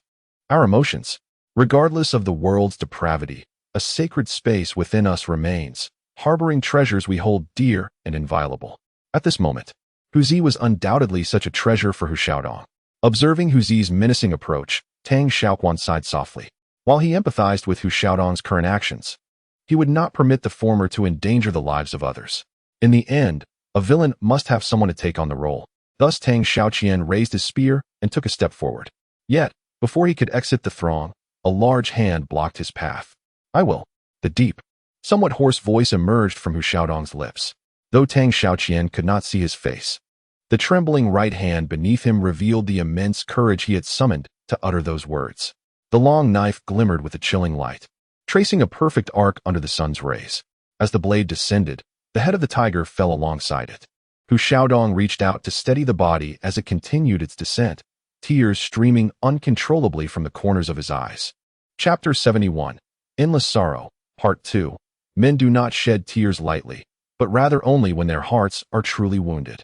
Gently laying the body down, Hu Xiaodong indifferently picked up the severed head that had rolled to his feet and solemnly placed it back upon the tiger's neck. Tiger, go in peace. May you find happiness in heaven. Wu Chao, choking back sobs, approached the tiger's side, retrieving a bar of Dove chocolate from his pocket.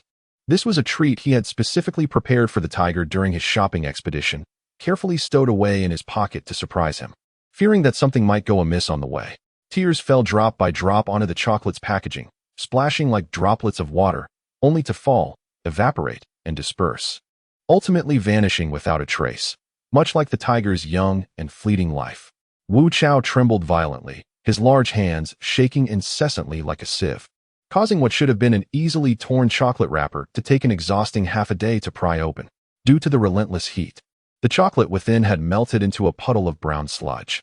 Yet, despite this, Wu Chao meticulously placed the gooey remnants beside Huzi. Here, Huzi, you once told your brother that chocolate is your favorite. Today, I brought some for you. His voice faltered, and he could no longer suppress the torrent of sorrow that transformed him into a weeping figure. Hu Xiaodong knelt quietly, tears glistening on his chiseled face. Throughout his life, he had endured much, from retirement in his professional career to the confounding challenges of venturing into business, each experience leaving deep scars. Yet, he had persevered through it all.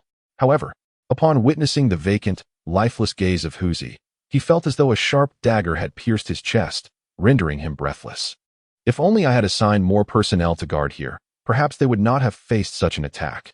If I had thoroughly examined our surroundings, maybe the zombies could not have ambushed this place. Suddenly, as if struck by a realization, Hu Xiaodong's tear-filled eyes widened, and he sprang to his feet. Wait, how did the zombies get here? His low exclamation startled those lost in their grief, and before anyone could react, he continued urgently, Where is Lu Rue? Where's that kid Lu Rue? Lifting his foot to survey the surroundings, he found nothing but the cold, lifeless body of Lin Mai and 5 solitary tents. No, there was nothing here. Nothing at all. The voices of Wu Chao, Wen Xuanxin, and Tang Xiaoqi filled his ears. Each tent they had checked was devoid of any presence. It was not until Ah Cheng's voice, tinged with horror, pierced through the silence. Hu Gu, here, you all come quickly. A pungent scent of blood assaulted him as the curtain was drawn back. Although Tang Xiaoqi had braced himself for this, he was still overwhelmed by the nauseating stench that churned his stomach. Struggling to suppress the urge to vomit, he furrowed his brow and peered into the tent. That single glance sent him reeling away to gag uncontrollably. Inside the tent, a vivid crimson stained the surroundings. A disheveled female corpse lay sprawled on the ground, her body a grotesque tapestry of flesh and blood, as if ravaged by a pack of wild dogs. Truly a sight too horrific to behold. How could this be? Tiger is dead. Lin Bo is dead. Even Andy. Wen Xuanxin found it hard to accept the grim reality before him. Still clinging to the faint hope that someone might have escaped alive, yet the truth remained stark. Hu Xiaodong despondently pulled the curtain shut. He could no longer bear to witness the scene. He approached the last tent, halting in his steps. This was the tent where Lu Rue usually resided, and knowing the fate of this individual was paramount for him. Tentatively lifting a corner of the curtain with his knife, Hu Xiaodong instinctively leaned in to sniff. The empty tent exuded no foul odor, offering a slight reprieve to his troubled mind. With continued exertion, the curtain was gradually raised, revealing the tent's interior in its entirety. Vacant. Lu Rue had absconded. Wu Chao's pronouncement garnered the attention of the remaining individuals. Despite their usual disdain for Lu Rue's character, the fact that someone had managed to escape the series of tragedies alive offered a modicum of solace to the survivors. However, Tang Xiaoquan held a divergent perspective. He gestured for Hu Xiaodong to approach, inhaled deeply, and leaned towards Lin Mai's lower body, pointing to the severed limb. Brother Hu, observe here. The cross-section of the severed bone is remarkably smooth. Had it been the result of a zombie attack, the entire leg would have been torn away from the knee. rather than exhibiting such a clean cut. Therefore, I suspect Lin's leg was severed by a blade. However, my knowledge of blades is limited. I'm uncertain if such an effect is achievable. Hu Xiaodong stared intently at Tang Xiaoquan's finger for a few moments, his gaze hardening with gravity. Given a blade of sufficient thickness and the correct angle, it is entirely feasible to cleave through a human leg bone with a single strike. Moreover, Lin, being elderly, would have suffered from severe bone degeneration. Thus, your deduction is sound. What? This revelation elicited cries of dismay from all present. Wu Chao, brandishing his steel blade, rushed to Tang Xiaoquan's side, demanding, Lin was truly hacked? By whom? Who could be so ruthless? A sudden realization caused Wu Chao to falter, his voice trailing off in disbelief as he turned his gaze towards Tang Xiaoquan. However, gathering supplies requires time, and he had not yet killed the zombified Huzi. Thus, a question arises. How did he manage to evade Huzi's attacks while successfully scavenging for resources and escaping? Initially, I found myself perplexed by this conundrum until I laid eyes upon Lin Bo's severed thigh. After listening to Tang Xiaoqian's analysis, everyone involuntarily gasped in astonishment.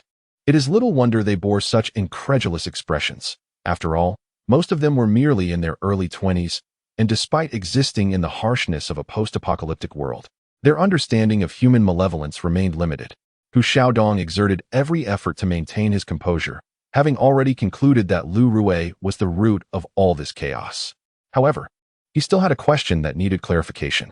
So, Tang, do you know the cause of Huzi's zombification? Chapter 72, Lu Rui's Conspiracy. The sudden clatter interrupted Tang Xiaoqian just as he was about to articulate his explanation. The group exchanged glances, then collectively turned their gaze towards the alley. For that noise had emanated from there. Lu Rui, that bastard Lu Rui, shouted Wen Xuanxin, who was closest to the alley's entrance, peering down.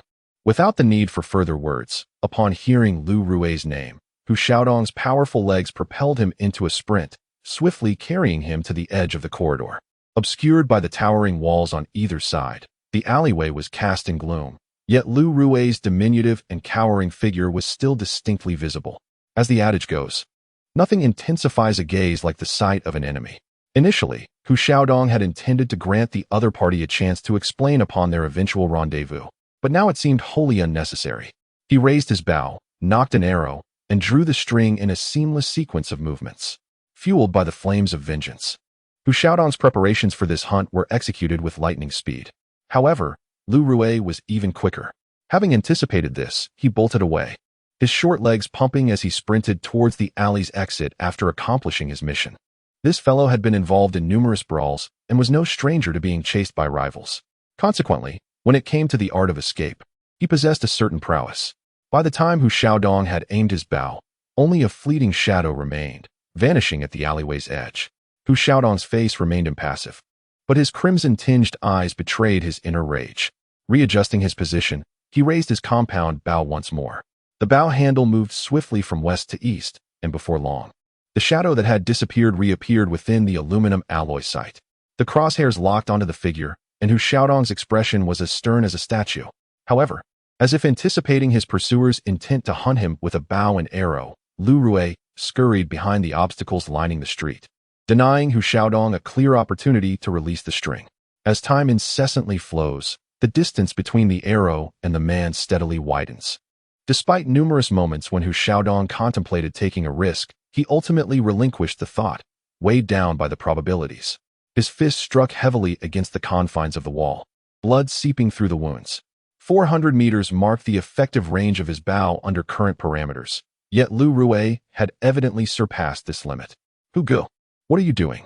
Why aren't you shooting at that bastard?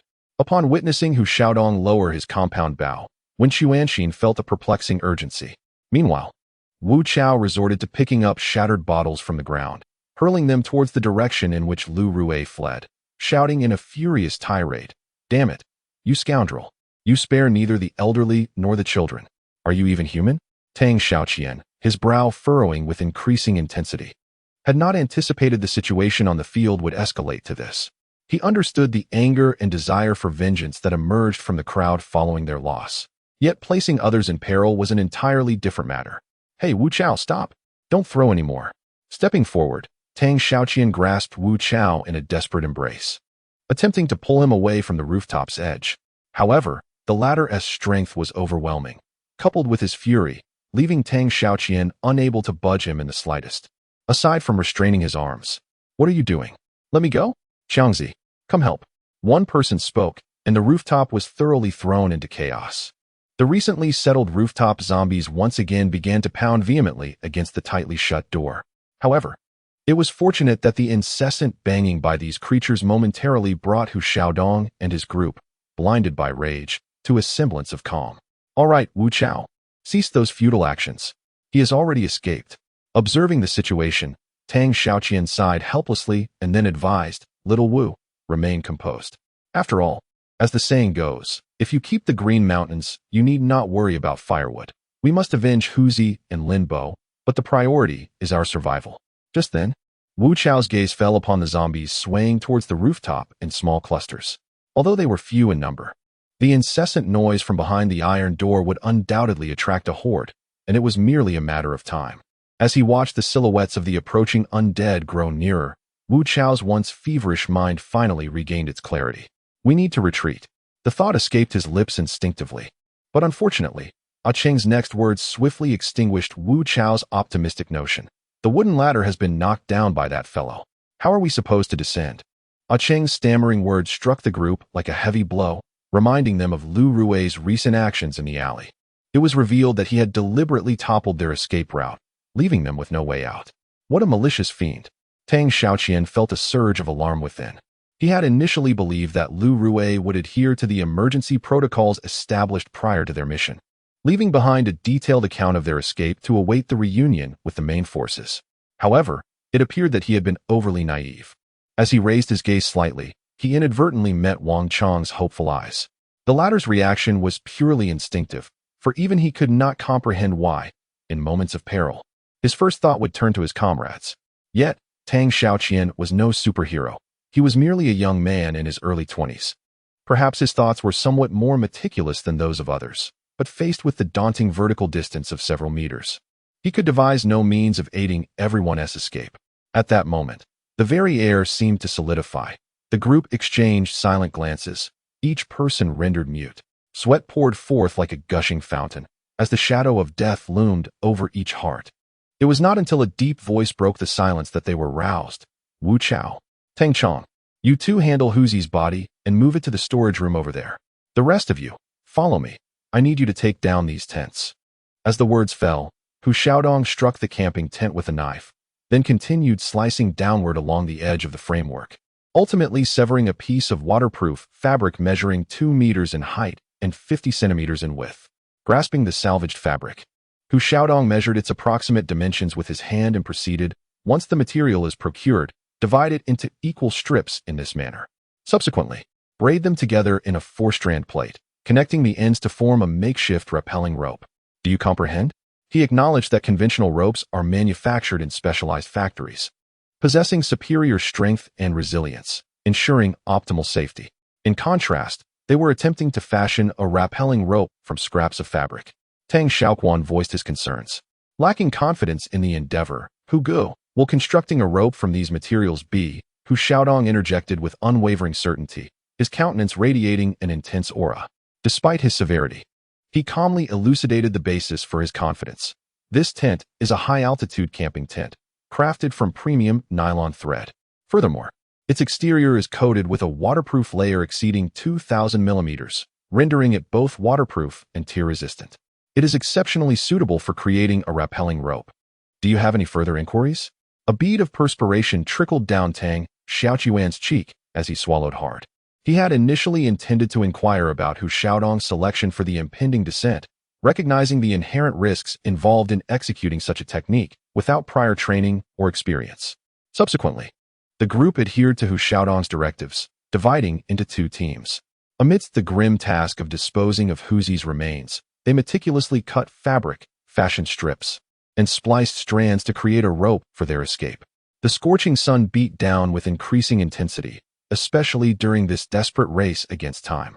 Yet, the survivors dared not voice any complaint, each one focused and composed, silently engrossed in their work.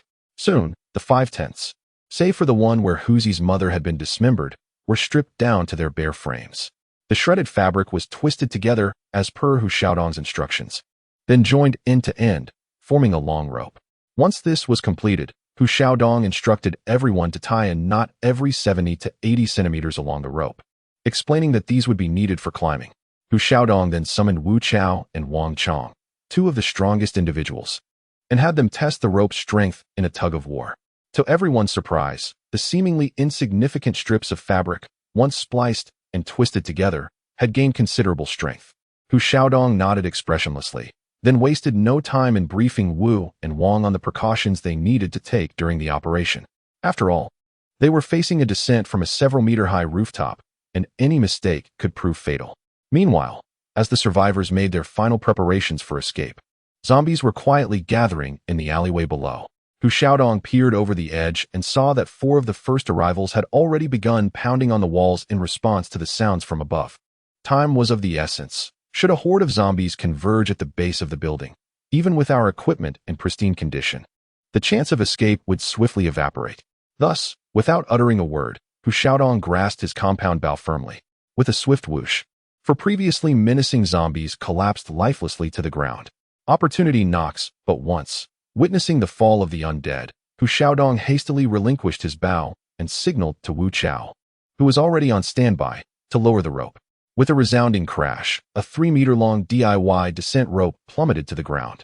However, as it reached its terminal point, the group was taken aback to discover that the rope still fell short by several meters. The situation was dire. There was no time to compensate for the missing length, and the survivors had only a scant supply of materials left. In a moment of decisive clarity, Hu Xiaodong sheathed his machete into his backpack and leapt to scale the wall. To be candid, he had engaged in extreme activities such as rock climbing before, yet his experience was merely superficial. Nevertheless, with the lives of the entire team hanging in the balance, Hu Xiaodong was willing to take the risk, regardless of his limited skills. Moreover, spurred by the tragic demise of Lin Bo and Hu Zi, adrenaline surged through his veins, rendering fear a trivial concern. Wu Chao felt a sudden tightening around his waist, his entire body leaning forward as Hu Xiaodong pulled him down. It is imperative to recognize that his actions posed a significant danger to Hu Xiaodong, who was precariously climbing, as the swaying rope would undoubtedly increase the difficulty of his grip, consequently heightening the risk of a fall. Fortunately, Wang Qiang remained vigilant. The moment he observed Wu Chao exhibiting signs of movement, he promptly extended a helping hand. Had it not been for this timely intervention, given the latter's fierce momentum, it is likely that he would have collided with the wall and coughed up blood. Hu Xiaodong, with great difficulty, slowly descended using the knots that protruded from the rope. This process was undeniably a rigorous test of his physical strength and endurance. Fatigued muscles began to signal surrender, and a persistent ache spread throughout his body. However, Hu Xiaodong was not one to concede easily. He gritted his teeth, his robust hands gripping the rope as if they were iron clamps. He descended, released, and grasped again in a cyclical motion. Ultimately, perseverance paid off, as Hu Xiaodong successfully reached the final knot of the rope. What lay ahead was the most daunting leap of his life, a challenge not only for the team, but also for survival. Chapter 74. The Leap Concerning Life and Death. Tang Xiaoqian's heart raced to his throat. He had discerned from Hu Xiaodong's clumsy maneuvers that the latter lacked the requisite climbing skills. His so-called descent was merely sustained by brute force. Lowering his gaze, Hu Xiaodong estimated that the ground was at least 4 meters beneath his ankles. Should he leap down with such reckless abandon, the likely outcome could result in his femur piercing his abdomen, potentially leading to a devastating spinal fracture. In a post-apocalyptic world, when a survivor experiences such a predicament, it is essentially a death sentence. Naturally, Hu Xiaodong was unwilling to suffer such a fate. Moreover, since he dared to descend so rashly, he must have conceived a countermeasure. Although he had only heard of this method, it was better than nothing. Furthermore, the current situation left him with no choice. Hu Xiaodong had not paid much attention to it at the time, as he believed he would never have the opportunity to use this somewhat audacious method in his lifetime. However, fate is capricious, and things do not always go as planned. The method the instructor spoke of involved utilizing certain flexing movements of the human body to reduce the impact force upon landing. From a scientific perspective, it is akin to increasing the buffer time and reducing pressure, as described in physics. However, this matter is easier said than done. Hu Xiaodong had no prior experience. He had never attempted such a jump before. This was his first time, concerning not only his own life and death, but also the fate of the team members on the rooftop. He only had one chance. It had to be a success, not a failure. Readjusting his dangling posture once more, the continuous downward pull caused a searing pain in Hu Xiaodong's arms, as if they were being roasted. He knew he could not continue to deplete his strength in this manner. He had to seize the moment and jump down before his arm strength was completely exhausted. He inhaled deeply, the scorching air entering his lungs through his nostrils, causing an unbearable dryness. Having finalized the adjustments, Hu Xiaodong's eyes gleamed with sudden brilliance, and he decisively released his hold on the rope. His body plummeted instantaneously, the rushing torrent of air whistling past his ears. Immediately, Hu Xiaodong gathered his legs and raised his hands above his head, maintaining a posture of surrender. Thus far, everything seemed to be proceeding swimmingly. However, Hu Xiaodong understood that this was merely the simplest step in the entire leap, and the subsequent landing was the critical juncture between life and death. The descent transpired more rapidly than Hu Xiaodong had anticipated, but fortunately, his athletic background and acute reflexes played a pivotal role at this crucial moment. Almost at the instant his toes touched down, Hu Xiaodong's knees bent slightly, a seemingly insignificant flex. Yet mistiming it could lead to the tragic outcome of fractured bones and a shattered spine. Sensing an immense force surging rapidly from the soles of his feet, Hu Xiaodong instinctively executed a forward roll. As the roll concluded, the ground's recoil was dissipated invisibly, and Hu Xiaodong completed the entire high-altitude jump without mishap. Devoid of any joyful surprise, Hu Xiaodong remained as placid as a block of wood, as if nothing had occurred. Were it not for the streaks of perspiration on his cheeks, left by the constant dripping of sweat, one would scarcely imagine that this was the same individual who had just executed a terrifying leap. A chilling roar reverberated nearby, prompting Hu Xiaodong to instinctively launch a swift spinning kick. His forceful right leg struck the approaching zombie with explosive impact. The creature crashed to the ground, and before it could react, Hu Xiaodong had drawn his machete and mounted its body. The keen blade gleamed with a frigid light in the sun's reflection. It traced a menacing arc before plunging precisely into the walker's skull. A viscous, black fluid oozed from the ruptured cranium, scattering fragments of bone and decaying flesh across the ground. Hu Xiaodong rose expressionlessly and proceeded to the ladder, which he righted and positioned against the wall. Another guttural growl echoed. Two dark figures materialized at the alley's entrance, and signs of agitation arose from the rear of the alley as well. With no time to signal the others on the rooftop, Hu Xiaodong quickly secured the ladder and assumed a defensive stance, machete in hand. He would defend the circular area within 50 centimeters of the ladder at all costs. He was resolved to prevent these beasts from harming his comrades. As long as he stood, so would the ladder. The deaths of Hu Zi and the others had ignited an unquenchable rage within him. Quickly, everyone get down.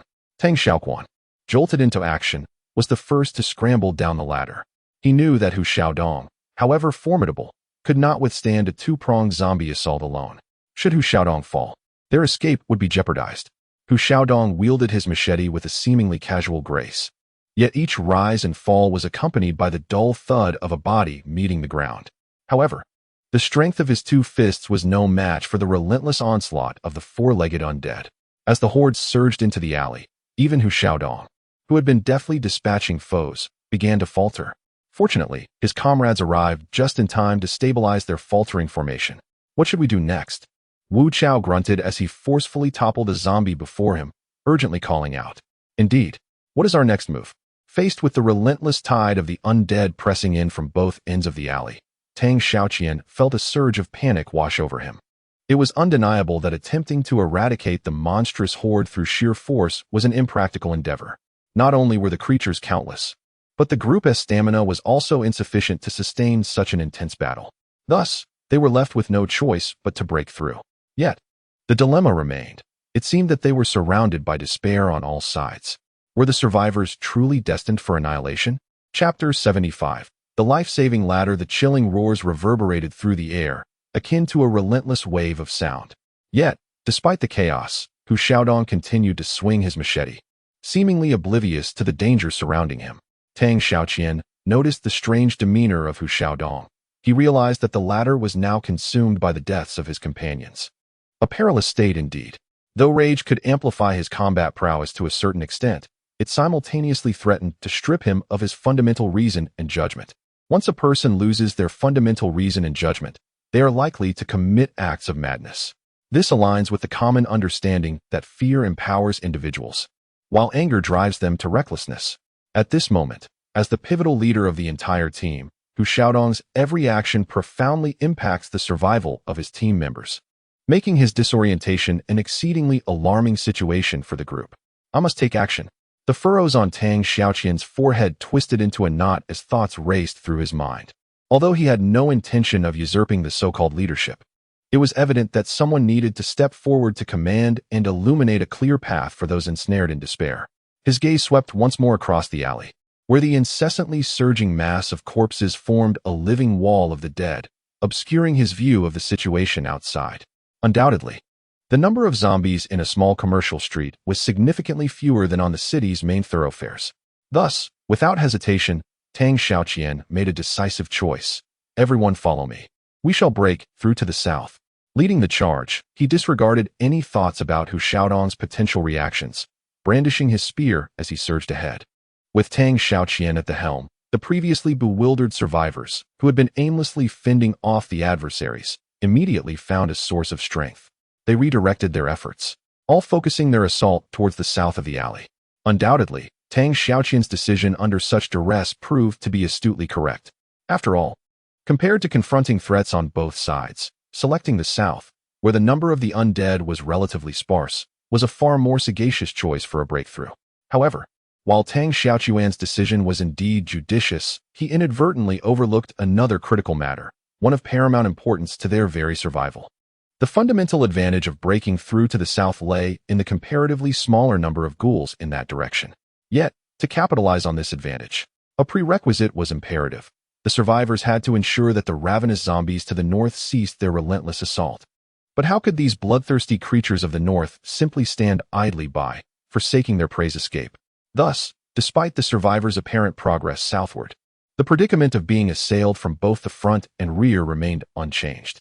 With a swift stroke, Wu Chao felt a zombie surging from behind. But before he could catch his breath, another one lunged forward. It was an unending, inexhaustible onslaught. When Xuanxin felt as though his arms were burning and aching, akin to wooden skewers roasting over a fire. Qiang, skulking in the middle of the formation, vigilantly scanned both sides, occasionally striking at any ghoul attempting to sneak up on them. Even so, he was growing weary. As for Wang, who was at the forefront, he had no respite whatsoever. The mechanical stabbing motions left him increasingly exhausted. Observing his comrades struggling to cope, drenched in sweat, and hearing their labored breathing and ragged gasps, Tang Xiaoquan recognized the gravity of the situation. Yet, he was at a loss for a solution. He could not devise a way to halt the incessant attacks from the creatures to the north, and if he could not stem their assault, any attempt to break through to the south would be futile. As an imperceptible weariness gradually eroded the consciousness of each survivor, a sense of despair began to pervade their hearts. Death seemed imminent. Yet, in that very moment, amidst the cries of hopelessness, a thunderous roar erupted from their midst. Before Tang Xiaoqian could even react, he heard a gust of wind whistle past his ears, followed by a dull thud. The horde of corpses stirred restlessly, the fallen wooden ladder severely impeding their advance, much to their ire. They widened their hollow eyes, their emaciated hands flailing and clawing at the air, as if only in this way could they draw closer to their prey. Don't just stand there like imbeciles. Fight your way out, Hu Xiaodong exhorted once more, the powerful aura emanating from his core resonating like a clarion call, awakening the survivors from their daze. Often, humanity is such that, when granted a glimmer of hope, they can rekindle their fighting spirit. And now, Hu Xiaodong's act of releasing the ladder had undoubtedly offered the survivors a chance at survival. The alleyway was narrow, barely accommodating two individuals abreast, so the presence of the wooden ladder effectively curtailed the movement of the approaching horde. However, the survivors understood that the ladder was merely wood, not steel, and could not withstand the relentless destructive force of the walking dead. Therefore, they had to escape the 9-meter-long alleyway before the ladder was demolished. Hu and Wu took the lead, with the others following behind. The survivors adopted a strategy of alternating attacks, with those in the rear immediately stepping forward to replace anyone in the front lines who showed signs of fatigue. Thus, They not only maintained formidable combat capabilities, but also significantly accelerated their pace of advancement. In contrast, the mindless zombies surged forward in a frenzied attempt to reach their prey before their fellow kind could. However, the narrow alleyway proved insufficient for the crowd. Their overwhelming numbers did not bring them any closer, but rather led to chaos, with zombies occasionally toppling over. As one side faltered, the spirits of the survivors soared ever higher.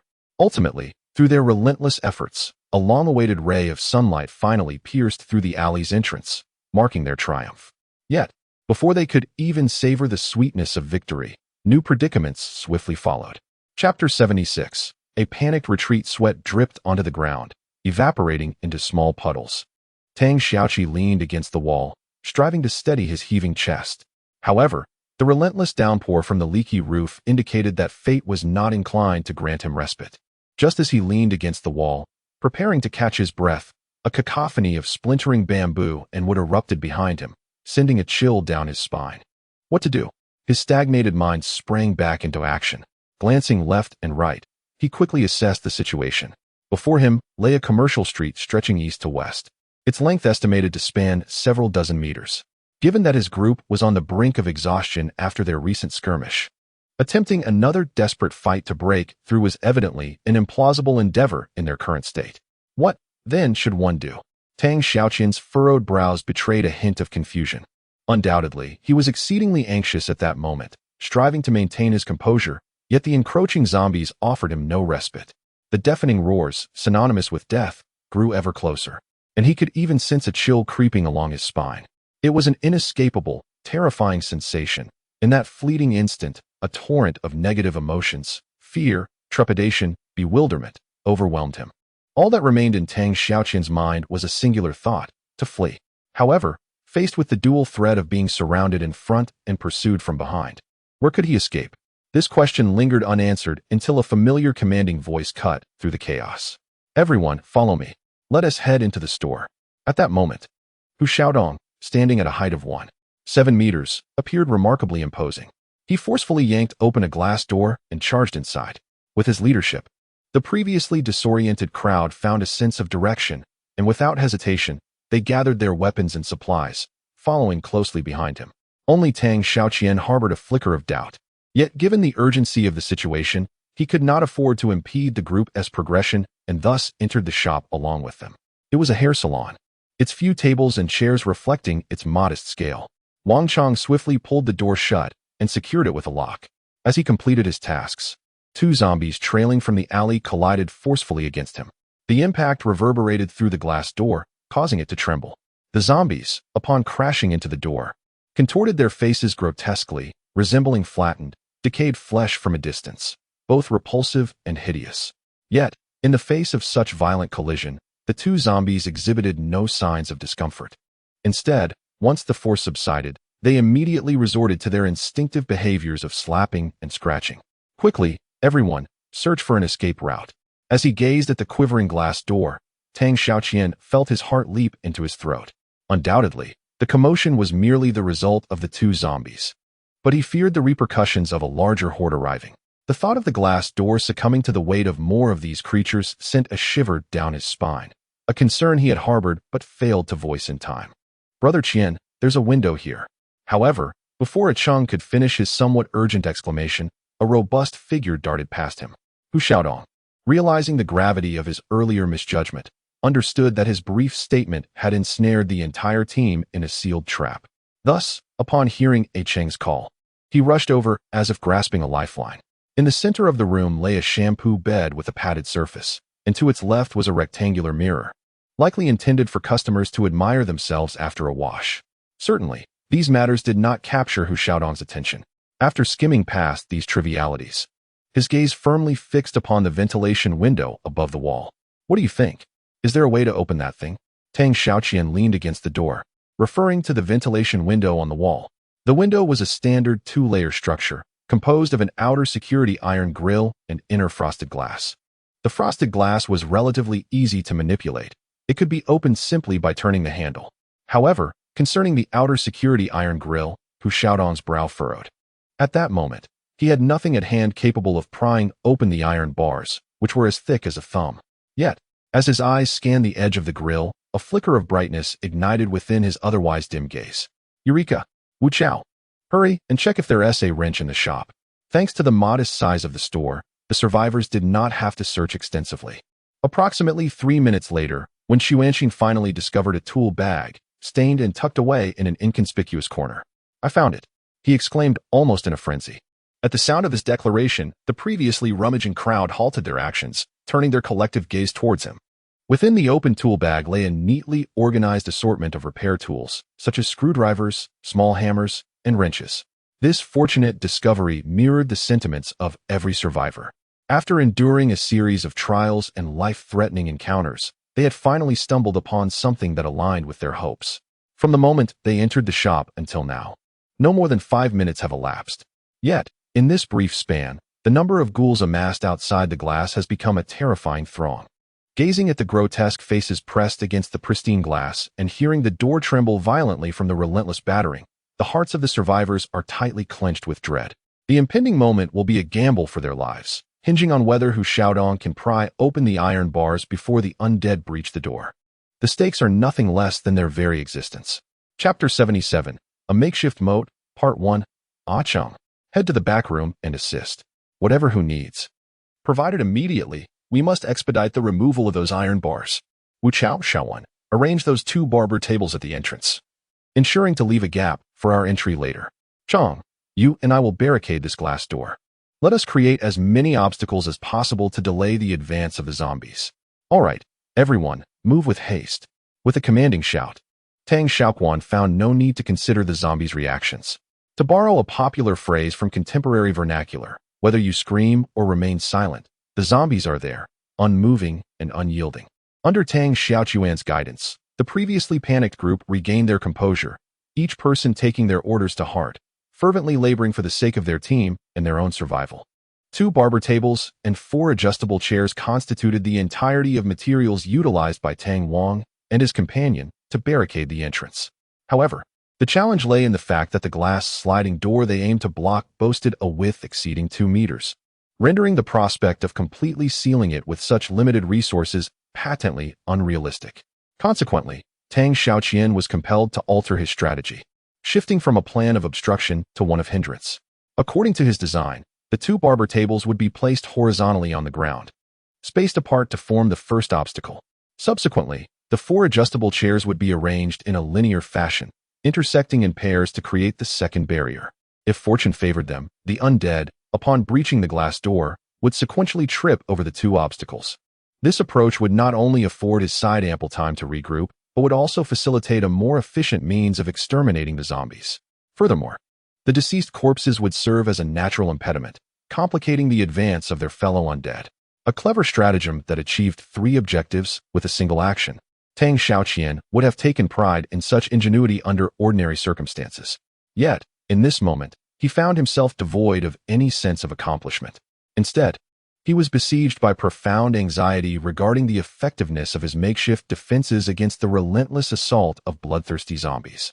Little Tang, why not just discard these items?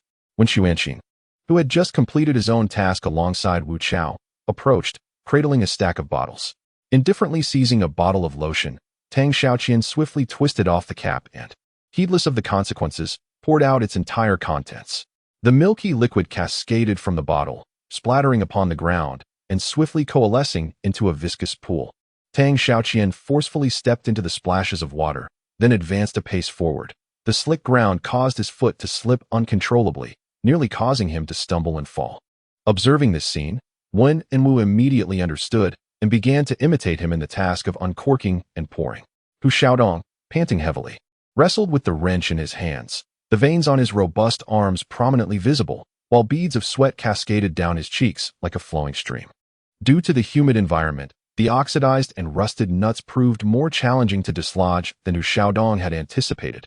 Fortunately, his upper body strength was formidable, and with the aid of tools, he managed to persevere. Otherwise, anyone else would likely have had no chance of even a slight turn. Inside the main hall, the air was thick with the scent of various hair care products, which, laden with plant-based fragrances, created a distinctly pungent aroma. All right, everyone, that should suffice. Let us save some for later, Tang Xiaoquan called out, halting Wu Chao and the others from pouring any further. After all, the primary purpose of their actions was to delay the zombies' movements. If they were to inadvertently endanger themselves, it would be a grave miscalculation. Over 50 bottles of liquid had been entirely poured between two barriers in front of the glass door, as Tang Xiaoquan intended to use this area as their makeshift moat. Although he was aware that this barrier would not hold the zombies at bay for long, he hoped Hu Xiaodong could manage to dismantle the ventilation system before the zombies broke through.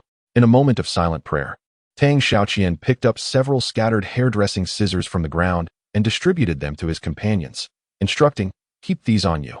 They may prove useful for piercing the zombie skulls, if necessary." A resounding crash startled the survivors, who were preoccupied with their preparations, causing them to involuntarily turn their heads. A look of uncontrollable terror spread across their faces. In their line of sight, the nearest horde of zombies, unable to stretch their bodies due to the pressure from those behind, resorted to head-butting the glass. It is worth noting that the glass of this barbershop was not made of toughened material. Despite its several centimeters of thickness, the trembling glass door, shaken by the impacts, instinctively made Tang Xiaoquan grip his spear tighter as he shouted, "Hugo, you need to hurry over there. The zombies are about to break through." The urgent and somewhat terrified voice reached Hu Xiaodong's ears, causing his hand to tremble involuntarily. At that very moment, a sharp crack shattered the oppressive silence. Wang could distinctly feel a searing wave of heat rush in, accompanied by excited howls and the sound of shattering glass. With a loud crash, the leading zombie stumbled over a barbershop table, falling to the ground without ever lifting its head, only to be engulfed by the oncoming tide of corpses. "Grab your weapons." Wang Chang's brows furrowed in determination as he raised his spear in response. However, Tang Xiaoquan swiftly interposed himself before him, exclaiming, "Xiangzi, tarry a moment longer. Let them draw nearer still." As his words faded, a succession of thuds echoed, the handiwork of the survivors proving its worth. Afflicted by the viral scourge, the mutated ghouls had forfeited their inherent human equilibrium. Moreover, their gait was unsteady, and they shuffled forward, their faltering steps rendered all the more precarious by the lubricant-slicked ground. These prone zombies became Tang Xiaoquan's intended targets. Strike! With a forceful thrust, he impaled the skull of a face-down zombie, ending its existence with ruthless efficiency. With this decisive blow, the battle between humans and corpses commenced in earnest. Chapter 78, Makeshift Moat, Part 2. 4 figures stood abreast, a line of defense. They stabbed, slashed, cleaved, and pounded, fiercely guarding the narrow moat, scarcely 2 meters wide, that held the key to their survival. Yet, they soon realized that no matter how diligently they defended, their rate of dispatching foes could not match the relentless replenishment of the zombie horde. This simply won't do. Tang Xiaoquan instantly recognized the gravity of the situation. If they failed to adjust their tactics and continued their aimless, frenzied assault, the 4 of them would undoubtedly succumb to exhaustion first. "Xiangzi, Wu Chao, Xiaoquan. We needn't necessarily slay these beasts, merely incapacitating them to impede their advance will suffice." In the midst of speaking, Tang Xiaoquan directed a forceful kick towards an obese zombie before him. The zombie succumbed to the blow, its distended abdomen erupting with a profusion of viscera. Within the confines of the narrow moat, the collapse of a single zombie invariably triggered a domino effect, toppling those surging forth in its wake with remarkable efficiency. Wang Qiang and his comrades exchanged glances, tacitly acknowledging the ingenuity of Tang Xiaoquan's stratagem. It not only alleviated the physical toll exacted by their relentless hacking, but also significantly augmented the efficacy of their defensive efforts. A cacophony of thuds reverberated as the advancing horde faltered, their momentum thwarted by both the survivors and their own brethren, resulting in a scene of utter pandemonium. Akin to a silent battlefield, the strategy proved efficacious, substantially decelerating the relentless advance of the undead, affording the survivors a brief respite. However, zombies, in their tenacity, arguably reigned supreme. Once fixated on a target, they exhibited an unwavering resolve, impervious to fear, sorrow, or distress. Pain, fatigue, and exhaustion were alien concepts to them. These humanoid entities, irrevocably altered by the virus, functioned as mere corporeal automatons, their existence solely defined by the pursuit of carnage and assimilation. The cadavers persisted in their relentless assault upon the survivors. Even when tripped and weighed down upon the earth, they pressed forward with unwavering determination, risking the contortion of their own forms. The narrow moat was visibly being filled with the bodies of the reanimated dead, causing Tang Xiaoquan's heart to palpitate with renewed anxiety. For once the moat was filled, their line of defense would be breached. At that moment, a flash of dread crossed Tang Xiaoquan's eyes. As misfortune often compounds itself. Just as Tang Xiaoquan was consumed by the tense situation, the crisp sound of shattering glass plunged him into an abyss of despair. Another glass sliding door had been breached by the cadavers. The bloodthirsty creatures, like wild horses freed from their reins, swarmed through the narrow opening, their howls echoing. Wang could distinctly observe these beasts lacerating their bodies on the remnants of shattered glass clinging to the door frame. He could almost feel the pain of the sharp shards tearing through skin. Yet, the cadavers themselves displayed no sign of discomfort.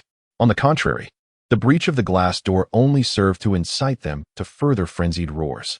Faced with such tireless, insensible, and overwhelmingly numerous adversaries, how could one not succumb to fear and dread? It is likely that any ordinary human, save for superhuman figures existing solely in the realms of fiction, would struggle to maintain composure in such dire circumstances. At the very least, Wang conceded that he was incapable of such composure. Had he not recently endured a multitude of similar life or death moments, he would have likely lost control of his bodily functions and collapsed to the ground, paralyzed by the horrifying spectacle before him. Grasping his spear more firmly, Tang Xiaoquan's dark eyes narrowed in unison. It wasn't that he hadn't contemplated the scenario of the horde breaching another gate, but witnessing it firsthand, the momentum of the ghouls surging inward far exceeded his anticipations. Nevertheless, the relentless ghouls, akin to a tidal wave, whether crawling, creeping, or tumbling, advanced toward the survivors in a variety of inconceivable postures, surmounting the barricade of corpses. Initially, the survivors managed to eliminate the approaching ghouls one by one with their weapons, but as time wore on, the escalating number of the undead began to overwhelm them. Quickly, Xiaoquan poured the remaining shampoo on the ground. Even though Tang Xiaoquan conceived of making adjustments at the first possible moment, he was ultimately too late. Due to the constant thrusting and withdrawing of their weapons, everyone's physical strength had undoubtedly reached its limit. And once a person experiences such a state, the body's various functional responses will decrease significantly, which will directly cause things that were originally easy to do to suddenly become extremely difficult. For example, Wang at the moment, after mechanically felling an encroaching zombie, instinctively wanted to pull out his spear, but his weakened body failed him at this critical moment. The spear did not come out as expected, and he, Brother Wang, Qiang, the roar of the prey stirred the zombie's instincts, and it excitedly howled towards the heavens, seemingly flaunting its conquest to its companions. Subsequently, it opened its gaping maw, and droplets of yellowish viscous fluid cascaded down its sharp fangs. Tang Xiaoquan, in a frenzied attempt to rescue his brother, found himself thwarted by the fervent horde of zombies, which formed an insurmountable chasm between them. Moreover, including Wu Chao and Wen Xuanxin, nearly everyone was simultaneously ensnared by the oncoming tide of zombies. Death loomed imminent. No, to be precise, should the zombie sink its teeth into Wang his fate would irrevocably alter. Instinctively, he wished to pierce the creature's skull with the spear in his hand. Yet his grasp was empty. Wang heart began to pound uncontrollably. Chapter 79. The Makeshift Moat, Part 3. This undoubtedly posed a tremendous test of endurance for an individual. First, one must conquer fear and maintain composure, and then, under immense pressure, discover a means to survive. Clearly, Wang lacked such capability at this moment. Sweat poured forth from every pore as adrenaline surged through him, while the rapidly descending zombie brain left his mind vacant and bewildered. Was it fear? To be candid, Wang did not feel fear at this moment. This was neither due to extraordinary courage nor a robust psychological resilience. Rather, it was precisely because he was overwhelmed with fear that he temporarily forgot the sensation of it. The desperate cries of his comrades grew fainter by the moment, and Wang felt his senses fading. Instinctively, he raised his hand, yearning to grasp the throat of the descending zombie. However, the misalignment of their distances allowed him only to brush against a few disheveled strands of hair atop its head. Almost immediately, an immense force surged from his palm, and in the next instant, his arm, which he had valiantly attempted to elevate, was forcefully yanked downward by the weight of the undead's head. Death loomed ominously, seemingly inevitable. Yet, Wang refused to surrender, driven by an intense desire for survival that surged from the depths of his being, compelling him to make one final struggle. His right hand flailed desperately across the ground, hoping to encounter any weapon that could aid him in vanquishing his foe. Alas, reality proved cruel. His search yielded nothing but a few sticky, filthy substances, leaving only the cold, unyielding surface of the tiles beneath him. Undoubtedly, this was not Wang Qiang's first encounter with such a life-and-death moment, yet the impending atmosphere of demise caused him to tremble uncontrollably. It was a most peculiar phenomenon, difficult to articulate, for at that moment, he felt no fear, yet every inch of his skin, every vein, and even his cells manifested an overwhelming expression of terror. Perhaps it was his unwavering resolve to fight until death that moved the heavens, for just as the zombie's sharp, waxen fangs were about to breach his groin, a brilliant flash of light glimmered, reflected by the sun, and vanished in an instant. The fleeting glimmer vanished swiftly, yet Wang Qiang perceived it with utmost clarity. It was akin to a beacon in the dead of night, bestowing upon the despairing Wang Qiang a final vestige of hope. Without the slightest hesitation, Wang Qiang's left hand decisively tugged upward, the immense force tearing away a sizable portion of the zombified cranium's scalp. Capitalizing on the respite afforded by this surge of power, Wang Qiang's right hand, without pause, drew forth the barber's shears that Tang Xiaoquan had mandated each of them carry from the belt at his waist, and with the might of a drowning man, he thrust them with furious intent into the temple of the zombified cranium. A desperate roar, imbued with Wang Qiang's fervent will to survive, reverberated throughout the chamber. The barber's shears gradually penetrated the zombified cranium, emitting a faint, grinding sound as viscous matter, mingled with sable ichor, trickled down the handle. The sound faded, the breath expired, the strength waned. As Wang Qiang's right hand fell listlessly, the zombie finally achieved its desire. Collapsing upon the ladder, though this time it was bereft of any prospect of raising its head. Its eyes widened rapidly, the crimson hue instantly suffusing the whites. Xiangzi, brandishing the spear in his grasp, Tang Xiaoquan, with frenzied resolve, mustered every ounce of strength and thrust it horizontally outward. Under the force of this near-suicidal assault, the nearest rank of zombies was almost entirely toppled to the ground. Disregarding the subsequent surge of zombies, Tang Xiaoquan hurled the spear away and sprinted towards Wang Qiang. Xiangzi. Tears mingled with sweat as Tang Xiaoqiu, bewildered, kicked aside the lifeless corpse that lay atop Wang Qiang. He then grasped the latter's shoulders with fervent determination, striving to drag him toward a safer location behind them. Yet, the confines of the room were limited, and the horde of zombies was overwhelming. How far could Tang Xiaoqiu hope to pull Wang Qiang? Observing this dire predicament, Wen and Wu exchanged glances, fully aware of the immense pressure they faced. Almost instinctively, they raised their weapons, wordlessly positioning themselves to shield Tang Xiaoqiu and Wang Qiang. Humanity often embodies such contradictions, though gripped by fear. Individuals can exhibit an extraordinary spirit of courage. Perhaps this is what is meant by sacrificing oneself for a noble cause. However, for the four survivors at this moment, there was little inclination to ponder this trivial philosophical quandary. Xiangzi. Tang Xiaoqiu continued to call out desperately, his hands shaking Wang Qiang's body like a sieve, disorienting him further. Overwhelmed by tension and fear, compounded by their earlier struggle for survival, Wang Qiang was gravely fatigued. Hey, Xiangzi, you're all right. Trust me, you will be fine. Tang Xiaoqiu uttered a stream of erratic reassurances, his gaze shifting to Wang Qiang's abdomen, the very spot where the zombie had fallen moments before. With a cough, Wang Qiang managed to muster a faint smile, deeply moved by his brother's actions, yet regrettably, the current situation left no room for gratitude. I am fine. Just a bit fatigued. Please help me up quickly. Xiaoquan, retreat. With Wang Qiang safe and sound, Tang Xiaoqian's bewildered mind regained its clarity.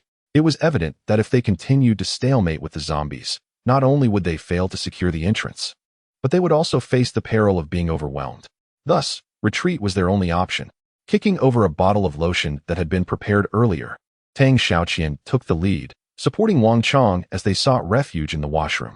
Following their safe entry, Wu Chao and Wen Xuanxin swiftly followed suit. Chapter 80. The Deadly Nut. What is the situation? Helplessly shaking his head, Qiang opened his palm to reveal 4 rusted nuts lying there. Hugo had already removed 4, but 2 were too rusted to budge. Before Qiang could finish his sentence, the recently closed wooden door suddenly trembled violently, the immense force sending the 2 barber chairs behind it crashing to the ground. Hurry, Wu Chao, Xiaowen. With no time to ponder the state of the iron bars, Tang Xiaoqian shouted in terror, urging Wu and Wen, who had barely caught their breath, to re-engage in battle. The 4 of them, paired off, pressed their backs against the barber chairs with all their might. The zombies surged through the shattered glass door one after another, now unimpeded, entering as if in a realm devoid of obstacles, advancing relentlessly and without hesitation.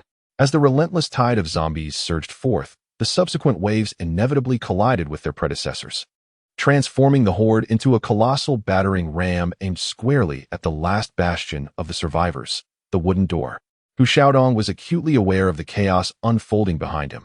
However, he found himself utterly incapacitated, unable to assist his comrades. Beads of sweat trickled down his face, stinging his eyes with a bitter sharpness. He instinctively blinked twice, then exerted all his strength to wrench the stuck wrench, yet the rusted nut seemed resolutely determined to remain steadfastly in place.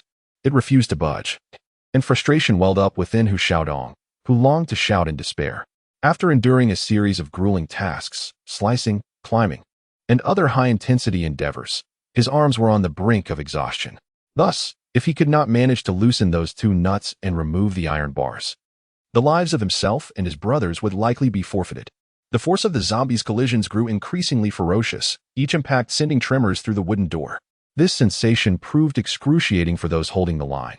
Tang Xiaoquan felt as though his spine were being repeatedly struck by a heavy hammer. Nevertheless, he dared not retreat an inch, for the door before them was their final defense. The shattering of that door would signify death. Although this conclusion may seem harsh, it was an undeniable reality. Xiaoquan was undoubtedly under immense pressure, yet this weighty burden failed to transform into a shred of motivation. Conversely, due to the relentless expenditure of physical energy, the force he could exert with his arms was waning. When Xuanxin, breathing heavily, glanced at Xiaoquan, who was standing on the high platform with his back to him, engrossed in his task, the latter's usual jovial demeanor was entirely absent, his fair complexion pallid with fear and exhaustion. Wu Chao was similarly fraught with anxiety. The ceaseless battering of the zombies impressed upon him the gravity of their situation, and he was convinced that the door would give way imminently. Undoubtedly, the survivors were enduring an excruciating weight in the face of impending doom, especially as they had resigned themselves to its inevitability. The chilling dread was like a bitter fruit fermenting, steadily eroding their resolve. Qiang, unable to withstand the abyss, cried out in a rare display of agitation, "Hey, brother Hu, are you done yet? Our door won't hold much longer." This was an ominous sign. If even the experienced Xiaoquan was exhibiting signs of agitation and disarray, the mental state of the others was surely compromised. Tang Xiaoquan's brow furrowed deeply. Well-versed in psychology, he was acutely aware of the aberrant behaviors that manifest in moments of despair. Anxious to forestall such a breakdown, his eyes darted to Xiaoquan's hands, where he was still struggling with the wrench. Observing the taut sinews in his arms, Tang Xiaoquan knew that he was exerting maximum effort, and he immediately dismissed the idea of replacing him. Indeed, if even Xiaoquan couldn't manage to loosen those two nuts, it was doubtful that the remaining members of their group would fare any better. Another violent tremor coursed through his spine, and the distracted Tang Xiaoquan nearly lost his footing from the fierce impact. "That's right. Hugo, have you tried using a hammer?" His raised right hand paused in midair. Xiaoquan momentarily stunned, before snapping his fingers as if struck by sudden realization, then exhaling a long, hard breath heavenward. "I'm such an imbecile. How could I have overlooked such a simple solution?" Wang Qiang struggled to his feet, having recovered some of his depleted strength from the brief respite. Although his legs remained sore and numb, he was in much better condition than before. With considerable effort, he extracted a hammer from the toolbox and handed it to Xiaoquan, who took it without a word and immediately set to work. The wrench was once again secured on the nut. Xiaoquan wiped the sweat from his brow, raised the hammer, and brought it down with a resounding crash. Clang! Chunks of wood, mixed with splintered fragments, flew in all directions. When Qiang, unable to evade in time, suffered a gash on his right arm, instantly causing crimson blood to spurt forth. "Xiaoquan, are you all right? Watch out behind you." Ignoring the wound on his arm, when Qiang raised his machete, hacking at the zombie hand lunging towards Tang Xiaoquan. However, due to the extensive exertion and the injury's impact, his strike only managed to alter the trajectory of the hand, failing to sever it completely. Due to the stimulation of blood and water between his arms, the owner of the corpse's hand, in a frenzy, raised his arm once more, with its 5 claws dancing like sharp steel blades before the survivors. Damn it! If only the spear were still in hand. Tang Xiaoquan began to regret his earlier decision to discard the spear, for had he possessed one now, he could easily dispatch the zombies outside through the gaping hole. Alas, reality offers no ifs, and just as Tang Xiaoquan lamented his misfortune, another wooden plank was successfully breached by a zombie. In an instant, the number of the encroaching corpse hands increased dramatically. Chapter 81, A Heart-Pounding Escape, Part 1, Brother Who, can we still manage to pry it open now? As he dodged the erratic attacks of the zombie claws, Tang Xiaoquan found it arduous to utter even a word while bracing himself against the barber's table. Faced with such dire circumstances, he struck with great speed, the hammer resonating with a crisp clang as it met the wrench. This time he did not falter. Supported by the principle of leverage, the nut finally began to turn. If we can just hold on a bit longer, Brother Who will soon be free, Wang exclaimed, panting heavily. He was the only survivor among them who had taken the time to assess Xiaodong's progress. In the depths of despair, Wang Chang's words were akin to an oasis in a desert, reigniting the flickering flame of hope within his almost despondent companions. With a fierce swing of his blade, the heated passion of Xin Pao's heart manifested as he severed the arm of the zombie that had just ensnared his weapon. However, the survivors had regained their composure, and the horde was not to be underestimated. The frenzied movements of these creatures intensified, as if they had been invigorated by some elixir, their arms flailing wildly. The wooden door was relentlessly assaulted, splintering under the onslaught, and the shards of wood erupted into the air, creating a chilling spectacle. Thus, a tense standoff ensued around the wooden door and two wooden tables, a desperate battle of attrition between the living and the undead. Yet, a discerning eye could easily discern that humanity was nearing its breaking point. The door teetered on the brink of collapse. Amidst the cacophony, a faint sound went unnoticed by the preoccupied survivors, engrossed in their defense. Yet, Xiaodong could hardly contain his surging excitement.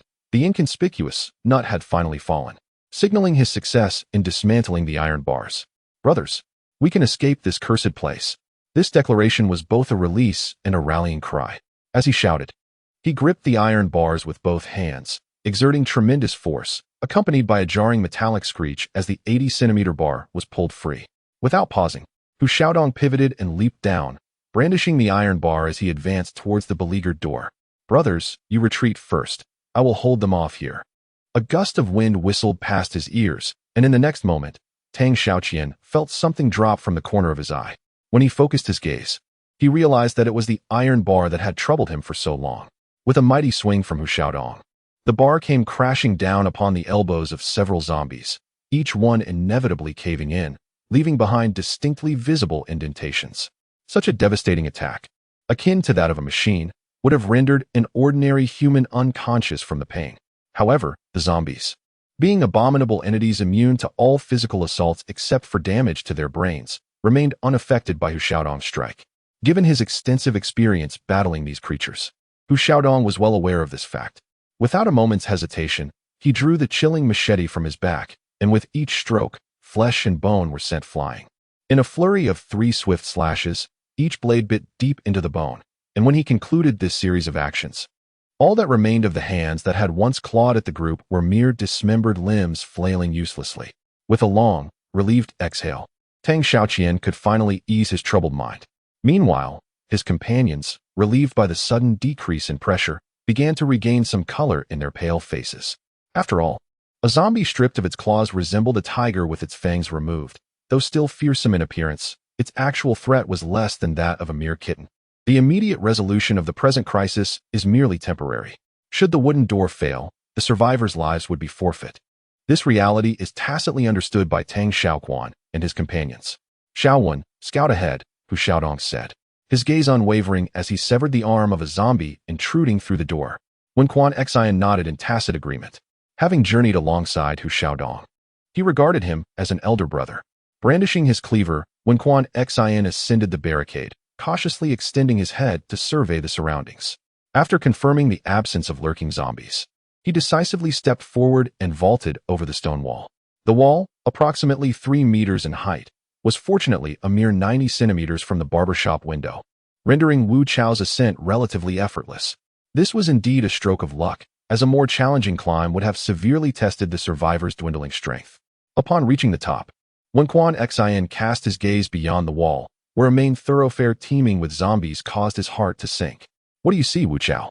Tang Xiaoquan inquired, unable to afford Qiang a prolonged observation, as the wooden door threatened to give way at any moment. The main road is swarming with zombies, when Qiang replied. However, he added with certainty, after gauging the height, they cannot reach the top of the wall. Understood. With a detached nod. Tang Xiaoquan was not particularly concerned about the outcome of this matter. His inquiry stemmed merely from a desire for self-soothing. All right, Qiang, it's your turn. Watching Qiang ascend, Wang Chang followed suit, while Tang Xiaoquan handed over his backpack and various supplies one by one.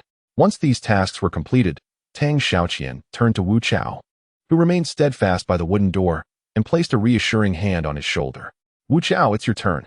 After a brief moment of hesitation, Tang Xiaoquan was about to offer further encouragement when he noticed a terrifying crack swiftly splitting the upper half of the door from top to bottom. With a sense of urgency, he declared, "All right, I'll go first. You all follow quickly." Chapter 82.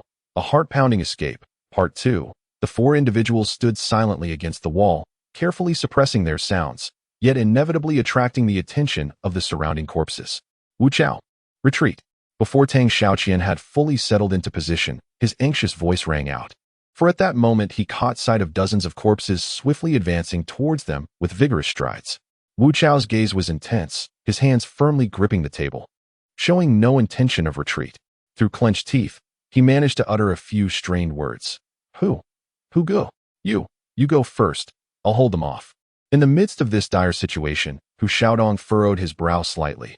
He was not one to indulge in sentimentality, nor did he ever consider himself particularly heroic. As the eldest member of the team, he bore the responsibility and obligation to ensure the survival of his family. Enough talk, Chao? Withdraw immediately. Indeed. Wu Chao, this is not the time for hesitation. The zombies on the streets are approaching. To validate Tang Xiaoquan's assertion, a cacophony of growls surged from outside, creating a haunting symphony that resonated both inside and outside the house, sending shivers down their spines. Given this dire circumstance, despite Wu Chao's deep reluctance, he could only comply with the command. He firmly patted Hu Xiaodong's shoulder, a silent testament to their brotherly bond. With a subconscious sigh of relief, Tang Xiaoquan admitted to himself that he was genuinely concerned Wu Chao might stubbornly cling to his own ideas. Through recent observations, he had characterized Wu Chao as passionate, impulsive, and often reckless. However, following the events of the day, Tang Xiaoquan's perspective underwent a profound transformation. Indeed, at times, Wu Chao could be excessively headstrong. Yet such behavior stemmed from his heartfelt devotion to his comrades, a trait he shared with Wang Chang. Nevertheless, in terms of understanding the bigger picture, Wu Chao exhibited far greater insight than the single-minded Wang Chang. Take today's situation as an example. Had it been the straightforward Wang Chang, Tang Xiaoquan firmly believed that unless he were knocked unconscious and carried away, no one could persuade him otherwise. Utilizing the momentum of his leap, Wu Chao scaled the wall. Once he landed, he instinctively raised his brow to survey the situation beyond the wall. His gaze was met with a truly startling sight. Beneath the enclosure's walls, two ranks of tattered, emaciated revenants were arrayed, their arms upraised in a frenzy of waving and howling. They resembled nothing so much as a throng of utterly deranged devotees, each vying desperately for a fleeting moment of intimacy with an idol upon a stage. A cold sweat of dread instantaneously permeated his countenance, and Wu Chao felt a surge of gratitude that he had not acted rashly, for the consequences would have been dire. Brother Hu, it is your turn, you may withdraw.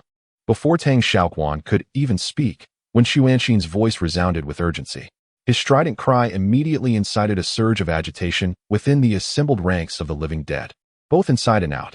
Accepting the club from Wang Chang, Wu Chao maintained a vigilant watch over the throng of corpses stirring restlessly beneath the wall. It was evident that he was the sole survivor capable of engaging the walking dead with a weapon. His task was straightforward: to prevent any abnormally large specimens, akin to Yao Ming in stature, from emerging. Hu Xiaodong braced the barber's table, which had been forced open by the relentless assault, one last time. Though he knew such an action was futile, he hoped the wooden tables might afford him a modicum of additional time to escape. Resheathing his cleaver upon his back, Hu Xiaodong inhaled deeply. He knew the moment for departure had arrived. Now that his comrades had safely scaled the wall, he had no desire to linger in this accursed place. Silently counting down the moments, he mouthed the numbers 1 and 2. As the word 3 escaped his lips, Hu Xiaodong surged forth in a burst of speed, engaged in a desperate race against time, gambling with his very existence. As Hu Xiaodong retreated, the final defense of the wooden door crumbled. The two barber tables failed to withstand even a second, erupting outward with a thunderous crash. The wooden door splintered, revealing a massive, meter-long gash from which a dark figure emerged. The shadowy form barely exposed half its body before plummeting downward, its abdomen impaled by the sharp wooden spikes below. Brother Hu, Tang Xiaoquan, vigilantly monitoring the situation within the room, immediately cried out upon witnessing the door's collapse. Undaunted by the fate of its fallen comrade, the horde of walkers pressed forward relentlessly. After several more succumbed to the same fate, one fortunate creature finally overcame the obstacles, breaking free from the mass of corpses. Brother Hu, hurry, faster! Tang Xiaoquan urgently shouted, as the advancing walker's crawling speed rivaled that of Hu Xiaodong. Everything unfolded in the blink of an eye. No one could foresee the impending outcome, whether Hu Xiaodong would scale the wall before the horde reached him, or whether he would be intercepted and devoured. The uncertainty caused the hearts of all onlookers to leap into their throats. Brother Hu, keep going! Roar! Roar! Roar! The cacophony of human voices and guttural moans mingled, forming a symphony of fate that resonated in Hu Xiaodong's ears. In this moment, anxiety gripped everyone, even the resilient Hu Xiaodong. His heart pounded furiously, and adrenaline surged through his veins exponentially. Fear and terror permeated every fiber of his being, causing his movements to become rigid. With a swift motion, Hu Xiaodong forcefully stomped on the shampoo chair, intending to use the reactionary force to propel himself onto the windowsill. However, this was undoubtedly a perilous endeavor, especially in such a critical moment where even the slightest miscalculation could spell life or death. Cold sweat instantly covered his face, and he had no time to wipe it away as he prepared to try again. But the approaching zombie would not grant him another chance.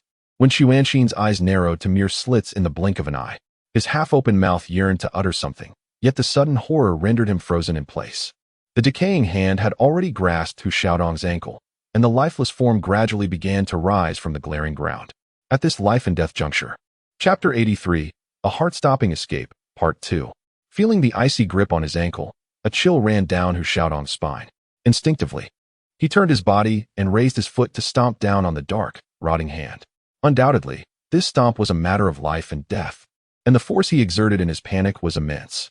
In the face of such a vicious assault, an ordinary individual might consider themselves fortunate to escape the fate of shattered bones, yet they would still be unable to withstand the excruciating pain that penetrates to the marrow. But are zombies ordinary people? Clearly not. These creatures are scarcely even human. So what are they? They are the harbingers of hell, the emissaries of death. They neither possess nor feel the so-called emotions of pain, fear, or pity, rendering them the epitome of ruthless killing machines. The corpse's hand remained tightly bound to Hu Xiaodong's ankle, showing no sign of loosening despite the shattered bones. Moreover, its calm and gradually rising form was inching toward the edge of the wash chair. Only one course of action remained. Hu Xiaodong's expression grew grave as he retrieved a 5-foot-long blade, its silver surface instantly shimmering with a chilling gleam. The neurons coursing throughout his body compelled him to raise the cold blade high, and with a force akin to thunder, he brought it crashing down. The blade, imbued with immense energy, sliced through the air, producing a faint sound of rupture, and soon thereafter, one could distinctly hear the cracking of bones beneath the sharp tip. Crack! The outcome was evident. The corpse's hand was severed from the wrist by the sharp blade, and immediately, thick, black liquid splattered across the ground. Hu Xiaodong knelt heavily upon the wash chair, his dark plastic face glistening with beads of sweat akin to flowing streams. He had never felt such exhaustion. Not even during the arduous training on the plateau had he experienced this level of fatigue. Yet, it seemed that fate showed no mercy to this fallen youth. For at the moment his blade descended to sever the corpse's hand, the wooden door before him finally shattered into splinters under the relentless assault of the undead horde. The zombies surged forward in a frenzied rush, and even the fall of a companion could not halt their advance. Regrettably, this fleeting calm was quickly eclipsed, as the oppressive roars of the zombies plunged him back into an abyss of despair. In the face of life and death, with no time to spare, Hu Xiaodong hurled the machete from his grasp with all his might. The machete spun twice in the air before striking the skull of a zombie, then plummeting to the ground. Unburdened, Hu Xiaodong repeated his leap onto the wall, acutely aware that this would be his final opportunity. Failure meant death. With a powerful thrust of his right foot onto the chair, the force propelled Hu Xiaodong into the air, and with swift reflexes, he grasped the wall, stabilizing his form. Hurry Hu! For individuals, for pairs of hands, reached out almost simultaneously, with only Wu Chao remaining vigilant. From their vantage point, They could clearly see a horde of zombies, bloodlust evident in their eyes, stretching their arms toward Hu Xiaodong. There could be no hesitation. A pause would equate to demise.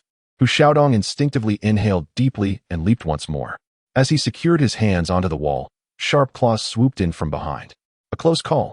Tang Xiaoquan couldn't help but break into a cold sweat for the man before her. Perhaps he was unaware that a mere step backward could irrevocably alter the course of his life. With a collective effort, they hoisted the exhausted Hu Xiaodong onto the wall, and the group finally exhaled in relief. "Brother Hu, have some water." Qiang thoughtfully offered a bottle of mineral water he had prepared earlier. Without hesitation, Hu Xiaodong tilted his head back and gulped it down. "What shall we do next?" As Xiaoquan Xian gazed at the ever-increasing number of walkers congregating beneath the wall, he asked, lost in thought, "Indeed, what is to be done?" With the ingestion of water, Hu Xiaodong's muddled thoughts gradually coalesced around the emerging issue. They were currently situated atop a stone wall, approximately 3 meters in height. The wall stretched from left to right, its length perfectly encompassing the perimeter of a street. For the survivors, this high wall served as an indisputable natural barrier against the walkers. As long as they remained on it, the walkers would be unable to reach them unless they acquired advanced techniques such as forming human pyramids or climbing. However, this scenario existed only in theory, as humans are not inanimate objects. They require sustenance, hydration, and rest, making it impossible for them to remain stationary in one place for an extended period. Moreover, the narrow width of the wall, barely accommodating a pair of shoes, posed a constant risk of falling. Hu Xiaodong was genuinely at a loss. Exhaustion, both physical and mental, had rendered him incapable of rational thought. He almost instinctively shifted his gaze to the figure beside him and inquired softly, "Xiaotang, do you have any ideas?" At this point, Hu Xiaodong had largely grasped the basis of Tang Xiaoquan's reasoning. The wall's limited length was insufficient to allow the survivors to reach a relatively safe location. Considering the conditions to the north and south, Hu Xiaodong preferred to lead the group south in search of fortune, despite the unknown situation, rather than facing the cluster of zombies in the commercial street 50 meters to the north. Beseeching divine intervention, Hu Xiaodong seized the compound bow from Wu Chao's grasp, proclaiming with a resolute gesture, "Very well. We shall proceed as Xiaotang suggests, heading southward." Chapter 84. The infernal barrier given the exiguous width of the wall's crest, Hu Xiaodong relinquished the notion of repositioning. Consequently, Wang, now situated at the northernmost point of the formation, naturally assumed the mantle of vanguard. With one hand steadying himself on the wall to his left and the other brandishing Xiaoquan Xian's cleaver, he advanced with a conspicuously awkward and peculiar gait. A fall would inevitably herald demise. Thus, Wang treaded with utmost circumspection. Nevertheless, the incessant tremors beneath his feet induced palpable trepidation, causing cold perspiration to cascade down his brow. The ghouls were converging and amassing at an alarming rate. It was truly astonishing to witness the alacrity with which these creatures congregated. In a mere matter of moments, the number of cadavers thronging below the wall had burgeoned exponentially. It was a spectacle of unparalleled magnitude, a veritable danse macabre. However, for the survivors precariously traversing the wall, this frenzied scene was akin to a harrowing nightmare seeping into the very marrow of their bones.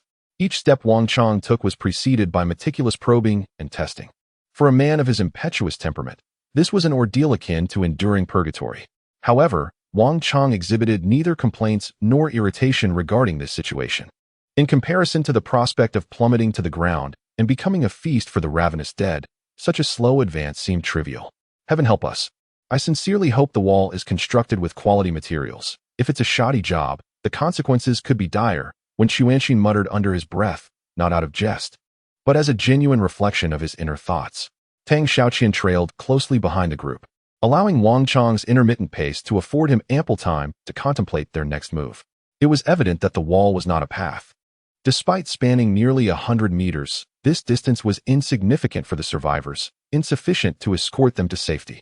Undoubtedly, the challenge of scaling the wall and descending would confront the survivors at its end, a dilemma that weighed heavily on Tang Xiaoquan's mind.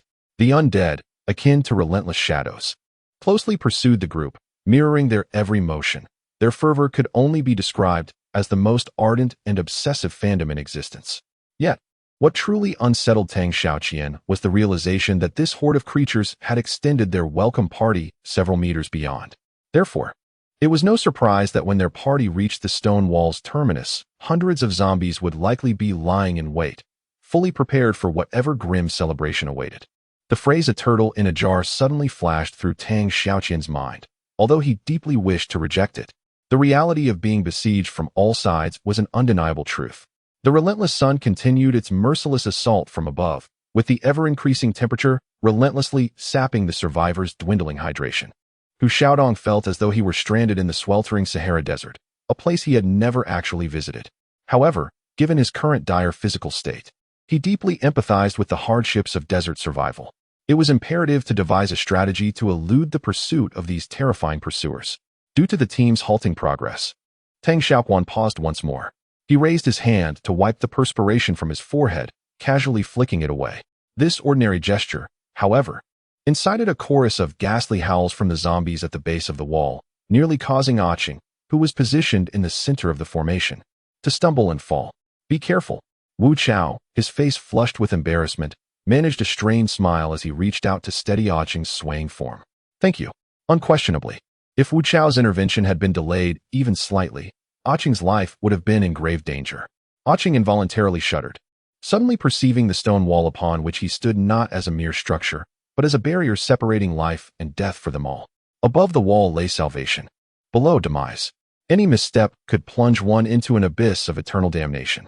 Tang Xiaoquan was still immersed in profound contemplation, as he discerned that extricating the team from the relentless pursuit of the reanimated corpses before reaching the wall's terminus was an insurmountable challenge.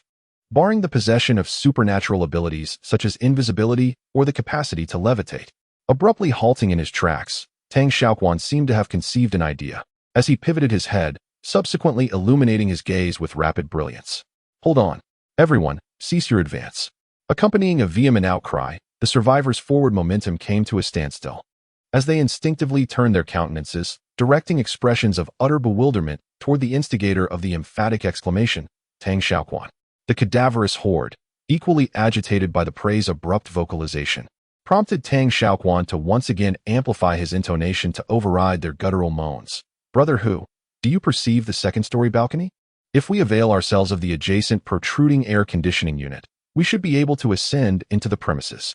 Within the purview of his vision, Xiaodong effortlessly discerned the balcony to which Tang Xiaoquan alluded, and indeed, an air conditioning unit affixed to an iron framework was present on the right-hand side of the balcony. Furthermore, he noted that the windows on the balcony were all flung wide open, devoid of any internal protective barriers such as iron railings designed to safeguard the security of the rooms. "Move, move. Let us proceed there," Xiaodong promptly concurred, albeit with a slight stammer betraying his exuberance. They swiftly converged beneath the balcony, subsequently halting their advance. Who shall ascend first? For the present group of survivors, it was a foregone conclusion. With practiced ease, Xiaodong divested himself of his backpack and bow, entrusting them to Tang Xiaoquan, who stood beside him. Subsequently, he sheathed the team's sole machete in its scabbard. With these preparations complete, Xiaodong instinctively spat into his palms, rubbing them together with vigor, perhaps sensing the anomaly. The assembled throng of walkers at the base of the wall intensified their guttural howls. Oblivious, Xiaodong inhaled deeply, then, with a burst of energy, propelled himself upwards. Chapter 85. Desperate escape. Through the concerted effort of his hands and feet, Xiaodong ascended to the summit of the air conditioning unit with relative ease. However, owing to the advanced age of the supporting iron frame, it emitted a series of grating metallic groans under Xiaodong's weight. "Brother Hu, be careful," when Xuanxin blurted out reflexively. The others, too, were seized with concern for Xiaodong's safety and the frame's load-bearing capacity due to the preceding creaks. Raising a hand in an affirmative gesture, Xiaodong reassured the group. He then delicately pivoted, gradually turning toward the balcony. The balcony, approximately 2 meters in length and 1 meter in width, was situated less than 90 centimeters from the air conditioning unit. Consequently, Xiaodong could readily touch the outer railing by extending his arms. Advancing a few more steps, Xiaodong positioned himself in a location that afforded him the most comfortable leverage. He leaned against the railing, bending his knees to step onto the external machine. After ensuring that the underlying iron frame was sufficiently robust to withstand his exertion without any signs of fracture or collapse, he allowed his heart, which had been suspended in apprehension, to relax slightly. The blinding sunlight streamed in from the east, causing Hu Xiaodong to instinctively lower his head. As beads of sweat cascaded down his face, rendering his vision somewhat hazy, he subconsciously wiped the sweat from his brow, then took a deep breath. And with this rush of warmth entering him, his dark eyes began to narrow gradually. Upon reaching a critical point, they suddenly brightened. Bending his knees, exerting force, supporting himself, and leaping up, Hu Xiaodong executed a series of movements with fluidity akin to flowing water. The explosive power he unleashed effortlessly propelled him onto the railing. The iron frame emitted a mournful cry, yet as the pressure dissipated, it returned to its normal state. Letting out a long sigh of relief, Hu Xiaodong jumped down to the ground. After landing safely, he quickly gestured a sign of victory to the onlookers below. Okay, next, Wang Qiang, it's your turn. Regarding Tang Xiaoqi's arrangement, the crowd felt a sense of futility. Although each of them harbored a deep desire to escape the terrifying wall of hell as soon as possible. After enduring a series of life and death trials together, they all wished for their companions to depart before them. This sentiment was a complex and contradictory emotion, one that could only be fully understood by those who had experienced it. Due to the severe exhaustion of his physical strength, Wang Qiang's climbing appeared somewhat clumsy. However, after a series of awkward struggles, he managed to ascend to the balcony unscathed. Subsequently, the remaining survivors followed suit, one after another, replicating the maneuver. Damn it! Wu Chao roared, venting his dissatisfaction as if reborn. Beside him, Wang Qiang picked up a small flower pot from the ground and, with wide eyes filled with fury, hurled it away. The ceramic pot, nearly 10 centimeters in diameter, traced a graceful arc in the sunlight before splattering its soil upon the body of a nearby zombie. With a crisp sound, the pot, laden with Wang Qiang's pent-up resentment, struck the head of a punk-styled fan with slightly longer hair. Under the impact of gravity, the pot shattered into fragments, burying the fan's head beneath a mound of earth. One could even glimpse the tilted flower within the soil, appearing quite delightful from a distance. Enough. Everyone, quiet down, Tang Xiaoqan said, frowning slightly and poking his brother in the side, clearly exasperated. It was evident that their crisis had only been temporarily averted. Until they safely entered the room, anything could transpire. All right, everyone, get ready. I'm about to open the door. As he spoke, Hu Xiaodong's sturdy left hand reached through the torn curtain into the room, poised to turn the doorknob, and open the door in the next moment. At that precise moment, Tang Xiaoquan, who had just finished reproving Wu Wang and the others, halted them. Hold on a moment, brother Hu. Hu Xiaodong turned his head slightly, casting an inquisitive glance. Is there a problem? Tang Xiaoquan nodded gently and continued in a low voice. Yes, brother Hu, before we proceed, it would be prudent to formulate a plan. Damn it. What's there to plan? Wang Qiang interjected, his frustration evident. There are 6 of us in total. Even if there are zombies inside, we can eliminate them in a matter of minutes. Wang Qiang had been suppressing his anger due to the relentless pursuit of zombies along the way. Upon hearing Tang Xiaoquan's cautious approach, he couldn't contain his annoyance any longer and vented his pent-up emotions. Tang Xiaoquan merely snorted twice, refraining from elaborating further. He knew his silence had been effective, as the look of astonishment in Wang Qiang's eyes revealed. Composure in the face of adversity and meticulous thinking were the qualities Hu Xiaodong admired in Tang Xiaoquan. Furthermore, the latter's ability to conceal his emotions impressed him even more. After all, everyone had experienced the impetuousness of their early 20s, making such maturity in someone so young a rare sight. Hu Xiaodong silently propped himself against the windowsill, his eyes subtly scanning the interior before decisively nodding. All right, let's do as you say. Wu Chao, leave your backpack. The 2 of us will go in and scout ahead. With meticulous care, Hu Xiaodong rotated the jammed lock. He gingerly nudged the door with the back of his blade. And as a series of creaks echoed from the rear entrance, he gestured for Wu Chao to enter. One after the other, Hu and Wu proceeded with considerable caution. Despite their lack of overt tension or anxiety while outside, the unknown oppressiveness that settled upon them as they stepped into the cottage aroused an involuntary sense of vigilance. Using the dappled light cast by the setting sun on the marble tiles, Hu Xiaodong surveyed the room's layout. To the south, a sizable LED television, nearly 40 inches, rested on a console. Across from the console, a row of light-colored fabric sofas curved in a semicircle. Atop them, a pristine white, long-haired teddy bear lay serenely, as if the house's proprietor, observing all around. Hu Xiaodong advanced, now able to infer the occupant's approximate age and gender from the furnishings. However, his immediate concern was the safety of the house and whether it harbored any zombies. Wu Chao abruptly halted, his progress arrested. He warily sniffed the air, then approached Hu Xiaodong with a dubious expression. "Brother Hu, do you smell?" Before Wu Chao could finish, Hu Xiaodong extended his right index finger.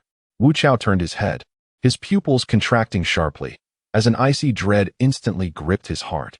Following the direction indicated by Hu Xiaodong's finger, Wu Chao could distinctly observe 2 elongated drag marks. Although these traces appeared somewhat faint due to the high temperatures that had caused them to evaporate, the horrifying crimson hue still revealed their true nature: bloodstains. The bloodstains extended outward from the farthest point visible to Hu and Wu, accompanied by a few disordered smudges of blood. Merely gazing at them from a distance was enough to instill a profound sense of dread, prompting one to imagine the sheer terror and helplessness experienced by the individuals involved during the incident. Taking a deep breath, Hu Xiaodong and Wu Chao tightened their grips on their weapons, simultaneously exchanging a cautionary glance with their companions behind them. The atmosphere grew palpably tense, as Tang Xiaoqi furrowed his brows deeply. Undoubtedly, this was the situation he least wished to confront.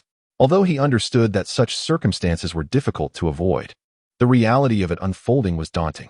If his prior conjectures were to materialize, if the front door of the house remained ajar, if a horde of zombies truly lurked within, it would lead to a conclusion steeped in despair. Instinctively, Tang Xiaoqi attempted to push these thoughts from his mind, starting to pray to the heavens, beseeching them to safeguard his group and ensure their safe escape from peril. Wu Chao and Hu Xiaodong exchanged glances before they each took up their weapons, positioning themselves back to back as they cautiously advanced into the house.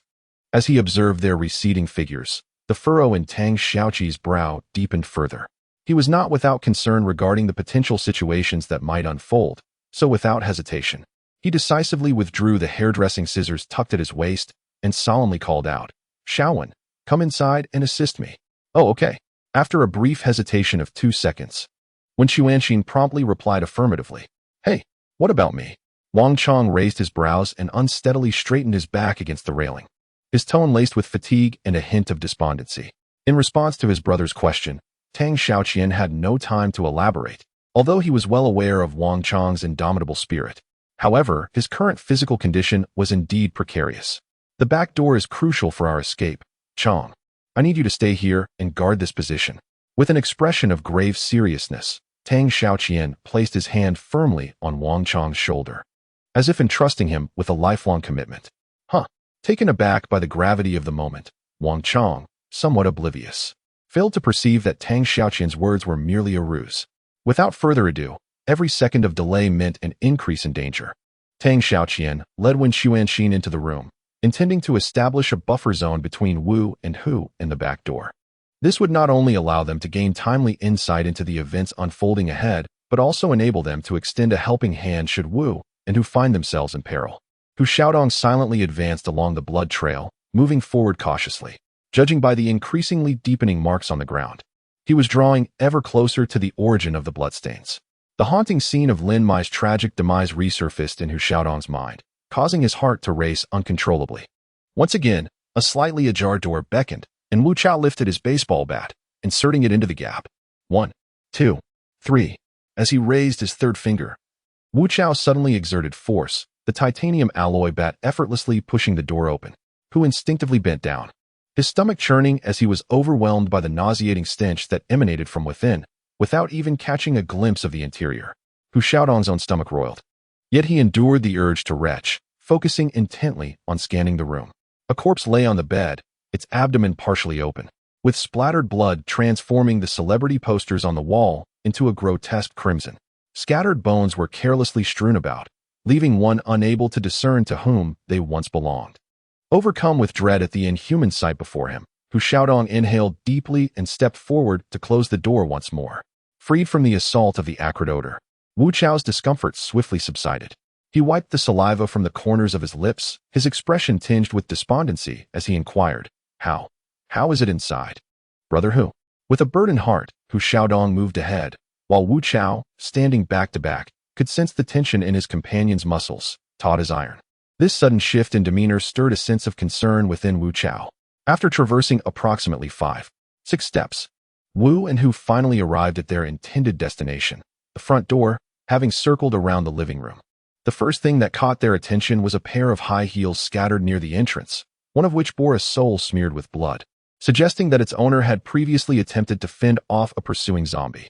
However, Hu Xiaodong had little interest in the outcome of that struggle, as his entire focus was drawn to the ajar door on the side.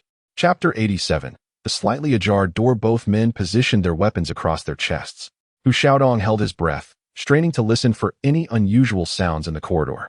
Once he ascertained that all was quiet, he suddenly leaned forward, swiftly grasping the doorknob and promptly pulling it shut. Undoubtedly, the actions Hu Xiaodong had just performed were merely a series of straightforward, elementary motions. Yet the pressure underlying them was beyond what most could fathom. After enduring a relentless series of life and death trials, the weary survivors had little energy left to flee, especially with the zombies encircling them both inside and outside the walls. They found themselves cornered, with the current room serving as their last lifeline. Consequently, Hu Xiaodong's investigation was pivotal in determining whether this lifeline could endure. Tang Xiaoquan exhaled a sigh of relief, and as he witnessed the security door close, a sense of lightness enveloped him. He gestured towards Wang and Du outside, and a knowing smile finally graced Tang Xiaoquan's previously solemn face. Having narrowly escaped death, the survivors were deeply aware of their circumstances, perhaps only now grasping the true value of being alive. The zombies continued their desperate howls outside, enraged by the escape of their prey. Yet, despite their fury, they could only watch helplessly as their targets vanished before them, their deteriorated limbs preventing them from scaling walls or leaping over obstacles in pursuit. Wu Chao reached out and secured all the doors and windows at the back, even though this would cause the temperature inside to rise again. However, compared to the constant harassment from fans along the way, he preferred to endure the heat. One by one, the group gathered in the living room, instantly crowding the once spacious fabric sofa. The pure white, long-haired teddy bear, which had been sitting there for days, was relegated to the floor. No one spoke as they sprawled across the sofa in disarray, their heavy breathing filling the air. After resting in this manner for about half an hour, Tang Xiaoquan was the first to break the silence. "Brother Hu, for safety's sake, I suggest we go down to the ground floor." "I think what? Go to the ground floor? Are you out of your mind?" Wang Qiang exclaimed, leaping up from the sofa, his eyes wide with disbelief. "Hee, Qiangzi, don't get so worked up. Sit down first. Listen to me, okay?" Tang Xiaoquan said with a smile, gesturing for Wang Qiang to sit down. He then continued, "You haven't forgotten about the time the zombies were banging on the door, have you? Do you want to go through that again?" Upon hearing these words, Wang Qiang was instantly flooded with the horrifying memories of zombies forcefully breaking through doors, causing him to involuntarily shudder. "So, what you mean is quite simple. Generally speaking, modern buildings are equipped with security iron doors at the entrance for theft prevention. Therefore, I suggest we send someone down to inspect it. As long as we confirm it is securely locked, we should be able to live here without any worries." A crisp sound resonated as his thumb and index finger lightly clicked together. Individuals like Wang Qiang, with a carefree demeanor, often experienced emotions that surged swiftly and vanished even more rapidly. Thus, after listening to Tang Xiaoquan's detailed explanation, his attitude underwent a complete transformation, as he eagerly picked up his weapon, ready to take action. All right. Understanding his brother's temperament, Tang Xiaoquan realized that if he were to decline another request for battle, it might truly lead to a rift between them. However, he subtly turned his head, allowing his gaze to naturally shift towards Hu Xiaodong, who was resting quietly in the corner. Undoubtedly, in terms of combat prowess, this robust man was the strongest presence within the entire team. "Brother Hu, we must rely on you." His eyes suddenly brightened. Hu Xiaodong rose from the sofa, his solid arms stretching as he took a thorough yawn. "All right, I've been feeling restless, so it's just the right time to get moving." His slightly playful words dispelled all of Tang Xiaoquan's lingering concerns. Having secured his cleaver and slung his quiver, Hu Xiaodong alleviated the throbbing in his limbs with a few flexes before seizing his ebony compound bow. Under the watchful gazes of his comrades, he and Wang Qiang ventured into the desolate stairwell. Within the stairwell, an eerie silence prevailed, punctuated only by slivers of piercing sunlight that filtered through the apertures in the walls, casting anemic illumination upon the traversing duo. Despite the auditory absence of any indication of zombified presence, Hu and Wang remained vigilant, their senses heightened. They advanced cautiously, adhering closely to the wall, a tactic that afforded them immediate awareness of the conditions around each bend, facilitating timely responses. Before their eyes, the pallid walls were daubed with sanguine streaks, several bloody handprints pointing downwards, testaments to the despair and dread of their former owners. Hu Xiaodong surmised that these macabre markings were likely left by the fleeing residents. Even as he trained his compound bow towards the subsequent flight of stairs. Brother Hu, hold. Wang Qiang, his countenance etched with trepidation, tugged gently at Hu Xiaodong's sleeve, wordlessly gesturing towards the four, directing his attention to the situation ahead. It appeared that at the corner of the corridor, a security door, seemingly firmly shut, betrayed its state with a barely perceptible sliver of light leaking through the crack, intimating that. Hu Xiaodong swiftly craned his neck forward, casting a furtive glance at the conditions below. What's the situation? With a furrowed brow, Wang Qiang inquired, for if the building's entrance remained unsecured, they would be compelled to undertake a perilous descent. Should they venture downstairs, the partially ajar doorway before them would become a matter of grave concern. Given the heightened state of alert among the surrounding infected, even the slightest disturbance could draw their attention. Therefore, Wang Qiang was loath to have his retreat cut off by a suddenly appearing ghoul, and subsequently attract the attention of the ravenous horde outside through the ensuing struggle. Hu Xiaodong responded with a detached shake of his head. Though cognizant of the potential ramifications of an unsecured entrance, he acknowledged the immutable nature of reality, leaving no recourse but acceptance. It was hardly surprising that he should exhibit such reluctance, for anyone who had endured a relentless pursuit by the undead would be loath to see their hard-won tranquility shattered. Hu Xiaodong stood, brow furrowed in contemplation, his mind swiftly weighing the options. To descend rashly would undoubtedly entail great peril. Yet, to enter the adjacent room without forethought might equally provoke unwanted attention. After a brief deliberation, Hu Xiaodong, a man seasoned by trials, resolved to take a calculated risk. For only by securing the building's entrance could they achieve lasting respite. Very well, young Wang, he began, proceeding to outline his plan in hushed tones. As he meticulously detailed the proposed course of action, Hu Xiaodong was struck by the inherent difficulty in formulating a coherent strategy. He found himself involuntarily recalling the lean figure of that young man. He wondered, were he in this situation, what choice would he make? Shaking off the tumultuous thoughts swirling in his mind, Wang Qiang silently set his plan into motion upon hearing the directives. Following Hu Xiaodong's instructions, he approached the door with purpose, intending to use his body as a barricade against any creatures that might unexpectedly burst forth from within. Once Wang Qiang had firmly established his position, Hu Xiaodong relaxed his defensive stance, yet his compound bow remained unwaveringly aimed at the corner. Their eyes met once more, a silent exchange conveying Hu's intent to act. Understanding the cue, Wang Qiang inhaled deeply, steeling himself for any impending onslaught. Everything was prepared. They merely awaited the signal to commence. 3 fingers extended indifferently. Then one by one they fell, and as the final digit descended into his palm, Hu Xiaodong's powerful thighs tensed suddenly, propelling him forward like a leopard descending from the mountains to seize its prey, swift and forceful. Closing a door is an act of simplicity in everyday life. Yet when placed within a peculiar context, it morphs into an enigma. Hu Xiaodong could not foresee whether a zombie would unexpectedly manifest before him. Thus he placed his faith in his own speed, hoping to reach the entrance before the unknown could unfold, even though it was merely a turn away. Neglecting to grant his lungs a moment to catch their breath, Hu Xiaodong swiftly grasped the iron gate before him, gently drawing it shut. Click! The sound of the lock clicking shut was music to the ears of Hu Wang and his companion, akin to a celestial melody lingering in the air for 3 days. Almost instinctively, Wang Qiang released the tension in his shoulders, finally able to exhale a long-held breath. Hu Xiaodong silently nodded, his dark, sculpted visage revealing no sign of joy at the closing of the door. Rather, his expression remained as inscrutable as stone, making it difficult to decipher his thoughts. Having already gathered his comrades at the crossroads, Tang Xiaoquan was filled with anxiety. Undoubtedly, as the architect of this entire endeavor, he understood the significance of this mission better than anyone else, and he was acutely aware of the irreversible consequences that a failure could impose on the survivor group. Yet, this world is perpetually fraught with uncertainties and variables. One can never devise a plan that guarantees absolute safety. Hence, any human-conceived scheme is bound to harbor flaws. Determining the feasibility of a plan ultimately hinges upon weighing the benefits it may yield against the repercussions stemming from its shortcomings. In this light, regarding the current operation, Tang Xiaoquan clearly favored the enduring advantages that the closed door would bring to the survivors. After all, a closed door signifies that the zombies cannot directly assault their refuge. It allows them the freedom to move in and out of the building.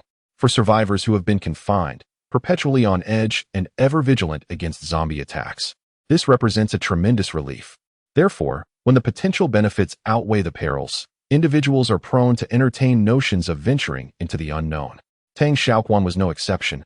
However, his decision was predicated upon a comprehensive assessment of the advantages and disadvantages, and he possessed a lucid understanding of his desired outcome.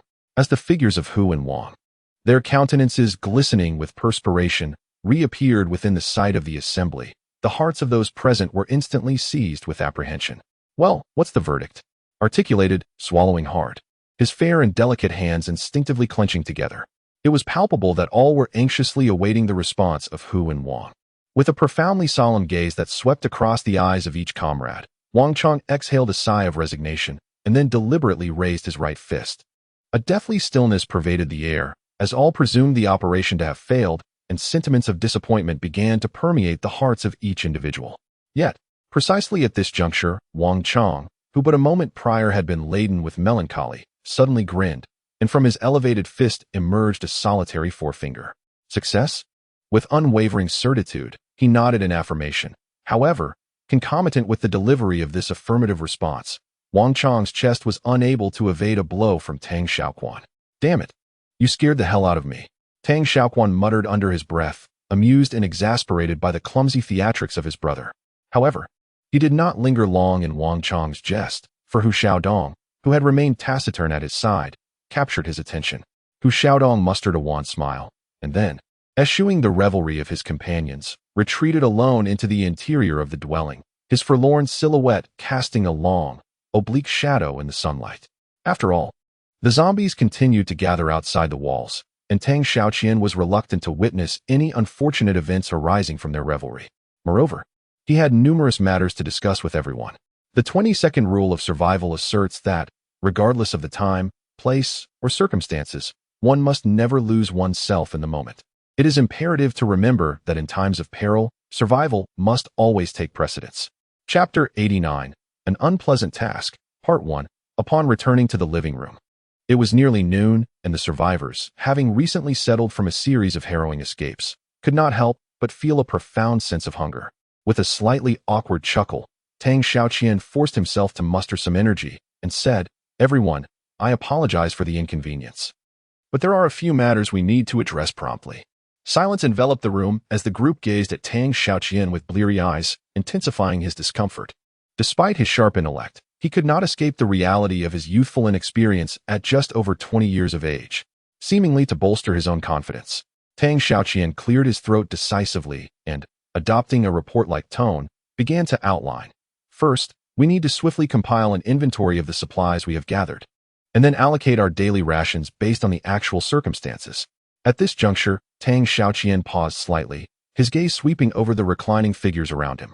He harbored a hope that someone might volunteer for this task, yet the outcome was merely a tableau of wide eyes meeting narrowed ones. Either yawns were stifled or his gaze was deliberately evaded. In summary, apart from the occasional echoes of the gruesome howls from below, the living room remained enveloped in an oppressive silence. Alas, it was as if one could hear a pin drop. In his exasperation, Tang Xiaoqian could only sigh inwardly and continue. "As for the statistics, I shall take responsibility for that. Now, moving on. This room should contain a wealth of supplies that we can utilize. Therefore, I hope to gather them promptly, conduct an inventory, categorize what needs to be organized, and pack what should be packed, ensuring that should any situation arise in the future, it will be convenient for us to take along when we leave. So, who among you will assist me?" I will. Before Tang Xiaoqian could finish his sentence, Wang Qiang eagerly raised his right hand, a sheepish grin spreading across his face as he confidently declared, "Leave this task to me. I'll take charge." Without allowing the others a moment to respond, Wang Qiang swiftly vanished from the entrance of the living room. It was quite unexpected to think that such a lazy brother of his would step up. Tang Xiaoqian mused to himself, reflecting on how the trials of reality indeed foster personal growth. However, he could only imagine that should Wang Qiang hear his thoughts, he would undoubtedly find them laughable. In truth, all I desire is to find a place to rest as quickly as possible, with the support of my comrades. Tang Xiaoqian's somber mood was greatly alleviated, and even his tone of voice was no longer as subdued as before. "Very well, let us now address the matter of security. As the entrance to the building has been secured, in theory, the zombies are no longer capable of directly assailing us. However, as unforeseen circumstances may arise. We cannot guarantee that unexpected events will not transpire. Therefore, I propose that we maintain a night watch, preferably in shifts of 2 individuals per group. Does anyone object? If not, let us finalize the group assignments forthwith. I shall team up with Wu Chao, Wen Xuanxin declared, patting the aforementioned man beside him, who nodded in agreement. I shall partner with Brother Qiang. Qiang interjected preemptively. Clearly, he was concerned that Tang Xiaoquan would form a group with Wang Qiang, which would leave him to face the unfamiliar, muscular Hu Xiaodong at midnight, a prospect that Qiang wished to avoid. Slightly taken aback, Tang Xiaoquan had not anticipated this sudden intervention. However, as Qiang had already spoken, he could only nod with a smile. Then Brother Hu, it appears that we too shall form a group. Hu Xiaodong nodded impassively, his countenance remaining as stern as ever, devoid of any expression, much like an unyielding wooden figure. Understanding the underlying reasons, Tang Xiaoquan felt a deep sense of empathy and refrained from seeking further confirmation. With the resolution of the aforementioned matters, a relieved smile finally graced Tang Xiaoquan's solemn face. Excellent. Having articulated all that needed to be said, I shall now endeavor to procure some victuals for everyone. With unwavering resolve, Tang Xiaoquan hoisted his rucksack, intending to prepare a sumptuous repast to gratify the company. Upon beholding the protuberant food satchel in Tang Xiaoquan's grasp, the youthful Qiang involuntarily gulped, instinctively leaping from the sofa to greet the latter with alacrity. Brother Quan, he chirped, may I assist you in the culinary endeavors? A blush of bashfulness suffused his youthful countenance, and Tang Xiaoquan immediately apprehended Qiang's sentiments. Indeed, the lad had endured much, having suffered the consecutive loss of 2 beloved kin at such a tender age. Tang Xiaoquan pondered whether he himself could have adapted with such fortitude in similar circumstances. Excellent. Tang Xiaoquan responded with a smile, heartily clapping Qiang on the shoulder. Let us then embark upon the creation of a grand feast. In single file, Tang and Du, beaming with delight, each carried 2 parcels towards the exit. However, before they could cross the threshold, a peremptory shout echoed from behind, and in the blink of an eye, Wu Chao's figure darted between them. Halt, Xiangzi. Wait. By no means should the chamber door. Alas, Wu Chao was too late. As he burst from the living room, his eyes beheld Wang Qiang's outstretched hand already grasping the doorknob. Inevitably, the wooden door creaked open, and Wang Qiang, as if possessed, stumbled out, clutching his abdomen. Retches an uncontrollable surge welled up from his stomach, accompanied by incessant dry heaves from his throat. Wang Qiang's mind, previously clouded with the vestiges of sleep, cleared in an instant. He traversed the distance to the chamber door with alacrity, despite having braced himself to hold his breath. The sanguinary tableau within the room was profoundly sickening to Wu Chao. He drew the door shut, unwilling to allow the offensive acrid miasma to assail him before the oxygen in his lungs was depleted. Are you all right, Xiangzi? Tang Xiaoquan, having glimpsed the state of the bedroom through the aperture between Wang and Wu, felt a deep sympathy for his brother's distress. I'm fine, Wang Qiang replied, waving his hand dismissively. He straightened himself with resolve, though the color that had briefly returned to his face now ebbed away, leaving him ashen once more after his fit of retching. Seeing that Wang Qiang was not seriously harmed, Tang Xiaoquan felt a measure of relief. However, his gaze drifted to the closed door beside him, and a few lines of concern etched themselves upon his fair brow. Quanzi, what are you pondering now? Wang Qiang, halting and wiping his mouth, leaned against the wall, seeking to soothe his churning stomach. Good heavens! Before his brother could finish speaking, Wang Qiang recoiled from the wall, as if stung. You. Has a donkey kicked your head? Do you have any inkling of how repulsive that thing is? The mere thought of the revolting scene seemed to impede his speech.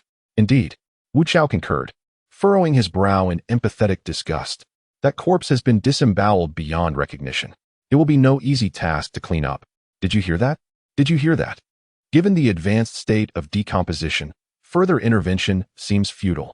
Personally, I believe we should confine the remains and cease further disturbance. With that, Wang Qiang reached out to grasp Tang Xiaoquan's neck, attempting to pull him away. However, Tang Xiaoquan gently brushed aside Wang Qiang's arm and shook his head with reservation. As a precautionary measure, I think it would be prudent to tidy up. Given that it's summer, leaving the body unattended indoors could lead to infestation. More importantly, I'm concerned about potential viral transmission.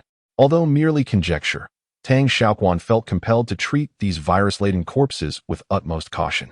Based on previous experiences of living humans transforming into mutants, Silence prevailed as the two key figures of the team spoke in unison. Wu and Wang found it difficult to object further. Moreover, after hearing Tang Xiaoquan's concerns about the virus, they, too, recognized the gravity of the situation. Turning his gaze, Tang Xiaoquan offered a slightly apologetic expression to Du Jianqing, who stood on the periphery of the group, and said, "Qing, I'm afraid I'll have to trouble you with the cooking." Huh. Qing seemed somewhat puzzled at first, but then he realized what was being asked of him. He flashed a smile, thumped his not-so-robust chest, and grinned. "No problem, Brother Quan, you can count on me for the cooking." After delegating the lunch preparations, Tang Xiaoquan led the group to the bathroom, where they gathered several towels. Judging by the number of towels hanging on the rack, the house likely belonged to a couple. Without bothering to distinguish between washcloths and foot towels, they reasoned that anything would be 100 times cleaner than the corpse in the bedroom. The faucet was turned, and cool tap water cascaded down from the nozzle, emitting a hissing sound. Tang Xiaoquan soaked the 4 towels he had taken down one by one, and then distributed them to Wu, Wang, and Hu, while simultaneously wrapping them around his cheeks along with them. Once armed, the group took a few deep breaths. The moistened towels made the survivors, who were already accustomed to breathing directly through their mouths and noses, feel slightly uncomfortable.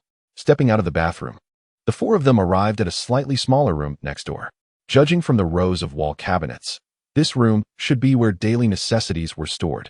Considering that when cleaning up the corpses later, they would inevitably be contaminated with filth such as rotting flesh, Tang Xiaoquan suggested that everyone find a suitable piece of clothing to put on to avoid infection. After all, their original clothes were all left on the windows of the SUV, and now they were all topless, which was not entirely decent. Starting to open the wall cabinets one by one, they were fortunate enough to find a lot of men's clothing in the row of small cabinets at the far end. From socks to jeans and t-shirts, from shirts and vests to shorts and jerseys, it could be said that they encompassed all kinds of summer clothing, which made Wang Qiang, who relied on a few cheap supermarket goods all year round, dumbfounded. Having a woman is different. Wang Qiang consoled his fragile heart and put on a t-shirt with a large skull printed on it with displeasure. The remaining people also found clothes that fit them, but this did not include the muscular man Hu Xiaodong.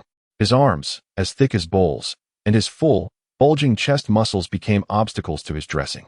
The originally oversized garments now draped awkwardly over him, presenting an uncomfortable sight. In a moment of resignation, he had no choice but to ask Wu Chao to cut open the cuffs on his sleeves, subsequently detaching them and using them as arm guards. With preparations complete and all protective measures in place, it was time to commence the task at hand. It would be prudent for everyone to brace themselves mentally. Wu Chao readjusted the cloth around his neck, attempting to shield his nose as much as possible. "Let us begin." Hu Xiaodong maintained a sullen demeanor, his stern expression revealing no hint of emotion. Wu Chao, feeling the weight of the situation, inhaled deeply before reluctantly placing his hand on the doorknob, gently twisting it to push the door open entirely. Almost instinctively, he retched, while Wang Qiang's nostrils twitched involuntarily after the damp cloth. Not only him, but even Hu Xiaodong, whose face was taut and expressionless, could not suppress a slight frown at the sight. Meanwhile, Tang Xiaoqian, who had been involved for the first time, began to regret his earlier suggestion, for the lifeless body on the bed was hardly recognizable as a corpse at all. Battling the churn in their stomachs, Tang, Hu, Wang, and Wu each took hold of a corner of the sheet beneath the body, folding it over to envelop it completely. Once sealed tightly, Wang Qiang opened the window and leaned close to the screen, inquiring, "What shall we do next with this thing?" After a moment's contemplation, Tang Xiaoqian meticulously considered the situation. Undoubtedly, there were only 3 possible courses of action to deal with the body at hand. Firstly, remaining in the room was immediately dismissed by Tang Xiaoquan. After all, if they were to keep the corpse inside, why would the 4 of them endure the risk of vomiting to remove it? Secondly, discarding the body outside was also rejected due to concerns about attracting flies and potentially alerting other zombies with noise. Therefore, he ultimately decided to dispose of the body using the third method, throwing it behind the building. This way, he wouldn't have to worry about flies buzzing around the corridor or the sound of disposal attracting curious zombies. A double win, why not? Chapter 91, The Post-Apocalyptic Meal, Part 1. Working together, they moved the corpse to the balcony. The survivors' reappearance undoubtedly caused a chorus of screams from the zombies below. Since they were too far away to be attacked, Wang Qiang's playfulness was suddenly ignited, and he began waving his arms. "How are you doing, ladies and gentlemen down there. Roar. Louder. I can't hear you. Tell me, are you excited to see your brother?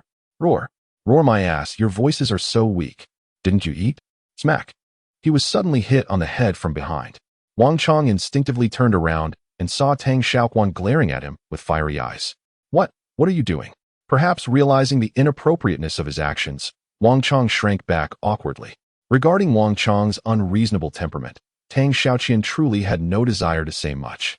He sighed helplessly, then pointed at the corpse on the ground, forcing a smile that did not reach his eyes, and remarked, not doing anything? I need your assistance. Although the body had been torn apart by the zombies, its weight had significantly increased due to the outer covering of the quilt. The quilt, laden with air, emitted a whistling sound, and under the influence of inertia, its swaying grew increasingly pronounced, distancing itself from the railing. Seeing that the force was sufficient, Tang Xiaoquan exchanged a glance with Wang Qiang, signaling him to be ready. After receiving an affirmative response, he bellowed, 1, 2, 3, throw. Almost in unison, the two released their grip, and the corpse, freed from external restraint, soared through the air. Under the sunlight, the blood-stained shroud spun and tumbled, ultimately succumbing to the pull of gravity and plummeting downward. A commotion ensued, as the zombies could not comprehend what was wrapped within the bedclothes. To them, this somewhat lively object was merely cast down from the hands of prey above, inciting the creatures to scramble eagerly for a morsel of decaying flesh. Wang Qiang, watching from above, wore a rather foolish grin. Hey, if you plan to continue chatting about life aspirations with them outside, I shall be heading in first. Pretending to close the door, Tang Xiaoquan listened intently to the sounds behind him. Indeed, before he could make his next move, Wang Qiang swiftly entered the room, his face contorted in utter disdain as he raised his middle finger. Upon returning indoors, Hu Xiaodong and the others had already utilized mops and cloths to cleanse the blood-stained bedroom. However, due to the prolonged duration of the blood saturation and its splattering upon the walls, the prospect of anyone residing in that room appeared rather bleak. Consequently, the group unanimously decided to use the living room as their resting place. After all, it was the height of summer, and as long as it was cool, it hardly mattered where they slept. As for the original bedroom, it remained firmly shut. After a brief cleansing, the group changed into fresh attire, and this time, when Xuanqin finally managed to regain his usual playfulness, he cast a teasing smile at Tang Xiaoquan and the others, remarking, "Look at you lot. Having so many clothes is just indulgence." With laughter, they reconvened in the living room, rearranging the aligned sofas into a square formation. They then brought in a wooden table from an adjacent room, establishing a makeshift dining table. For these 6 grown men, as long as they could manage, anything would suffice. "Ah Cheng, when will my grand feast be ready?" Wang Qiang exclaimed, his half-open mouth resembling a deflated balloon, his tone laced with fatigue.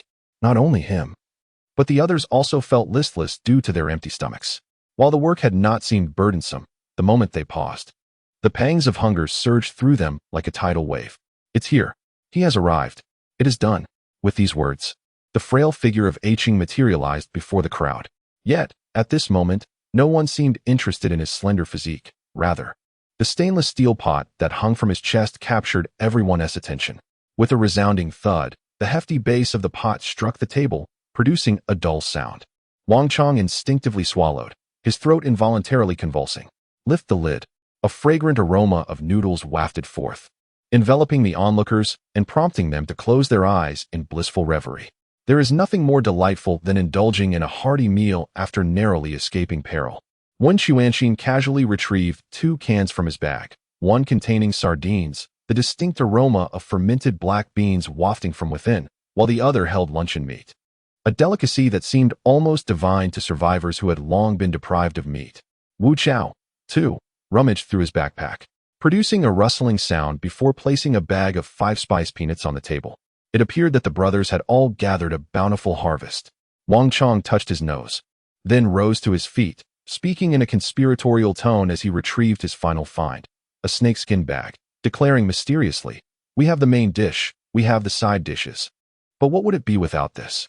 As he spoke, a beautifully packaged bottle of Shengshi Jinnanchuan was placed on the table. Wu Chao's eyes sparkled, and he laughed heartily, his expression revealing his passion for fine spirits. "Excellent, Xiangzi. Well done." However, having endured countless tribulations, Perhaps we truly require a moment of revelry to temporarily escape the harrowing worries of this apocalyptic existence. A Qiang took charge of serving the noodles, while Wang Qiang was responsible for distributing the wine. Once their tasks were completed, Wu Chao raised his glass and gestured for silence among the crowd. Well, we ought to have a few words before we drink. I propose that Hu Ge shares some thoughts to kick things off. What do you all think? Yes. Hu Ge, please say a few words. The ever-restless duo, when Wang and his companion, immediately echoed Wu Chao's suggestion. Tang Xiaoquan, initially inclined to intervene, hesitated as he had sensed something amiss with Hu Xiaodong since their arrival. Yet, upon reflection, he relinquished his intent, contemplating that perhaps the lively atmosphere could bring about a change in the latter's demeanor. The ambience was vibrant, yet Hu Xiaodong remained motionless, as if carved from clay. After a moment, he slowly lifted his gaze, his fingers gently tapping the tabletop, his piercing eyes scanning the faces before him. Those were eyes tinged with a hint of bloodshot, through which Tang Xiaoqian discerned a trace of melancholy and sorrow. Ahem, he cleared his throat softly, and Hu Xiaodong gradually rose, lifting his glass high. In a low, somber tone, he remarked, "Since you all wish for me to speak a few words, I shall oblige." Wu Chao spoke truthfully. For us Chinese, drinking is deeply intertwined with sentiment. Thus, this first cup is dedicated to. His voice trembled abruptly, and Hu Xiaodong could not suppress a sob. Despite his efforts to maintain composure, the sudden surge of pain brought tears to the corners of his eyes. At this juncture, the living room fell into a profound silence. Wang Qiang, who had been deftly opening a can, intuitively halted his movements. Anticipating Hu Xiaodong's forthcoming words, Tang Xiaoqian paused thoughtfully before rising to his feet. Although his time with everyone had been brief, he recognized that without their support, as well as Hu Ji's timely intervention, he, Qiangzi, and a Qiang might have long been ensnared by those beasts outside. Therefore, in remembrance of Lin Bo and in honor of Huzi, I raise my glass to Lin Bo. Wu Chao's hoarse voice resonated, and as his words faded, when Xuanxin, a Qiang, and Wang Qiang also stood, raising their cups in solidarity. To Huzi and his mother, to Huang Yaru, to my father and my uncle. 6 men, 6 hands, tilted their cups in unison, pouring their offerings from left to right. The liquor cascaded freely from the inclined mouths of the glasses, carrying the sorrow of the living, falling to the ground, dissipating into nothingness. After taking their seats and refilling their cups, Hu Xiaodong tilted his head back, consuming several more swigs of strong liquor. It is no wonder that people often say, to drown one's sorrows in drink only deepens the sorrow. This sentiment holds true, at least for Hu Xiaodong, as the potent spirits coursing through him intensified the profound desolation within his heart. One must not return until intoxicated. As Wu Chao raised his glass, he shared a delicate clink with Wang Qiang. With each exchange, they imbibed one cup after another, save for Ah Qiang, who was easily intoxicated, and Tang Xiaoquan, whose mind was preoccupied. The remaining 4 indulged in unrestrained revelry, their spirits unyielding. Their drinking session was marked by a frenzied and joyous abandon, yet a sense of poignant desolation permeated their hearts. The feast concluded an hour past midday, leaving behind a table strewn with discarded skins, remnants of broth, and overturned bottles, a testament to the survivors' unparalleled feasting prowess. Wang Qiang was thoroughly inebriated, his consciousness blurred by the excessive alcohol, causing him to grin foolishly. Meanwhile, Wen Xuanxin and Wu Chao each leaned on opposite corners of the table, engaging in disjointed banter that defied comprehension. Hu Xiaodong, resembling a colossal beast accustomed to sleepless nights, promptly reclined on the sofa and succumbed to a deep slumber. Ah Qiang found himself ill at ease amidst the pervasive atmosphere of alcohol. The potent fumes alone caused his head to spin and his stomach to churn. He struggled to comprehend why his companions were subjecting themselves to such torment, as he would have preferred to consume water rather than endure such discomfort. Frowning, Tang Xiaoquan surveyed the scene, a sense of melancholy washing over him as he observed his brother's drunken disarray. He reflected that the last time they had indulged in such a profound state of intoxication was during their graduation banquet, a day when they had drunk with similar abandon and experienced the same heartfelt pangs of separation. However, in just a few short months, the world has undergone such a profound transformation. Who could have anticipated that a sudden catastrophe would cause the once mighty rulers of the earth to plummet to the lower echelons of the food chain? Dear classmates, I wonder how you are faring now? I hope everyone can endure and survive through this wretched apocalypse. Perhaps it is due to sheer exhaustion, or perhaps the effects of alcohol have taken hold. But whatever the reason, the trio of Wang, Wu, and Wan, who were previously engaged in trivial chatter, have now succumbed to the embrace of slumber. In an instant, the room is filled with the sounds of snoring, breaths like thunder, and, accompanied by the occasional whinny from downstairs, it creates a symphony of fate that resembles celestial music, inciting an urge in anyone who listens to rush forward and deliver a kick to the three performers. At this moment, it would be rather inappropriate to address the aftermath of the situation. It is a rare opportunity for these individuals to enjoy a peaceful sleep, and Tang Xiaoquan has no desire to disturb their sweet dreams with his actions. He gestures for Du Jincheng, and the two of them stealthily exit the living room. Once outside, Qiang lets out a long sigh. "Oh, Brother Qiang, why didn't you join Brother Qiang and the others for a drink?" Reflecting on the earlier scene at the table where Tang Xiaoquan repeatedly excused himself from drinking due to his low alcohol tolerance, a tinge of curiosity arises. With a resigned shake of his head, Tang Xiaoquan seems to recall the awkward moment when he was chastised for his lack of boldness after declining to drink. Yet, this is indeed an apocalyptic world. One can never predict when danger might strike, so maintaining a clear mind and a vigilant attitude is crucial for survival. Therefore, it was not that Tang Xiaoquan was unwilling to partake in the libations. After all, he possessed a heart susceptible to the myriad hardships he had endured. It was only natural that he would succumb to melancholy, sorrow, and weariness. Moreover, with the uncertain fate of his parents and sister weighing heavily upon his mind, how could he not desire to join the others in a cathartic revelry, to obliterate all worries in a profound slumber? However, the paramount question remained. If all were to yield to the embrace of Morpheus, who would safeguard the collective's well-being? Who would undertake the nocturnal vigil? Alas, such responsibilities demanded a willing participant. Though Tang Xiaoquan harbored no aspirations of self-aggrandizement, the imperative of survival necessitated a constant adherence to the tenets of the survivalist's code. "Oh, Qiang," he remarked, a wry smile gracing his lips, "the sole assurance I can offer is that the task of tonight's watch shall fall upon you and I." With a knowing chuckle, Tang Xiaoquan clapped Qiang on the shoulder and continued, "Come, let us venture to the storage chamber and ascertain what resources we may procure for our endeavor." They proceeded to the storage chamber, where they commenced their search in earnest. Though modest in size, the chamber bore testament to its owner's meticulous utilization of space, coupled with the prior arrangement of their garments. Tang Xiaoquan surmised that the chamber's proprietor possessed a penchant for orderliness, displaying a keen attentiveness to their environs. With a casual flick of the wrist, he unveiled the wall-mounted valance, revealing the cabinets concealed behind. Without further ado, Tang Xiaoquan reached out once more, flinging open the tightly sealed cabinet door. As the door swung wider, the smile playing on his lips intensified. Chapter 93, an unexpected delight nestled on the bottom shelf of the cabinet. His eyes beheld two 20-gene bags of Fulimin crystal rice. Assorted condiments, such as Shaanxi aged vinegar and Li Kum Ki soy sauce, were neatly arranged in designated compartments. Beyond these, the cabinet was primarily stocked with various beverages and alcoholic spirits. Though Tang Xiaoquan possessed little knowledge of fine wines, their exquisite packaging suggested they commanded a hefty price. Turning his head, Tang Xiaoquan directed his gaze toward Du Jincheng, who stood behind him. "Well, Qiang, what treasures have you unearthed on your side?" "I have indeed," Qiang replied, his face etched with a mournful expression. He stepped aside, revealing the cardboard box before him. Tang Xiaoquan leaned forward for a closer look.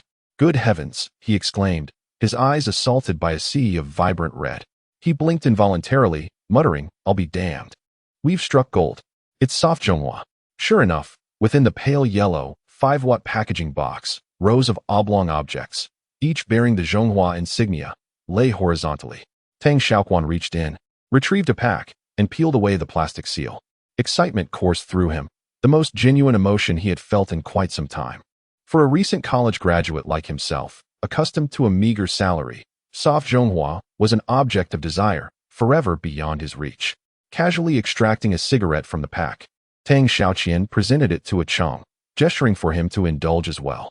However, Qiang seemed utterly oblivious to the charm of the offering. To him, such items were inferior to refuse, and if given a choice, he would prefer a plain steamed bun. Shaking his head decisively, Qiang politely declined. Tang Xiaoquan, unfazed by this rejection, was not one to concern himself with trifles. He inhaled deeply, savoring the aroma, and exclaimed, "Ah, delightful. Truly the finest among tobaccos." Eagerly, he produced a cheap lighter from his pocket, striking it to summon a flickering flame of red and blue. He held the cigarette to the flame for a moment, and a rich fragrance wafted into the air. As the smoke curled upward, Tang Xiaoquan felt rejuvenated, as if the weariness that had enveloped him was suddenly dispelled. "Are you sure you don't want to take a puff?" he suggested once more to a Qiang, who waved his hand dismissively, still lacking any interest. Tang Xiaoquan could only slightly pout in disappointment, and upon tasting the smoke, he found it remarkably similar to the inexpensive cigarettes he usually smoked. Priced at merely 9 yuan a pack, this stark contrast diminished his enthusiasm for what was purported to be a national treasure, prompting him to shift his gaze toward the last cabinet beside him. As usual, he reached out and opened the cabinet door, revealing a safe inside. Tang Xiaoquan took it out and shook it twice in the air. The sound of fluttering paper suggested that it was likely filled with Mao Zedong bills. However, in the context of the post-apocalyptic world, these banknotes were of little practical value, at least for the time being, before social order was fully restored. Money and waste paper were essentially indistinguishable. Waste paper could at least be used for certain purposes, while banknotes. After all, everything was currently unclaimed. Even if you robbed a bank, no one would stop you. But the question was, did you have the courage and ability to move around in this city filled with walking corpses? Since the metal box was useless to him, Tang Xiaoquan didn't need to waste any more time on it. Therefore, his gaze continued to search the cabinet, and he soon made a new discovery. It was a white plastic box with a red cross-shaped print marking its purpose. It was a medical kit. Tang Xiaoquan muttered to himself and reached out to take it out without hesitation. Without a doubt, in the post-apocalyptic world, cases of humans dying from minor injuries and illnesses were, to some extent, perhaps even higher than the mortality rate of the virus itself. The reason for this was the scarcity of medical supplies and the rudimentary nature of living facilities among the survivors. He unlatched the buckle in front of the box lid, and Tang Xiaoquan lifted the nearly 10-centimeter high medical kit lid. Although he had often heard hosts of various survival programs mention such boxes, seeing one in person was definitely a first for him. The interior of the box is composed of several compartments of varying sizes, each meticulously arranged with corresponding medical supplies, ranging from iodine antiseptic band-aids for treating cuts to dressings for fractures and burns. Indeed, though the box is small, it is replete with essential medications. Moreover, Tang Xiaoqi discovered survival items such as a compass and a Swiss Army knife nestled in the inner layers of the box. This observation suggests that the various expert-recommended medical kits for home use are not merely commercial gimmicks. Contemplating this, Tang Xiaoqi securely closed the medical kit once more. This item is undoubtedly a valuable treasure. It may very well be the key to preserving his life in the future. Satisfied, he patted the surface of the box and felt immense contentment with the day's findings. They had not only uncovered additional food supplies, but also a life-saving medical kit, along with the quintessential indulgences of men, fine cigars, and exquisite wine. As the group emerged from their chaotic dreams, twilight was approaching. Hu Xiaodong encouragedly opened his eyes, still feeling the lingering effects of the liquor, which left him in a daze. When did it become this late? Wang struggled to sit up, rubbing his aching temples with confusion etched across his face. It was now 6 in the evening. They should all have some tea to ease the effects of the alcohol. As he spoke, Tang Xiaoqi brought forth the strong tea he had already prepared, distributing a cup to each person. The dryness in Wen Xuanxin's throat was unbearable, akin to a burning sensation, so upon seeing the tea served, he wasted no time. After a couple of gentle breaths, he poured it down without hesitation. He raised his hand, drawing back a corner of the curtain, and a sliver of the setting sun immediately pierced the room. Everything had proceeded swimmingly thus far, yet the beast showed no signs of dispersing. Therefore, as a precautionary measure, we shall refrain from using any lights this evening, relying instead on these for illumination. With these words, Tang Xiaoquan placed several candles, gleaned from the storage room, upon the table. Then, snapping his fingers, he directed a command towards the outside of the living room. "Qiang, bring forth the evening meal." Chapter 94. A fleeting joy. The evening repast was exceedingly simple, consisting of a large pot of thin, watery gruel. There was no wine, no canned goods, not even a small side dish to be seen. Tang Xiaoquan had truly embraced his role as a skinflint to the fullest extent. Wang, furrowing his brow, pursed his lips in response. Frankly, had he not consumed so much at midday, and were his stomach not so lacking in appetite at present, he would have certainly lodged a protest against the former's parsimonious practices. As usual, a large bowl was ladled for each person, the whitish, watery concoction containing scarcely any noodles. Partake slowly, everyone. Help yourselves to more, there is still some left in the pot. Utterly oblivious to any impropriety in his decision, Tang Xiaoquan generously urged everyone to drink the gruel, while simultaneously extracting a prepared manuscript from his pocket, which he then handed to Hu Xiaodong. Brother Hu, this is the statistical table I compiled this afternoon. I have enumerated the data for all types of supplies currently at our disposal. Please, take a look. Hu Xiaodong nodded to himself, yet did not reach out to take the document. Firstly, he was currently suffering from an excruciating headache, leaving him in no mood to examine it. Secondly, he felt that his coarse, unrefined nature was ill-suited to managing such meticulous work. It is important to note that even in the past, when opening a store, the various responsibilities within the establishment, such as inventory management and bookkeeping, were entrusted to specialized employees. Thus, with a subdued tone, Hu Xiaodong managed to muster a faint smile and remarked, "As for the specifics, little Tang, you shall take full responsibility. Please inform me how long our current resources can sustain us." With a slight involuntary twitch of his eyelids, Tang Xiaoqian felt as though he had unwittingly invited a considerable amount of trouble upon himself. After all, despite having assumed the role of decision-maker for the team throughout this journey, he had done so out of necessity rather than desire. Now, with Hu Xiaodong's involvement, a man of considerable experience and composure, who had garnered the trust of his peers through his character and conduct, Tang Xiaoqian naturally began to entertain thoughts of stepping back and yielding his position. However, despite the nobility of this intention, as the two teams continued to interact and integrate, he increasingly realized that he had not only failed to escape the constraints of his former role but had, in fact, accumulated an even greater burden of complex tasks, to the extent that even the simple act of cooking had fallen to him. Faced with this predicament, Tang Xiaoqian could only manage a wry smile, utterly at a loss for what to do. "Hey, little Tang." Startled, Tang Xiaoqian, feeling somewhat guilty, found it difficult to meet Hu Xiaodong's gaze. He awkwardly took a couple of gulps of thin water, then shifted the conversation back to the matter at hand, stating, "Based on the supplies we have on hand, I have roughly estimated that we can sustain ourselves for about 2 weeks. 2 weeks? Could it be that the estimated time is excessively prolonged?" Hu Xiaodong endeavored to render his words more tactful, for he was, after all, an experienced individual, albeit unaware of the precise quantity of supplies gathered today.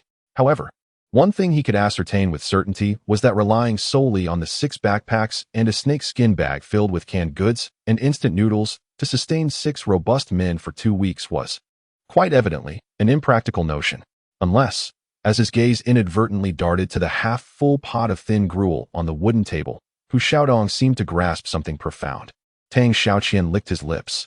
He could not fathom the worries that plagued Hu Xiaodong's mind. Nevertheless, he had always been cautious regarding food supplies, for these provisions were undeniably pivotal to their survival. His expression sharpened. Typically, when discussing matters of significance, Tang Xiaoqian would abruptly transform into a different persona.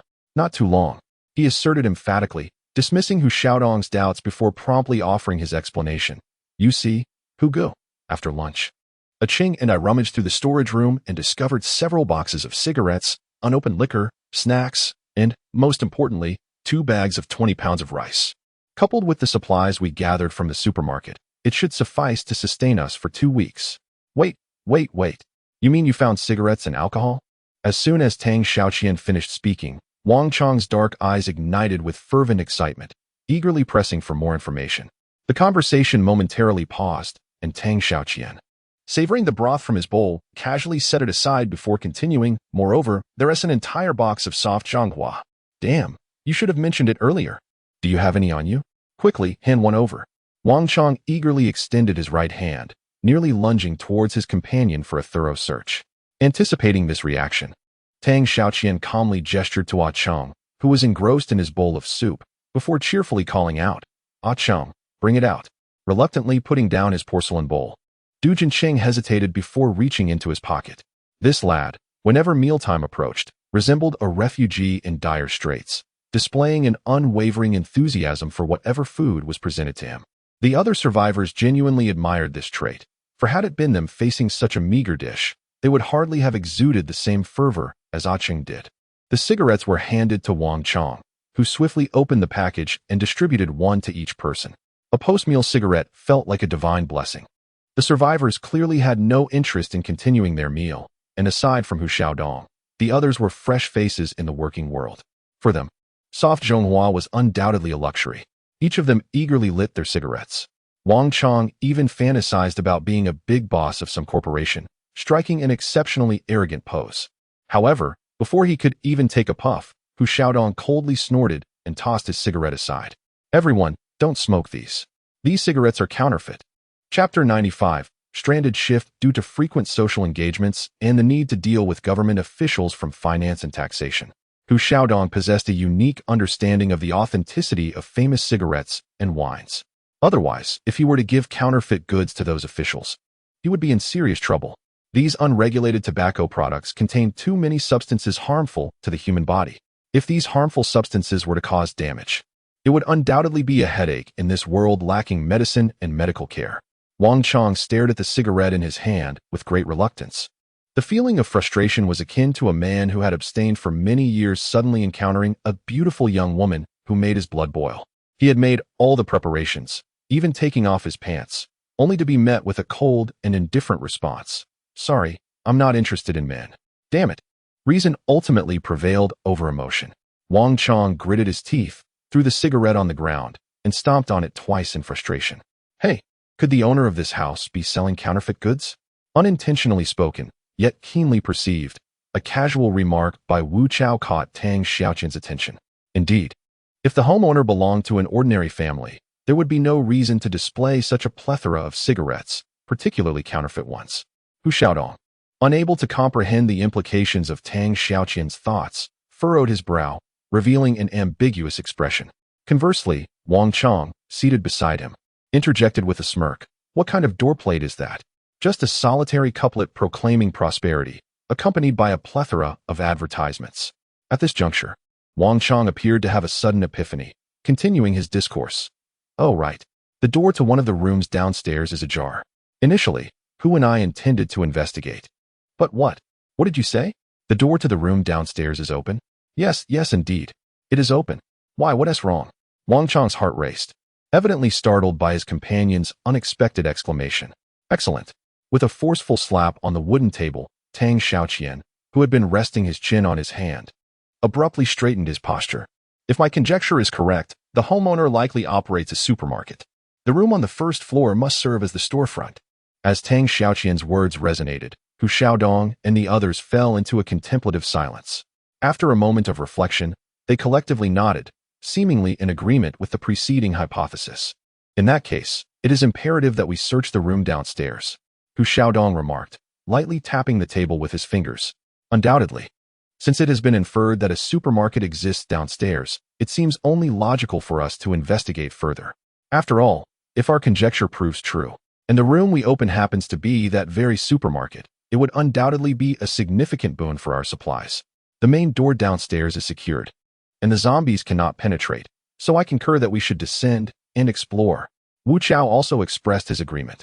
Upon hearing their responses, Wang Qiang staggered to his feet, his demeanor clearly indicating that the effects of alcohol still lingered. His flushed cheeks resembled those of a ripe apple. All right then, brothers, why are we still wasting time? Let us act decisively and go down now. Tang Xiaoquan smiled gently and waved his hand. In his view, action was imperative, but there was no need to rush. Especially in the darkness, it was unwise to venture into the unknown for a duck that was already cooked and could not escape. Ha Qiang, please sit down, he said, understanding his brother's temperament. With a kind expression, Tang Xiaoquan gestured for him to take a seat. Regarding the investigation downstairs, I personally suggest we wait until tomorrow morning when it is light. As for tonight, let us rest peacefully and rejuvenate our spirits. What does everyone think? His gaze swept across the group. Aside from Wang Qiang's slight disdain, the others did not express much opposition.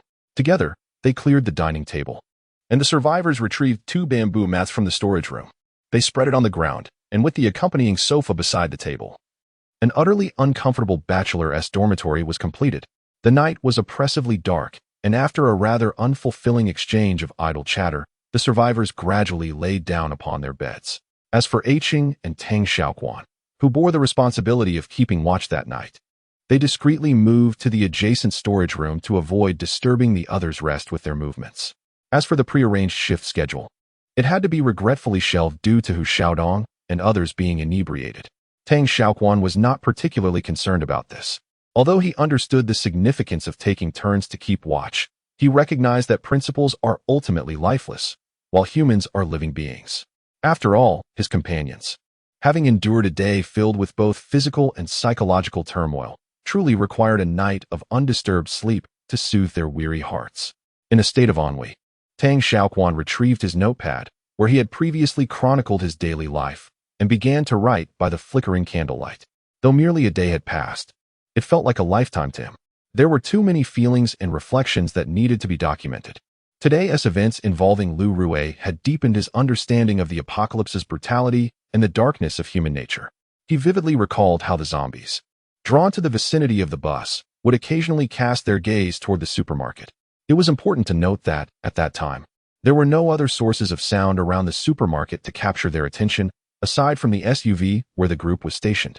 Could it be that these zombies retained memories of their former lives? Wrinkles gradually gathered on Tang Xiaoquan's fair brow. Chapter 96. Room Inspection at the Base of the Building. Part 1. The protracted midnight hours were tranquil and serene, an atmosphere highly conducive to inducing drowsiness. Hence, survival precepts dictate that survivors, when circumstances permit, should adopt a shift-based watch system to ensure the watchman's mental acuity. Tang Xiaoquan's eyelids drooped languidly, his entire being enervated by fatigue, causing him to yawn incessantly. Were it not for Qiang's constant, albeit desultory, chatter of homely reminiscences, Tang Xiaoquan would have succumbed to slumber long ago. The sonorous snores thundered relentlessly, and despite the tightly shut windows and doors, Tang Xiaoquan could still faintly perceive the subtle tremors of the ground caused by the boisterous symphony next door. Time ebbed away, second by second, in the sweltering air and the agonizing midnight hours. By the time the blush of dawn timidly emerged on the horizon, Tang Xiaoquan had already stiffened into a wooden effigy, sitting blankly in his seat, casting a glance at Qiang, who was sprawled on the table beside him, his back rising and falling rhythmically. Tang Xiaoquan noted that the lad was sleeping soundly, succumbing to the allure of slumber after rambling for the better part of the night. Every vertebra ached as if gnawed by myriad ants. Tang Xiaoquan gingerly straightened up, careful not to disturb the youth's reverie. After another considerable interval, the Symphony of Fate, which had been performed in the living room throughout the night, finally drew to a close. Unbidden, Wang gave his nose a slight twitch, a newly emerged pimple on the tip prompting him to reluctantly raise his arm and scratch at it. As this action was completed, the enchanting beauty who had kept him company in his dreams throughout the night vanished, opening his eyes with a sense of desolation. A few slender rays of sunlight pierced into the room through the gap in the curtains, bringing a modicum of light to the dim living room. Wu Chao and Wen Xuanxin successively stirred from their slumber, their faces, still heavy with sleep, adorned with languor and bewilderment. Unquestionably, for these young men just over 20 years of age, their greatest asset was none other than the swiftness of their body's recuperative abilities. Although the entire day of desperate flight and combat yesterday had taken quite a toll on them, after a night of undisturbed sleep and replenishment, they were once again brimming with vitality. In contrast to the astonishing restorative capabilities of these youths, who Xiaodong, being over 30, naturally could not compare. Nevertheless, he possessed his own advantages, most notably his decades of unwavering dedication to physical exercise. Thus, when it came to the endurance of the body, these young men likely could not even measure up to a fraction of his capacity. Sensing the return of strength to his body, Hu Xiaodong vigorously threw a heavy punch, then ambled over to the window. With a crisp sound, the curtains were drawn open, and the dim living room was completely illuminated. The sudden burst of sunlight caused Hu Xiaodong to instinctively turn his head, and after a moment of adjustment, he redirected his gaze toward the outside. In his eyes, the streets remained desolate, devoid of living beings, and the horde of corpses that had gathered at the base of the wall had gradually dispersed after a fruitless night of clamoring. Nevertheless, a considerable segment of devoted adherents lingered, yearning for their cherished idol to resurface. "What's the status, Hu?" Wu Chao inquired, voicing the collective concern. "Have the beasts departed?" With a somber shake of his head, Hu Xiaodong pivoted, and upon beholding the expressions of despondency etched upon the faces of his comrades, his countenance shifted. Most have gone, he stated. A few still meander by the wall, but I surmise they will be gone after tonight. Wu Chao exhaled audibly, his furrowed brow finally relaxing. Ah, good morrow. Everyone. Awake, are we? How did you fare last night? Tang Xiaoquan ambled in from the doorway, clutching a large pot. His once fair face now bearing the marks of fatigue. In truth, despite their brief acquaintance, Hu Xiaodong held the younger man's capabilities in high esteem. Hey Quan, what have you brewed this morn? Wang Qiang queried, his gaze fixated on the pot in Tang Xiaoquan's grasp, a hint of reproach in his tone. Don't tell me it's more watery broth. After a night of respite, his stomach's reserves had dwindled considerably, and he was prepared to advocate for his belly's cause if Tang Xiaoquan intended to deceive him with mere liquids once more. Tang Xiaoquan was not oblivious to his brother's thoughts.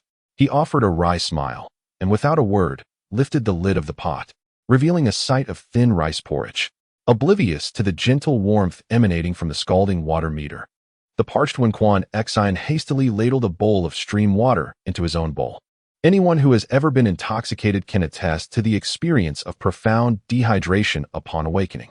Thus, seemingly forgetting his earlier complaints, Wang Qiang eagerly followed suit, his hurried demeanor both comical and amusing.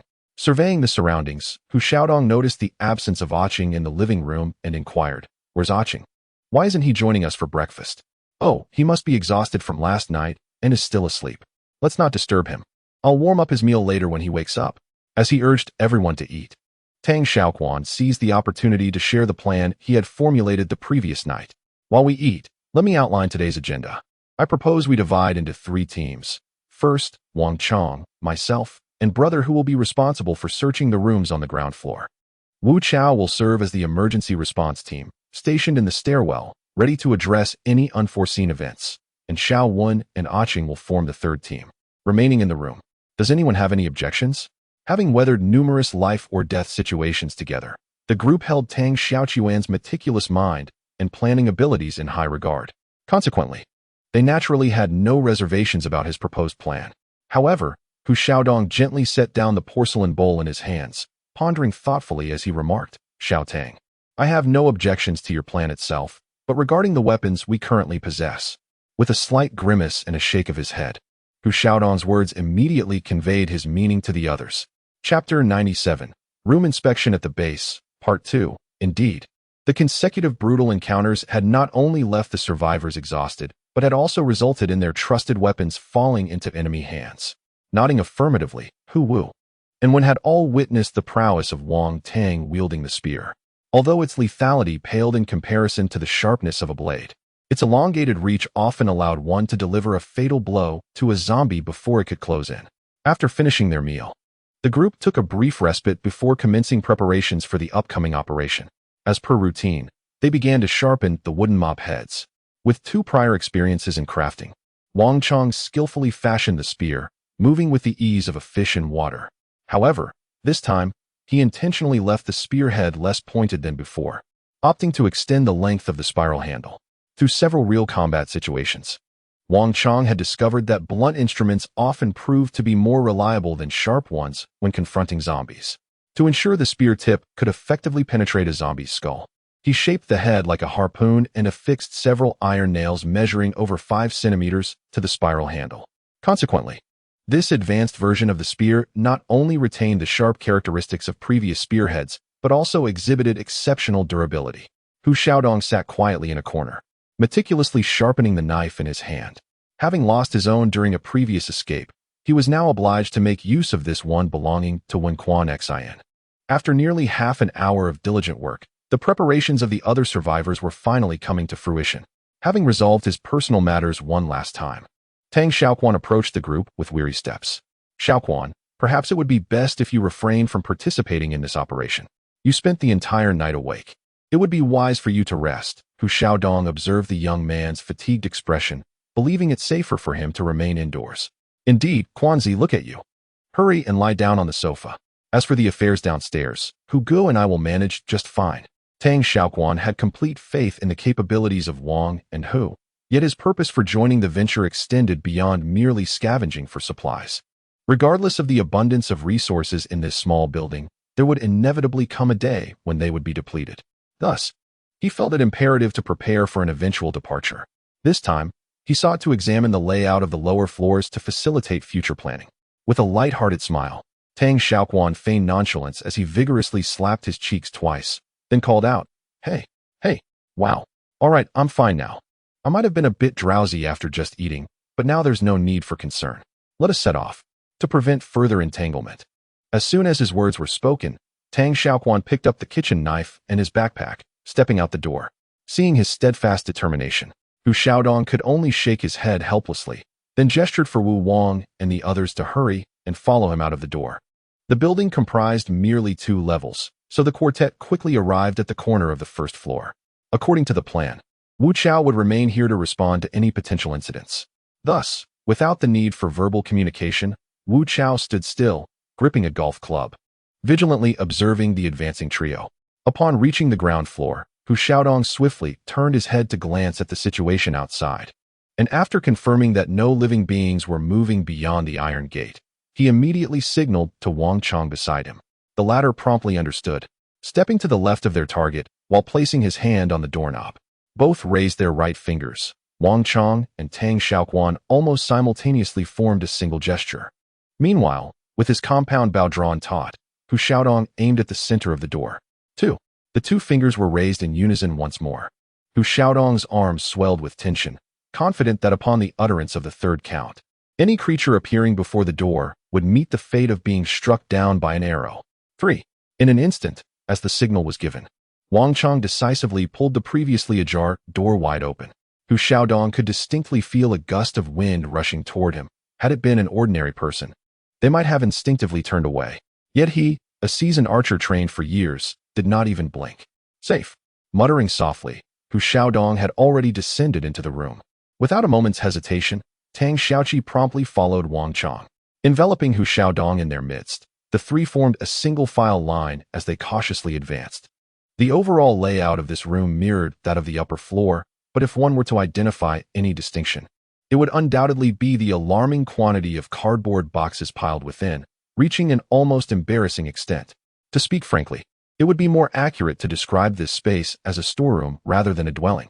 As Wang Qiang pried open the lid of one box with his spear, he was immediately greeted by the distinctive aroma of tobacco. Standing on tiptoe to take a closer look, he was met with a sight that confirmed his suspicions. Exquisitely packaged cigarettes lay before him. Panda, Yushi, Jiazi, Likun, along with several foreign brands that Wang Qiang had never encountered before. However, recalling Hu Xiaodong's mention of counterfeit cigarettes the previous night, the excitement that had ignited within him swiftly diminished. Tang Xiaoqi similarly opened several boxes, only to discover that they were mostly filled with fine cigarettes and wines. This was a far cry from the anticipated abundance of food supplies, leaving the survivors with a tinge of disappointment. Suddenly, a tap on his back jolted Wang Qiang into alertness, instinctively raising his spear to guard his chest. Yet before he could take any action, he heard Hu Xiaodong's deep voice whispering urgently, "Look ahead." Tang Xiaoqian was also drawn in by the mysterious actions of the 2 individuals ahead. At the end of a stack of cardboard boxes, he noticed a sturdy security door adorned with a large sign, inscribed with golden letters that read entrance and exit. Undoubtedly, no one would inscribe such a reminder in a residential space without reason. Recalling his earlier conjectures, a flicker of delight surged within him, but just for a fleeting moment. His eyes widened in sudden alarm. Chapter 98. Investigation at the Base, Part 3. Wait. Chong. Then came a faint click, reminiscent of a haunting tolling bell resonating within the dimly lit room, causing Tang Xiaoqian's heart to leap into his throat. The door creaked open slowly, allowing sunlight to pour in and gradually enveloping Wang Qiang's form until he was entirely obscured. He silently prayed that his fears would not materialize. For just as Wang Qiang's right hand grazed the doorknob, his gaze inadvertently fell upon something. That object was merely an arm's length from the doorknob. Although its color had faded, its original form was unmistakably revealed against the backdrop of the coffee-colored corrugated box, a bloody handprint. The security door continued to creak open, the metallic grinding producing an unsettling sound that resonated with the hearts of the 3 survivors. He yearned to rush forth and deliver a swift kick to the ladder's posterior. But ultimately, his right leg, which had begun to advance, remained rigidly fixed in place. Why? Because, illuminated by the infiltrating rays of light, Wang Qiang could distinctly discern within his brother's fear-stricken eyes the gradually magnifying visage of a grotesque, emaciated cadaver. He even detected the faint, excited hum emanating from behind. Xiangzi. Evade swiftly. Having recovered from his initial shock, Tang Xiaoquan's immediate reaction was to exclaim urgently, cautioning his comrade. Alas, he was too late, for the encroaching zombie had already lunged forward. Almost instinctively, Wang Qiang darted to the side, only to feel a sudden downward pull on his shoulder. Immediately thereafter, a pair of gray, ulcer-ridden arms reached from behind and ensnared him. Subsequently, his spine was met with the full force of the descending corpse head. Had it not been for his body's instinctive evasion, Wang Qiang's neck would undoubtedly be missing a sizable chunk of flesh, as certain as a nail hammered into a chopping block. Having missed its mark, the walking corpse was greatly incensed. It roared and once more raised its horrifying head, poised to deliver a fatal bite to its prey in the next instant. Time seemed to stand still at that moment. Wang Qiang could even hear his own heartbeat, and the icy breath emanating from the nape of his neck sent shivers down his spine, as if he had fallen into an icy abyss. To flee.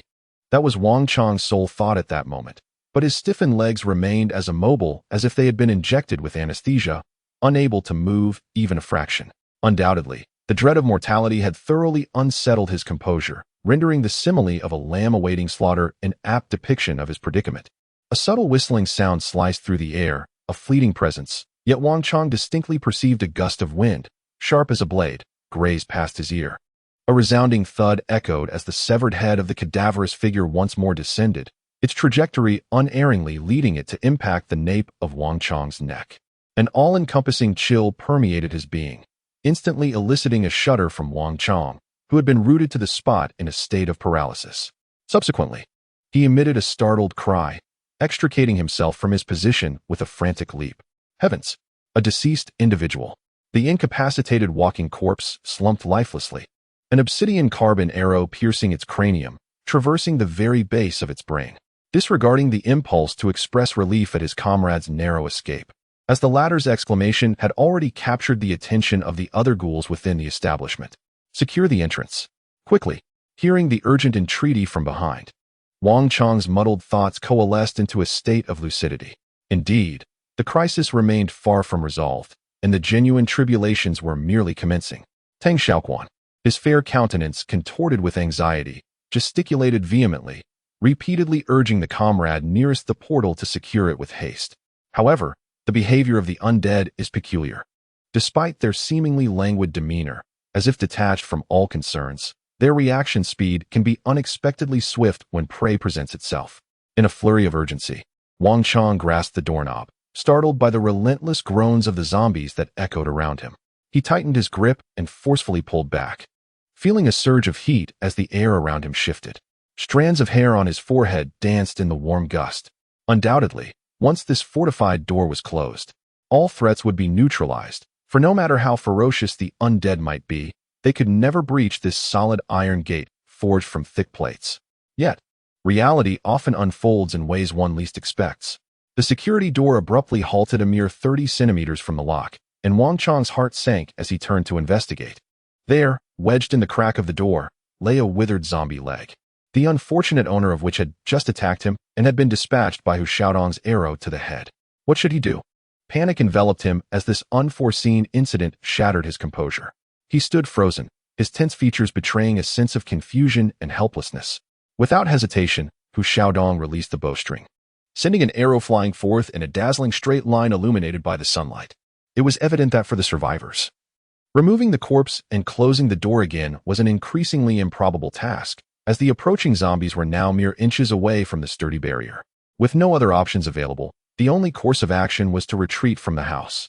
With this thought in mind, Tang Xiaoquan called out loudly to the two individuals ahead, urging them to fall back. Simultaneously, he lifted a hefty cardboard box stacked beside him, using it to create a makeshift barrier on the ground. Clang! At the very moment Tang Xiaoquan set down the cardboard box, the door, stopped halfway and unable to shut, finally burst open under the relentless onslaught of the throng of corpses. The unfortunate soul who lay prostrate in its path was reduced to a grotesque mass of flesh, trampled by its relentless companions. Tang Xiaoquan, however, had no time to lament the cruelty of these beasts. His sole desire was to escape the dimly lit tomb of the dead. Uncertain of the number of steps he had taken, when the light of life once again pierced his vision, he felt as if he had run an entire lifetime. With a forceful stride, he exited the building, exhaling deeply in a release of pent-up tension. There remained but one task ahead of him. Chapter 99. Inspection at the base of the building, Part 4. Without a trace of hesitation, he slammed the door shut. While Wang and Tang leaned against the wall, striving to calm the turmoil within their hearts. What had transpired?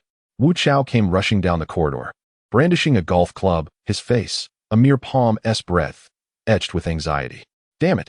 This wretched place is connected to the FAA outside. And inside lurks a horde of zombies. If it weren't for our swift movements just now, we would surely have become the appetizers for those beasts. Cursing with residual fear, Wang Qiang found it laborious to speak, his breath still heavy from the recent brush with death. Having endured such a harrowing experience, he was disinclined to linger at the base of the building any longer. He hoisted his spear, patted Wu Qiao on the shoulder, and ascended the stairs. Just as they were approaching the bend in the stairwell, Tang Xiaoquan's slightly hesitant voice echoed, "Brother Hu, please hold on for a moment." Tang Xiaoquan, after glancing at the window embedded in the wall and pausing in contemplation, abruptly turned to Wu Qiao, who was at the head of the line, and instructed, "Xiao Wu, would you mind fetching a chair from upstairs? I need to use it to assess the situation outside." Slightly taken aback, Wu Qiao instinctively exclaimed, "Ah?" Just as he was about to inquire about the details, Wang Qiang interjected with a teasing remark, "I say, my good buddy, what in the world are you looking at outside? Aren't you tired of being messed with by those beasts?" Faced with Wang Qiang's barbed sarcasm, Tang Xiaoquan could only offer a helpless wry smile. Why did he want to gain a higher vantage point? Wasn't it to find a way out for the team? The sudden situation they had just encountered was a perfect illustration of the principle mentioned in survival laws. You never know what will happen next. So planning and preparing in advance, and devising a suitable escape route for yourself, is key to your long-term survival. Raising his arm to interrupt Wang Qiang's jesting, Hu Xiaodong signaled the latter to refrain from further comments. Although he was still unsure of what the young man was trying to do, his intuition told him that the other party was not engaging in a futile endeavor. Stepping forward, Hu Xiaodong removed the quiver from his back, then bent down, pointed to his spine, and said calmly, "No need to waste time getting a stool. Just step on my back to take a look." With a hint of hesitation, Tang Xiaoquan observed that Hu Xiaodong's actions had taken him somewhat by surprise. "Enough chatter. Hurry and get up here." Hu Xiaodong gestured towards Tang Xiaoquan once more, his thick eyebrows furrowing. Noting the solemn expression on the other man's face, Tang Xiaoquan realized further demurral would be pointless. Thus, he promptly acquiesced with a crisp affirmative and resolutely exerted himself, stepping upwards. As his figure rose, the surroundings beyond the building gradually came into view. His eyes beheld a narrow passageway, approximately 20 meters in length, nestled between two small buildings. At either end of the passage stood an iron gate. The one on the right seamlessly integrated into the formidable barrier. On the opposite side, Tang Xiaoquan could discern the semblance of a straight road, upon which several swaying silhouettes flickered intermittently under the scorching sun. A rudimentary blueprint of the surrounding architecture began to coalesce in his mind. With the successful formulation of this mental map, Tang Xiaoquan could now ascertain the potential escape routes should a crisis arise.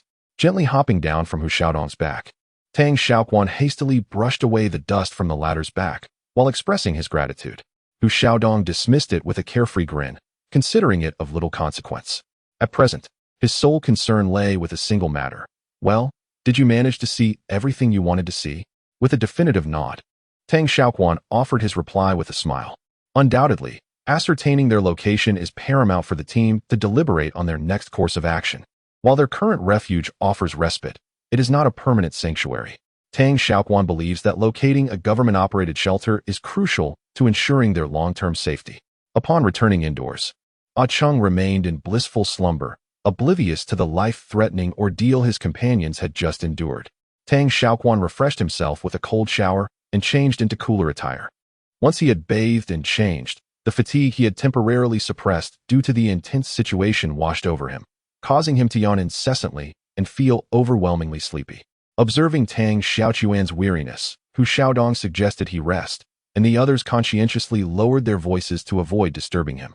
Tang Xiaoquan fell into a deep sleep, the culmination of days of relentless exertion. As a vital member of the team, He had not only participated in life-or-death struggles alongside his comrades, but had also made critical decisions that shaped their destiny. Such responsibilities exacted a heavy toll on a young man who had only recently left the confines of academia. It was nearing midday when Tang Xiaoquan finally awoke from his slumber, feeling rejuvenated and invigorated. He resolved to reiterate the importance of food rationing and distribution to the group during their upcoming meal, emphasizing that while their current supplies were more abundant than before, they were still limited. With a slight furrow in his brow, Tang Xiaoqian could jest and yield on other matters with his brothers.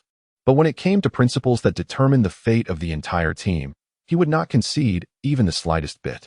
After all, the supplies were hard-won through life and death struggles. Regardless of who one was, no one possessed the right to distribute them so arbitrarily. In the dining room, Tang Xiaoqian candidly expressed his thoughts. His primary intention was not to impose his austere dietary standards upon others, but rather to convey a profound truth. One thrives in adversity, but perishes in complacency. Indeed, this was an apocalyptic world. One could no longer indulge in the comforts of the past, such as ordering takeout when hungry or shopping at the supermarket when thirsty. It is imperative to recognize that everything currently available is acquired through perilous endeavors, so as survivors, what justification do they have for not cherishing it? However, the gravity of Tang Xiaoqian's discourse was not entirely embraced by the others, as they perceived it merely as an ordinary lunch, devoid of the need for such solemnity. Yet, after Tang Xiaoqian's fervent exhortation, the initially lively atmosphere among them dissipated, leaving them without appetite, and the once enticing spread of food became utterly unappetizing. After lunch, Wu Chao retrieved a pack of Wang's cigarettes from his pocket. While they may not compare to the prestigious Zhonghua brand in the storeroom, at least their provenance was legitimate, allowing him to smoke without concern for detrimental effects, distributing cigarettes to everyone present. It was undeniably a rare and felicitous occasion for those weathering the post-apocalyptic afternoon to indulge in a moment of smoky respite amidst the calamity. Wang Qiang, along with Wen Xuanxin and Wu Chao, nestled together on the sofa in the corner. The three kindred spirits were animatedly discussing the most popular MOBA game, League of Legends. They spoke of octuple kills, divine feats, base infiltrations leading to comebacks, mythical mid laners, and jungle assassins. Their words flowed in rapid succession, accompanied by emphatic gestures, igniting a fervent desire in Qiang, who was listening nearby, to rush to an internet cafe and engage in a few rounds of the game. Alas, in the current state of the world, even with doubled courage, one would hardly dare to venture to an internet cafe seeking death. Hu Xiaodong, engrossed in his cigarette, could not comprehend the trio's discussion. To him, the gaming jargon was akin to an incomprehensible tale, leaving him utterly bewildered. Bored, Hu Xiaodong turned his gaze toward the slender young man standing in the sunlight. Tang Xiaoquan, in silence, furrowed his brow as he stared into the distance. With each inhale and exhale, white smoke curled and billowed, enveloping his sharply defined face. "What's wrong, Xiaotang?" Deep in thought, in a somber and profound tone, Hu Xiaodong had quietly approached Tang Xiaoquan, gently patting the latter's shoulder. He then proceeded to say, "If you wouldn't mind, you could confide in me." Exhaling a plume of smoke, Tang Xiaoquan gazed blankly at the cigarette between his fingers for a moment, before uttering in an ambiguous tone, "Brother Hu, do you think I'm being a bit too much?" With an understanding smile, Hu Xiaodong was well aware of the meaning behind Tang Xiaoquan's vague remark. However, he refrained from directly answering, and instead stated, "In reality, Xiaotang, in this world, no matter what you do, or how you do it, it's impossible to satisfy everyone. Therefore, one should act with a clear conscience. As for what you mentioned earlier, I personally agree with you wholeheartedly, and I believe that with the passage of time, others will come to understand your good intentions." Significantly patting Tang Xiaoquan's shoulder once more, Hu Xiaodong was confident that the young man before him would grasp his meaning. With a nod of dawning comprehension, a faint curve finally appeared on Tang Xiaoquan's solemn face. It is often the case that people are willing to endure hardship and fatigue, as long as they receive recognition from others. And at this moment, Hu Xiaodong's simple words undoubtedly served as the greatest affirmation of all that Tang Xiaoquan had previously sacrificed. "What's wrong, Brother Hu?" Slowly putting down his cigarette, Tang Xiaoquan turned his head in confusion, only to see sorrow etched across Hu Xiaodong's solemn face. With a slight adjustment of focus, Hu Xiaodong pondered for a moment before speaking. "There is a question that has long piqued my curiosity, Xiaotang. You previously stated that Tiger's mutation resulted from an infection with the zombie virus, yet I wonder what evidence you possess to support this claim? Tang Xiaoquan succinctly elucidated the symptoms exhibited by Huang Yaru and Qiang's father during their respective infections and transformations. In conclusion, he felt compelled to clarify why he had initially refrained from disclosing such information to the group. The rationale was rather straightforward. At that moment, the two teams had only just met and were unfamiliar with one another. To suggest that Tiger might be infected with the virus would undoubtedly evoke suspicions of him intentionally cursing someone as child. However, Hu Xiaodong seemed unfazed by this, as his thoughts were entirely consumed by the reasons behind Ahu's infection. The cigarette in his hand burnt rapidly, a clear indication of his deep contemplation. Indeed, after a brief silence, his full lips parted once more. So, according to your earlier statement, Miss Huang contracted the zombie virus after engaging with a client infected with it, and Qiang's father was similarly infected after being bitten by a patient of the virus. Yet Tiger, as Hu Xiaodong's words trailed off, the dialogue between Tang and Hu fell into a stalemate. After all, Tang Xiaoqian is not a deity. He cannot possess knowledge beyond his realm of expertise. However, upon witnessing the solemn expression upon Hu Xiaodong's countenance, he found himself reluctant to terminate the conversation. Thus, he inquired, "Brother Hu, please enlighten me about the situation concerning Tiger's mother and child. Perhaps we can unearth some clues regarding Tiger's mutation." Chapter 101. The Enigma of Tiger's Infection, Part 2. Fleeting sparks flickered from the burning tobacco, reminiscent of Hu Xiaodong's thoughts at that moment, oscillating, unpredictable. That day, as was customary, I arrived at the shop early in the morning.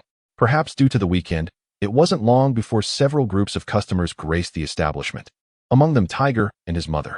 Ordinarily, I seldom paid heed to the appearances or personalities of the patrons. Yet, on that particular day, Tiger left a profound impression on me. This little fellow was not only adorable, but also remarkably polite. From the moment he entered the shop, he addressed everyone as uncle and auntie without a hint of the usual childish entitlement. Moreover, if my memory serves me correctly, it was indeed his birthday that day, and his mother had brought him to the shop to fulfill his birthday wish.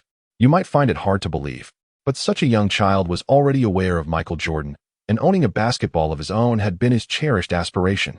Tang Xiaoqian keenly observed the subtle shifts in Hu Xiaodong's expression. He could sense the genuine affection this man held for Tiger, emanating from the warmth of his smile. Hu Xiaodong continued his narrative. I was introducing several currently popular styles to Hu Zi's mother when, unexpectedly, a young man who had been standing by the shelves, selecting merchandise with his back turned, suddenly erupted in a fit of mania, bellowing towards the heavens. He then proceeded to knock over several display shelves beside him in a frenzy. Frankly, everyone present was dumbfounded. My initial thought was whether the man had a medical history of epilepsy or something similar. However, before I could dwell on it, the young man turned and charged directly towards Hu Zi's mother. "I'm not sure how to describe the situation to you," Hu Xiaodong said, making a grimace. Tang Xiaoquan immediately chimed in, comprehending. He was trying to bite Hu Zi's mother, right? Precisely, Hu Xiaodong affirmed with a clap of his hands. That fellow intended to do just that. He charged straight at Hu Zi's mother, and I, being behind the counter, couldn't extract myself in time to offer assistance. He then threw a frustrated punch into the air, clearly annoyed by his own performance at the time. Consequently, Hu Zi's mother couldn't evade him and was seized by the man. I initially thought she was doomed to be bitten, but unexpectedly, Hu Xiaodong's tone suddenly rose, and his round eyes widened abruptly. Hu Zi actually bit the young man's arm with considerable force. Good heavens, that bite caused the fellow to howl in agony, and Hu Zi's mother managed to escape as a result. Subsequently, several patrons and I swiftly subdued the young man. However, raising a hand in a gesture of pause, Tang Xiaoquan's brow furrowed with concern. "Brother Hu," he began, "did you mention that Hu Zi, in an attempt to save his mother, bit the young man?" Hu Xiaodong nodded, his countenance a mixture of bewilderment and dawning comprehension. A gasp escaped his lips as realization struck him. "Are you implying that Hu Zi's bite?" Tang Xiaoquan affirmed with a subtle nod, "Indeed. Based on the instances of Huang Yaru and Qiang's father's transformations, we can reasonably assert that the transmission of the zombification virus occurs through bodily fluids. Furthermore, considering the young man's aberrant behavior within the store, we can deduce that he was already infected prior to entering. Thus, Hu Zi's bite merely facilitated the propagation of the virus." Tang Xiaoquan's elucidation was straightforward and readily comprehensible. With his discourse, The underlying cause of Hu Zi's zombification was unequivocally unveiled. Hu Xiaodong's hand, still clutching his cigarette, remained motionless as his eyes slowly closed. Had he reacted more promptly, had he discerned the young man's peculiarity earlier, perhaps none of this would have transpired. A crushing weight bore down upon Hu Xiaodong's heart, as he never imagined that he could be indirectly responsible for Hu Zi's transformation. The sun's scorching rays beat down outside the window, yet they failed to thaw the chill that had enveloped Hu Xiaodong's heart. Observing Hu Xiaodong's stillness, Tang Xiaoquan was at a loss as to how to console him. Two men stood side by side, their cigarettes slowly smoldering, silently narrating everything. In the days that followed, the survivors succumbed to a tedious existence devoid of excitement. Eating, sleeping, and exchanging idle banter became their daily routine. Eventually, in their profound boredom, they resorted to repurposing the wrappers of Chinese cigarettes from the storage room to craft 2 sets of playing cards, which added a touch of color to their monotonous lives. On this particular day, Hu, Wang, Wu, and Wen gathered as usual in a circle, each surrounded by strips of white paper dampened with saliva. These strips were primarily intended to penalize the losers. Furthermore, they decreed that the ultimate loser would be responsible for laundering everyone's clothes. Thus, spurred by such enticing stakes, the group engaged in the game of landlord with extraordinary fervor. 910 JQK, anyone interested? Wang Qiang called out, his words muffled by the cigarette dangling from his lips. Upon seeing his hand, Wu Chao's face broke into a sly grin. Hee hee, I've got 4 sixes. Damn, how ruthless can you be? Wang Qiang spat a couple of curses, inwardly cursing his bad luck. It seems, my friend, that you are destined for laundry duty today. Casually exchanging glances with Wu Chao, when Xuanxin felt compelled to add fuel to the fire. Damn it, don't talk nonsense. Who knows who's winning or losing? As time flowed slowly through the rounds of cards, the once smooth faces of the players were now adorned with numerous paper strips. Today was bound to be yet another ordinary day, Tang Xiaoqian mused inwardly. However, just as he anticipated that everything would proceed as usual, a sudden screech of brakes echoed from a distance, followed by a thunderous crash resounding from the street outside his window. Chapter 102, The Unexpected Collision, Part 1. The once boisterous chatter in the living room abruptly ceased, and the onlookers exchanged glances, collectively discarding their playing cards before hastening towards the windowsill. Outside, an ambulance, adorned in red and white, had collided with a utility pole at the roadside. The front of the vehicle was crumpled under the force of the impact, revealing a deep dent, and wisps of white smoke gracefully emanated from the engine hood. Additionally, the violent collision triggered several nearby private cars to emit urgent beeping sounds. Tang Xiaoqian furrowed his brows, fixated on the ambulance several dozen meters away. He attempted to discern the name of the hospital from the large letters on the vehicle's body, but regrettably, the chaotic and gruesome streaks of blood had coated the surface in a crimson veneer, obscuring any readable text. Hey, look! It seems there is still some movement inside the vehicle, Wang Qiang suddenly exclaimed, discreetly pointing at the shattered windshield of the ambulance. Without his prompting, the captivated crowd also noticed the stirring within the vehicle. A figure, seated in the passenger seat, revealed her gender through her flowing long hair. Behold, it is a woman. As if fearing others might not perceive it, Wang Qiang reiterated the observation. Hu Xiaodong, his face ashen, possessed a visual acuity far surpassing Wang Qiang's, owing to his profession as a marksman. Thus, he discerned not only the subject's gender, but also her relative youth. The woman disembarked from the vehicle with evident difficulty, her unsteady gait betraying the lingering effects of the violent collision. Upon alighting, she proceeded without pause, her steps faltering as she leaned upon the vehicle's frame for support, seemingly intent on rescuing the middle-aged man trapped within the driver's seat. Unbeknownst to her, the preceding clamor and the incessant blare of the alarm had attracted the attention of the surrounding cadavers. Oblivious, she continued her advance, each step causing her form to sink slightly, akin to a crab scuttling sideways, a spectacle both ludicrous and pitiable.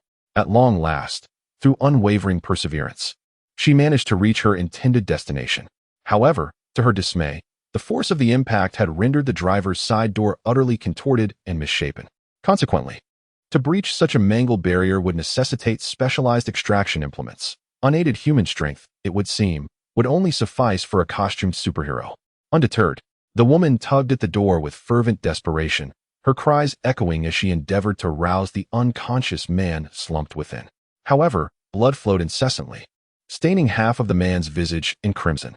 He showed no response to the woman's desperate cries, if not for the rhythmic rise and fall of his chest. One might easily mistake him for lifeless. Dad! Dad! The woman's frantic shouts intensified, and even the very vehicle trembled slightly under her vigorous pounding. Undoubtedly, her actions were perilously reckless, as her escalating cries served as a beacon to the nearby undead. A feast has arrived. Hey! Unable to restrain himself, Wang Qiang gripped the window tightly, yet before he could voice his thoughts, a hand suddenly clamped over his mouth from behind. Struggling against the constraint, Wang Qiang angrily turned, only to find Tang Xiaoquan glaring at him with furrowed brows. In unison, they demanded, "What do you intend to do?" Wang Qiang quickly added, "I say, you must be out of your mind. Why are you covering my mouth for no reason?" Taken aback by the onslaught of reproach, Tang Xiaoquan found himself momentarily speechless. Just then, Wu Chao's somewhat subdued voice unexpectedly interrupted their quarrel. Hey, I say you two should stop arguing and come over quickly. The man in the driver's seat seems to have awakened. As anticipated, when Tang Xiaoquan peered out once more, the middle-aged man who had been reclining in the driver's seat was now sitting upright, his gaze fixed on the woman outside the vehicle. The excessive blood loss had rendered him exceedingly frail, with not even a trace of color visible on his pallid face. His lips moved slightly, producing a murmur so faint that it was nearly imperceptible. Nevertheless, the woman discerned his intended message from the movement of his lips. He was imploring her to leave. However, as his daughter, how could she abandon her father in his time of need? "Dad, don't be absurd. I won't forsake you," she exclaimed. "We'll leave together. I'm going to rescue you." With unwavering resolve, she cried out and once again reached for the car door handle. However, in this world, many things cannot be accomplished solely through determination. The seemingly insignificant car door stood as an impassable barrier, defying her every effort to budge it. Tears began to cloud her vision, yet she persisted in her futile attempts, undeterred by the increasingly close roars of the undead. "We either live together or die together," she declared, her decision seemingly made. Undoubtedly, her fearless actions were observed by several pairs of eyes from the nearby building. "Damn it! What in the world is she doing?" someone exclaimed. "Has she lost her mind? Can't she see the zombies are closing in?" Had she not ceased her actions, Wang Qiang, having uttered only half a sentence, indifferently pivoted, seized the spear from the table, and proceeded towards the living room's exit. "Halt!" Tang Xiaoquan's sharp rebuke cut through the air, his face a mask of stern displeasure. "What do you intend to do? It should be self-evident. What else but to rescue them? Or would you have us stand idly by as that imbecile marches to his doom?" Wang Qiang's temper flared, his eyes blazing with indignation. Tang Xiaoquan recognized the inopportune surfacing of his brother's obstinate nature. However, he could not yield. He had to forestall the former's rash action. "Xiangzi, heed my words. Compose yourself. Venturing out now would only serve to spare me the platitudes. I shall say but one thing. Any man amongst us with sufficient mettle will accompany me to save them. Otherwise, remain silent." Wang Qiang stood tall, his gaze sweeping across the assembly with commanding presence. Tang Xiaoquan found it difficult to comprehend his brother's fervent compassion. This was, after all, the apocalypse. They were not a rescue brigade, bearing no obligation to extend aid to every suffering survivor.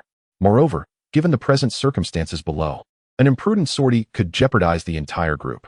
Therefore, he had to intercede, to prevent the others from following Wang Qiang into such peril. Determined, Tang Xiaoquan abruptly lifted his head, yet as his gaze fell upon the individuals flanking Wang Qiang, the persuasive words he had prepared to utter promptly lodged in his throat. Without further inquiry, the positions of Wu Chao and Wen Xuanxin unequivocally indicated their stance. Moreover, Hu Xiaodong, through his pragmatic actions of organizing his gear, also conveyed his resolve. Seemingly sensing the intense scrutiny from behind, Hu Xiaodong swiftly secured his quiver, sheathed his machete, and then retrieved the compound bow resting in the corner. Turning to stand before Tang Xiaoquan. "Xiao Tang, I can comprehend your thoughts, but to merely watch a girl perish before me, as a man, I find that utterly unconscionable." A heavy sigh escaped his lips, as he gazed at the sole remaining figure in the living room, Du Jianqing. Tang Xiaoquan could only manage a bitter smile, devoid of any other expression. What should we do now, Brother Qiang?" A Qiang approached Tang Xiaoquan cautiously, acutely aware of the palpable tension radiating from him, making his inquiry particularly tentative. Indeed, Tang Xiaoquan was somewhat agitated, but his ire stemmed not from the dissent of those around him. but rather from the myriad of eyes regarding him as a coward. Indeed, who among men does not aspire to be a hero? Who would not wish to play that role? Yet, this is the apocalypse, where acts of bravado can lead to one's demise. Though a surge of anger urged Tang Xiaoquan to rush out and confront the departing figures, he resolutely suppressed his ire, fully aware that an impulsive outburst would only exacerbate the situation and deepen the rifts within the team. Thus, after taking a long, deep breath, he picked up a kitchen knife and followed in the footsteps of his companions.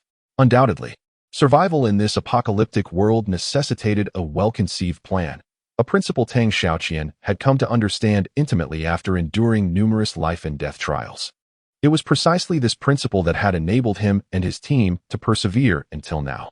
As he nearly matched the pace of his companions, a rudimentary action plan began to formulate in Tang Xiaoquan's mind. Without a moment's hesitation, he raised his voice, halting the hurried descent of his comrades. Everyone, hold on. The mocking glance from Wang felt like a steel blade piercing Tang Xiaoquan's heart, causing a sharp pang of pain in his chest.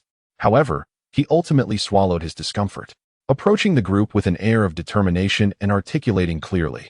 Listen to me. We cannot just rush out recklessly. We must have a plan. Instinctively nodding, Hu Xiaodong had also been contemplating their next steps throughout the descent. Unfortunately, his muddled thoughts had yielded no clarity. Thus, upon hearing Tang Xiaoquan's words, he eagerly seized the opportunity to respond. What is it, Xiaoquan? Do you have a plan? If it were someone else, they might seize the opportunity to flaunt their abilities in retaliation for the grievances expressed by the other party. Like a rapid barrage of words flowing effortlessly from the heart, Tang Xiaoquan completed the arrangement for the rescue mission in mere seconds. Deep within, he genuinely emitted a sense of approval, while Hu Xiaodong silently gave a thumbs up for the performance of this young man. The overarching plan was indeed laid out, yet before proceeding, there was one crucial point I wished for everyone to grasp. Pausing momentarily, Tang Xiaoquan's gaze swept across the crowd, and with an unusually grave demeanor, he continued. I hope everyone will remember the purpose of this mission. We are here to save lives, not to court death. Thus, the man trapped in the vehicle is beyond our reach. Our focus must be on the girl. The group exchanged glances, their hearts still tinged with a sense of cruelty. Yet the stark reality echoed Tang Xiaoquan's words. One could not save both a man and a woman. It was a choice between the two. Once the instructions were imparted, the team resumed their advance. This marked their first foray out of the corridor, and as they stepped outside, they heard the distant cries of a person in distress. The zombies had already encircled her. There was no time to ascertain the safety of their surroundings. Hu Xiaodong swiftly approached the door, yanked it open, and charged out with his compound bow raised. Undoubtedly, such a move was perilously reckless, but at that moment, Tang Xiaoquan had no alternative but to brace himself and follow suit. The three formed a line and hastened to the scene of the incident, just as a disheveled corpse nearly reached the woman simultaneously. Without any hesitation, Hu Xiaodong released his fully drawn bowstring, and the carbon arrow sped forth, striking the target squarely in the forehead. Thwack! The walker collapsed onto the woman, eliciting a startled cry from her. Alas, the most dreaded scenario had come to pass. Tang Xiaoquan's heart leaped into his throat. At this juncture, all plans and strategies were rendered futile.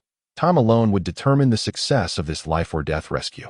Tang Xiaoquan endeavored to make his voice sound as calm as possible, despite his extreme trepidation. Listen, miss. Do not be alarmed.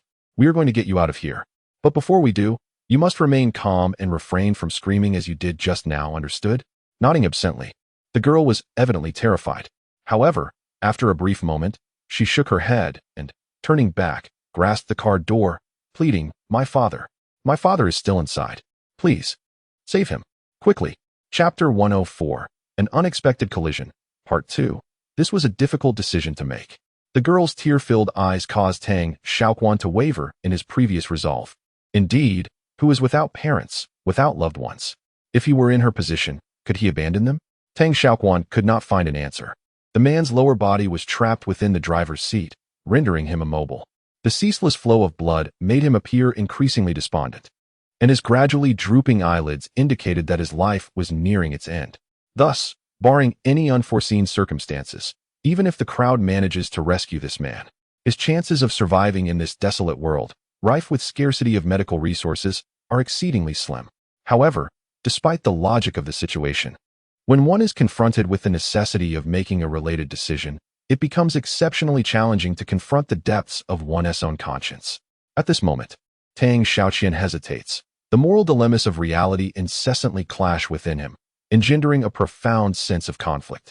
Emotionally, he is reminded, this man is a father, and if he chooses to turn a blind eye to his impending demise, the man will surely face a tragic end.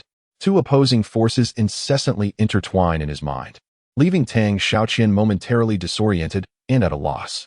He once felt assured of his ability to remain detached from the life and death of others, yet now, as he watches the man in the vehicle grow increasingly feeble and hears the desperate pleas of the girl nearby, he suddenly realizes that he is far from the rational being he believed himself to be. The question of whether to save the man has become a dire dilemma.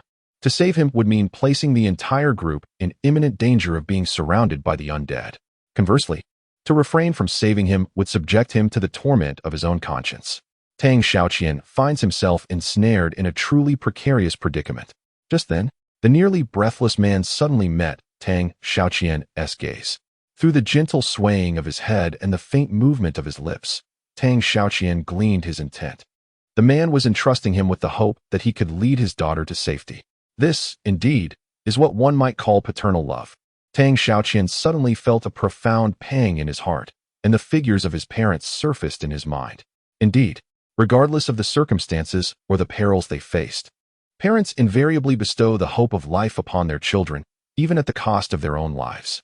With a heart laden with complex emotions, Tang Xiaoqian nodded slightly at the man, fully aware of the course of action he was about to undertake.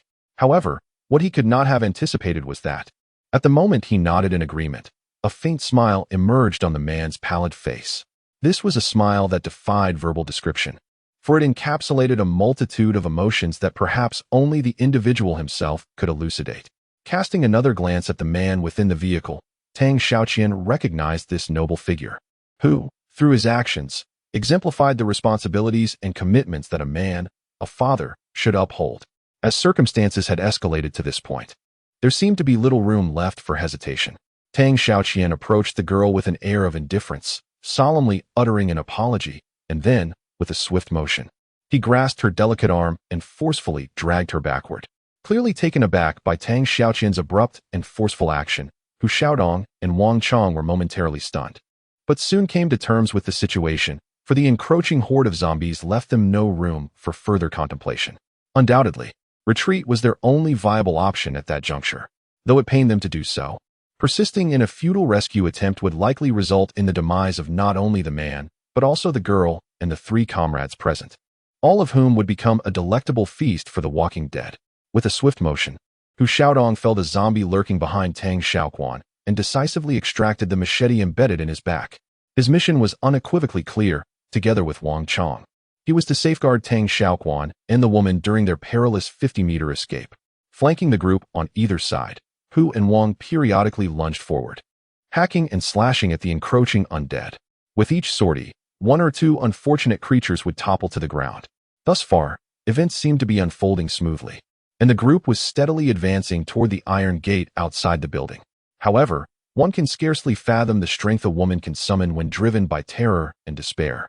Tang Xiaoquan, for one, felt he was losing control of the woman before him. "Hey, calm down, miss. We're taking you to safety." "No, I won't go. I have to save my father." With unwavering determination, the woman flailed her arms forward as if swimming, her movements erratic and desperate, causing Tang Xiaoquan increasing distress. It was evident that if this stalemate persisted, it was only a matter of time before the woman broke free. Therefore, forcefully maneuvering the woman to the side, Tang Xiaoquan approached Hu Xiaodong, and with labored breaths, he uttered, "Hu, brother Hu, you take her." Tang Xiaoqian was utterly astonished. However, there was no time for him to marvel at the power of the former, as at that very moment, several shadowy figures stealthily approached them. "Go, move aside." Tang Xiaoqian gestured for Hu Xiaodong to lead the others away. The woman continued to struggle desperately, but Hu Xiaodong's grip was overwhelmingly strong, and with her being lifted off the ground, no matter how she twisted and thrashed, she could not impede the swift pace of her captor. "Please, I beg you, save my father. Rescue him." Gazing blankly at the vehicle gradually encircled by the undead, the girl's eyes brimmed with tears. At last, Thanks to Hu Xiaodong's relentless sprint, the trio responsible for the rescue successfully reached the iron gate. Once they had entered, Wu Chao hurriedly secured the latch. Exhaling a sigh of relief, Hu Xiaodong gently set the woman down. To his astonishment, the moment she touched the ground, she frantically lunged toward the iron gate. But